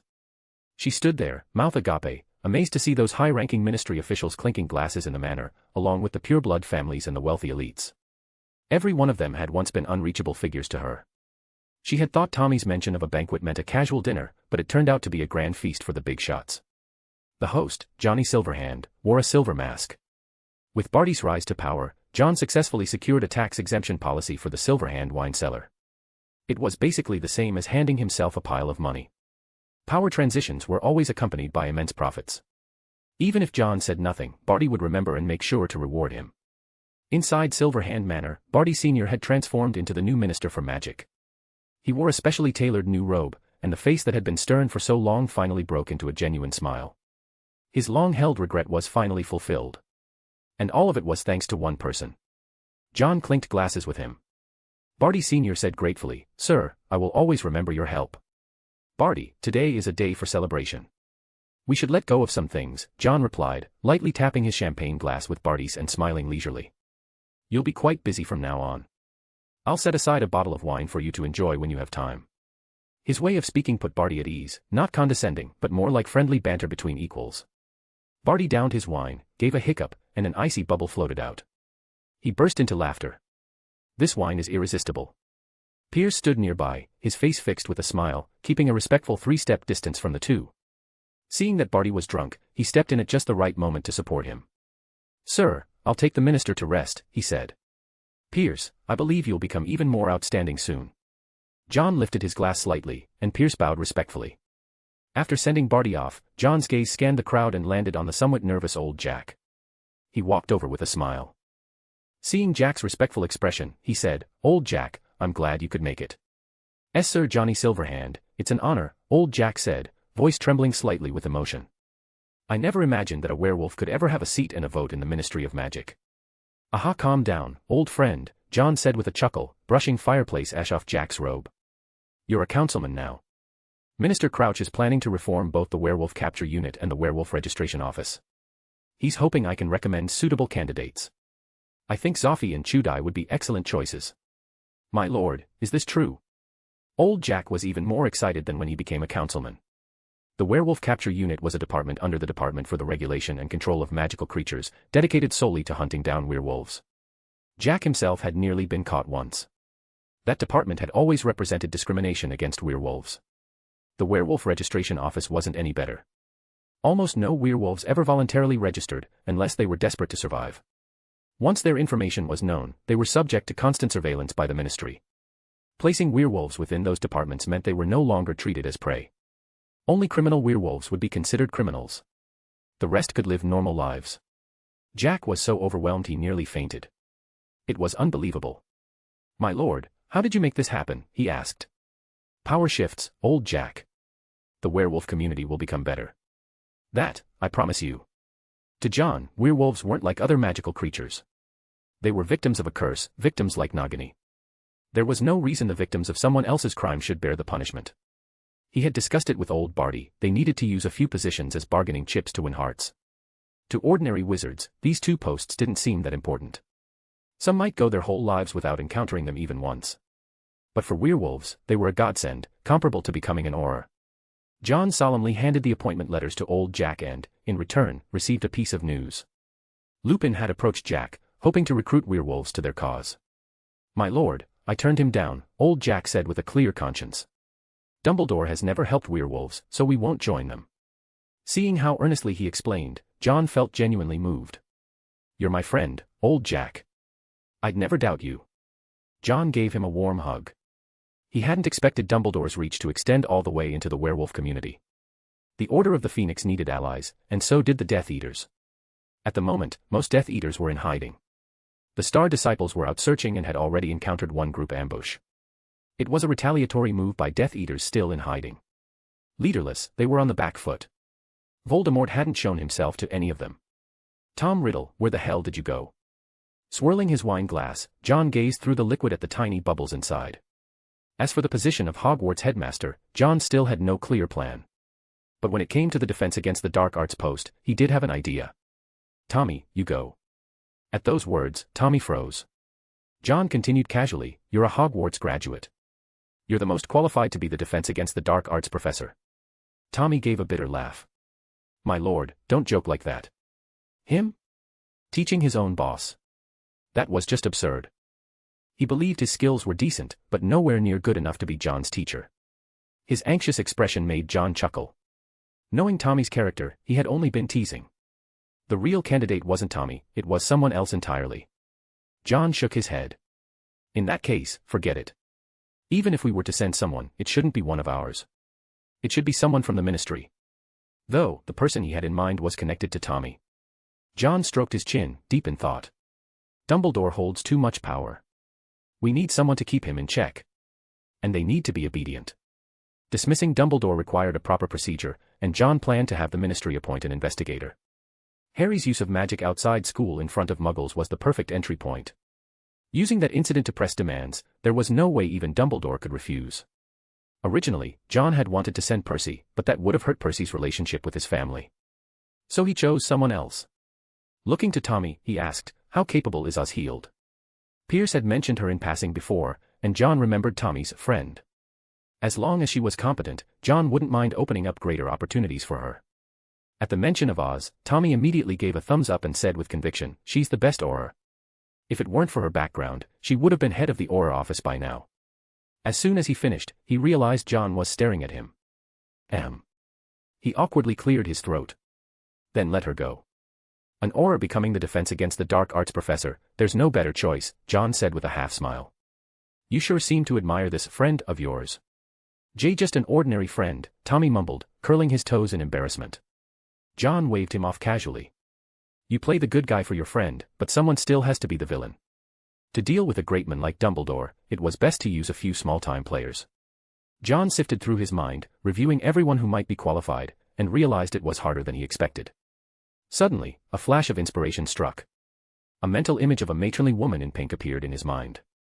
After thinking for a moment, he asked, do you remember that woman in pink we saw by the fountain in the ministry lobby the day Barty was elected? Tommy thought back carefully, then made a face like he'd just swallowed a fly. Sir, don't tell me you're talking about Dolores Umbridge. If it's her, then that woman is unbearable. Uncharacteristically, a rare expression of indignation appeared on Tommy's face as he said grimly, back when I was an Auror, I had to put up with that pink toad constantly. Her need for control was so extreme, she wanted to rule over everyone. That comment actually made John's eyes light up. Someone with that kind of obsessive control going up against Dumbledore. Puffed. That would be fucking hilarious. Perfect. He leaned in with curiosity, prompting Tommy to say more about Umbridge. John wanted to know, was this villain qualified to stand on the same battlefield as the great Dumbledore? What he heard was, quite something. From Tommy's description, John came to understand that, at her core, Umbridge was the same type of person as Piers. The difference was, even if Piers acted a bit like a petty bureaucrat, he never made people feel outright disgusted the way Umbridge did. Piers, at most, ignored the small fry, he was the kind of man who only looked up to power. But because of that, he never demanded too much from his subordinates, he simply focused more on how to navigate his relationships with high-ranking officials smoothly. Umbridge, on the other hand, made it her mission to cause as much trouble as possible within the small sphere of power she possessed. Taking all the outrageous things Rita Skeeter once fabricated about Amelia and applying them to Umbridge would still be considered merciful. Now that's a talent, John mused. To him, she was the perfect scapegoat candidate. With Umbridge's obsessive need for control, even Dumbledore might not be able to tolerate her. If someone like her really pushed Dumbledore to the brink and he ended up killing her, John would honestly applaud. He'd already sent Voldemort a little gift. Time to prepare one for Dumbledore, too. Snapping his fingers, John was just about to go look for Barty. When suddenly, the black long-eared owl, Riddle, swooped down, carrying an envelope in its beak. 1900 words. Read 12 chaps ahead. Chapter 267, Tom's Teeth and Fun. This letter arrived at just the right moment, and it looked like it had been carefully prepared, with a bit of cunning worked into it. Very few people knew that Riddle liked the scent of lavender. As Johnny Silverhand's exclusive messenger, Riddle naturally attracted a lot of attention. Back at Silverhand Manor, the original rose garden had been bulldozed by John and replanted with lavender. The seeds, in fact, had been a special gift from Piers. Riddle liked to hang around the lavender patch, so he naturally carried its scent with him. This letter had clearly been scented with lavender on purpose, and Riddle had placed it right on top when delivering it. John opened the letter and skimmed it. He chuckled, rubbed Riddle on the head, and said, "Looks like someone's been buttering you up." Riddle narrowed his eyes in bliss, purring in delight. Curious, Tommy asked, "My lord, what does it say?" John held the envelope between his fingers, smiling playfully. "Cuckoo Umbridge has taken the initiative, she's asking me to recommend her to Barty." What a coincidence. He'd been planning to throw Umbridge into the fire pit, and now, here she was, walking in herself. She'd lowered herself a great deal in the letter, practically begging John for a recommendation. As a ministry official, Umbridge used to be in the same political faction as Fudge. But with Fudge's downfall, she quickly lost favor and attention. Barty's rise to power left her in constant anxiety, terrified that she would be the next target under his axe. Everyone in the ministry knew that Barty's promotion was closely tied to Johnny Silverhand. The clearest example. Former head of the Auror office, Scrimgeour, already in a neglected department, he had now been demoted all the way to the Centaur liaison office. No Centaur ever used that service, puffed. In the ministry, if someone got sent to that office, it meant they were on the verge of being fired. A man who had once stood just a step away from the position of Minister for Magic had now ended up in such a sorry state. It was tragic, really. In order to avoid being fired herself, Umbridge had spent a great deal of money and finally managed to secure an opportunity through Piers. This carefully prepared letter was the result of her investigation. Knowing Johnny Silverhand disliked flattery and pointless rambling, she went straight to the point, laying out the pros and cons and declaring that she would become his most loyal ally. Interesting. She's got a little bit of a mind on her, John mused. She probably assumed he liked lavender, hence the scented letter. Turns out, she accidentally got it right. John rubbed Riddle's plump little belly, wondering how many fish snacks had disappeared into it. Then, he casually handed the letter over to Tommy. After seeing the name Umbridge on it, Tommy took the letter with a face full of disgust. Piers is smart, he didn't make any decisions on his own. Although he had provided Umbridge with a channel, before John made his stance clear, Piers had already sent a letter confessing his involvement. His tone was sincere, expressing that if John disliked Umbridge, he would immediately get rid of her. John told Tommy to write back and let Piers know, "Good job." This was a position meant to offend people, Umbridge had to be the one to take it. In the ministry, there needed to be someone to play good cop, and someone to play bad cop. All the goodwill and favorable reputation would be given to Oz, laying the foundation for her future promotions. As for the bad reputation, let Umbridge have it, she couldn't really get any worse. With the decision made, John met with Barty to finalize the appointments, the defense against the dark arts professor and the position of senior Hogwarts Inquisitor. Dumbledore would have to make concessions after August 12th. As long as he still wanted to groom Harry, he had no choice. Once the details were settled, John took off his mask and returned to Privet Drive. There, he found Tom sitting proudly at the door. When Tom saw John return, he wagged his tail excitedly. "Hey girl, oh. You bit someone again." Noticing the blood at the corner of Tom's mouth, John found a torn scrap on the lawn. Standard fabric used in Elegance brand wizard robes. With a glance, he identified it as part of a wizard's robe, and his expression turned cold. He went down to the basement to check the surveillance magic. After watching, his face became rather odd. On the table's display, Tom was fearlessly chasing after several wizards, biting at them ferociously. Lupin tried to step in and stop him, only to be warned off with a low growl from Tom. "John, the fuck is happening?" It wasn't that no one tried to use magic, one square-jawed wizard was about to cast a spell when he was promptly stopped by Lupin and Moody. "Don't use magic on the dog," Moody bellowed, startling the wizard into freezing on the spot. The young witch, Tonks, asked in confusion, "What kind of order is this?" Lupin leapt to the side, narrowly avoiding Tom's snapping jaws, and gave a wry smile. "That's John Wick's dog. Sirius had a run-in with John once. It was not a fond memory. Even now, Sirius could occasionally be seen absent-mindedly rubbing his left rib. In short, nobody uses magic on the dog." Moody, already limping on one leg, was the slowest to move. Tom lunged and bit down hard on his wooden leg with a crunch. A few splinters flew off, and Moody let out a surprised cry. "What breed is this dog? That bite force is insane." Harry hadn't been bitten, he had used a disillusionment charm. Tom couldn't see him, but she could smell him, and Harry was sweating nervously. "How do we get out of here?" he shouted. "Off the lawn. There's magic on it, no way to fly," Lupin replied as he covered the rear. The wizards scrambled to crawl and roll their way off the grass.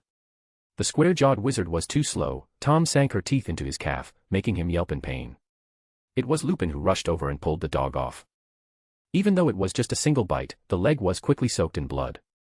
In their frantic retreat, they didn't notice much else. John, watching it all unfold, found it hilarious. "What the fuck did I just watch? Bahaha.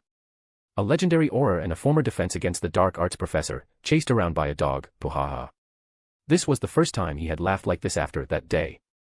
He nearly fell to the ground clutching his stomach as the footage played again. Ha. Finally, he stood up, shaking his head, still chuckling, then pried open Tom's jaws to look at the cold gleam of those canines. "Pleased," he said, "looks like all that experimenting wasn't in vain. Your teeth are quite compatible with werewolf traits." Woof. Tom wasn't just any dog now. Ever since John had succeeded in creating the horned snorkack, he'd started testing enchantments on animals. Normally, regular animals didn't have the magical compatibility that magical beasts did, enchanting them was nearly impossible. But John was a master alchemist. He had used materials from magical creatures to modify Tom's teeth. He'd successfully created a vessel in Tom capable of containing magic, and in the process, also developed a kind of venom. That square-jawed wizard was lucky. If John had experimented just a bit longer, he might have enchanted Tom's teeth with basilisk fangs. At that point, it'd be one wizard per bite. Read 12 chaps ahead. Chapter 268, The Lively Order of the Phoenix. John patted Tom's head, then turned his attention back to that group of wizards in the footage. With Lupin and Moody there, chances are they're from the Order of the Phoenix. Here to pick up Harry. Thinking of Harry's invisibility cloak, John wasn't surprised that he hadn't seen the boy himself. With that lineup, it was clear, the Order of the Phoenix took Harry very seriously. Order of the Phoenix, hope I succeed. He picked up that torn scrap of fabric, still stained with the blood of the square-jawed wizard. Holding the scrap in his right hand, John raised his left hand to hover about a foot above it. Recurrat astri sanguinis. This was the trace spell. The blood on the cloth began to gather, floating into the air and slowly forming into an arrowhead. A red thread stretched out into the void, just about to connect with the arrowhead. The next moment, John frowned. The blood suddenly evaporated into white smoke, as if the magic had been drained out of it. A protective enchantment is in place. The owner of the blood was in a place akin to a safe house. John had just barely sensed the location, but it was swiftly erased. No matter how hard he tried to recall it now, he simply couldn't. The Fidelius charm, he muttered, already having figured it out, frowning deeply. He hadn't expected Dumbledore to move so quickly, they'd already secured a base. He had originally planned to find a way to locate the Order of the Phoenix's hideout to better plan his future moves. Now, it seemed he had underestimated them. After some twists and turns, Harry finally arrived at his destination. What surprised him was, it wasn't the burrow. Moody told him they couldn't go to the burrow, it was too unsafe. Using a deluminator borrowed from Dumbledore, Moody collected all the surrounding light. He grabbed Harry's arm, while Lupin and Tonks followed behind carrying Harry's trunk. The rest drew their wands, covering the sides. With such a heavy escort, it seemed like only Voldemort himself could manage to kill Harry. "This is it," Moody growled, handing Harry a piece of parchment. Harry looked down at the parchment. The long, thin handwriting looked vaguely familiar. It read, "The headquarters of the Order of the Phoenix is located at number 12 Grimmauld Place, London." He asked curiously, "What's the foe?" "Not here." Moody barked harshly. "Wait until we're inside." He was hyper-alert, scanning their surroundings, as if expecting a Death Eater to jump out any second and hit Harry with an Avada Kedavra. Seeing that Harry had memorized the words, he snatched the parchment back and burned it. They were standing right in front of number 11 Grimmauld Place. Oddly, to the left was number 10, and to the right was number 13. Harry found it strange, there was no number 12. "Think about what you just memorized," Lupin prompted gently, in the same reassuring tone he used back when teaching at Hogwarts. Harry focused on the phrase he'd just read, and the scene before his eyes began to change. A battered old door appeared out of nowhere between number 11 and number 13. Dirty walls and gloomy windows emerged, entirely out of sync with the rest of the street. It looked as though a house had suddenly inflated into existence, pushing the neighboring buildings apart to make room. Harry gawked at it, stunned, as Moody urged him to get inside. The paint on the front door was peeling, and the surface was covered in scratches. The silver door knocker was shaped like a coiled serpent. There was no keyhole, and no mail slot. Lupin pulled out his wand and knocked on the door. The metallic clang rang out sharply, sounding like heavy chains clattering and dragging across the floor. The door opened.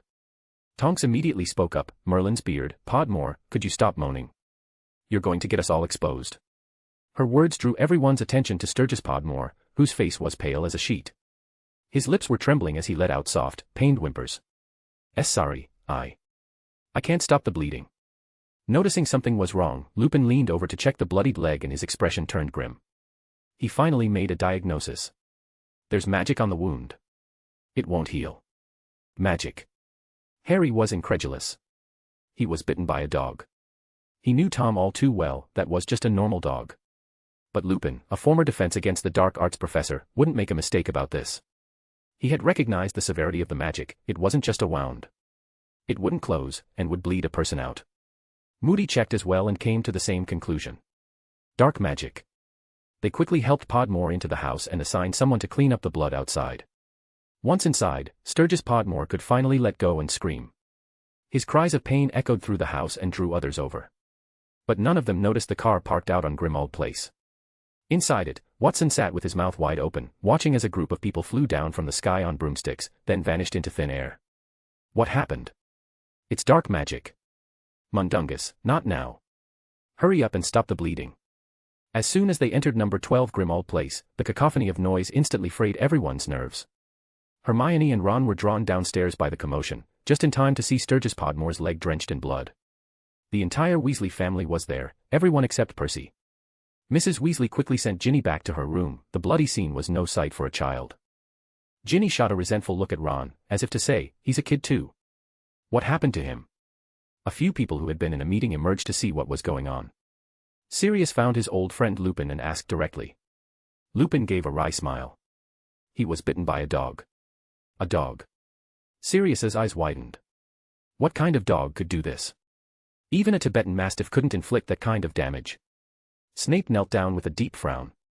He examined the wound, which was gouged so deep the bone was visible, and said solemnly, "There's a powerful curse embedded in this, it's preventing the wound from healing." Sturgis Podmore's face was deathly pale. He trembled as he asked, Will I be able to keep my leg? If we could get our hands on the dog that bit you, maybe we could find a way to break the curse." Even Snape found the situation troublesome. He himself was well versed in dark magic, after all, he had created Sectum Sempra, a powerful dark curse. The effects of Sectum Sempra were similar to this bite, both caused wounds that couldn't be healed. But while he knew the counter-curse to Sectum Sempra, this one was completely unknown to him. The dog. "Remus, you still haven't told me which dog did it." Sirius turned to Lupin. At that moment, Harry spoke up. It was Tom. John's dog. The noisy room quieted slightly. Hermione covered her mouth in disbelief. That tiny thing, Tom, had caused a wound like that. Snape's expression darkened as he snapped, "What foolish thing did you lot do this time?" Harry didn't like his tone one bit. It rubbed him the wrong way. Sirius saw Snape bullying his godson and immediately bristled. Severus, he wouldn't do anything foolish. Oh, really? Snape sneered sarcastically. You know very well John Wick isn't the impulsive type. He assumed someone in the group had provoked John, which had led to him casting such a vicious curse. The moment that name was mentioned, Sirius felt a dull ache in his left rib. Lupin gave a wry smile. All right, this time it wasn't John Wick's doing. We accidentally trespassed onto his lawn. You mean to tell me, Snape said coldly, a group of fully trained wizards got chased off by a dog? Embarrassing as it is, Lupin sighed. Yes, we were chased off. All right, let's focus on saving Sturgis Podmore's leg, Moody finally spoke up, rapping his cane irritably.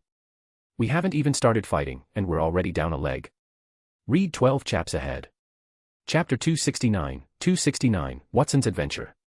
At Moody's words, the room finally quieted down. Bill, the eldest Weasley son, was also present. He had once worked as a cursebreaker for Gringotts and was well versed in curses and ancient tombs.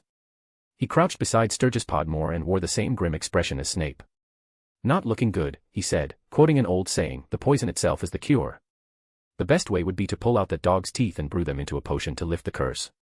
Snape cut him off. I already said that. So you want us to catch the dog? Hermione cried out sharply, you can't. John will kill you. John Wick, Hogwarts' famously dog-loving wizard, anyone who dared lay a hand on his dog could forget about ever seeing the sun again. Hermione looked pleadingly at Sirius.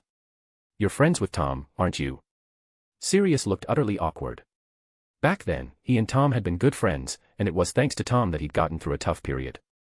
He had even been known as Tom's little black dog out in the world, and there was reason to believe that those 2 kicks John had given him were more than just casual. Sirius could only tactfully say, I'm afraid pulling Tom's teeth isn't really an option. Trust me, you do not want to make John Wick angry. Some of the uninformed wizards were puzzled. Why was everyone so wary of this John Wick? Isn't he just a student, this John Wick? Asked the silver-haired wizard, confused. His dog's the one that bit Sturgis Podmore. I'm sorry, Daedalus, but John Wick is not the kind of student you're imagining, Snape said with his usual sneer. He's a genius. A wizard with powerful magic. Daedalus Diggle still couldn't quite grasp what made that student so special. Lupin said, all right, we can't go after the dog. Bill, is there a way to at least stabilize him for now? Dumbledore should have a solution. I can at least ease the pain, Bill said, pulling out his wand to cast a spell. Sturgis's excruciating pain subsided somewhat. Though his face remained pale, he looked much better. Snape wore a sullen expression. Their important meeting had been interrupted, and there was no chance of him lightening up. Ron swallowed nervously, a chill still running down his spine, and asked Hermione in a low voice, it doesn't hold grudges, right? I mean, about that time I kicked Crookshanks. Crookshanks was Tom's good friend, and that cat was smart beyond belief. What if it had held a grudge and sent Tom to bite him? Hermione shot him a glare. What a stupid boy. The adults began preparing to resume their meeting, while Bill needed to properly dress Podmore's wound. Mrs. Weasley shooed the kids back to their rooms. What came next wasn't for their ears. Just as Harry, full of questions, was about to head upstairs, the scarred door creaked open, and Tonks came back in, slightly out of breath. As she came in, Tonks shouted, bad news. There's a muggle. Moody bellowed angrily, then get rid of him, use a memory charm. Having to deal with one thing after another had thoroughly worn out Moody's patience. Tonks pulled a grim face and muttered, I couldn't do it. He drove off in his car. Really fast. You didn't cast the memory charm. Moody was startled, his wooden leg thudding rapidly across the floor as he strode over. Tonks clutched her right hand, furious. I wanted to, but he slammed the car door on my hand and knocked my wand out.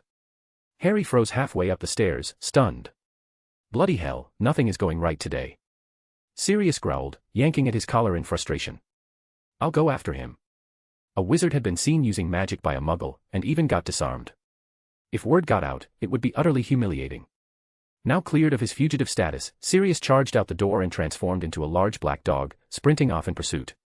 Snape muttered dryly, seems like this meeting won't be happening today after all. The trio on the stairs exchanged baffled looks. So much had happened today, and none of it expected. As Watson thought back on it now, he broke out in a cold sweat all over again. He had originally just come to survey the area, thinking it might be a good place to build a hotel as a new source of income. He didn't want to become the kind of bad guy who committed crimes, so he planned to use the investors' money for legitimate business ventures. Everything had been going smoothly. He was sitting in his car, drafting plans for a star-rated hotel in the area. Until he saw a group of people descend from the sky on broomsticks like something out of a fairy tale. As a father of a wizard, he was definitely startled, but he didn't raise any alarm. He was deep in thought, sitting in the car with the lights off. Once those wizards disappeared, he decided to leave. Just as he started the engine, he saw a witch running toward him. She had a wand in her hand, just like his son's. His heart almost leapt out of his throat. He pretended he didn't know anything, and the witch apologized, raising her wand at him. Watson's mind went completely blank, but he remembered a few self-defense tricks he'd learned recently from Andre. In a flash, he flung open the car door, knocking the witch's hand aside, then leapt out to grab the wand. His son had told him that most wizards, once disarmed of their wand, were no different from ordinary people. All sense of gentlemanly decorum flew out the window. When he couldn't snatch the wand by force, Watson shoved the witch's hand into the car door and slammed it shut hard. That did the trick. The witch let go, and he gave her a hard push, jumped back into the car, and sped off. As he drove, he hurled the wand into a patch of grass by the roadside. Once he'd calmed down a bit, Watson couldn't help but slap the steering wheel and shout, "Thrilling!" That was so thrilling. Even after everything he'd seen in the line of fire, he couldn't keep himself from yelling. These were wizards, after all. Driving at high speed, he kept glancing in the rearview mirror. At a crossroads, he finally came to a stop, thinking he'd shaken them off. He considered calling his son, just to let him know what an epic move his old man had just pulled off. Out of the corner of his eye, he spotted a big black dog. His instinct screamed danger. Something about that dog wasn't right. It didn't wander off but instead charged straight toward him. No time to think, Watson slammed the gas pedal to the floor. Vroom. Black smoke trailed from the rear of the speeding car as it shot forward, just as a bolt of red light struck the spot it had just occupied. The big black dog running behind transformed mid-stride into a man, then crack, he disapparated with a loud pop and reappeared right in front of the car. Watson gasped in shock as a dark-haired man suddenly materialized in front of him and yanked the handbrake. Screech. The car skidded into a graceful drift, the rear end swinging out, right into the man. Bam. He was sent flying. Watson's heart pounded as he stared at the motionless body.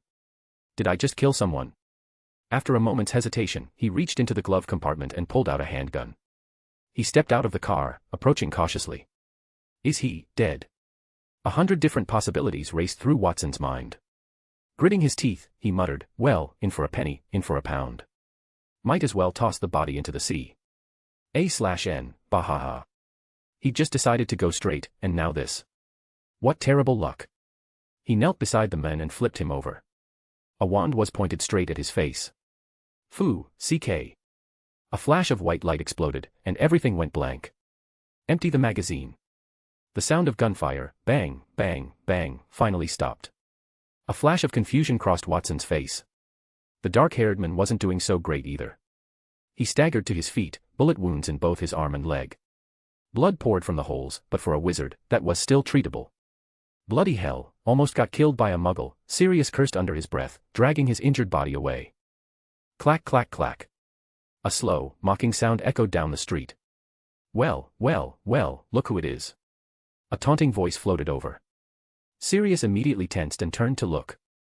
A man stepped out onto the empty road. Wearing a wide trench coat and a cowboy hat, he looked like something out of a western. He strode out of the shadows, arms crossed, voice dripping with amusement. Sirius Black. Sirius's face darkened. You. Oaks the Finger Eater. Read 12 chaps ahead. Chapter 270, Gringotts and John. When Sirius was still a fugitive, he'd had plenty of run-ins with the Finger Eater. Oxa the Finger Eater had always been something like a hitman or bounty hunter.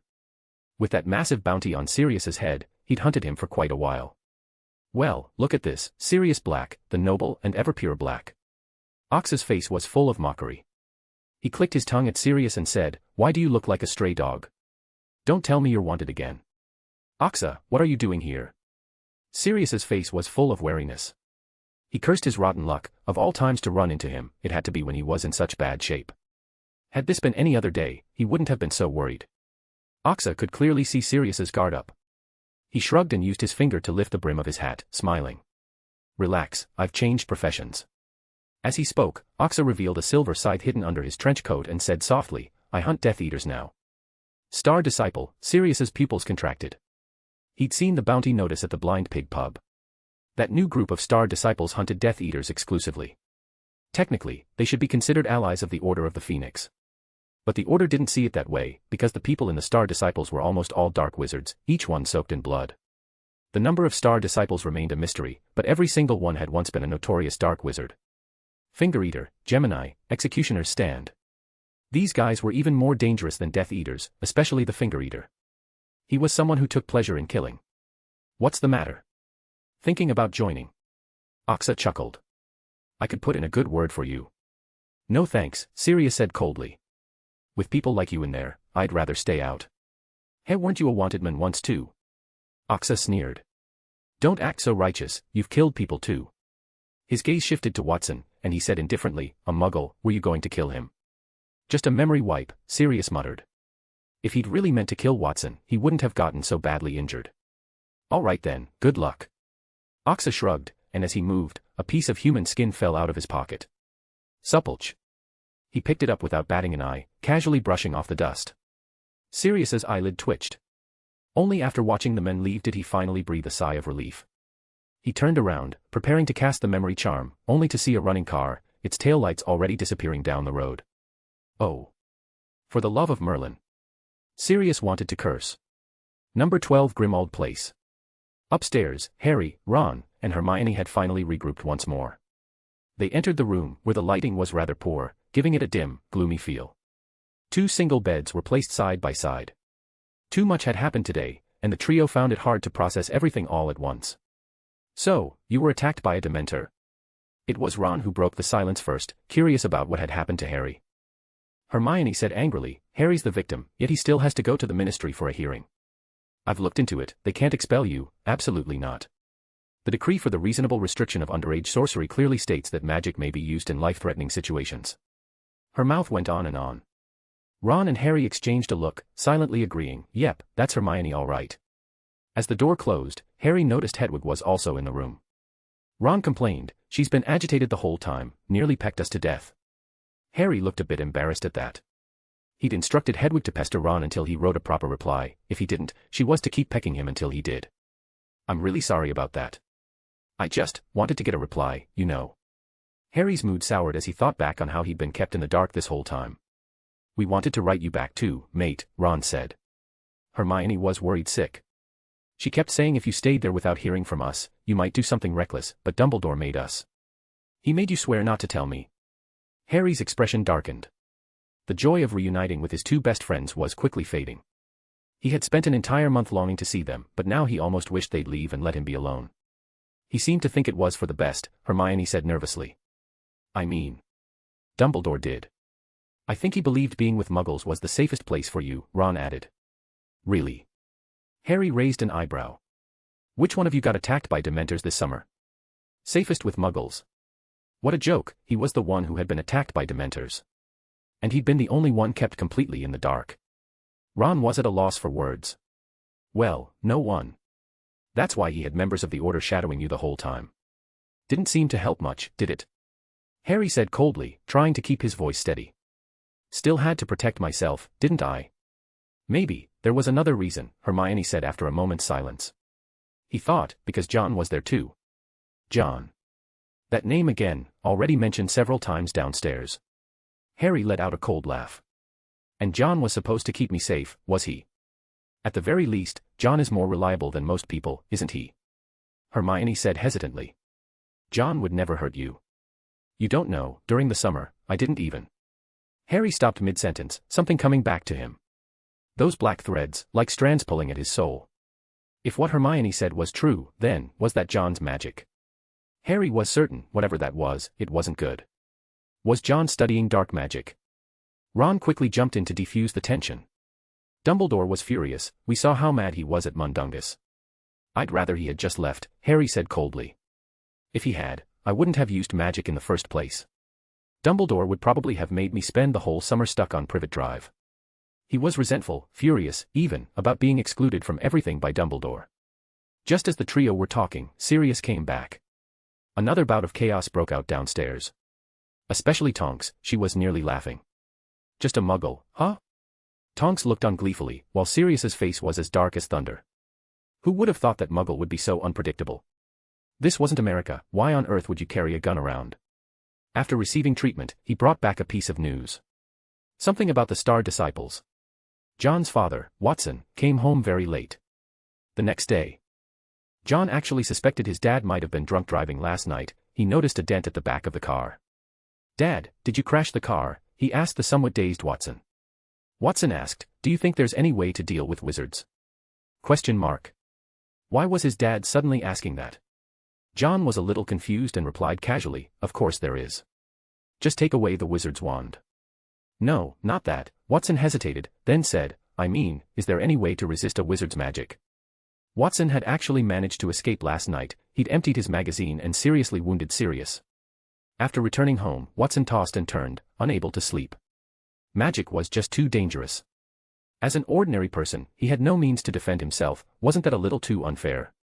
John glanced at him sideways, wondering if his dad had his eyes on the equipment down in the basement. He replied cautiously, "There is a way, but what do you want to do with it?" "Really?" Watson's eyes lit up. He was starting to realize that not all wizards were kindly old men or elderly women who turned things into mice. After some relentless coaxing from his father, John finally showed him a protective charm. This thing was the magical world's equivalent of a bulletproof vest. It could block most spells. Watson's eyes lit up. If he'd had this yesterday, there's no way he would have been controlled so easily. He sneaked a glance at the basement, packed full of protective charms, enough to arm an entire squad. John shut the door. He knew his dad wouldn't ask these things for no reason. Could it be he'd encountered a wizard? Thinking of the powerful people who always had wizards at their side, John figured maybe it was time to start seriously considering his own family's protection. Gringotts. A young man claiming to be the last blood heir of the Lestrange family appeared in Diagon Alley. The goblin stared at the authorization documents in his hand, then looked at the youth's young face, deep suspicion glinting in his eyes. "It's real, isn't it?" The young man smiled faintly, pulled out a pocket watch, glanced at it, and urged, "Time is money." Though extremely skeptical, the contract was authentic. The goblin had no choice but to comply. He led the young man toward the Lestrange family vault. On the way, they passed beneath a waterfall that could wash away all magic. The goblin kept a close eye on him, but beneath the cascade, the men remained completely unaffected. Riding the cart through winding tracks, they finally arrived at the Lestrange vault. A chained dragon crouched nearby. Led by the goblin, who jingled a set of enchanted chimes in his hand, the dragon flinched and backed off, too conditioned to attack. The young man's eyes darkened slightly at the sight. Passing the dragon, they reached the vault itself. Compared to the others outside, this one was clearly far more secure. The goblin ran a finger along the door, and the sound of locks unlatching echoed out. Then, the vault door slowly opened. As expected of an ancient pureblood family, inside, treasures were piled high in dazzling array. Just this alone was enough to rival the entire Silverhand shop's content. The goblin stood behind him, obsequious and respectful. The young man glanced at the goblin and said coolly, "You may leave now." The goblin froze for a moment, muttered something under his breath, and departed. The young man shifted his gaze back, tugged at his gelled hair, and locked eyes on a particular shelf.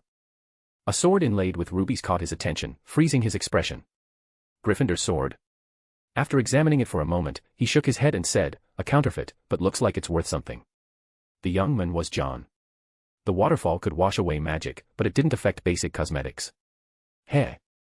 He'd hired a makeup artist to subtly alter his appearance. Same face, but it gave off a completely different vibe. Looking at the vault full of treasure, John curled his lips into a grin and said, "All mine." Read 12 chaps ahead. Chapter 271, The Golden Cup and the Horcrux.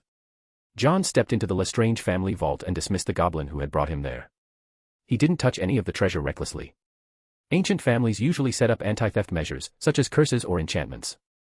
Raising his right hand, a silver ring extended to cover his entire forearm. John picked up a silver goblet and examined it for a moment. There's a curse on this. Just touching it would set it off.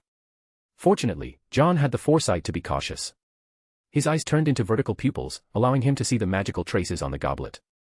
Fiendfire curse and a duplication curse. After identifying the enchantments, he curled his index finger and tapped the goblet. The magic on it deflated like a leaking balloon and completely dissipated. Casually setting the exquisite silver goblet back down, he continued exploring the vault. The ancient Lestrange family had collected a great number of treasures. They were like magpies, fond of anything shiny. Gold chains, gold goblets, silver cups, crystals, pelts and horns from various magical creatures. In here, galleons were practically the least valuable item. John strolled through as if it were his own warehouse. Standing before a shiny suit of armor made by goblins, John stroked his chin. This size, looks like it was made for a troll. But if it's for Hagrid, I guess it could work too. John's silver hand brushed over the armor, and the enchantments on it vanished.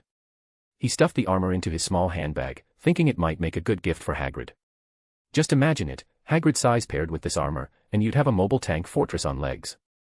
Taking down the fake sword of Gryffindor, John dispelled its enchantments and examined it. Goblin craftsmanship, but the details fall a bit short. It lacks the true sword of Gryffindor's unparalleled sharpness. He flicked it with a finger.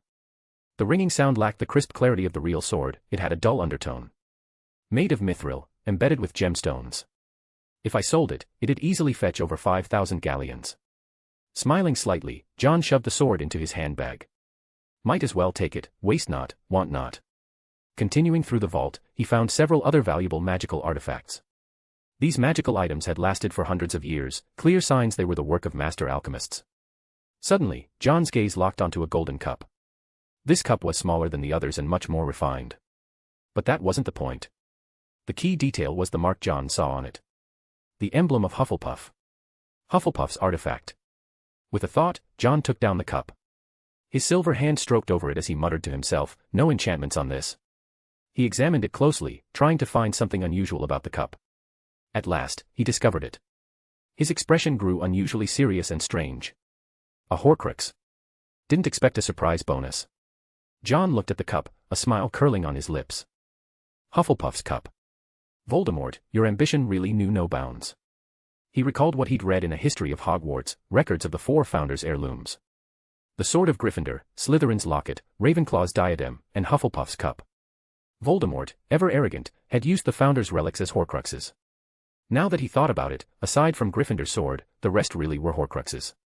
Add in the locket, the diadem must be one too. As he spoke to himself, a low hissing whisper sounded in his ears. It was Parseltongue. Voldemort's Horcrux was still trying to influence him. John glanced at it, then casually stuffed Hufflepuff's cup into his pocket. Opening his small satchel, John began his looting spree. Everything he could take, he stuffed in. In the blink of an eye, half the vault was empty. The other half. Either it wasn't worth the trouble or John simply couldn't be bothered to haul it out. I actually have an idea. Narrowing his eyes at the remaining treasure, a cold smile played on John's lips. He summoned the goblin. The goblin froze for a moment at the sight of the half-empty vault. He shrieked, "How did you take so much?" "What? I need your permission to take money from my own vault." John shot the goblin a cold glance, and a wave of pressure descended on him, making terror flash across the goblin's face. No businessman liked goblins. They were far too greedy. John had the goblin close the vault door, and they left.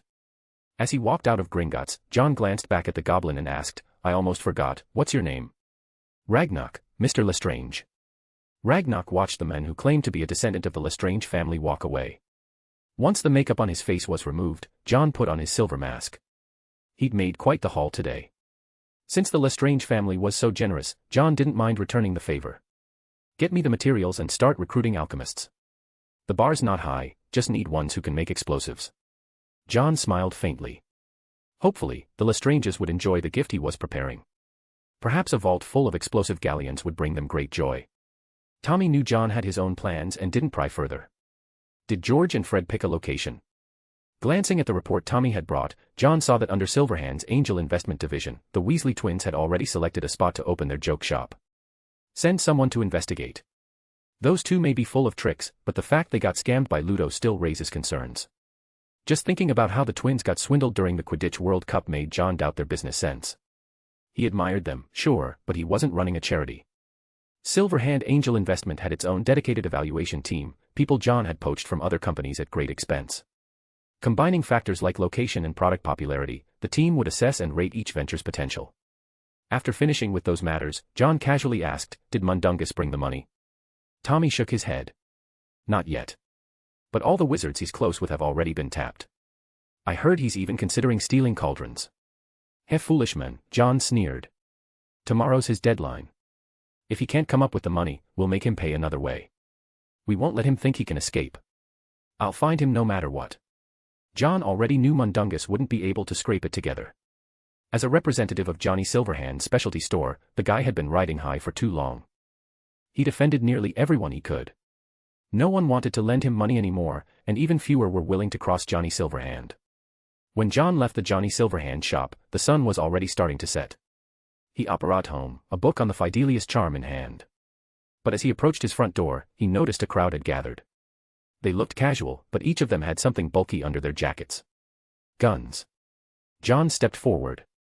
A tall man tried to stop him, but another long-haired, pale-skinned man quickly intervened.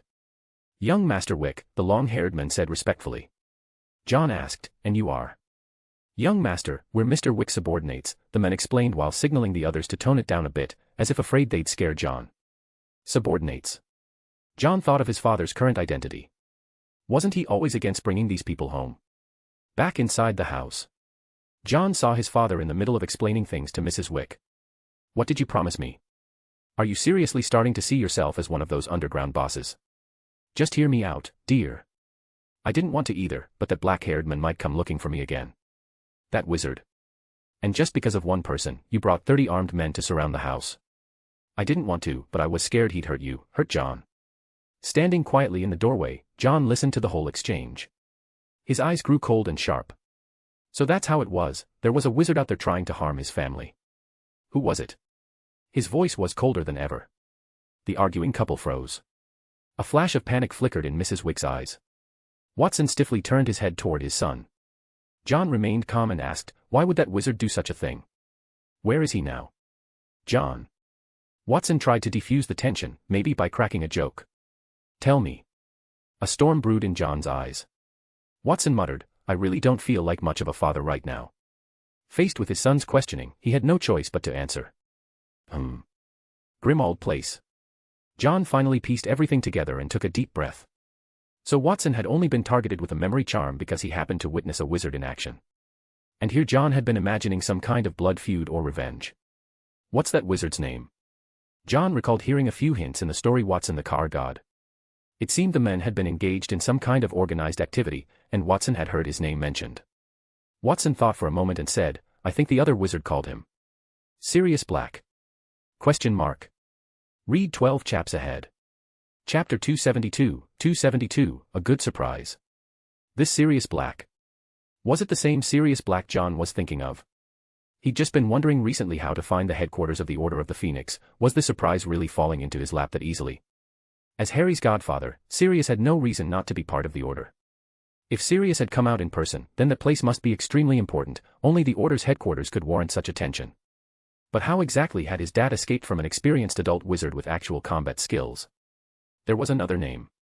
I think that dark-haired wizard mentioned someone called Index Fingerman, or was it Finger Eating?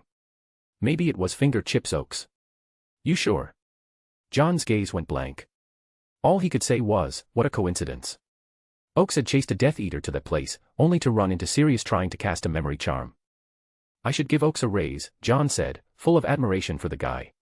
Looking at his dad, John said earnestly, "Dad, I remember you like Quidditch, right? How about I build you a pitch?" Question mark. Now it was Watson's turn to be stunned. From the Quidditch books John brought home, he knew a Quidditch pitch was not something you could just set up on your average lawn. With a hint of panic, he asked, "Wait, was that guy some kind of really powerful wizard, or, am I dying or something?" One had to admire his dad's wild imagination. John personally led his father down to the basement. When Watson emerged, he had 3 fake wands in his pocket. One could conjure a rubber chicken, one a rabbit, and the last an inflatable boat. His waist was wrapped in a belt of protective charms that clinked and rattled with every step. Around his neck hung one of Silverhand's new entertainment products, a fake noose that, when used, would suspend the wearer from the ceiling. But don't worry, it didn't actually kill anyone. In his hand was a golden snitch. When released, it circled him twice before returning to his palm. And on his head sat a red lion wizard hat. The lion emblem on it could shoot out flames. With heavy steps, Watson staggered toward his wife and threw himself into her arms, a grown man of nearly 6 feet tall, whimpering, "He is treating me like those news celebs treat those cancer patients. I think I've been cursed. I might die tomorrow." Lady Wick looked at him, speechless. Her son probably thought his dad dying was something worth celebrating. She comforted him, saying, "It's fine. John just heard you like this sort of thing. Watson, but he said he was going to get me a life-sized wizard chess set." Lady Wick, I'll go ask him if your curse is particularly serious. In the end, after questioning John thoroughly, Lady Wick confirmed her husband was just overreacting from being overfed, and finally relaxed. The moment Watson heard he was fine, he immediately ran over to ask if the wizard chess set could be customized, maybe made in gold, with the king in his own likeness. The Order of the Phoenix. It was the first time Sirius Black had ever been shot. If not for the naturally stronger constitution of wizards compared to muggles, the Golden Trio might already be attending his funeral. A healing charm patched Sirius up. Lupin asked, "What were you saying about the Star Disciples?" Snape's expression flickered. He suspected the Star Disciples might be connected to Johnny Silverhand. After being humiliated by Johnny last time, he too wanted to understand their true purpose. Just as Sirius was about to speak, Mrs. Weasley roared, "You three, back upstairs." The Golden Trio, who had just poked their heads down the stairs, were promptly shouted back up. With that interruption, Sirius and the others headed into the meeting room. The door had been enchanted, Harry and the others couldn't hear a word from inside. Inside the meeting room, everyone except Dumbledore was already present. The Star Disciples appeared near Grimmauld Place. It was Index Finger Eater Oaks, hunting something, Sirius said grimly. "I saw something fall off him, a piece of human skin. That means Death Eaters are nearby." This news cast a heavy shadow over everyone present. Whether it was the Star Disciples or Death Eaters, neither boded well. "We're going to need more help, Arthur," Moody said, turning toward Mr. Weasley. Mr. Weasley took off his glasses, wiped them with a cloth, and put them back on. He sighed and said, "Percy refuses to join the Order of the Phoenix." Sirius raised an eyebrow. "Because he got promoted?" "No, because he joined another group," Mr. Weasley said with a touch of exasperation. "The Constellation Society." At the mention of that name, Moody muttered, "That's not funny." Kingsley said in a low voice, "From what I know, that Constellation Society was started by students at school." "That's right," Bill chimed in, "but that doesn't change the fact that they're impressive. Aside from Percy, there's another talented witch, Fleur. I've met her." "It's true that most of them are still students," Mr. Weasley said, clearly troubled, "but Percy believes they're destined to become famous across the wizarding world." Percy had joined the Ministry of Magic and held a director-level position, which could have been a huge help to the Order of the Phoenix. Unfortunately, Percy was firmly devoted to the Constellation Society and had openly expressed disdain for the Order. Mr. Weasley had smashed things in frustration. The future of the wizarding world was no child's game. Almost everyone in the room dismissed the Constellation Society. They were the elite of the magical world, children's clubs didn't warrant their attention. Except for 3 people. Snape's eyes glinted coldly. He was the only one who truly understood just how terrifying John Wick really was. First year, killed a troll. Second year, slayed a basilisk. Third year, captured Sirius Black. Fourth year, split a lake with a single sword. Talented people always attract other talented people. Everyone in the Constellation Society was a genius. Lupin thought about the possibility that John might be a follower of Johnny Silverhand and wasn't sure what to make of it. Sirius rubbed his left rib, it was starting to ache again. Putting that topic aside, the conversation shifted back to the Star Disciples and the Death Eaters. Both were extremely dangerous. If the Order of the Phoenix was discovered by either side, it would be disastrous.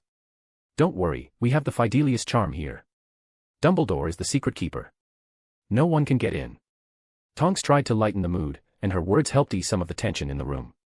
"Yes, surely this place couldn't be discovered so easily, right?" Sirius couldn't stop thinking about that muggle who had escaped. He had a gut feeling something big was coming. His right eyelid wouldn't stop twitching. The Order of the Phoenix headquarters needed some cleaning. Although Sirius had been living there again for a year, he hadn't really taken care of the place. He loathed this house and had handed it over to the Order without the slightest hesitation. Woof woof. Shameless scum, filthy half-blood, disgrace to the family, vile spawn. A string of curses erupted from the portrait of Sirius's detestable and foul-mouthed mother, awakened once again by the barking of a dog. Harry and Hermione tried to stop Podmore, who had transformed into a dog, right at the staircase where he was about to pee. A/N, Podmore is the man who was bitten by our Tom. We don't know what's wrong with him.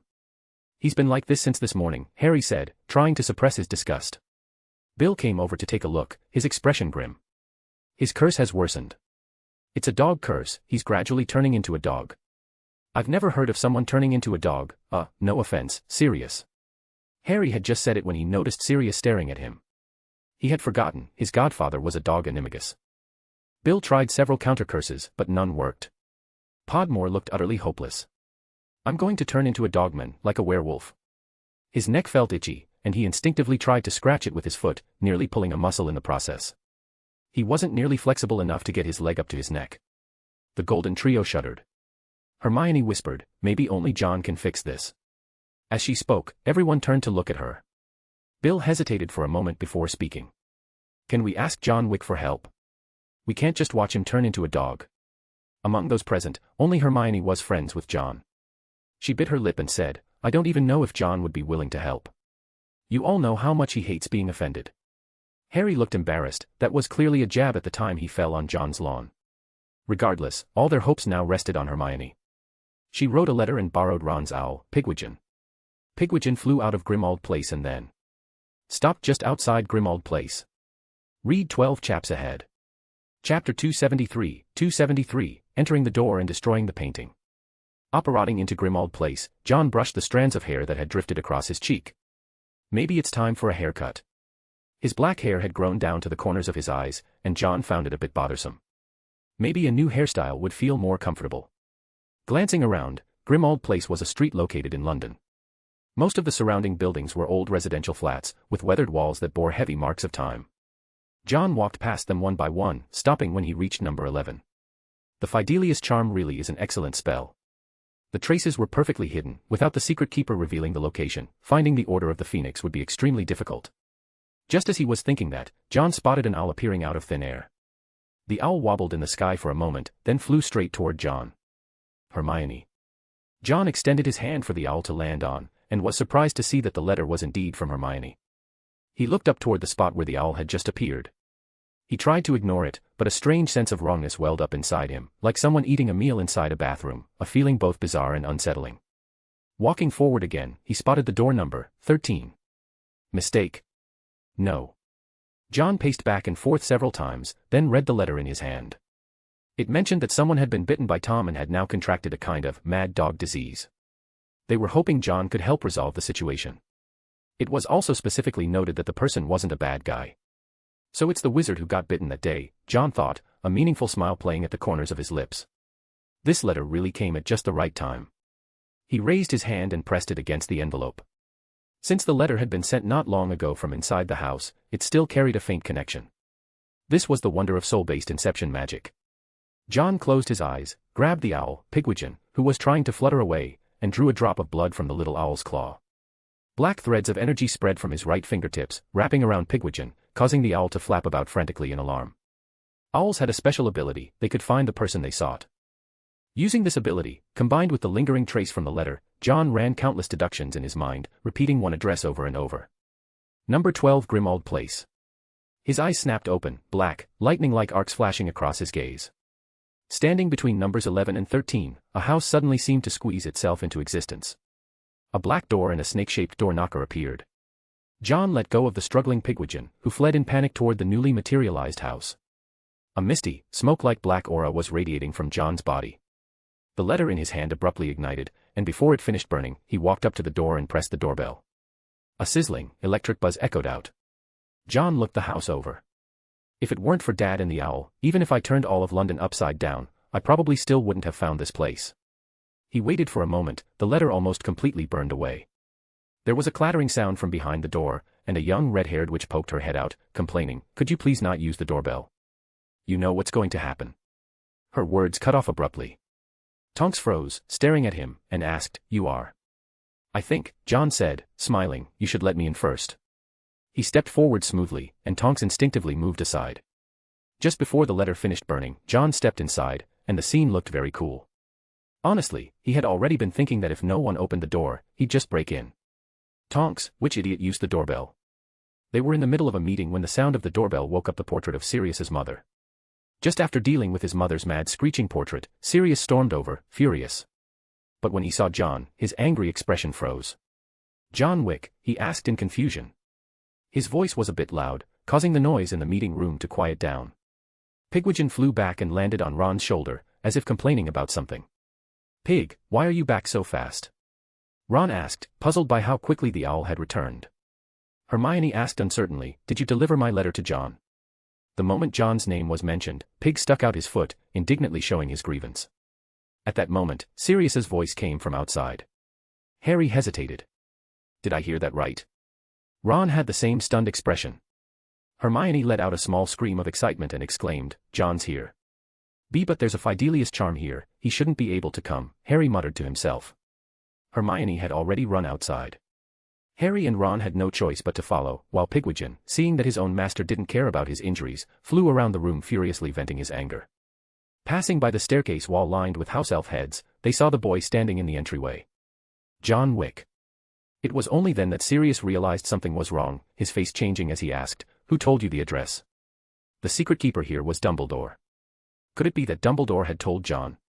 "Sirius, we haven't seen each other for a while," John said with a smile.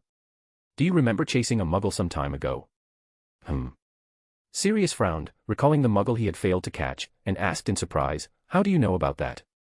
John's smile vanished, and he said coldly, "My father received quite a bit of your care." At these words, Sirius's face changed drastically. John suddenly raised his left hand, and a surge of force struck Sirius's chest, sending him flying backward.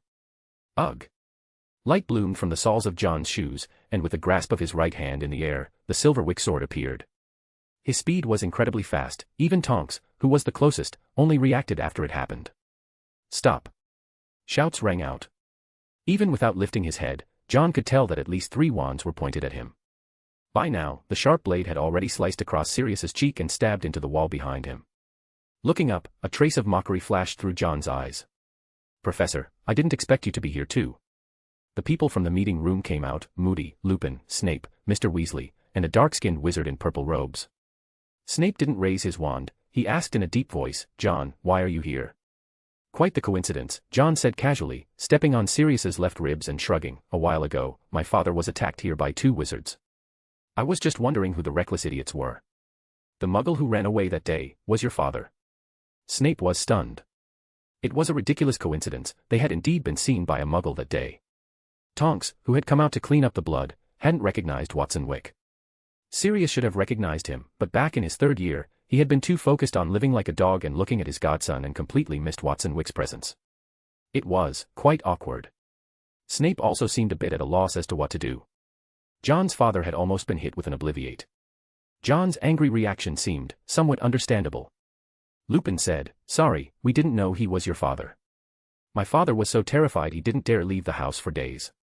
He even thought he'd been cursed and was about to die," John said casually, spewing nonsense as the silver Wick sword in his hand gleamed with a cold light. John's dangerous gaze swept over the group as he said coolly, "This isn't something an apology can fix." Sirius, still aggrieved, said, "I'm the one who got hurt, your dad shot at me." "Oh." John sneered.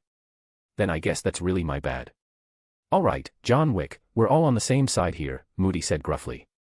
"The fact that you made it here means Dumbledore trusts you. He must have sent you to cure Podmore's mad dog curse, right?" John's expression turned strange. "That might not be exactly what you think. He hadn't come on Dumbledore's invitation, he had tracked his way here by himself. Hermione's letter had helped a lot. It was practically a roundabout invitation." "John." "Ah. What happened to Sirius?" Hermione came running downstairs, only to see John stepping on Sirius. Harry was about to rush over, but Ron desperately held him back. "Calm down. Do you see what he's holding?" "Your head's definitely not harder than that thing," Ron said, sweating all over. "That was the guy who split the Black Lake with a single sword strike, for Merlin's sake, bro, don't do anything stupid." "I'm fine, Harry." Sirius roared, which ended up waking the portrait of his mother behind the curtains. "Filthy scum, bringing all sorts of vermin into my house, filthy, low-born mudbloods." Everyone who had been living here for a while had experienced firsthand how vicious that portrait was. John frowned, raised his hand, and used a summoning charm on the portrait. "It's no use, that thing's stuck with a permanent sticking charm," Sirius said.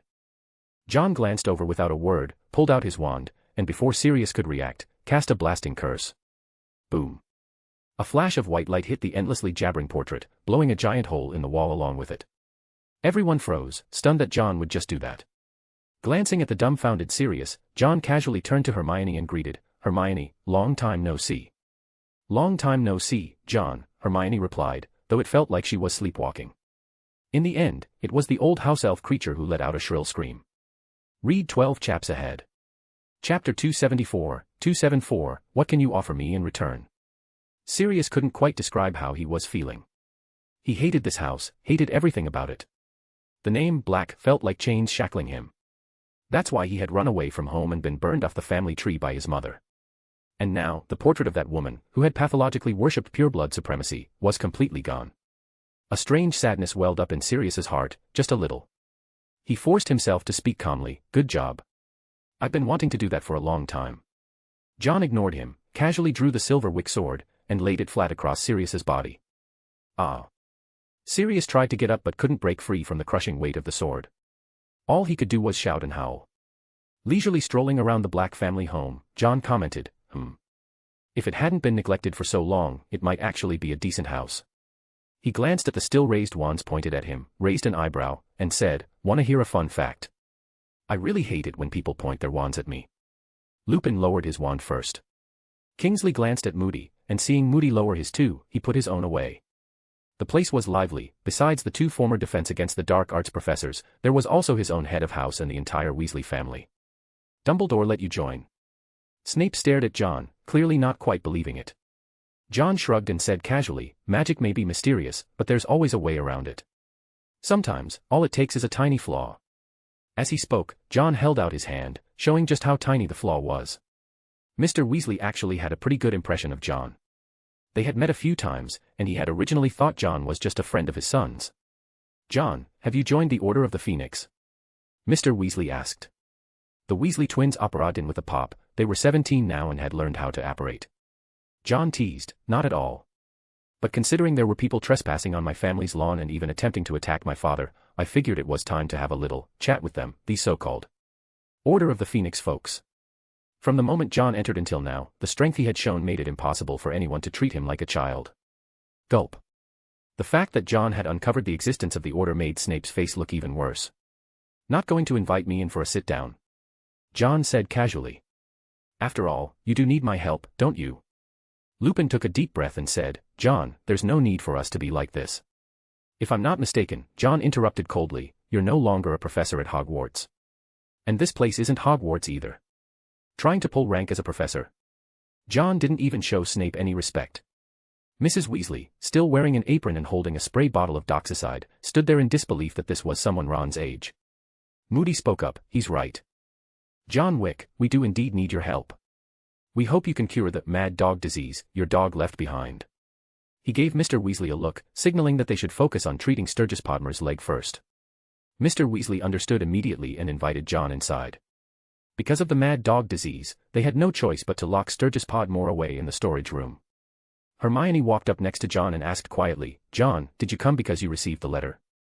"You could say that," John replied with a slight smile. Whether he would actually help was another matter entirely. His main goal was to probe the strength of the Order of the Phoenix. Right now, he had two very useful identities. 1, he was a Hogwarts student. 2, he was someone capable of curing the mad dog disease. The Order of the Phoenix wasn't like the Death Eaters. They wouldn't attack a student like him. They were too self-righteous for that. That was why John dared to barge in alone.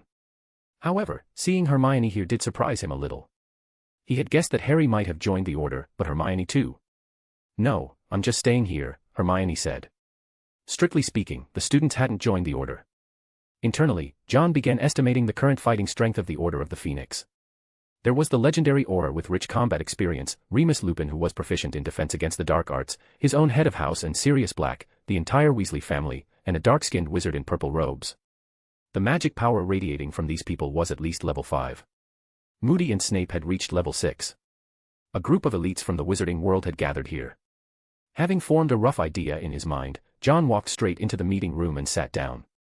"I can help lift it, but what can you offer me in return?" John intertwined his fingers and rested them under his chin, speaking leisurely, "I have no obligation to work for free, do I?" Mrs. Weasley was greatly shocked, and Snape was somewhat unaccustomed to John's brazen attitude. At school, John would never have spoken to him this way. Snape said sarcastically, "John Wick, it seems you've become a different person after leaving school." "Tisk, tsk." John clicked his tongue twice and replied mockingly, "Professor Snape, right now, I'm not your student." Being mocked in return made Snape's face darken. "What do you want?" Moody asked gruffly, his magical eye spinning rapidly. He had an impression of John, and Dumbledore had mentioned him as well. "Let me think," John said, pretending to ponder. Then he clapped his hands and said, "I'm very interested in the treasures of the Black family." "Sorry, we can't agree to that," Lupin said gravely. "That would require serious permission." Give it to him. Sirius' voice came from outside. The twins had tried to use magic to move the silver Wick sword but failed.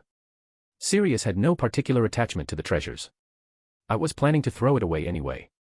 If the black ancestors could hear this wastrel's comment, they would probably curse him from head to toe. John snapped his fingers and said, very straightforward. But you trespassed on my family's lawn and attacked my father. How do you intend to resolve that? Moody grew irritated and shouted, how do you want to resolve it? Simple. John leaned back in his chair, his expression turning cold, and pointed at the doorway. I want one of his hands. The atmosphere suddenly fell into a heavy silence. Mrs. Weasley's eyes widened, as if she thought she had misheard. Lupin was silent for a moment, then said, John, that's not funny. You know, John said coolly, I'm not joking. Attacking my family isn't something that can be brushed off. Seeing no one speak, John got up and walked out. Harry, who had been eavesdropping, shouted, you can't do that. You can't take Sirius' hand. John grew a little irritated.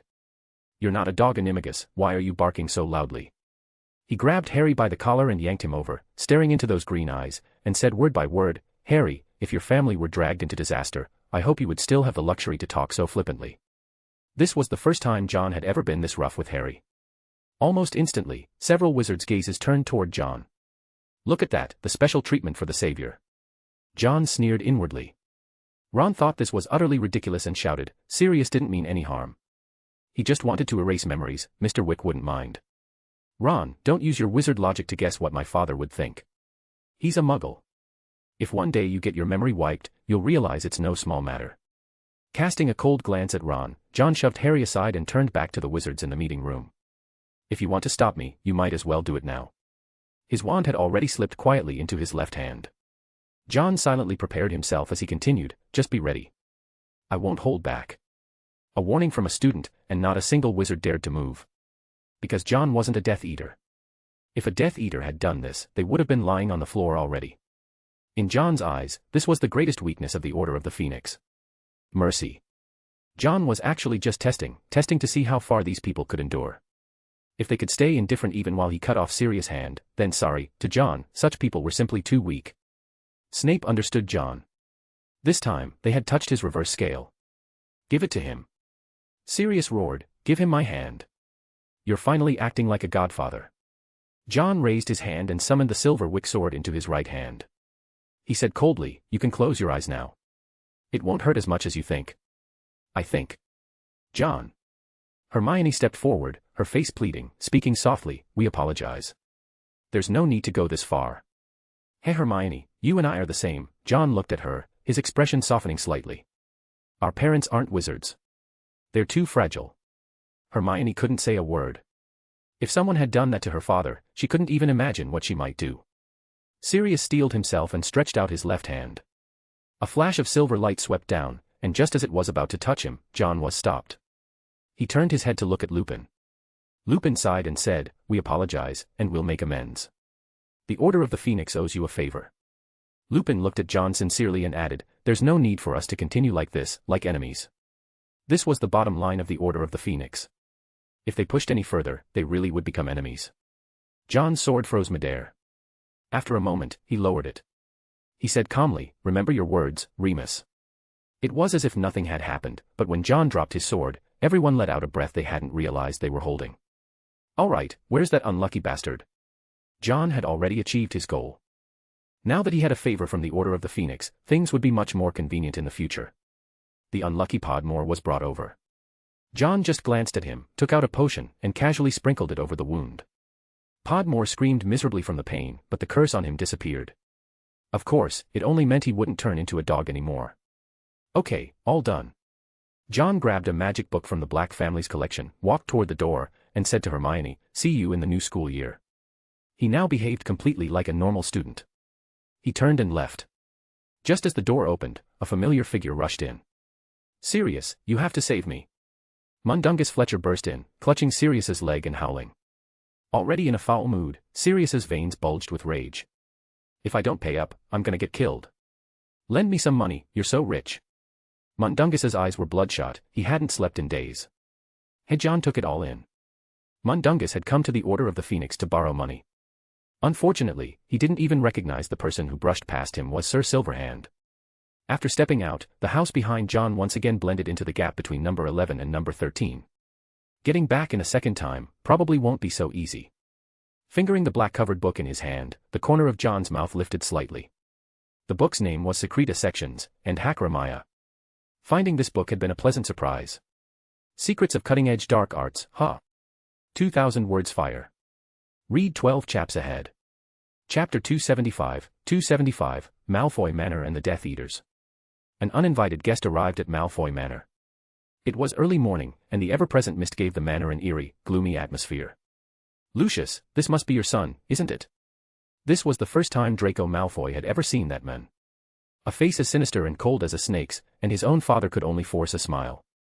Lucius said obsequiously, "Master, yes, this is my child." After over a decade of comfort and routine, now confronted by the men who loomed like a shadow over his heart, Lucius couldn't help but reveal his fear. Within Malfoy Manor, the Death Eaters had gathered. Voldemort sat at the head of the room, and before him, 3 kneeling Death Eaters trembled with fear. "If it weren't for my loyal Death Eater Lucius, I fear I wouldn't even have a place to rest right now." Voldemort's cold, snake-like eyes made the room feel even colder. He had wandered in hiding for a long time before finally finding Death Eaters still loyal to him. Lucius Malfoy. He looked at the 3 kneeling figures. "Tell me, why did you abandon your master?" Fear made the 3 of them tremble uncontrollably. If John were here, he would have recognized them. These were the same 3 who had once been summoned by Silverhand Johnny. Shaking, they stammered, "Master, we were rooting out traitors among the Death Eaters." "Traitors? Ha. Ha. Ha ha ha ha." As if he'd just heard a joke, Voldemort let out a chilling laugh. Narcissa grabbed her son's hand, her eyes warning him not to move. The other Death Eaters remained utterly silent. They had gathered at Malfoy Manor at the invitation of Lucius Malfoy. After laughing his fill, Voldemort spoke coldly, "Then tell me, why didn't you come when I summoned you?" "Master, they've been capturing Death Eaters and forcing them to use the Dark Mark to lure others in. We've fallen for it several times," one of them said fearfully. They had been tricked too many times. There was always someone using the Dark Mark to deceive and capture Death Eaters. They no longer dared to respond to the summons lightly, afraid it might be another trap. "Someone has gathered a group of Death Eaters to do his bidding. There are many traitors among us." As the ones truly loyal to Voldemort, they had tried to identify these traitors. They didn't dare to gather the Death Eaters en masse, so they could only watch helplessly as Death Eaters were hunted down one by the Constellation Society. Voldemort hadn't expected to have such idiotic subordinates. Enraged, he hit one of them with a Cruciatus curse. "Ardgah!" Listening to the man's agonized screams, he roared, "Fools! I can sense whether they are loyal to me or not." He was a master of legilimency, such tricks were utterly useless against him. What enraged him was that this flimsy excuse, had left him wandering outside for months. It was the loyal Lucius who helped him reclaim the dignity of the Dark Lord. Thinking of that, his gaze toward Lucius softened slightly. "Even after my departure, Lucius continued to prepare for my return." Lucius had gathered a team of Death Eaters to welcome Voldemort's comeback. Some of his actions had been far from minor. "Master, I regret that I wasn't able to rescue your loyal Death Eaters," Lucius said, kneeling in guilt. Voldemort, like a kindly father, helped him up and said, "The matter with Barty Crouch Jr. isn't your fault. The fact that you dared to break into that place for me, Lucius, I'm surprised." Since his return, Voldemort had already lost 3 loyal subordinates. For once, he made an effort to comfort Lucius. In the past, he'd always looked down on him the most. His appreciative gaze swept over Lippy and Bieber, who were nominally under Lucius's command. Bieber puffed out his chest with pride, and Lippy wore an expression of fervent devotion. "You even found me fresh blood, didn't you?" Poor Bieber, Voldemort had already forgotten who he was. He simply assumed Lucius had recruited a new Death Eater. Lucius looked overwhelmed by the unexpected favor, while Voldemort, though appearing warm, quietly activated his legilimency. Fear flooded forth without resistance. Voldemort saw it all. He wasn't surprised, Lucius had always been like this. He didn't detect anything else, nothing like Lucius betraying him. That convinced Voldemort of Lucius's loyalty. Draco looked at his father standing side by side with the enemy who had killed his friend. His eyes burned with fury. Narcissa gently tugged at her son, quietly urging him to return to his room. "He's already made contact. Tom Riddle, you're even more cautious than I expected." It had been some time since they left the Order of the Phoenix, and tomorrow was the day of Harry's trial. John glanced at the message from Draco Malfoy and tapped his badge to respond. "Draco, don't be impulsive, don't resist, and above all, avoid meeting Voldemort if you can. I'll explain everything once we're back at school." Message sent. That Lucius would eventually come into contact with Voldemort didn't surprise John. In fact, he had orchestrated it. Rather than having Voldemort hiding who knows where, John preferred keeping him active under surveillance. The groundwork had already been laid long ago. By casting a wide net and planting undercover agents within the Death Eaters, he had made them too afraid to gather in large numbers. Using the dark mark, he had repeatedly deceived them, to the point that they no longer trusted it. And Lucius took the opportunity to draw the Death Eaters into Malfoy Manor, a force Voldemort would never abandon. To ensure the plan went smoothly, John had severed all contact with Lucius. Learning a clemency in just a few months to resist Voldemort's probing. That was completely unrealistic. Lucius had voluntarily had all his memories sealed. He remembered nothing. The current Lucius was no longer Johnny Silverhand's ally, but the former Death Eater Lucius of old. Only when in contact with John would he recall everything.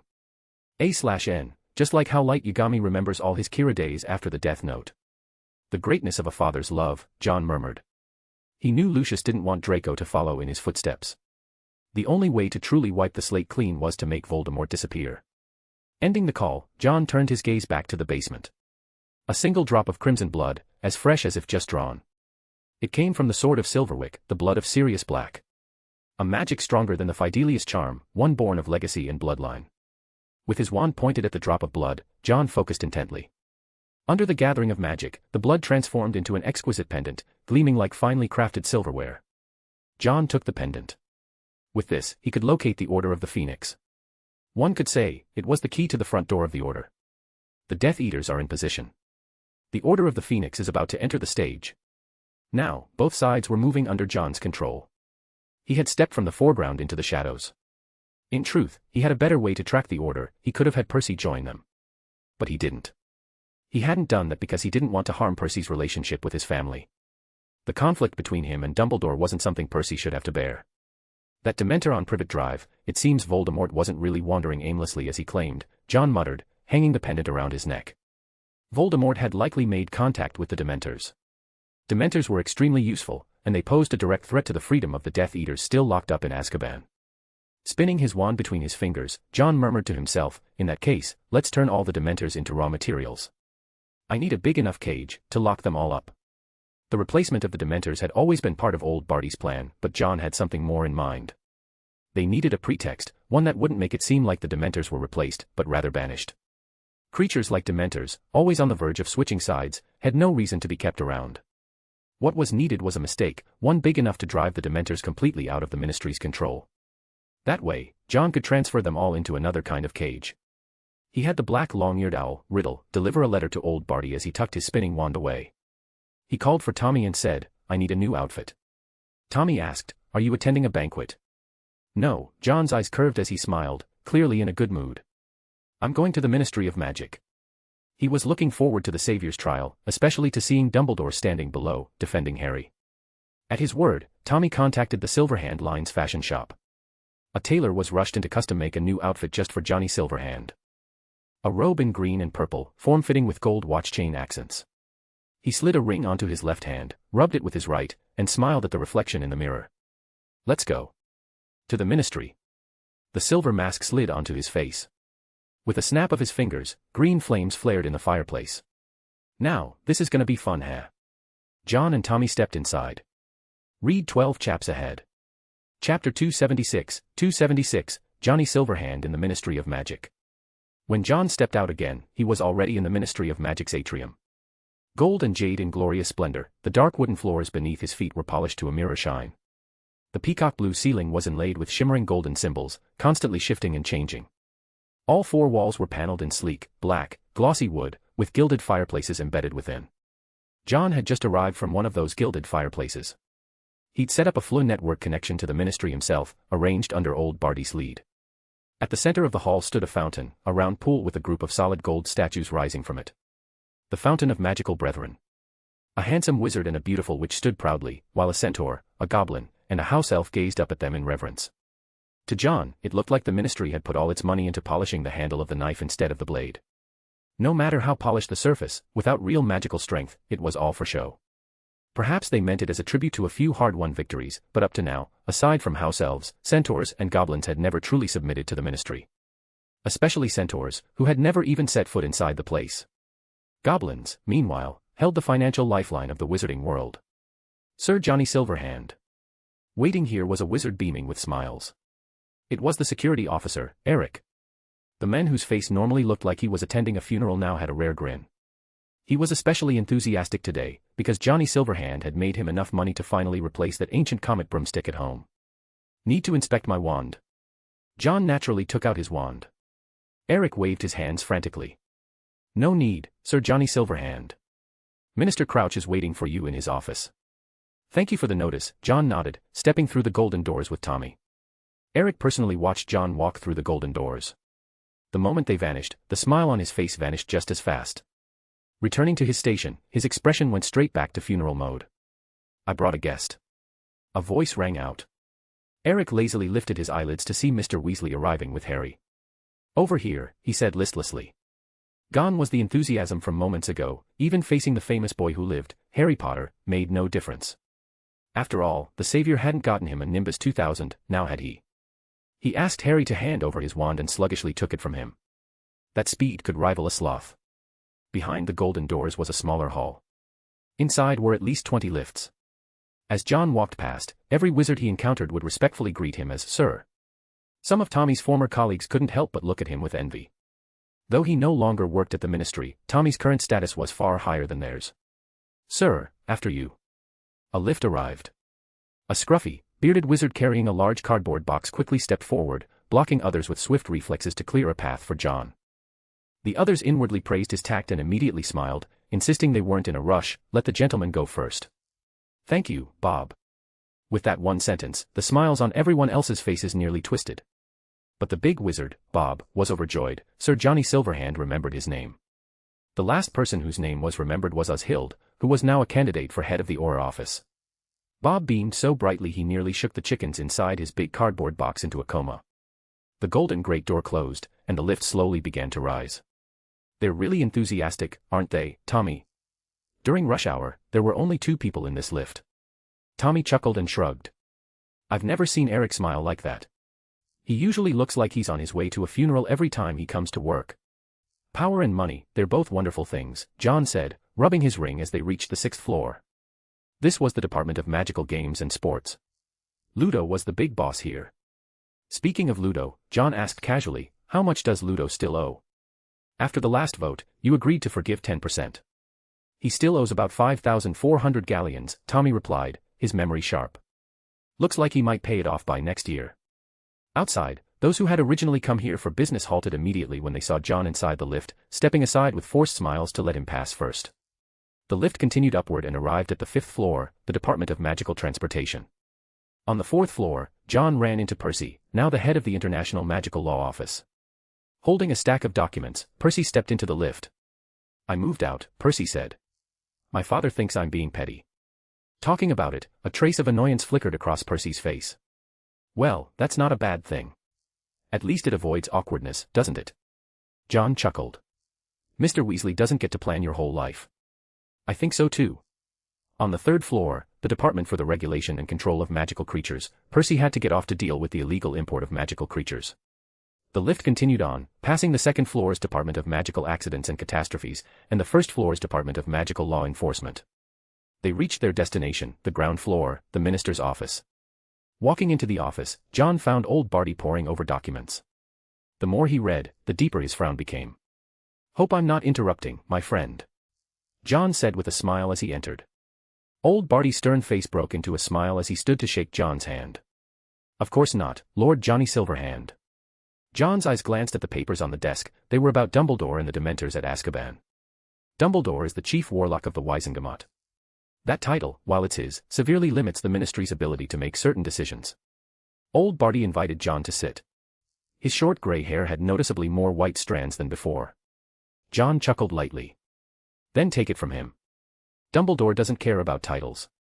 His pride lies not in those honors, but in his unmatched magic. Yes, I think so too. He told me the ministry has no right to interfere in matters at Hogwarts, Barty said, a flicker of anger showing on his face. Rubbing his ring, John quietly looked at old Barty and said meaningfully, that's exactly why we need to restrict him, Barty. Old Barty had seen with his own eyes how Dumbledore carried himself like some emperor emeritus of the ministry. As the new minister, he had no intention of letting that continue. Checking the time, Barty said, I imagine your excellency wouldn't mind accompanying me downstairs. Of course not, John stood up gracefully, smiling. It would be my honor. With this king of the Nocturne ally by his side, Barty felt much more confident going up against Dumbledore. They took the lift down. When they passed the old basement level 2, John raised an eyebrow in surprise. You moved the location. Barty said sternly, to host our Savior Potter and King Dumbledore, naturally, it must be somewhere more fitting. Barty didn't like rule breakers. And unfortunately, Harry Potter was exactly that kind of person. He causes trouble almost every single year, Barty muttered, criticizing Harry. Indeed, ever since his first year at school, Harry had managed to stir up drama annually. And once, he even caused the Ministry to lose face completely.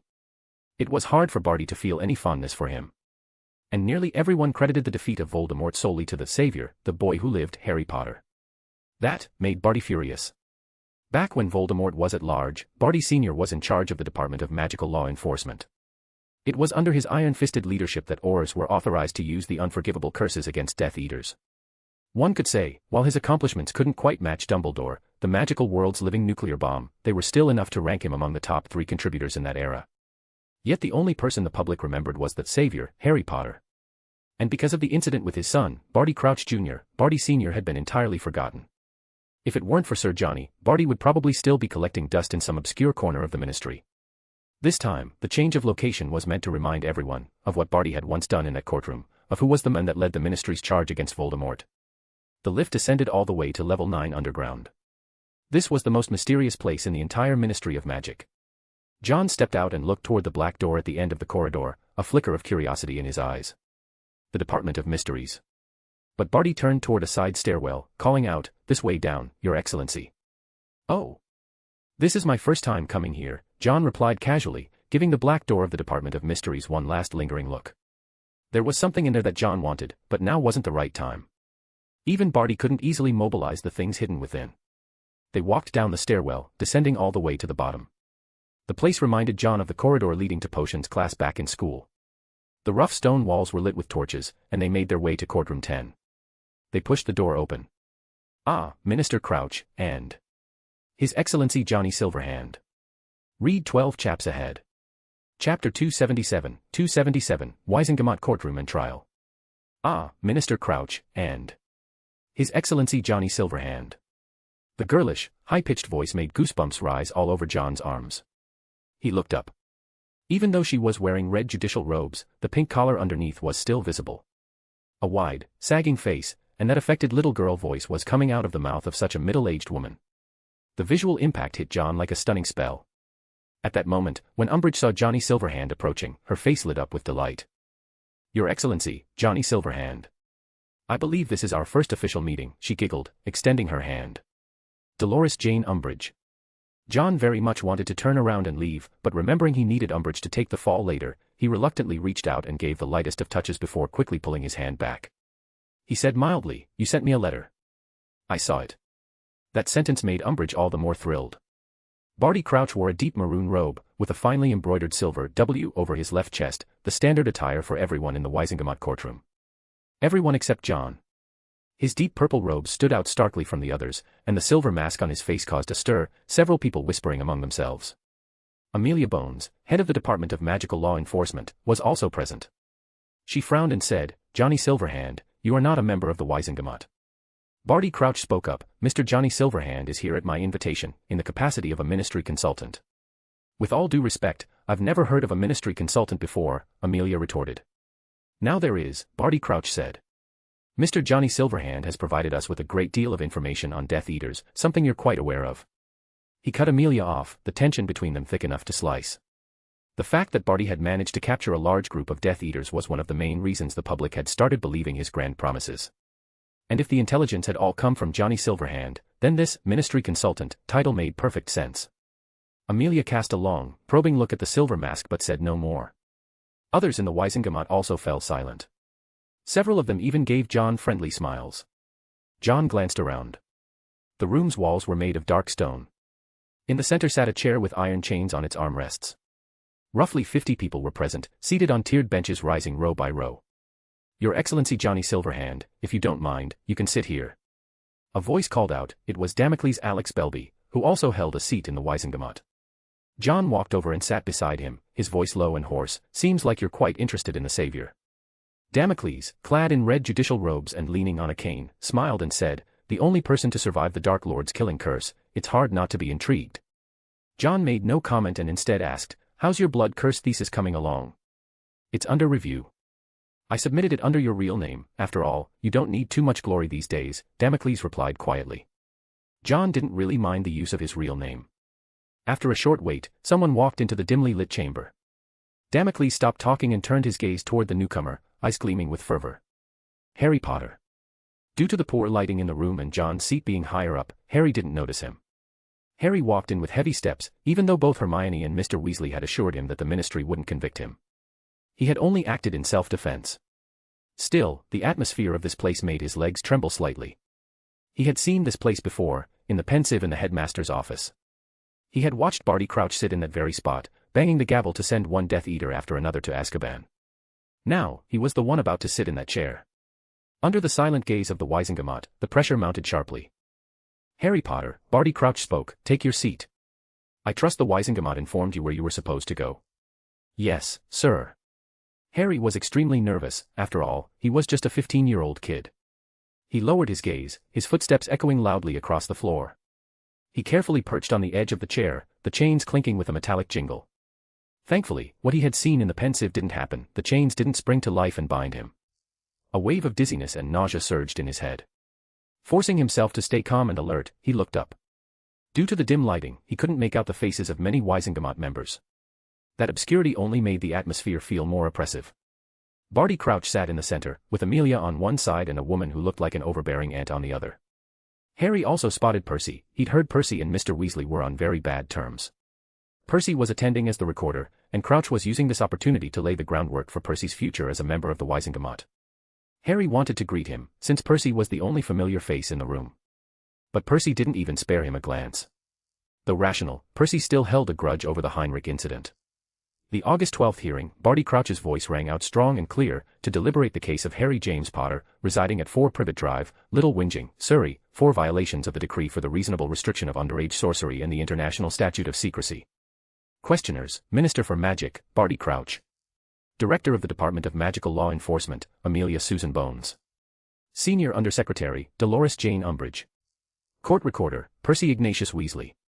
As Crouch finished speaking, Albus Dumbledore stepped forward with composed strides and said calmly, witness for the defense, Albus Percival Wulfric Brian Dumbledore.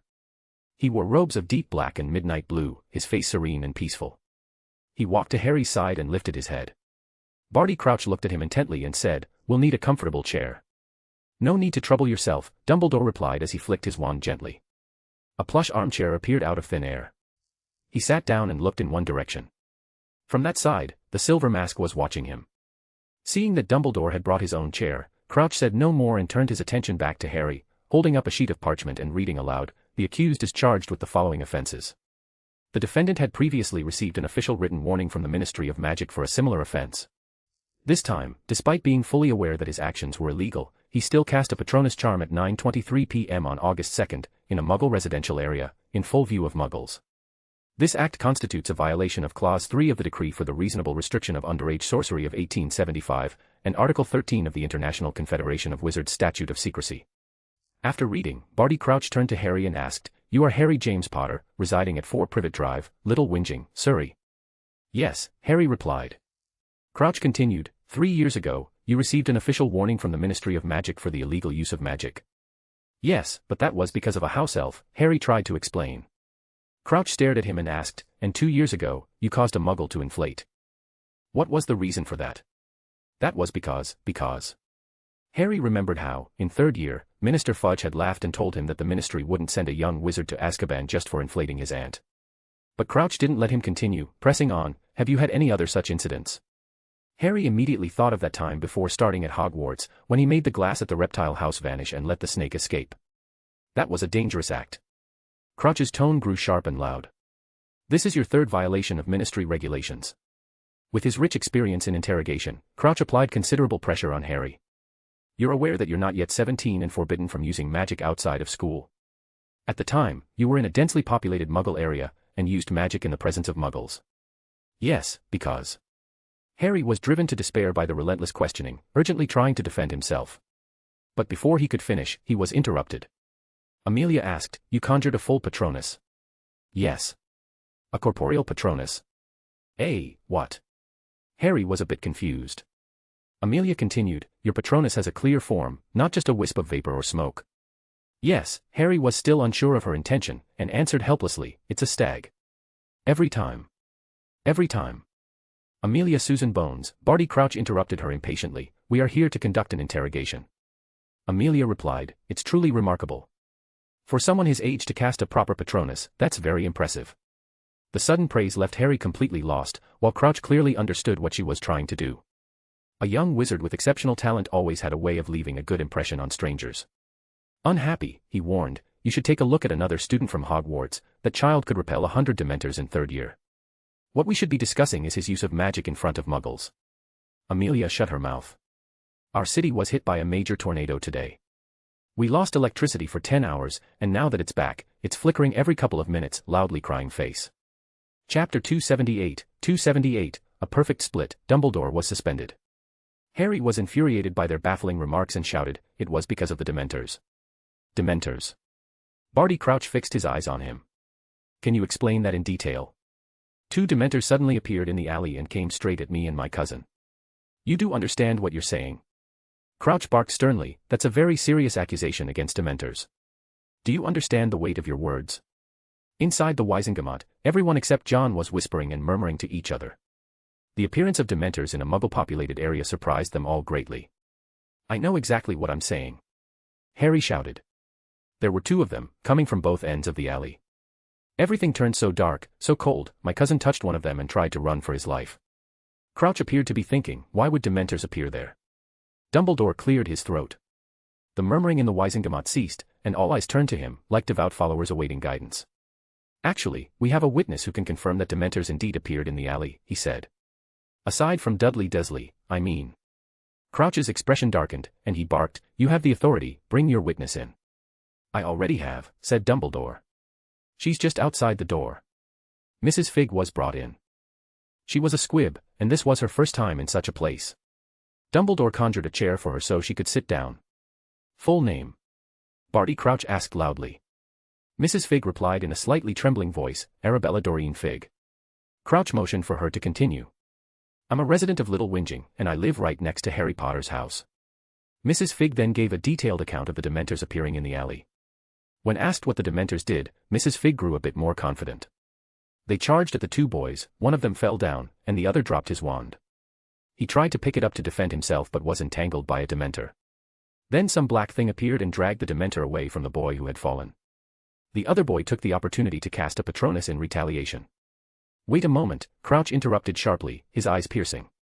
"This black thing you mentioned, what was it?" Mrs. Figg's eyes showed fear and confusion as she answered, "I don't know. It looked like black threads. They wrapped around the Dementors, and the Dementors seemed terrified." "So it was helping Harry Potter, is that a fair conclusion?" Crouch asked. "This unknown black thing?" "I think so," Mrs. Figg nodded. "Based on the situation at the time, the black threads hadn't attacked Harry, they had only taken the Dementors away." Crouch stared sternly at Harry and said, "You used the Patronus charm just as you were about to be saved." No, it was that black thing, it made me really uncomfortable," Harry quickly explained. Crouch cut him off. "Do you think that makes your actions seem more dramatic?"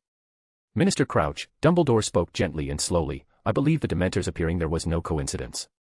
"Forgive me, but what we should be discussing now," Crouch said loudly, "is why Harry Potter still chose to use magic when he was on the verge of escaping danger." He turned back to Harry, his voice sharp. "This isn't the first time, is it?"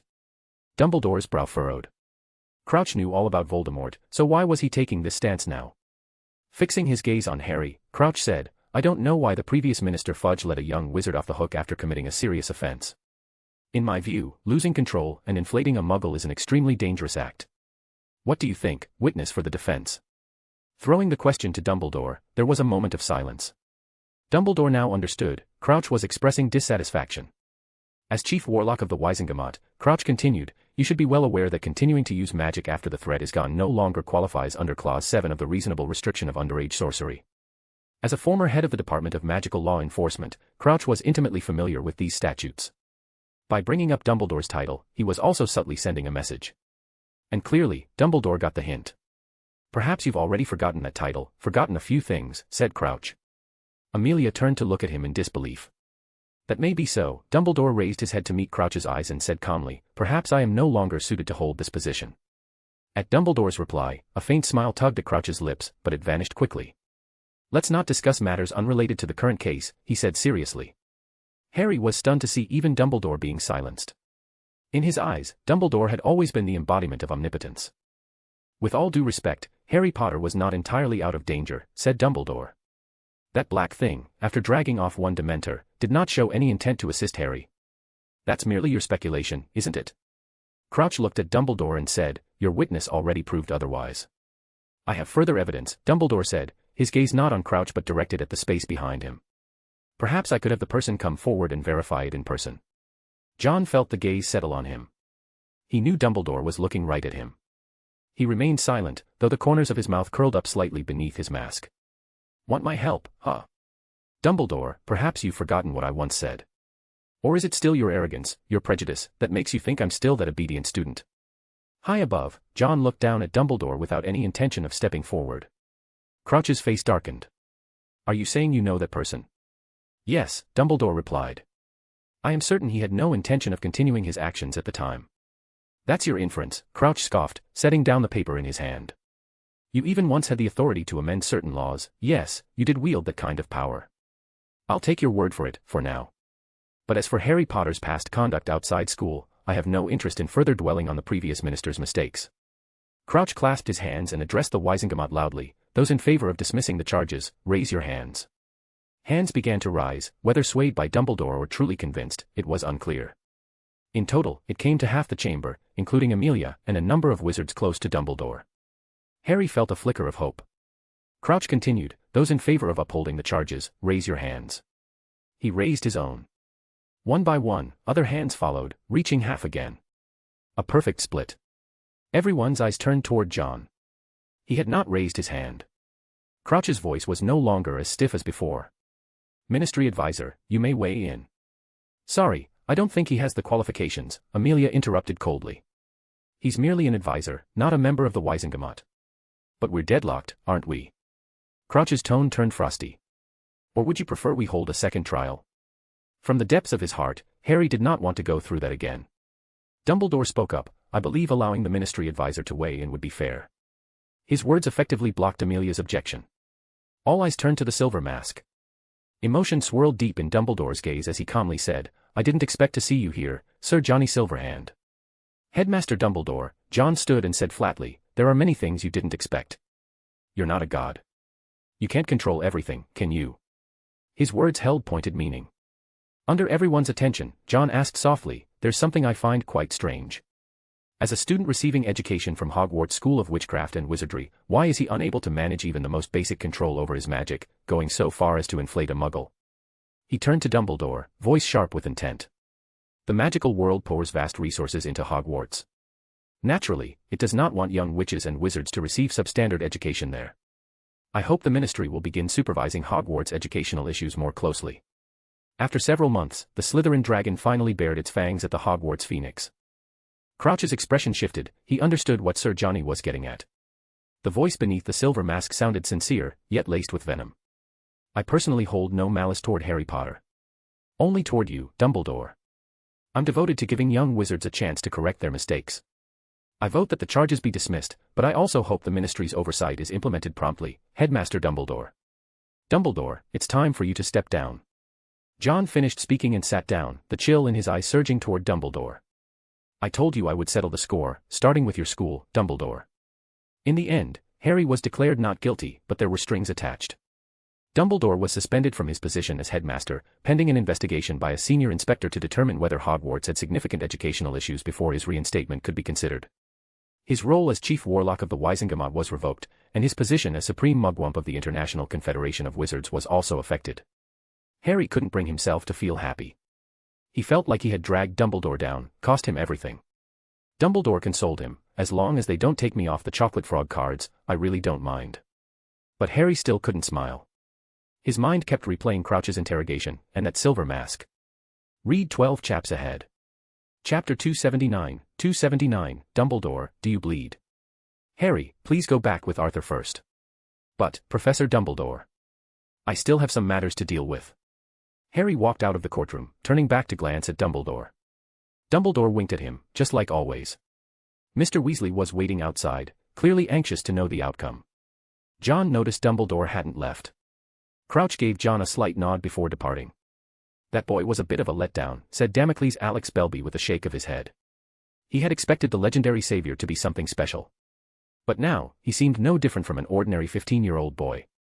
The two walked together toward the exit, still chatting. Sir Johnny Silverhand, may I have a word with you? Dumbledore called out.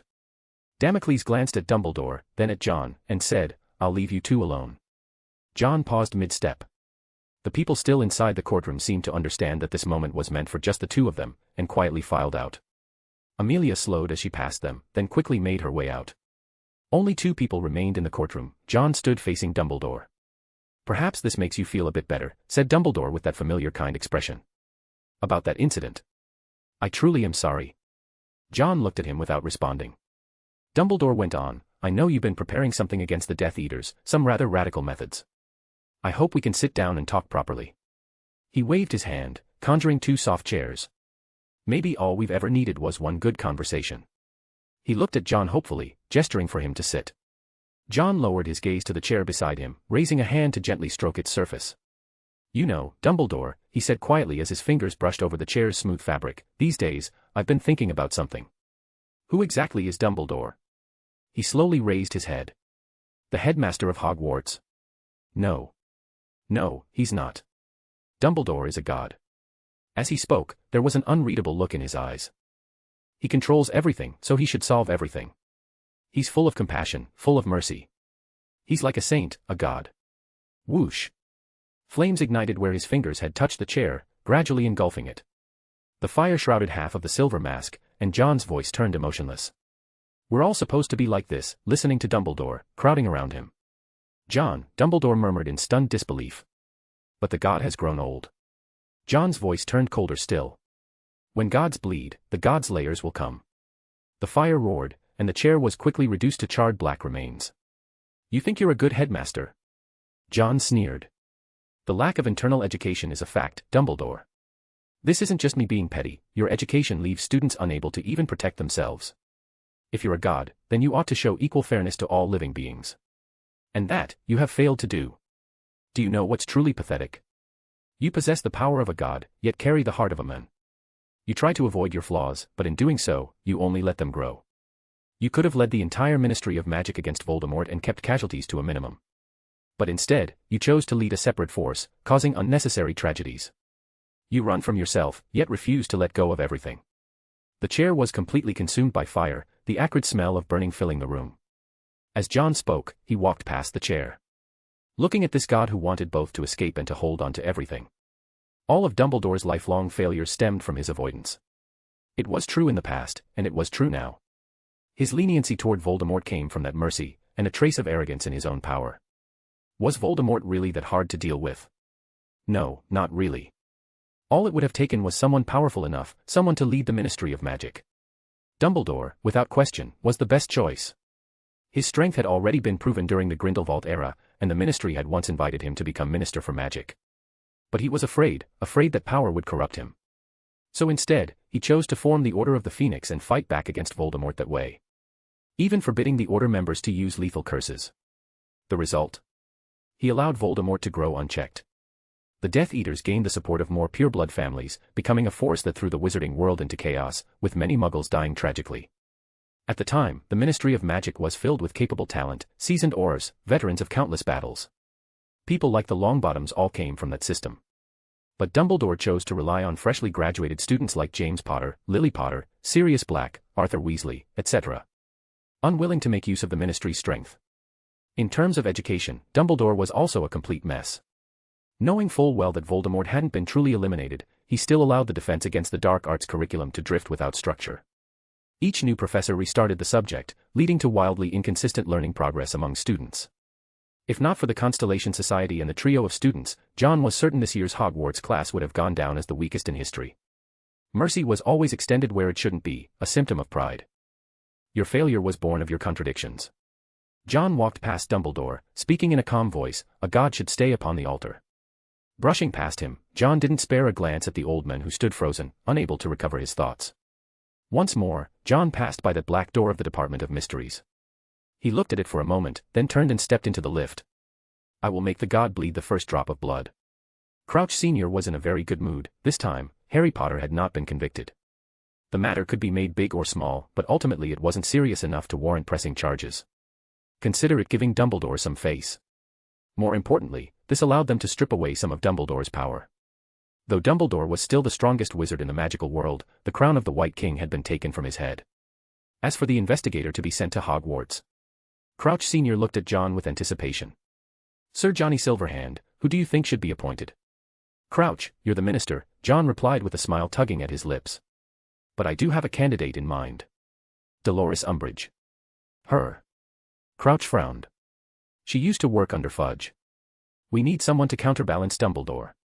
He's only been suspended, not removed, John said with a smile, waving his hand casually. It's not exactly a pleasant job. Crouch thought that made sense. If someone was to restrain Dumbledore, it had to be someone unafraid of him. Umbridge was just such a person, or, more accurately, someone too ignorant to know fear. And so Crouch happily approved it, while John casually mentioned one more name. Osheald. To reform education, we naturally also need to strengthen it, John said meaningfully. We need to show others the ministry's determination to fix the education system. Umbridge might be decent at managing people, but as for teaching, better not count on it. Crouch Sr. had no objections. After all, if Oz turned out to be a good teacher, he would eventually work for the ministry anyway. When it came to education, one couldn't afford to be careless. After a review process, it would be decided whether Osheald would be appointed as the new Defense Against the Dark Arts professor at Hogwarts. The ministry's involvement in Hogwarts education was a double-edged sword. On the plus side, just as John had pointed out, Dumbledore's laissez-faire attitude toward both students and staff led to wildly inconsistent performance. Students with talent thrived, but the average student floundered. This move could raise the floor for everyone. On the downside, if a future minister harbored ulterior motives, Hogwarts could easily become a cradle for political indoctrination. However, this problem wasn't too concerning. Because their goal wasn't to control Hogwarts education, it was to strip Dumbledore of his power. Dumbledore, the Hogwarts Board of Governors, and the Ministry of Magic. 3 factions balancing each other out. Crouch Sr. had never intended to become Dumbledore's mortal enemy, he only wanted to curb his authority. So even though Dumbledore's authority was being trimmed, they still intended to show him respect. His philosophy was the same as John's, either let Dumbledore remain a god, lofty and untouchable, or make him fully human. But not this contradiction, occupying a god's throne while acting with human flaws. And after this trial, another issue had been brought to the table. The Dementors. Dementors have been serving the ministry for many years, Crouch Sr. said with a frown. Dumbledore mentioned the potential threat they pose, and now it seems that threat is real. Finding a way to remove them won't be easy in the short term. Dementors weren't just glorified prison guards, they served as a kind of suppressant, draining the will and energy of Azkaban's inmates, keeping them too lethargic to stir up trouble. That kind of utility was hard to replicate with any other magical creature. Read 12 chaps ahead. Chapter 280, Money and Power. A wizard without a wand wasn't entirely without threat, there were places where wandless magic was not as much of a blind spot as it was in their country. About this issue, John said meaningfully, there might be a better solution. Crouch Sr. looked at John in confusion. Beneath that silver mask, there seemed to be endless mystery. Harry was practically being dragged out by Mr. Weasley. His feet felt like they weren't even touching the ground, his mind entirely preoccupied with thoughts of Dumbledore. My goodness, I can't believe it, they actually questioned you in the courtroom. They held a full trial. Mr. Weasley still didn't know the details, but he led Harry up the stairs. I suppose so, Harry replied gloomily. Arthur, Amelia Bones greeted Mr. Weasley. There were a few other wizards around her, and they all gave Harry a kind look. Mr. Weasley also greeted Amelia. Amelia then turned to Harry and said, Barty Crouch is very good at interrogations, you did well. Pulling him aside, Arthur whispered, this is good news. I think I'll take you straight home, you can share the news with everyone. Molly will probably throw a celebration. This isn't something to celebrate, Harry growled. Mr. Weasley was taken aback and patiently asked, what's wrong? Johnny Silverhand, he was there too. He pushed for Dumbledore to be removed as headmaster. The ministry's gone mad, haven't they? Mr. Weasley was utterly shocked. At this time. Right when you know who has returned. Yes, this time, Harry felt his stomach twisting and churning, nausea making him lightheaded. They think Dumbledore's education is a problem because some student couldn't control his magic outside school and inflated his ant. I'm really sorry about that, but no one blames you, Harry. Mr. Weasley gripped Harry's shoulders, looking at him with the seriousness of a father. You did great. Some things are just beyond your control. Harry couldn't quite describe what he was feeling. Having his past mistake suddenly dragged back up, worse, realizing he had been the reason Dumbledore lost his position, was a punch to the gut. He had always thought he was helping Dumbledore, but now, it seemed he had only made things worse. Mr. Weasley led Harry into the lift, and Harry asked, why was Johnny Silverhand there? People were calling him a ministry advisor. He must have thrown a lot of money at the ministry, Mr. Weasley said knowingly. Crouch's rise to power had a lot of galleons behind it. Harry hesitated, then asked, does Johnny Silverhand have a grudge against Dumbledore? He was asking too many questions, and Mr. Weasley could tell something was weighing on him. And honestly, after everything Harry had been through at his age, it was no surprise. I'm not too sure about that, Mr. Weasley said. But people always talk about the two of them together. Talk about what? Things like if Dumbledore could be called the first king of the wizarding world, then Johnny is the second king. Johnny Silverhand is full of mystery, no one knows what he looks like. He's got a lot of money, and a lot of people backing him. Harry stammered, then is it possible, is there some kind of grudge between them? Shoo. Mr. Weasley immediately grew serious. You can't go around saying things like that. He's so hostile toward Dumbledore. Other than Voldemort, who else would? Harry. Mr. Weasley cut him off sternly. He's not a Death Eater. On the contrary, he's even more at odds with them than we are. That I can guarantee. As the head of a department under the Department of Magical Law Enforcement, Mr. Weasley knew a bit more than the average wizard. Johnny Silverhand's attitude toward the Death Eaters, it was downright terrifying. This man, at least for now, wasn't going to become an enemy of the Order of the Phoenix. Harry's mind was a mess. He was practically talking nonsense now. Johnny Silverhand had even gone after Voldemort in the graveyard. But that feeling Johnny Silverhand gave off when facing Dumbledore, it made people feel dazed, as if drifting into a dream. Ting, the lift arrived. They stepped into the atrium. At this hour, the place was fairly empty. Harry spotted a man and a woman standing by the Fountain of Magical Brethren. How's Lippy doing? He's fine. You don't need to worry. That mission, it's been going on too long. Sorry, I can't tell you the details. Are you free this week? What, are you asking me out? Why not? You've changed a lot. You never used to be like this. Oh. Arthur. The two of them were chatting beside the fountain. The witch looked like the attractive type, and her smoky voice from smoking gave her speech a unique kind of charm. She greeted Mr. Weasley, and he responded, Oz, good afternoon. Mr. Weasley leaned down and whispered to Harry, she's an Auror with a wealth of experience. Just got transferred back from field duty. Oz's gaze fell on Harry too. A flicker of surprise flashed in her eyes as she said, so this is Harry Potter. She smiled and nodded politely at Harry. The male wizard next to her glanced at the group, and a strange look flashed in his eyes. Long time no see, Arthur. He greeted Mr. Weasley, who looked a bit awkward. Tommy, you're here. I'm waiting for someone, Tommy said with a light laugh. No longer on duty, so I had to wait here. Is that so? Then I won't bother you too. Mr. Weasley was tactful enough to end the conversation and pulled Harry along, ready to leave. Just then, Harry spotted the fountain's pool and quickly said, wait. He took out his coin pouch and dumped the whole thing into the pool. Glancing up at the statue of the house elf, Harry thought to himself, if Hermione saw this, I wonder what she'd say. Mr. Weasley watched and thought Harry must be doing a good deed. There was a plaque by the pool stating that all the money would be donated to St. Mungo's Hospital for magical maladies and injuries. What he didn't know was that Harry was making good on a promise. When he came in, he'd said to himself that if the charges were dropped, he'd donate 10 galleons. Clearly, what he'd just dumped in was more than 10. All right, Harry, I'll take you back now, said Mr. Weasley, just as the gate of the lift opened with a clank. He turned to look, out stepped a silver mask. Tommy walked over and greeted respectfully, my lord. Mr. Weasley felt a gaze sweep over him, and he instinctively took 2 steps closer to Harry. Harry noticed it too, that silver mask. It was exactly the same as the one in the courtroom. It felt like he was right back there again, the relief he had just started to feel instantly vanishing.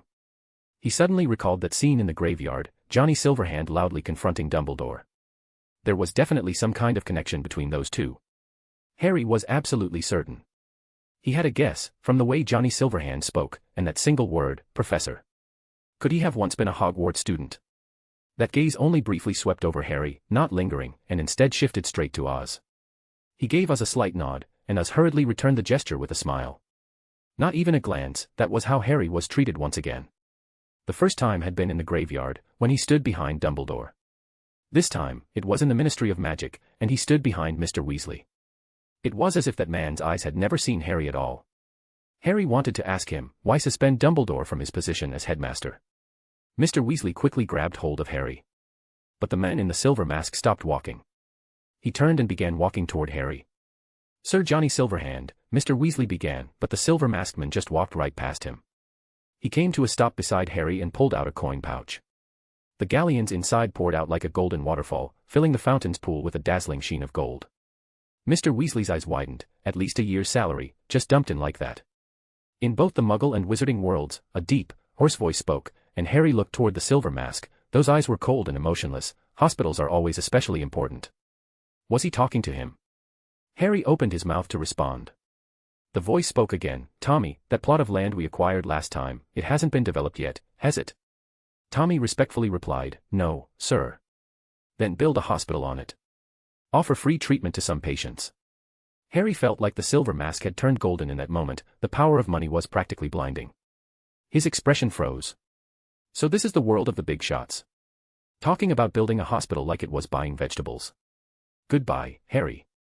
Harry snapped back to his senses and looked toward the two figures already walking toward the flow fireplace.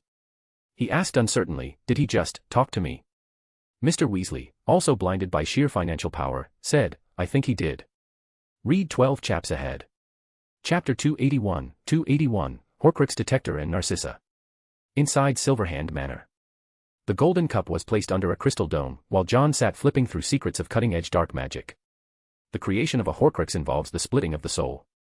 The book floated in midair, its pages turning with the swipe of John's fingers. Staring at the book, John murmured to himself, Horcruxes possess incredibly strong magical resistance, which makes them difficult to destroy. Ordinary spells couldn't break a Horcrux. The objects used for Horcruxes were extraordinarily tough. If John wanted to destroy one, he had multiple methods at his disposal. Both Fiendfire and the Sword of Silverwick can do it. But he doesn't need to do this because he has destroyed Voldemort's 2 Horcruxes. Excluding Harry, there were 4 left. One of them, the Golden Cup, was now in his possession, and John intended to use it to track down the remaining 3. Horcruxes had a certain connection to each other. John had confirmed this through Harry. However, unlike Harry or Nagini, both living beings, the Golden Cup had no consciousness of its own. Voldemort could use it to influence others, but it couldn't establish a mental link. He opened the crystal dome, and whispers drifted out, like the seductive murmurs of a demon. John remained expressionless as he took the Golden Cup out. Arrogant, just like your master, he remarked. Holding the cup in his right hand, black threads extended from his fingertips, wrapping around the cup. In that instant, the soul-bound whispering intensified. John raised an eyebrow and cast the soul-draining curse to envelop the cup. His magic power began to drain rapidly. His eyes swept over the counterfeit sword of Gryffindor nearby. With a flick of thought, he activated a summoning charm. The fake Gryffindor sword flew into his grasp, connecting to the cup. The black threads of the soul-draining curse tugged at a twisted soul that refused to leave the cup. Seeing this, John increased the intensity. The soul gradually began to tear away. Sweat beaded on his forehead, his eyes locked on the cup. Ripping a soul out directly is still quite strenuous, he muttered. His right hand quickly turned silver, then swiftly shifted to black.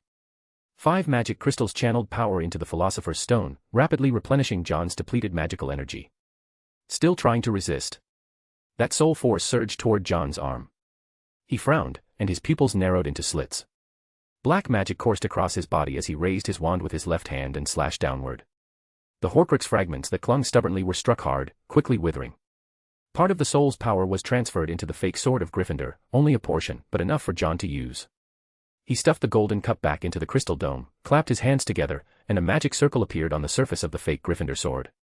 Voldemort's power was forcibly sealed into the fake Gryffindor sword. A flash of silver light glinted across the sword, then quickly vanished. With everything complete, John picked up the sword. It's absorbed the Horcrux's power and established a connection with it. Nice. He brought the sword close to the golden cup, and the gem on the sword emitted a dazzling glow. A Horcrux detector. A faint smile tugged at the corner of his lips as John looked at the fake Gryffindor sword and said, "You need a new name, let's call you the Sword of Marvolo." The fake sword of Gryffindor was officially renamed. John was thoroughly enjoying his own mischief. Holding this sword, wasn't it basically a case of grandpa looking for his grandkid? Due to the infusion of power, the sword of Marvolo now carried an added force, one that brought a kind of damage akin to dark magic. With everything settled, John closed the crystal dome and left the room. He gripped the sword of Marvolo, channeling magic into it. Blood trace. Though there was no actual blood, the sword contained the Horcrux energy of Voldemort. John said blood trace in the dragon language, and a wave rippled out from the sword of Marvolo, spreading in all directions. Suddenly, John sensed a disturbance. It came from the sword of Marvolo, a faint signal, but enough to point him in a direction. Somewhere within London. John looked down. The pendant on his chest began to vibrate. Sirius? No. It's black. John's pupils contracted as he stared at the pendant. If the sword of Marvolo hadn't malfunctioned, then this vibration was telling him the location of another Horcrux. It couldn't be Sirius, southwest, that meant another place. The old Black family home. Which meant the Order of the Phoenix. John stared at the sword of Marvolo, debating whether he should double-check. After all, expecting him to believe that one of Voldemort's Horcruxes was right under Dumbledore's nose, it was more than a little horrifying. A cruel twist of fate. Which Horcrux is it? John furrowed his brows. He'd been around the Black family's collection before. Logically speaking, if there had been a Horcrux, he should have sensed it. Or, did Sirius not show him everything last time? Feeling a wave of frustration, John found himself itching to return to the Order of the Phoenix. Unfortunately, if he were to act rashly, the Order of the Phoenix might just change locations. If it's connected to the Black family, then I can rule out a situation like the diary. Back in his second year, another of Voldemort's Horcruxes, the diary, had been brought into Hogwarts by Ginny Weasley. He had assumed it had come from an outsider, but the feedback from the sword of Marvolo indicated it belonged to the Black family. Only the one who removed it could be considered its owner. Aside from Sirius Black, most of the other members of the Black family were already dead. Suddenly, a flash of insight sparked in his mind. A name surfaced. Narcissa Malfoy. Or rather, Narcissa Black. Draco's mother. Lucius's wife. Once one of the always pure daughters of the Black family. I need to find the right time, when both Voldemort and Lucius aren't around. John would need to arrange a meeting with Narcissa. And the way to do that was through Draco. Narcissa was not a Death Eater.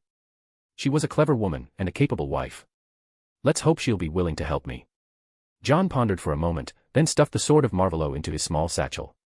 Leaving Silverhand Manor, he sent a message to Draco. Draco Malfoy was a little puzzled. Why did John want to meet his mother? But out of trust for John, he still found an opportunity to speak with Narcissa. Your friend really said that? Narcissa was equally confused upon hearing that her son's friend wanted to meet her. But she wasn't her son. As a wise Slytherin, she was able to piece together a mental image of this friend from Draco's brief words. A perfect Slytherin, with enough ambition and the resolve to protect his friends.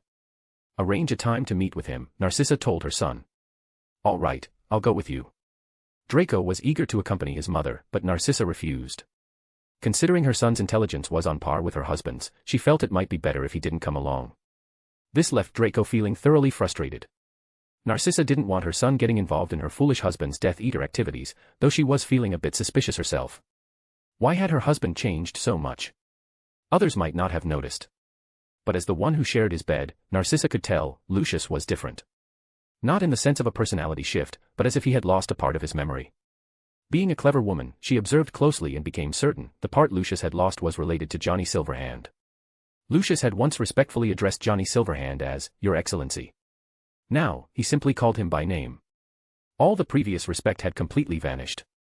If it were just because Voldemort had returned and Lucius had gotten cocky. That was impossible. Lucius knew perfectly well how powerful Johnny Silverhand was. Even if Voldemort had returned, Lucius wouldn't have turned his back on someone like that so recklessly. After ruling out all other possibilities, no matter how absurd the remaining answer seemed, it had to be the truth. Lucius had forgotten that part of his memory, or perhaps hidden it. And all of it was likely connected to Johnny Silverhand. Narcissa clearly remembered the day Lucius had excitedly told her he was going to change some things. What was it? That lifelong dark mark. Lord Johnny Silverhand had promised to remove it. In the future, Draco would no longer be whispered about as the son of a Death Eater. Lucius had changed, Narcissa saw it clearly. To give up all of that, he could only have done it for their son. Watching Lucius lower himself, kneeling before Voldemort, Narcissa turned her eyes away. She was afraid something would happen to Lucius. A surge of resentment welled up in her chest. Voldemort, why are you still alive? Wouldn't it be better if you were dead, so our family could finally be free of this chaos? Read 12 chaps ahead. Chapter 282, Meeting in the Nocturne Garden. I was wrong, sir, please have mercy. The shrill cries and pleas for forgiveness echoed through the garden. Johnny Silverhand sighed and closed the book in his hand. The black cover was embossed with golden letters. His ringed hand rested on it. In front of him was Mundungus, who had been dragged in and thrown before John. Tommy frowned and kicked away the men crawling toward them. Mundungus, you took my money. John lowered his gaze, his fingers slowly brushing over each golden letter on the cover. The fact I haven't killed you yet is already a mercy. My lord, I know you wouldn't really kill poor Mundungus, the men sobbed, snot and tears running together. I swear I'll pay you back, just please don't send me back to that place. Mundungus had been sent to the alchemy workshop as a test subject for experimental potions after failing to repay his debt. He'd spent 6 out of 7 days each week in the hospital. He couldn't take it anymore. Then tell me, Mundungus, how exactly do you plan to pay me back? John said calmly. The only thing of value you still possess is that relatively healthy body of yours. His gaze made Mundungus shiver uncontrollably. The men stammered, unable to answer. Or, John said with a light chuckle, tossing a piece of parchment from the table onto the ground, I can give you a new option. Mundungus looked down. On the parchment was a list of names, each labeled with a price. John leaned back, perfectly at ease. Kill them. These are. Mundungus couldn't help but tremble. The list was full of Death Eater's names. He screamed in terror, no, I can't do it. That's a shame, then. You're clearly of no value. John's face turned cold. No matter how much Mundungus wailed and begged, he was dragged away. Tommy walked over at just the right moment and whispered, Mrs. Malfoy is already outside the garden. You'll handle the rest, John said as he picked up the book. He casually brushed across the mask on his face, and it dispersed into a silver mist. He was going to meet Malfoy's mother, there was no need to bring anyone else. Don't let Mundungus die. He still has 100 potions left to try. Silver Cross Emergency Hospital is on standby, Tommy replied. I believe he'll finish them all. John let out a soft chuckle and walked to the other side of the garden. Tea room number 1001, number 2, Nocturne Garden. Narcissa's fingers hovered above her teacup, the spoon stirring her coffee with milk. She seemed distracted. She was here to meet her son's friend. But this place was far from ordinary. Nocturne Garden, this was a creation of Johnny Silverhand. It had gradually become a tourist attraction within Nocturne Alley. It was known as the Nocturne Alley by day. In the past, those too afraid to enter Nocturne Alley now found courage through the presence of Nocturne Garden as a bridge. The quiet garden carried the scent of lavender, and as the breeze swept through, the flowers rustled gently. A young man walked along the cobblestone path, holding a copy of the Tales of Beetle the Bard. His black hair was smooth, his features handsome. Today he was dressed casually, the loose wool sweater giving him a scholarly air. He looked like a harmless, well-behaved boy. Upon seeing him, Narcissa's curiosity about her son's friend lessened somewhat. To her, this child probably just had some trivial matter to discuss. That thought irritated Narcissa, who had been brooding over how to rescue her family from the mire. She sized up John, and John was also observing Narcissa. There is no greater sorrow in the world than a beauty fading with time. Yet Narcissa had defied that rule. She carried a kind of aristocratic grace, unlike Madame Wick, hers had a more commanding edge. They had seen each other briefly during the World Cup, but back then, neither had paid the other much attention. Mrs. Malfoy. John approached, smiling as he nodded in greeting. A server came over to take their order. John casually said, just a glass of water. He placed the book on the table. Narcissa glanced at it, just a storybook, nothing of interest to her. Draco said you wanted to speak with me. If it's about some petty academic issue, then you're talking to the wrong person. Narcissa suppressed her irritation, after all, this was her son's friend. Come to think of it, this isn't our first meeting, Mrs. Malfoy, John said as the glass of water was placed on the table. He took a light sip. How is Lucius doing? The way he addressed her husband by name made Narcissa frown.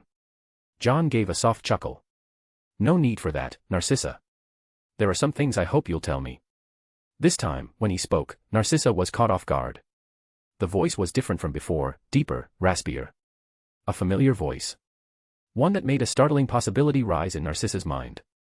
Her eyes widened, coffee spilling onto the table as she stared, shocked and uncertain. You're not surprised? John said nonchalantly. Surprised by how young I am, or surprised that I've chosen to meet you so openly? He let out a low laugh, and the sound burrowed into Narcissa's ears, sending her thoughts spinning in uncomfortable directions. No one had ever seen Johnny Silverhand's true face, no one would have ever imagined he was a student. The king of Nocturne Alley, the second king of the wizarding world. A boy. A student who hasn't even graduated yet. This was insane. If it was true, why would Johnny Silverhand choose to meet her like this? Was he planning to abandon the Malfoys? Was he going to kill her? All sorts of chaotic thoughts buzzed around Narcissa's mind like a swarm of pesky flies. John snapped his fingers, and those chaotic thoughts settled. She stared at John and asked, "Sir Johnny, why are you involving yourself with Draco? Lucius has already been working for you." "Involving myself with Draco?" John gave a small laugh. "You should get the cause and effect straight. It's not because Draco is Lucius's son that I chose to approach him. It's because Lucius is my friend's father that I gave him a chance." He idly rubbed the ring on his finger, expression calm and detached. Narcissa took a deep breath and asked seriously, "I have only one question. To you, what is Draco?" She was terrified. Was this man using her son to threaten the Malfoy family? "He's my best friend," John replied, meeting her eyes. "A friend, the kind who stood by my side and supported me no matter what others said." Narcissa let out a breath of relief. Even though she didn't know legilimency, she could see the sincerity in John's words. Thinking of the changes in her son over the past few years, Narcissa sincerely said, "Thank you. I'm truly grateful that Draco has a friend like you." "There's nothing to thank me for. A friend is a friend," John shook his head.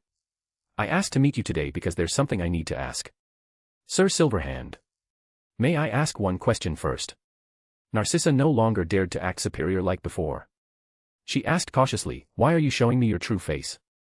John said, "Because I believe you need a sense of security right now." "Security?" Narcissa echoed. John looked at her and said, "The Malfoy family is standing on the edge of danger. This is my way of expressing trust toward your family." Narcissa was visibly moved. Her voice grew solemn as she said, "Then I must thank you again." Back to business, John tapped the table lightly, and the spilled coffee vanished. He said, "Let's talk about your family, the Blacks." "The Blacks?" Narcissa was briefly stunned. "I left that household many years ago. I want to know about the lineage of the Black family. Your siblings, in particular." John added, "It's very important to me." He needed to know who had brought the Horcrux into the Black ancestral home. "Well, I don't know where to begin," Narcissa paused to recall. This generation of the Blacks had 2 sons and 3 daughters. The eldest daughter, Bellatrix Black. She married Rodolphus Lestrange and became a Death Eater. The second daughter, Andromeda Black. She married a Muggle-born wizard and was disowned from the family tree. The third daughter, that's me, Narcissa Black. I married Lucius. The Blacks were pure-blood supremacists. That caused my cousin, Sirius Black, to grow disgusted with the family. He ran away from home and was eventually blasted off the family tree by his mother. The Black family was almost entirely Slytherin.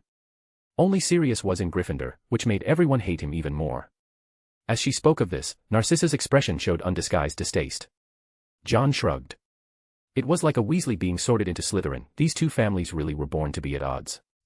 When she brought up the last person, however, Narcissa's expression changed to one of sorrow, completely different from when she'd mentioned Sirius. Regulus Black, the most beloved child of the Blacks. He was always our pride. Every choice he made was one that earned our admiration. He was a Slytherin, joined the Death Eaters at 16, chasing the Dark Lord's glory. Our parents were proud of him. He was different from the rest of us, I know. Narcissa's eyes reddened.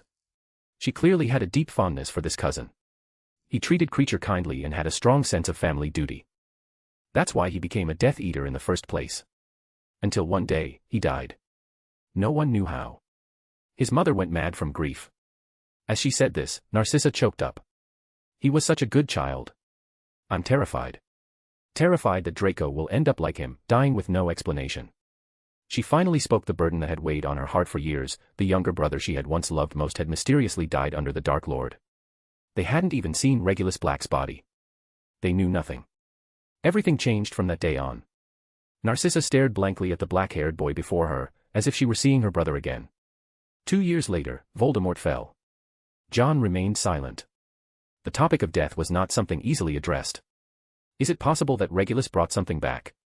Or perhaps Bellatrix? John wanted to know what that Horcrux had been. Narcissa shook her head. I don't know. Bellatrix was imprisoned in Azkaban. She barely ever came home after joining the Dark Lord. That period, it was only Regulus who was around. If you want to know more about Regulus, I think, you need to ask Creature. He knows far more than I do. Creature is the Black family's house elf. Thank you for your help, John said, standing up. Narcissa rose to shake his hand. After bidding her farewell, John felt that he had narrowed it down to 2 suspects. Read 12 chaps ahead. Chapter 283, Friends and Fighting Owls. John sat there pondering for a while before getting up and picking up the tales of Beetle the Bard. Maybe I can try a different approach, he murmured to himself. His gaze fell on the gardener tending the flowers by the side of the garden. John walked over and said, "The flowers look beautiful."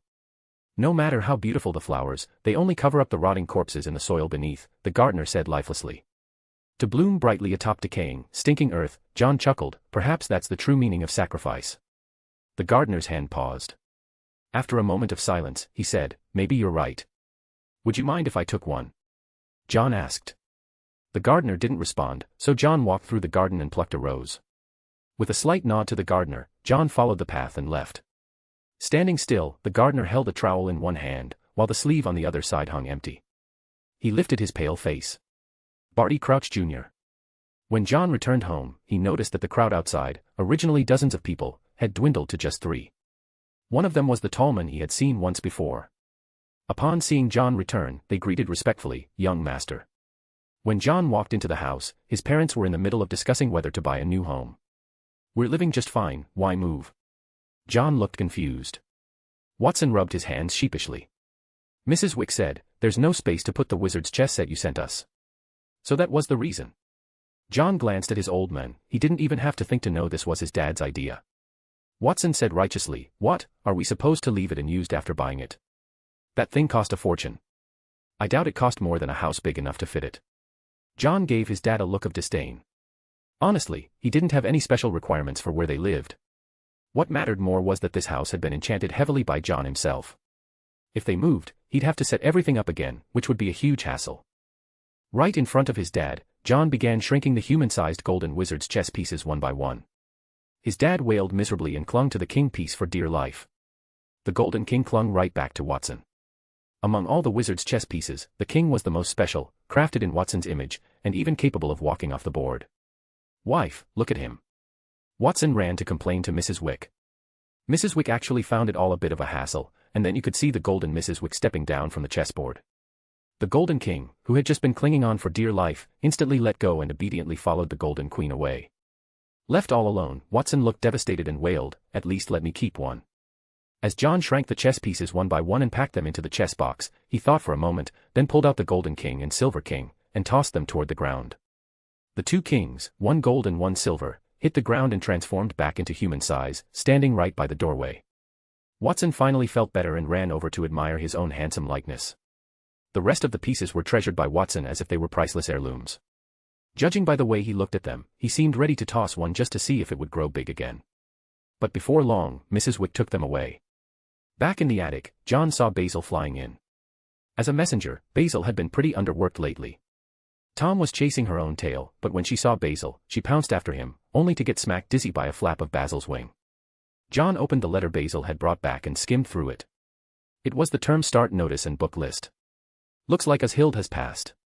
He glanced at the textbook for Defense Against the Dark Arts, Defense, a guide. It was actually the Auror training manual. Just as he set the letter down, John's badge gave a light buzz. He tapped it. It was a message. Or rather, a group chat. "Draco Malfoy, I've become a prefect." "Daphne Greengrass, how is it you?" "Draco Malfoy, ? "Daphne Greengrass, what about John? Why isn't John the prefect?" "Draco Malfoy, wait, you too." "Daphne Greengrass, shut up." "Cedric Diggory, so Slytherin picked Draco as prefect. I honestly thought it would be John. Draco's not exactly a people person." "Draco Malfoy, hey, Cedric, show some respect to your fellow prefect." "Cedric Diggory, sorry, I'm the head boy." "Draco Malfoy, ? "Percy Weasley, brings back memories. I used to be head boy too." "Draco Malfoy. Fleur Delacour, oh please, it's just a prefect position. I was the Beauxbatons champion, you know." "Neville Longbottom, I wonder who the Gryffindor prefects are." "Draco Malfoy, definitely not you." The group chat quickly became lively again. Everyone had been quite busy during the holidays. John smiled. It seemed Draco hadn't been affected by Voldemort after all. Fleur Delacour, I took a job at Silverhand Angel Investment. They get a drawer full of letters every day, it's a headache. Percy Weasley, my office keeps sending me little issues to deal with. I've been running around non-stop. Neville Longbottom, loads of relatives have come to our place to celebrate my parents waking up. Gran's really happy. Daphne Greengrass, Astoria's been acting weird lately. Looks like she's dating someone. Owls keep flying into her room. Draco Malfoy, ahem. Well, girls dating, totally normal. Daphne Greengrass, but that owl looks awfully familiar. Draco Malfoy, you're imagining things.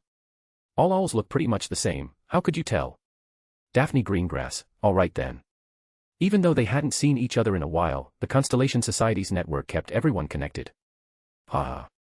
John closed the Constellation Society chat, feeling in a great mood. His gaze swept across the books on the desk, and his expression dimmed. If everyone were here, it would be even livelier. Basil suddenly grew restless. John looked up and saw a snowy owl flying in through the window. It was Hedwig. Holding back Basil, who looked ready to charge at Hedwig, John picked up a small dried fish and popped it into Hedwig's beak. Hedwig gave Basil a provocative look, making Basil's wings twitch with irritation. Hedwig was delivering a letter, not from Harry, but from Hermione. Opening the letter, John found a long paragraph written out. Hermione apologized for the situation with Sirius, they hadn't known that the Muggleman was Mr. Wick. She also mentioned Harry's hearing and how, after he returned, Mrs. Weasley made a feast. Hermione had become a prefect, along with Ron. Everyone thought it would be Harry, even Mrs. Weasley. She was overjoyed and is planning to throw a party to celebrate. But Harry seems a bit off. I think he's feeling down. He thinks Dumbledore is avoiding him, probably because he blames himself for Dumbledore losing his position, though we've been trying to reassure him that Dumbledore wouldn't see it that way. By the way, have you looked at the new Defense Against the Dark Arts textbook? I've never seen this book before. Tonks said it's used for Auror training. Maybe the new professor will be quite good. Hermione had written a long letter, and the matters concerning the Order of the Phoenix hadn't affected their friendship. John felt touched by such trust. He gave Hedwig another small dried fish and told her to wait a bit. Dumbledore appointing Hermione as a prefect didn't surprise John in the least. After all, Hermione had earned the most house points for Gryffindor. As for Ron being made a prefect, John thought for a moment and then understood. Knowing Dumbledore's personality, it was probably to help Ron build some confidence or something along those lines. Last year, Ron had suffered quite a few blows. As die-hard Dumbledore supporters, it wasn't surprising the Weasley family would see Ron receive some focused encouragement. At some point, Basil had already climbed onto the desk. When John turned his head, Basil immediately lunged for Hedwig's dried fish. Hedwig resisted with all her might, and the two snowy owls started fighting again. Tom barked from below, cheering them on. John picked up a quill and began writing a reply. Brushing away the feathers scattered across the desk, John started his letter to Hermione. After writing down some trivial matters, John paused for a moment at the tip of his quill. He could ask Hermione to help search for the Horcrux, but he hesitated. Forget it, I'll find it myself. He didn't want to use Hermione like that. Doing Southwest would place her in a difficult position. The ownership of the Horcrux would be contested between him and the Order of the Phoenix, better to let Hermione stay out of it. He handed the letter to Hedwig, gave her another small dried fish, patted her on the head, and said softly, "Give this to Hermione." As a reward, John packed 5 small dried fish into a pouch for her. Hedwig flew off, thoroughly satisfied. Basil pecked John's finger in protest. "Oh, are you jealous of Hedwig?" "Don't worry, Basil, you are way beautiful than her." John piled up a small mountain of dried fish for Basil. Tom anxiously paced around the room because she didn't get anything. Soon enough, she had her dog food, she ate so fast that she accidentally bit through the food bowl. John's reply arrived at number 12 Grimmauld Place. Hermione received the letter at the celebration party for Ron becoming a prefect. "See. John would never hurt you," Hermione said to Harry, pointing at the small dried fish brought by Hedwig. "Maybe he just likes Hedwig," Harry muttered, still brooding over the fact that John had nearly chopped off his godfather's hand. Missing out on the prefect badge only made Harry feel worse. Hermione snapped, "John's not as awful as you think." With his mouth full of food, Ron chimed in unclearly, "Everyone knows John likes animals." Hermione glared at Ron, frustrated beyond words. She had worked so hard to keep her two friends from falling out, and this glutton was only making things worse. "Come on, Hermione, it's not that bad," Ron said after swallowing. "Harry just doesn't understand things clearly right now." As both best friend and a bit of a mother figure, Hermione could tell something was off about Harry. He had been like this ever since the hearing, and it worried her a lot. Harry wasn't John. If it were John, she wouldn't be worried at all. Under Hermione's worried gaze, Harry forced a smile. Maybe once school started, things would get better. Harry glanced at the newspaper on the table. Dumbledore had been stripped of his position by the Wisengamot, and his public statement about Voldemort's return. The outside world wasn't buying it. Some even thought Dumbledore had lost his mind. The Ministry of Magic, for reasons of its own, had yet to take a stance. Read 12 chaps ahead. Chapter 284, Mundungus's Payment and Pansy. Flourish and Blot sent the required school textbooks to John's home via all post. As long as you were willing to pay several times the normal delivery fee, Flourish and Blots were more than happy to oblige. Basil had been quite busy lately. It had to deliver letters for John all over the place. The work of maintaining connections was still ongoing, and among the many letters, one in particular caught John's interest. It was from Horace Slughorn, former head of Slytherin House at Hogwarts, Potions Professor, and Potions Master. They had gotten to know each other through Demicles. More accurately, they were pen pals. As the former Slytherin head of house, Slughorn was quite intrigued by this Slytherin student. They occasionally exchanged letters, and in John's opinion, Slughorn was someone rather like himself. Both were Slytherins, and both were in the business of collecting connections. The difference was, John used his network to pull off major operations, while Slughorn simply enjoyed the vanity and prestige those connections brought. What Slughorn gained through his network gave him a deep sense of satisfaction. John had been in contact with him for about 2 years. Aside from the occasional discussion about potion making, he would sometimes send small gifts. Things like mead and candied pineapple, for example. Slughorn had also been quite helpful. He had once given John advice on soul-related potions. However, John didn't take that earlier piece of advice. He had found something better. This time, Slughorn had reached out because he'd heard from Demicles about the thesis on the blood curse. John, you truly surprise me. A child your age, able to co-author a paper with a potions master like Demicles Belby, he was one of the most gifted students I've ever taught. When it comes to the blood potion thesis, I can tell your contribution was substantial. You never cease to amaze me with your talent. It's such a pity I've already retired. If I had the chance to teach a student like you, it would have been the pride of my career. Slughorn marveled at John's brilliance, while also regretting that he was no longer a professor. As a professor with a collector's instinct, Slughorn had always loved students with exceptional talent. He had a keen eye. Almost every student he took an interest in went on to achieve remarkable success in their fields. Of course, there were also students he remembered with sorrow.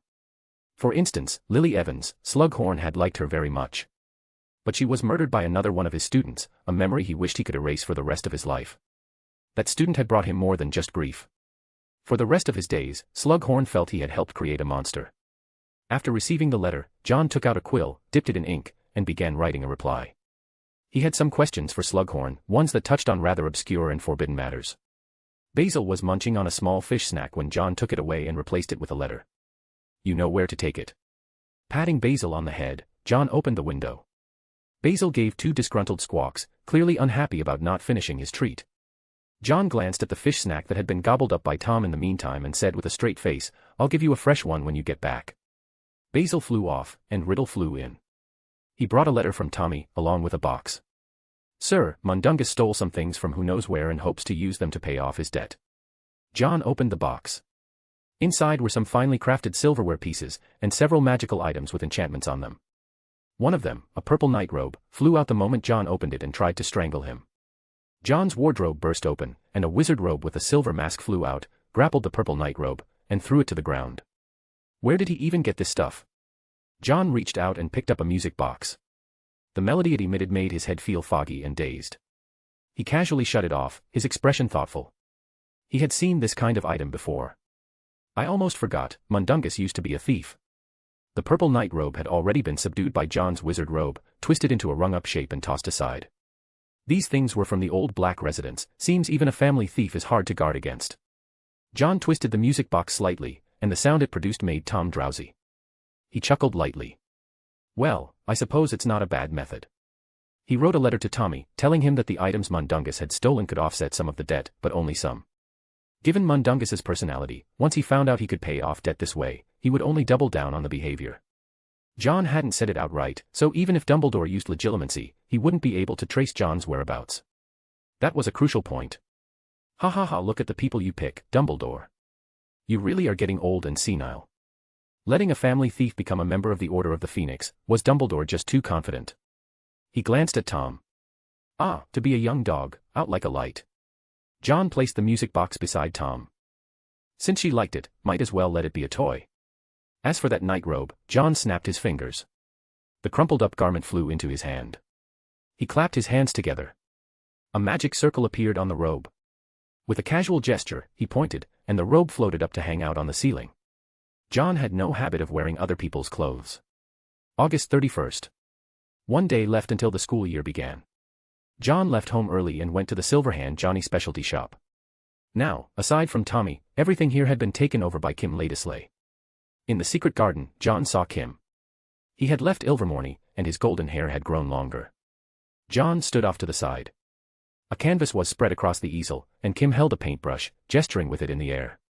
It was a painting of a sunflower field, already a nearly perfect piece. He stopped his brush and stared blankly at a patch of empty space, his thoughts drifting far away. Suddenly, he put down the brush and gently ran his fingers over the painting. The still wet paint was smudged into a complete mess under his touch. "I can't paint it," Kim said. John replied calmly, "Don't force yourself. I just..." Kim gave a bitter laugh and ran a paint-smeared hand through his hair in frustration, smearing a mess of colors into his golden hair. "I just wanted to see them one more time. Everyone wants to see them again." John walked over and gently patted Kim on the shoulder. "Kim, paint one for me." Kim, his hair disheveled, silently took down the canvas and replaced it with a new one. John stood there and, almost instinctively, glanced to his left. He gripped the tails of Beetle the Bard a little tighter and murmured, "Yeah, who doesn't want to see them again?" September 1st. The Hogwarts school year began. After leaving Knockturn Alley, John made a trip to Gringotts. Using the Lestrange identity, he entered the vault once more. When the cart brought him out, the goblin pulling it had a smile on his face. Because the Lestrange vault was full again. To goblins, it seemed that anything stored in Gringotts was as good as theirs. John didn't care. He operated to King's Cross Station. Walking through the station, just before he entered platform 9 3/4, he saw a long, bustling line. It was Harry and the others. To ensure Harry's safety, the scale of their escort could probably put even the Minister for Magic to shame. John only glanced once before heading toward the wall. Passing through the station wall, John entered platform 9 3/4. John. Pansy wasn't with Malfoy, and the annoyance was written all over her face. Crabbe and Goyle looked evasive, frequently rubbing their left arms with their right hands. John walked over and glanced at the two big guys. "Where's Draco?" Pansy said irritably, off bragging about being a prefect. "Hey, that's in character for him," John shrugged, then glanced again at the two large boys who were doing their best to shrink into the background. "Goyle, Crabbe, come with me." Leaving no room for argument, John gave a direct order. Pansy looked gleeful at their misfortune as they all boarded the train. John walked in front, exuding an aura of "stay away" that was hard to ignore. Slytherin students greeted him respectfully as they passed. Students from the other three houses looked awkward, avoiding direct eye contact with him. When they reached an empty compartment, John stepped in first and sat down. Crabbe and Goyle turned to leave, only to be shoved inside by Pansy from behind. John snapped his fingers, and the compartment door slammed shut. "Read 12 chaps ahead."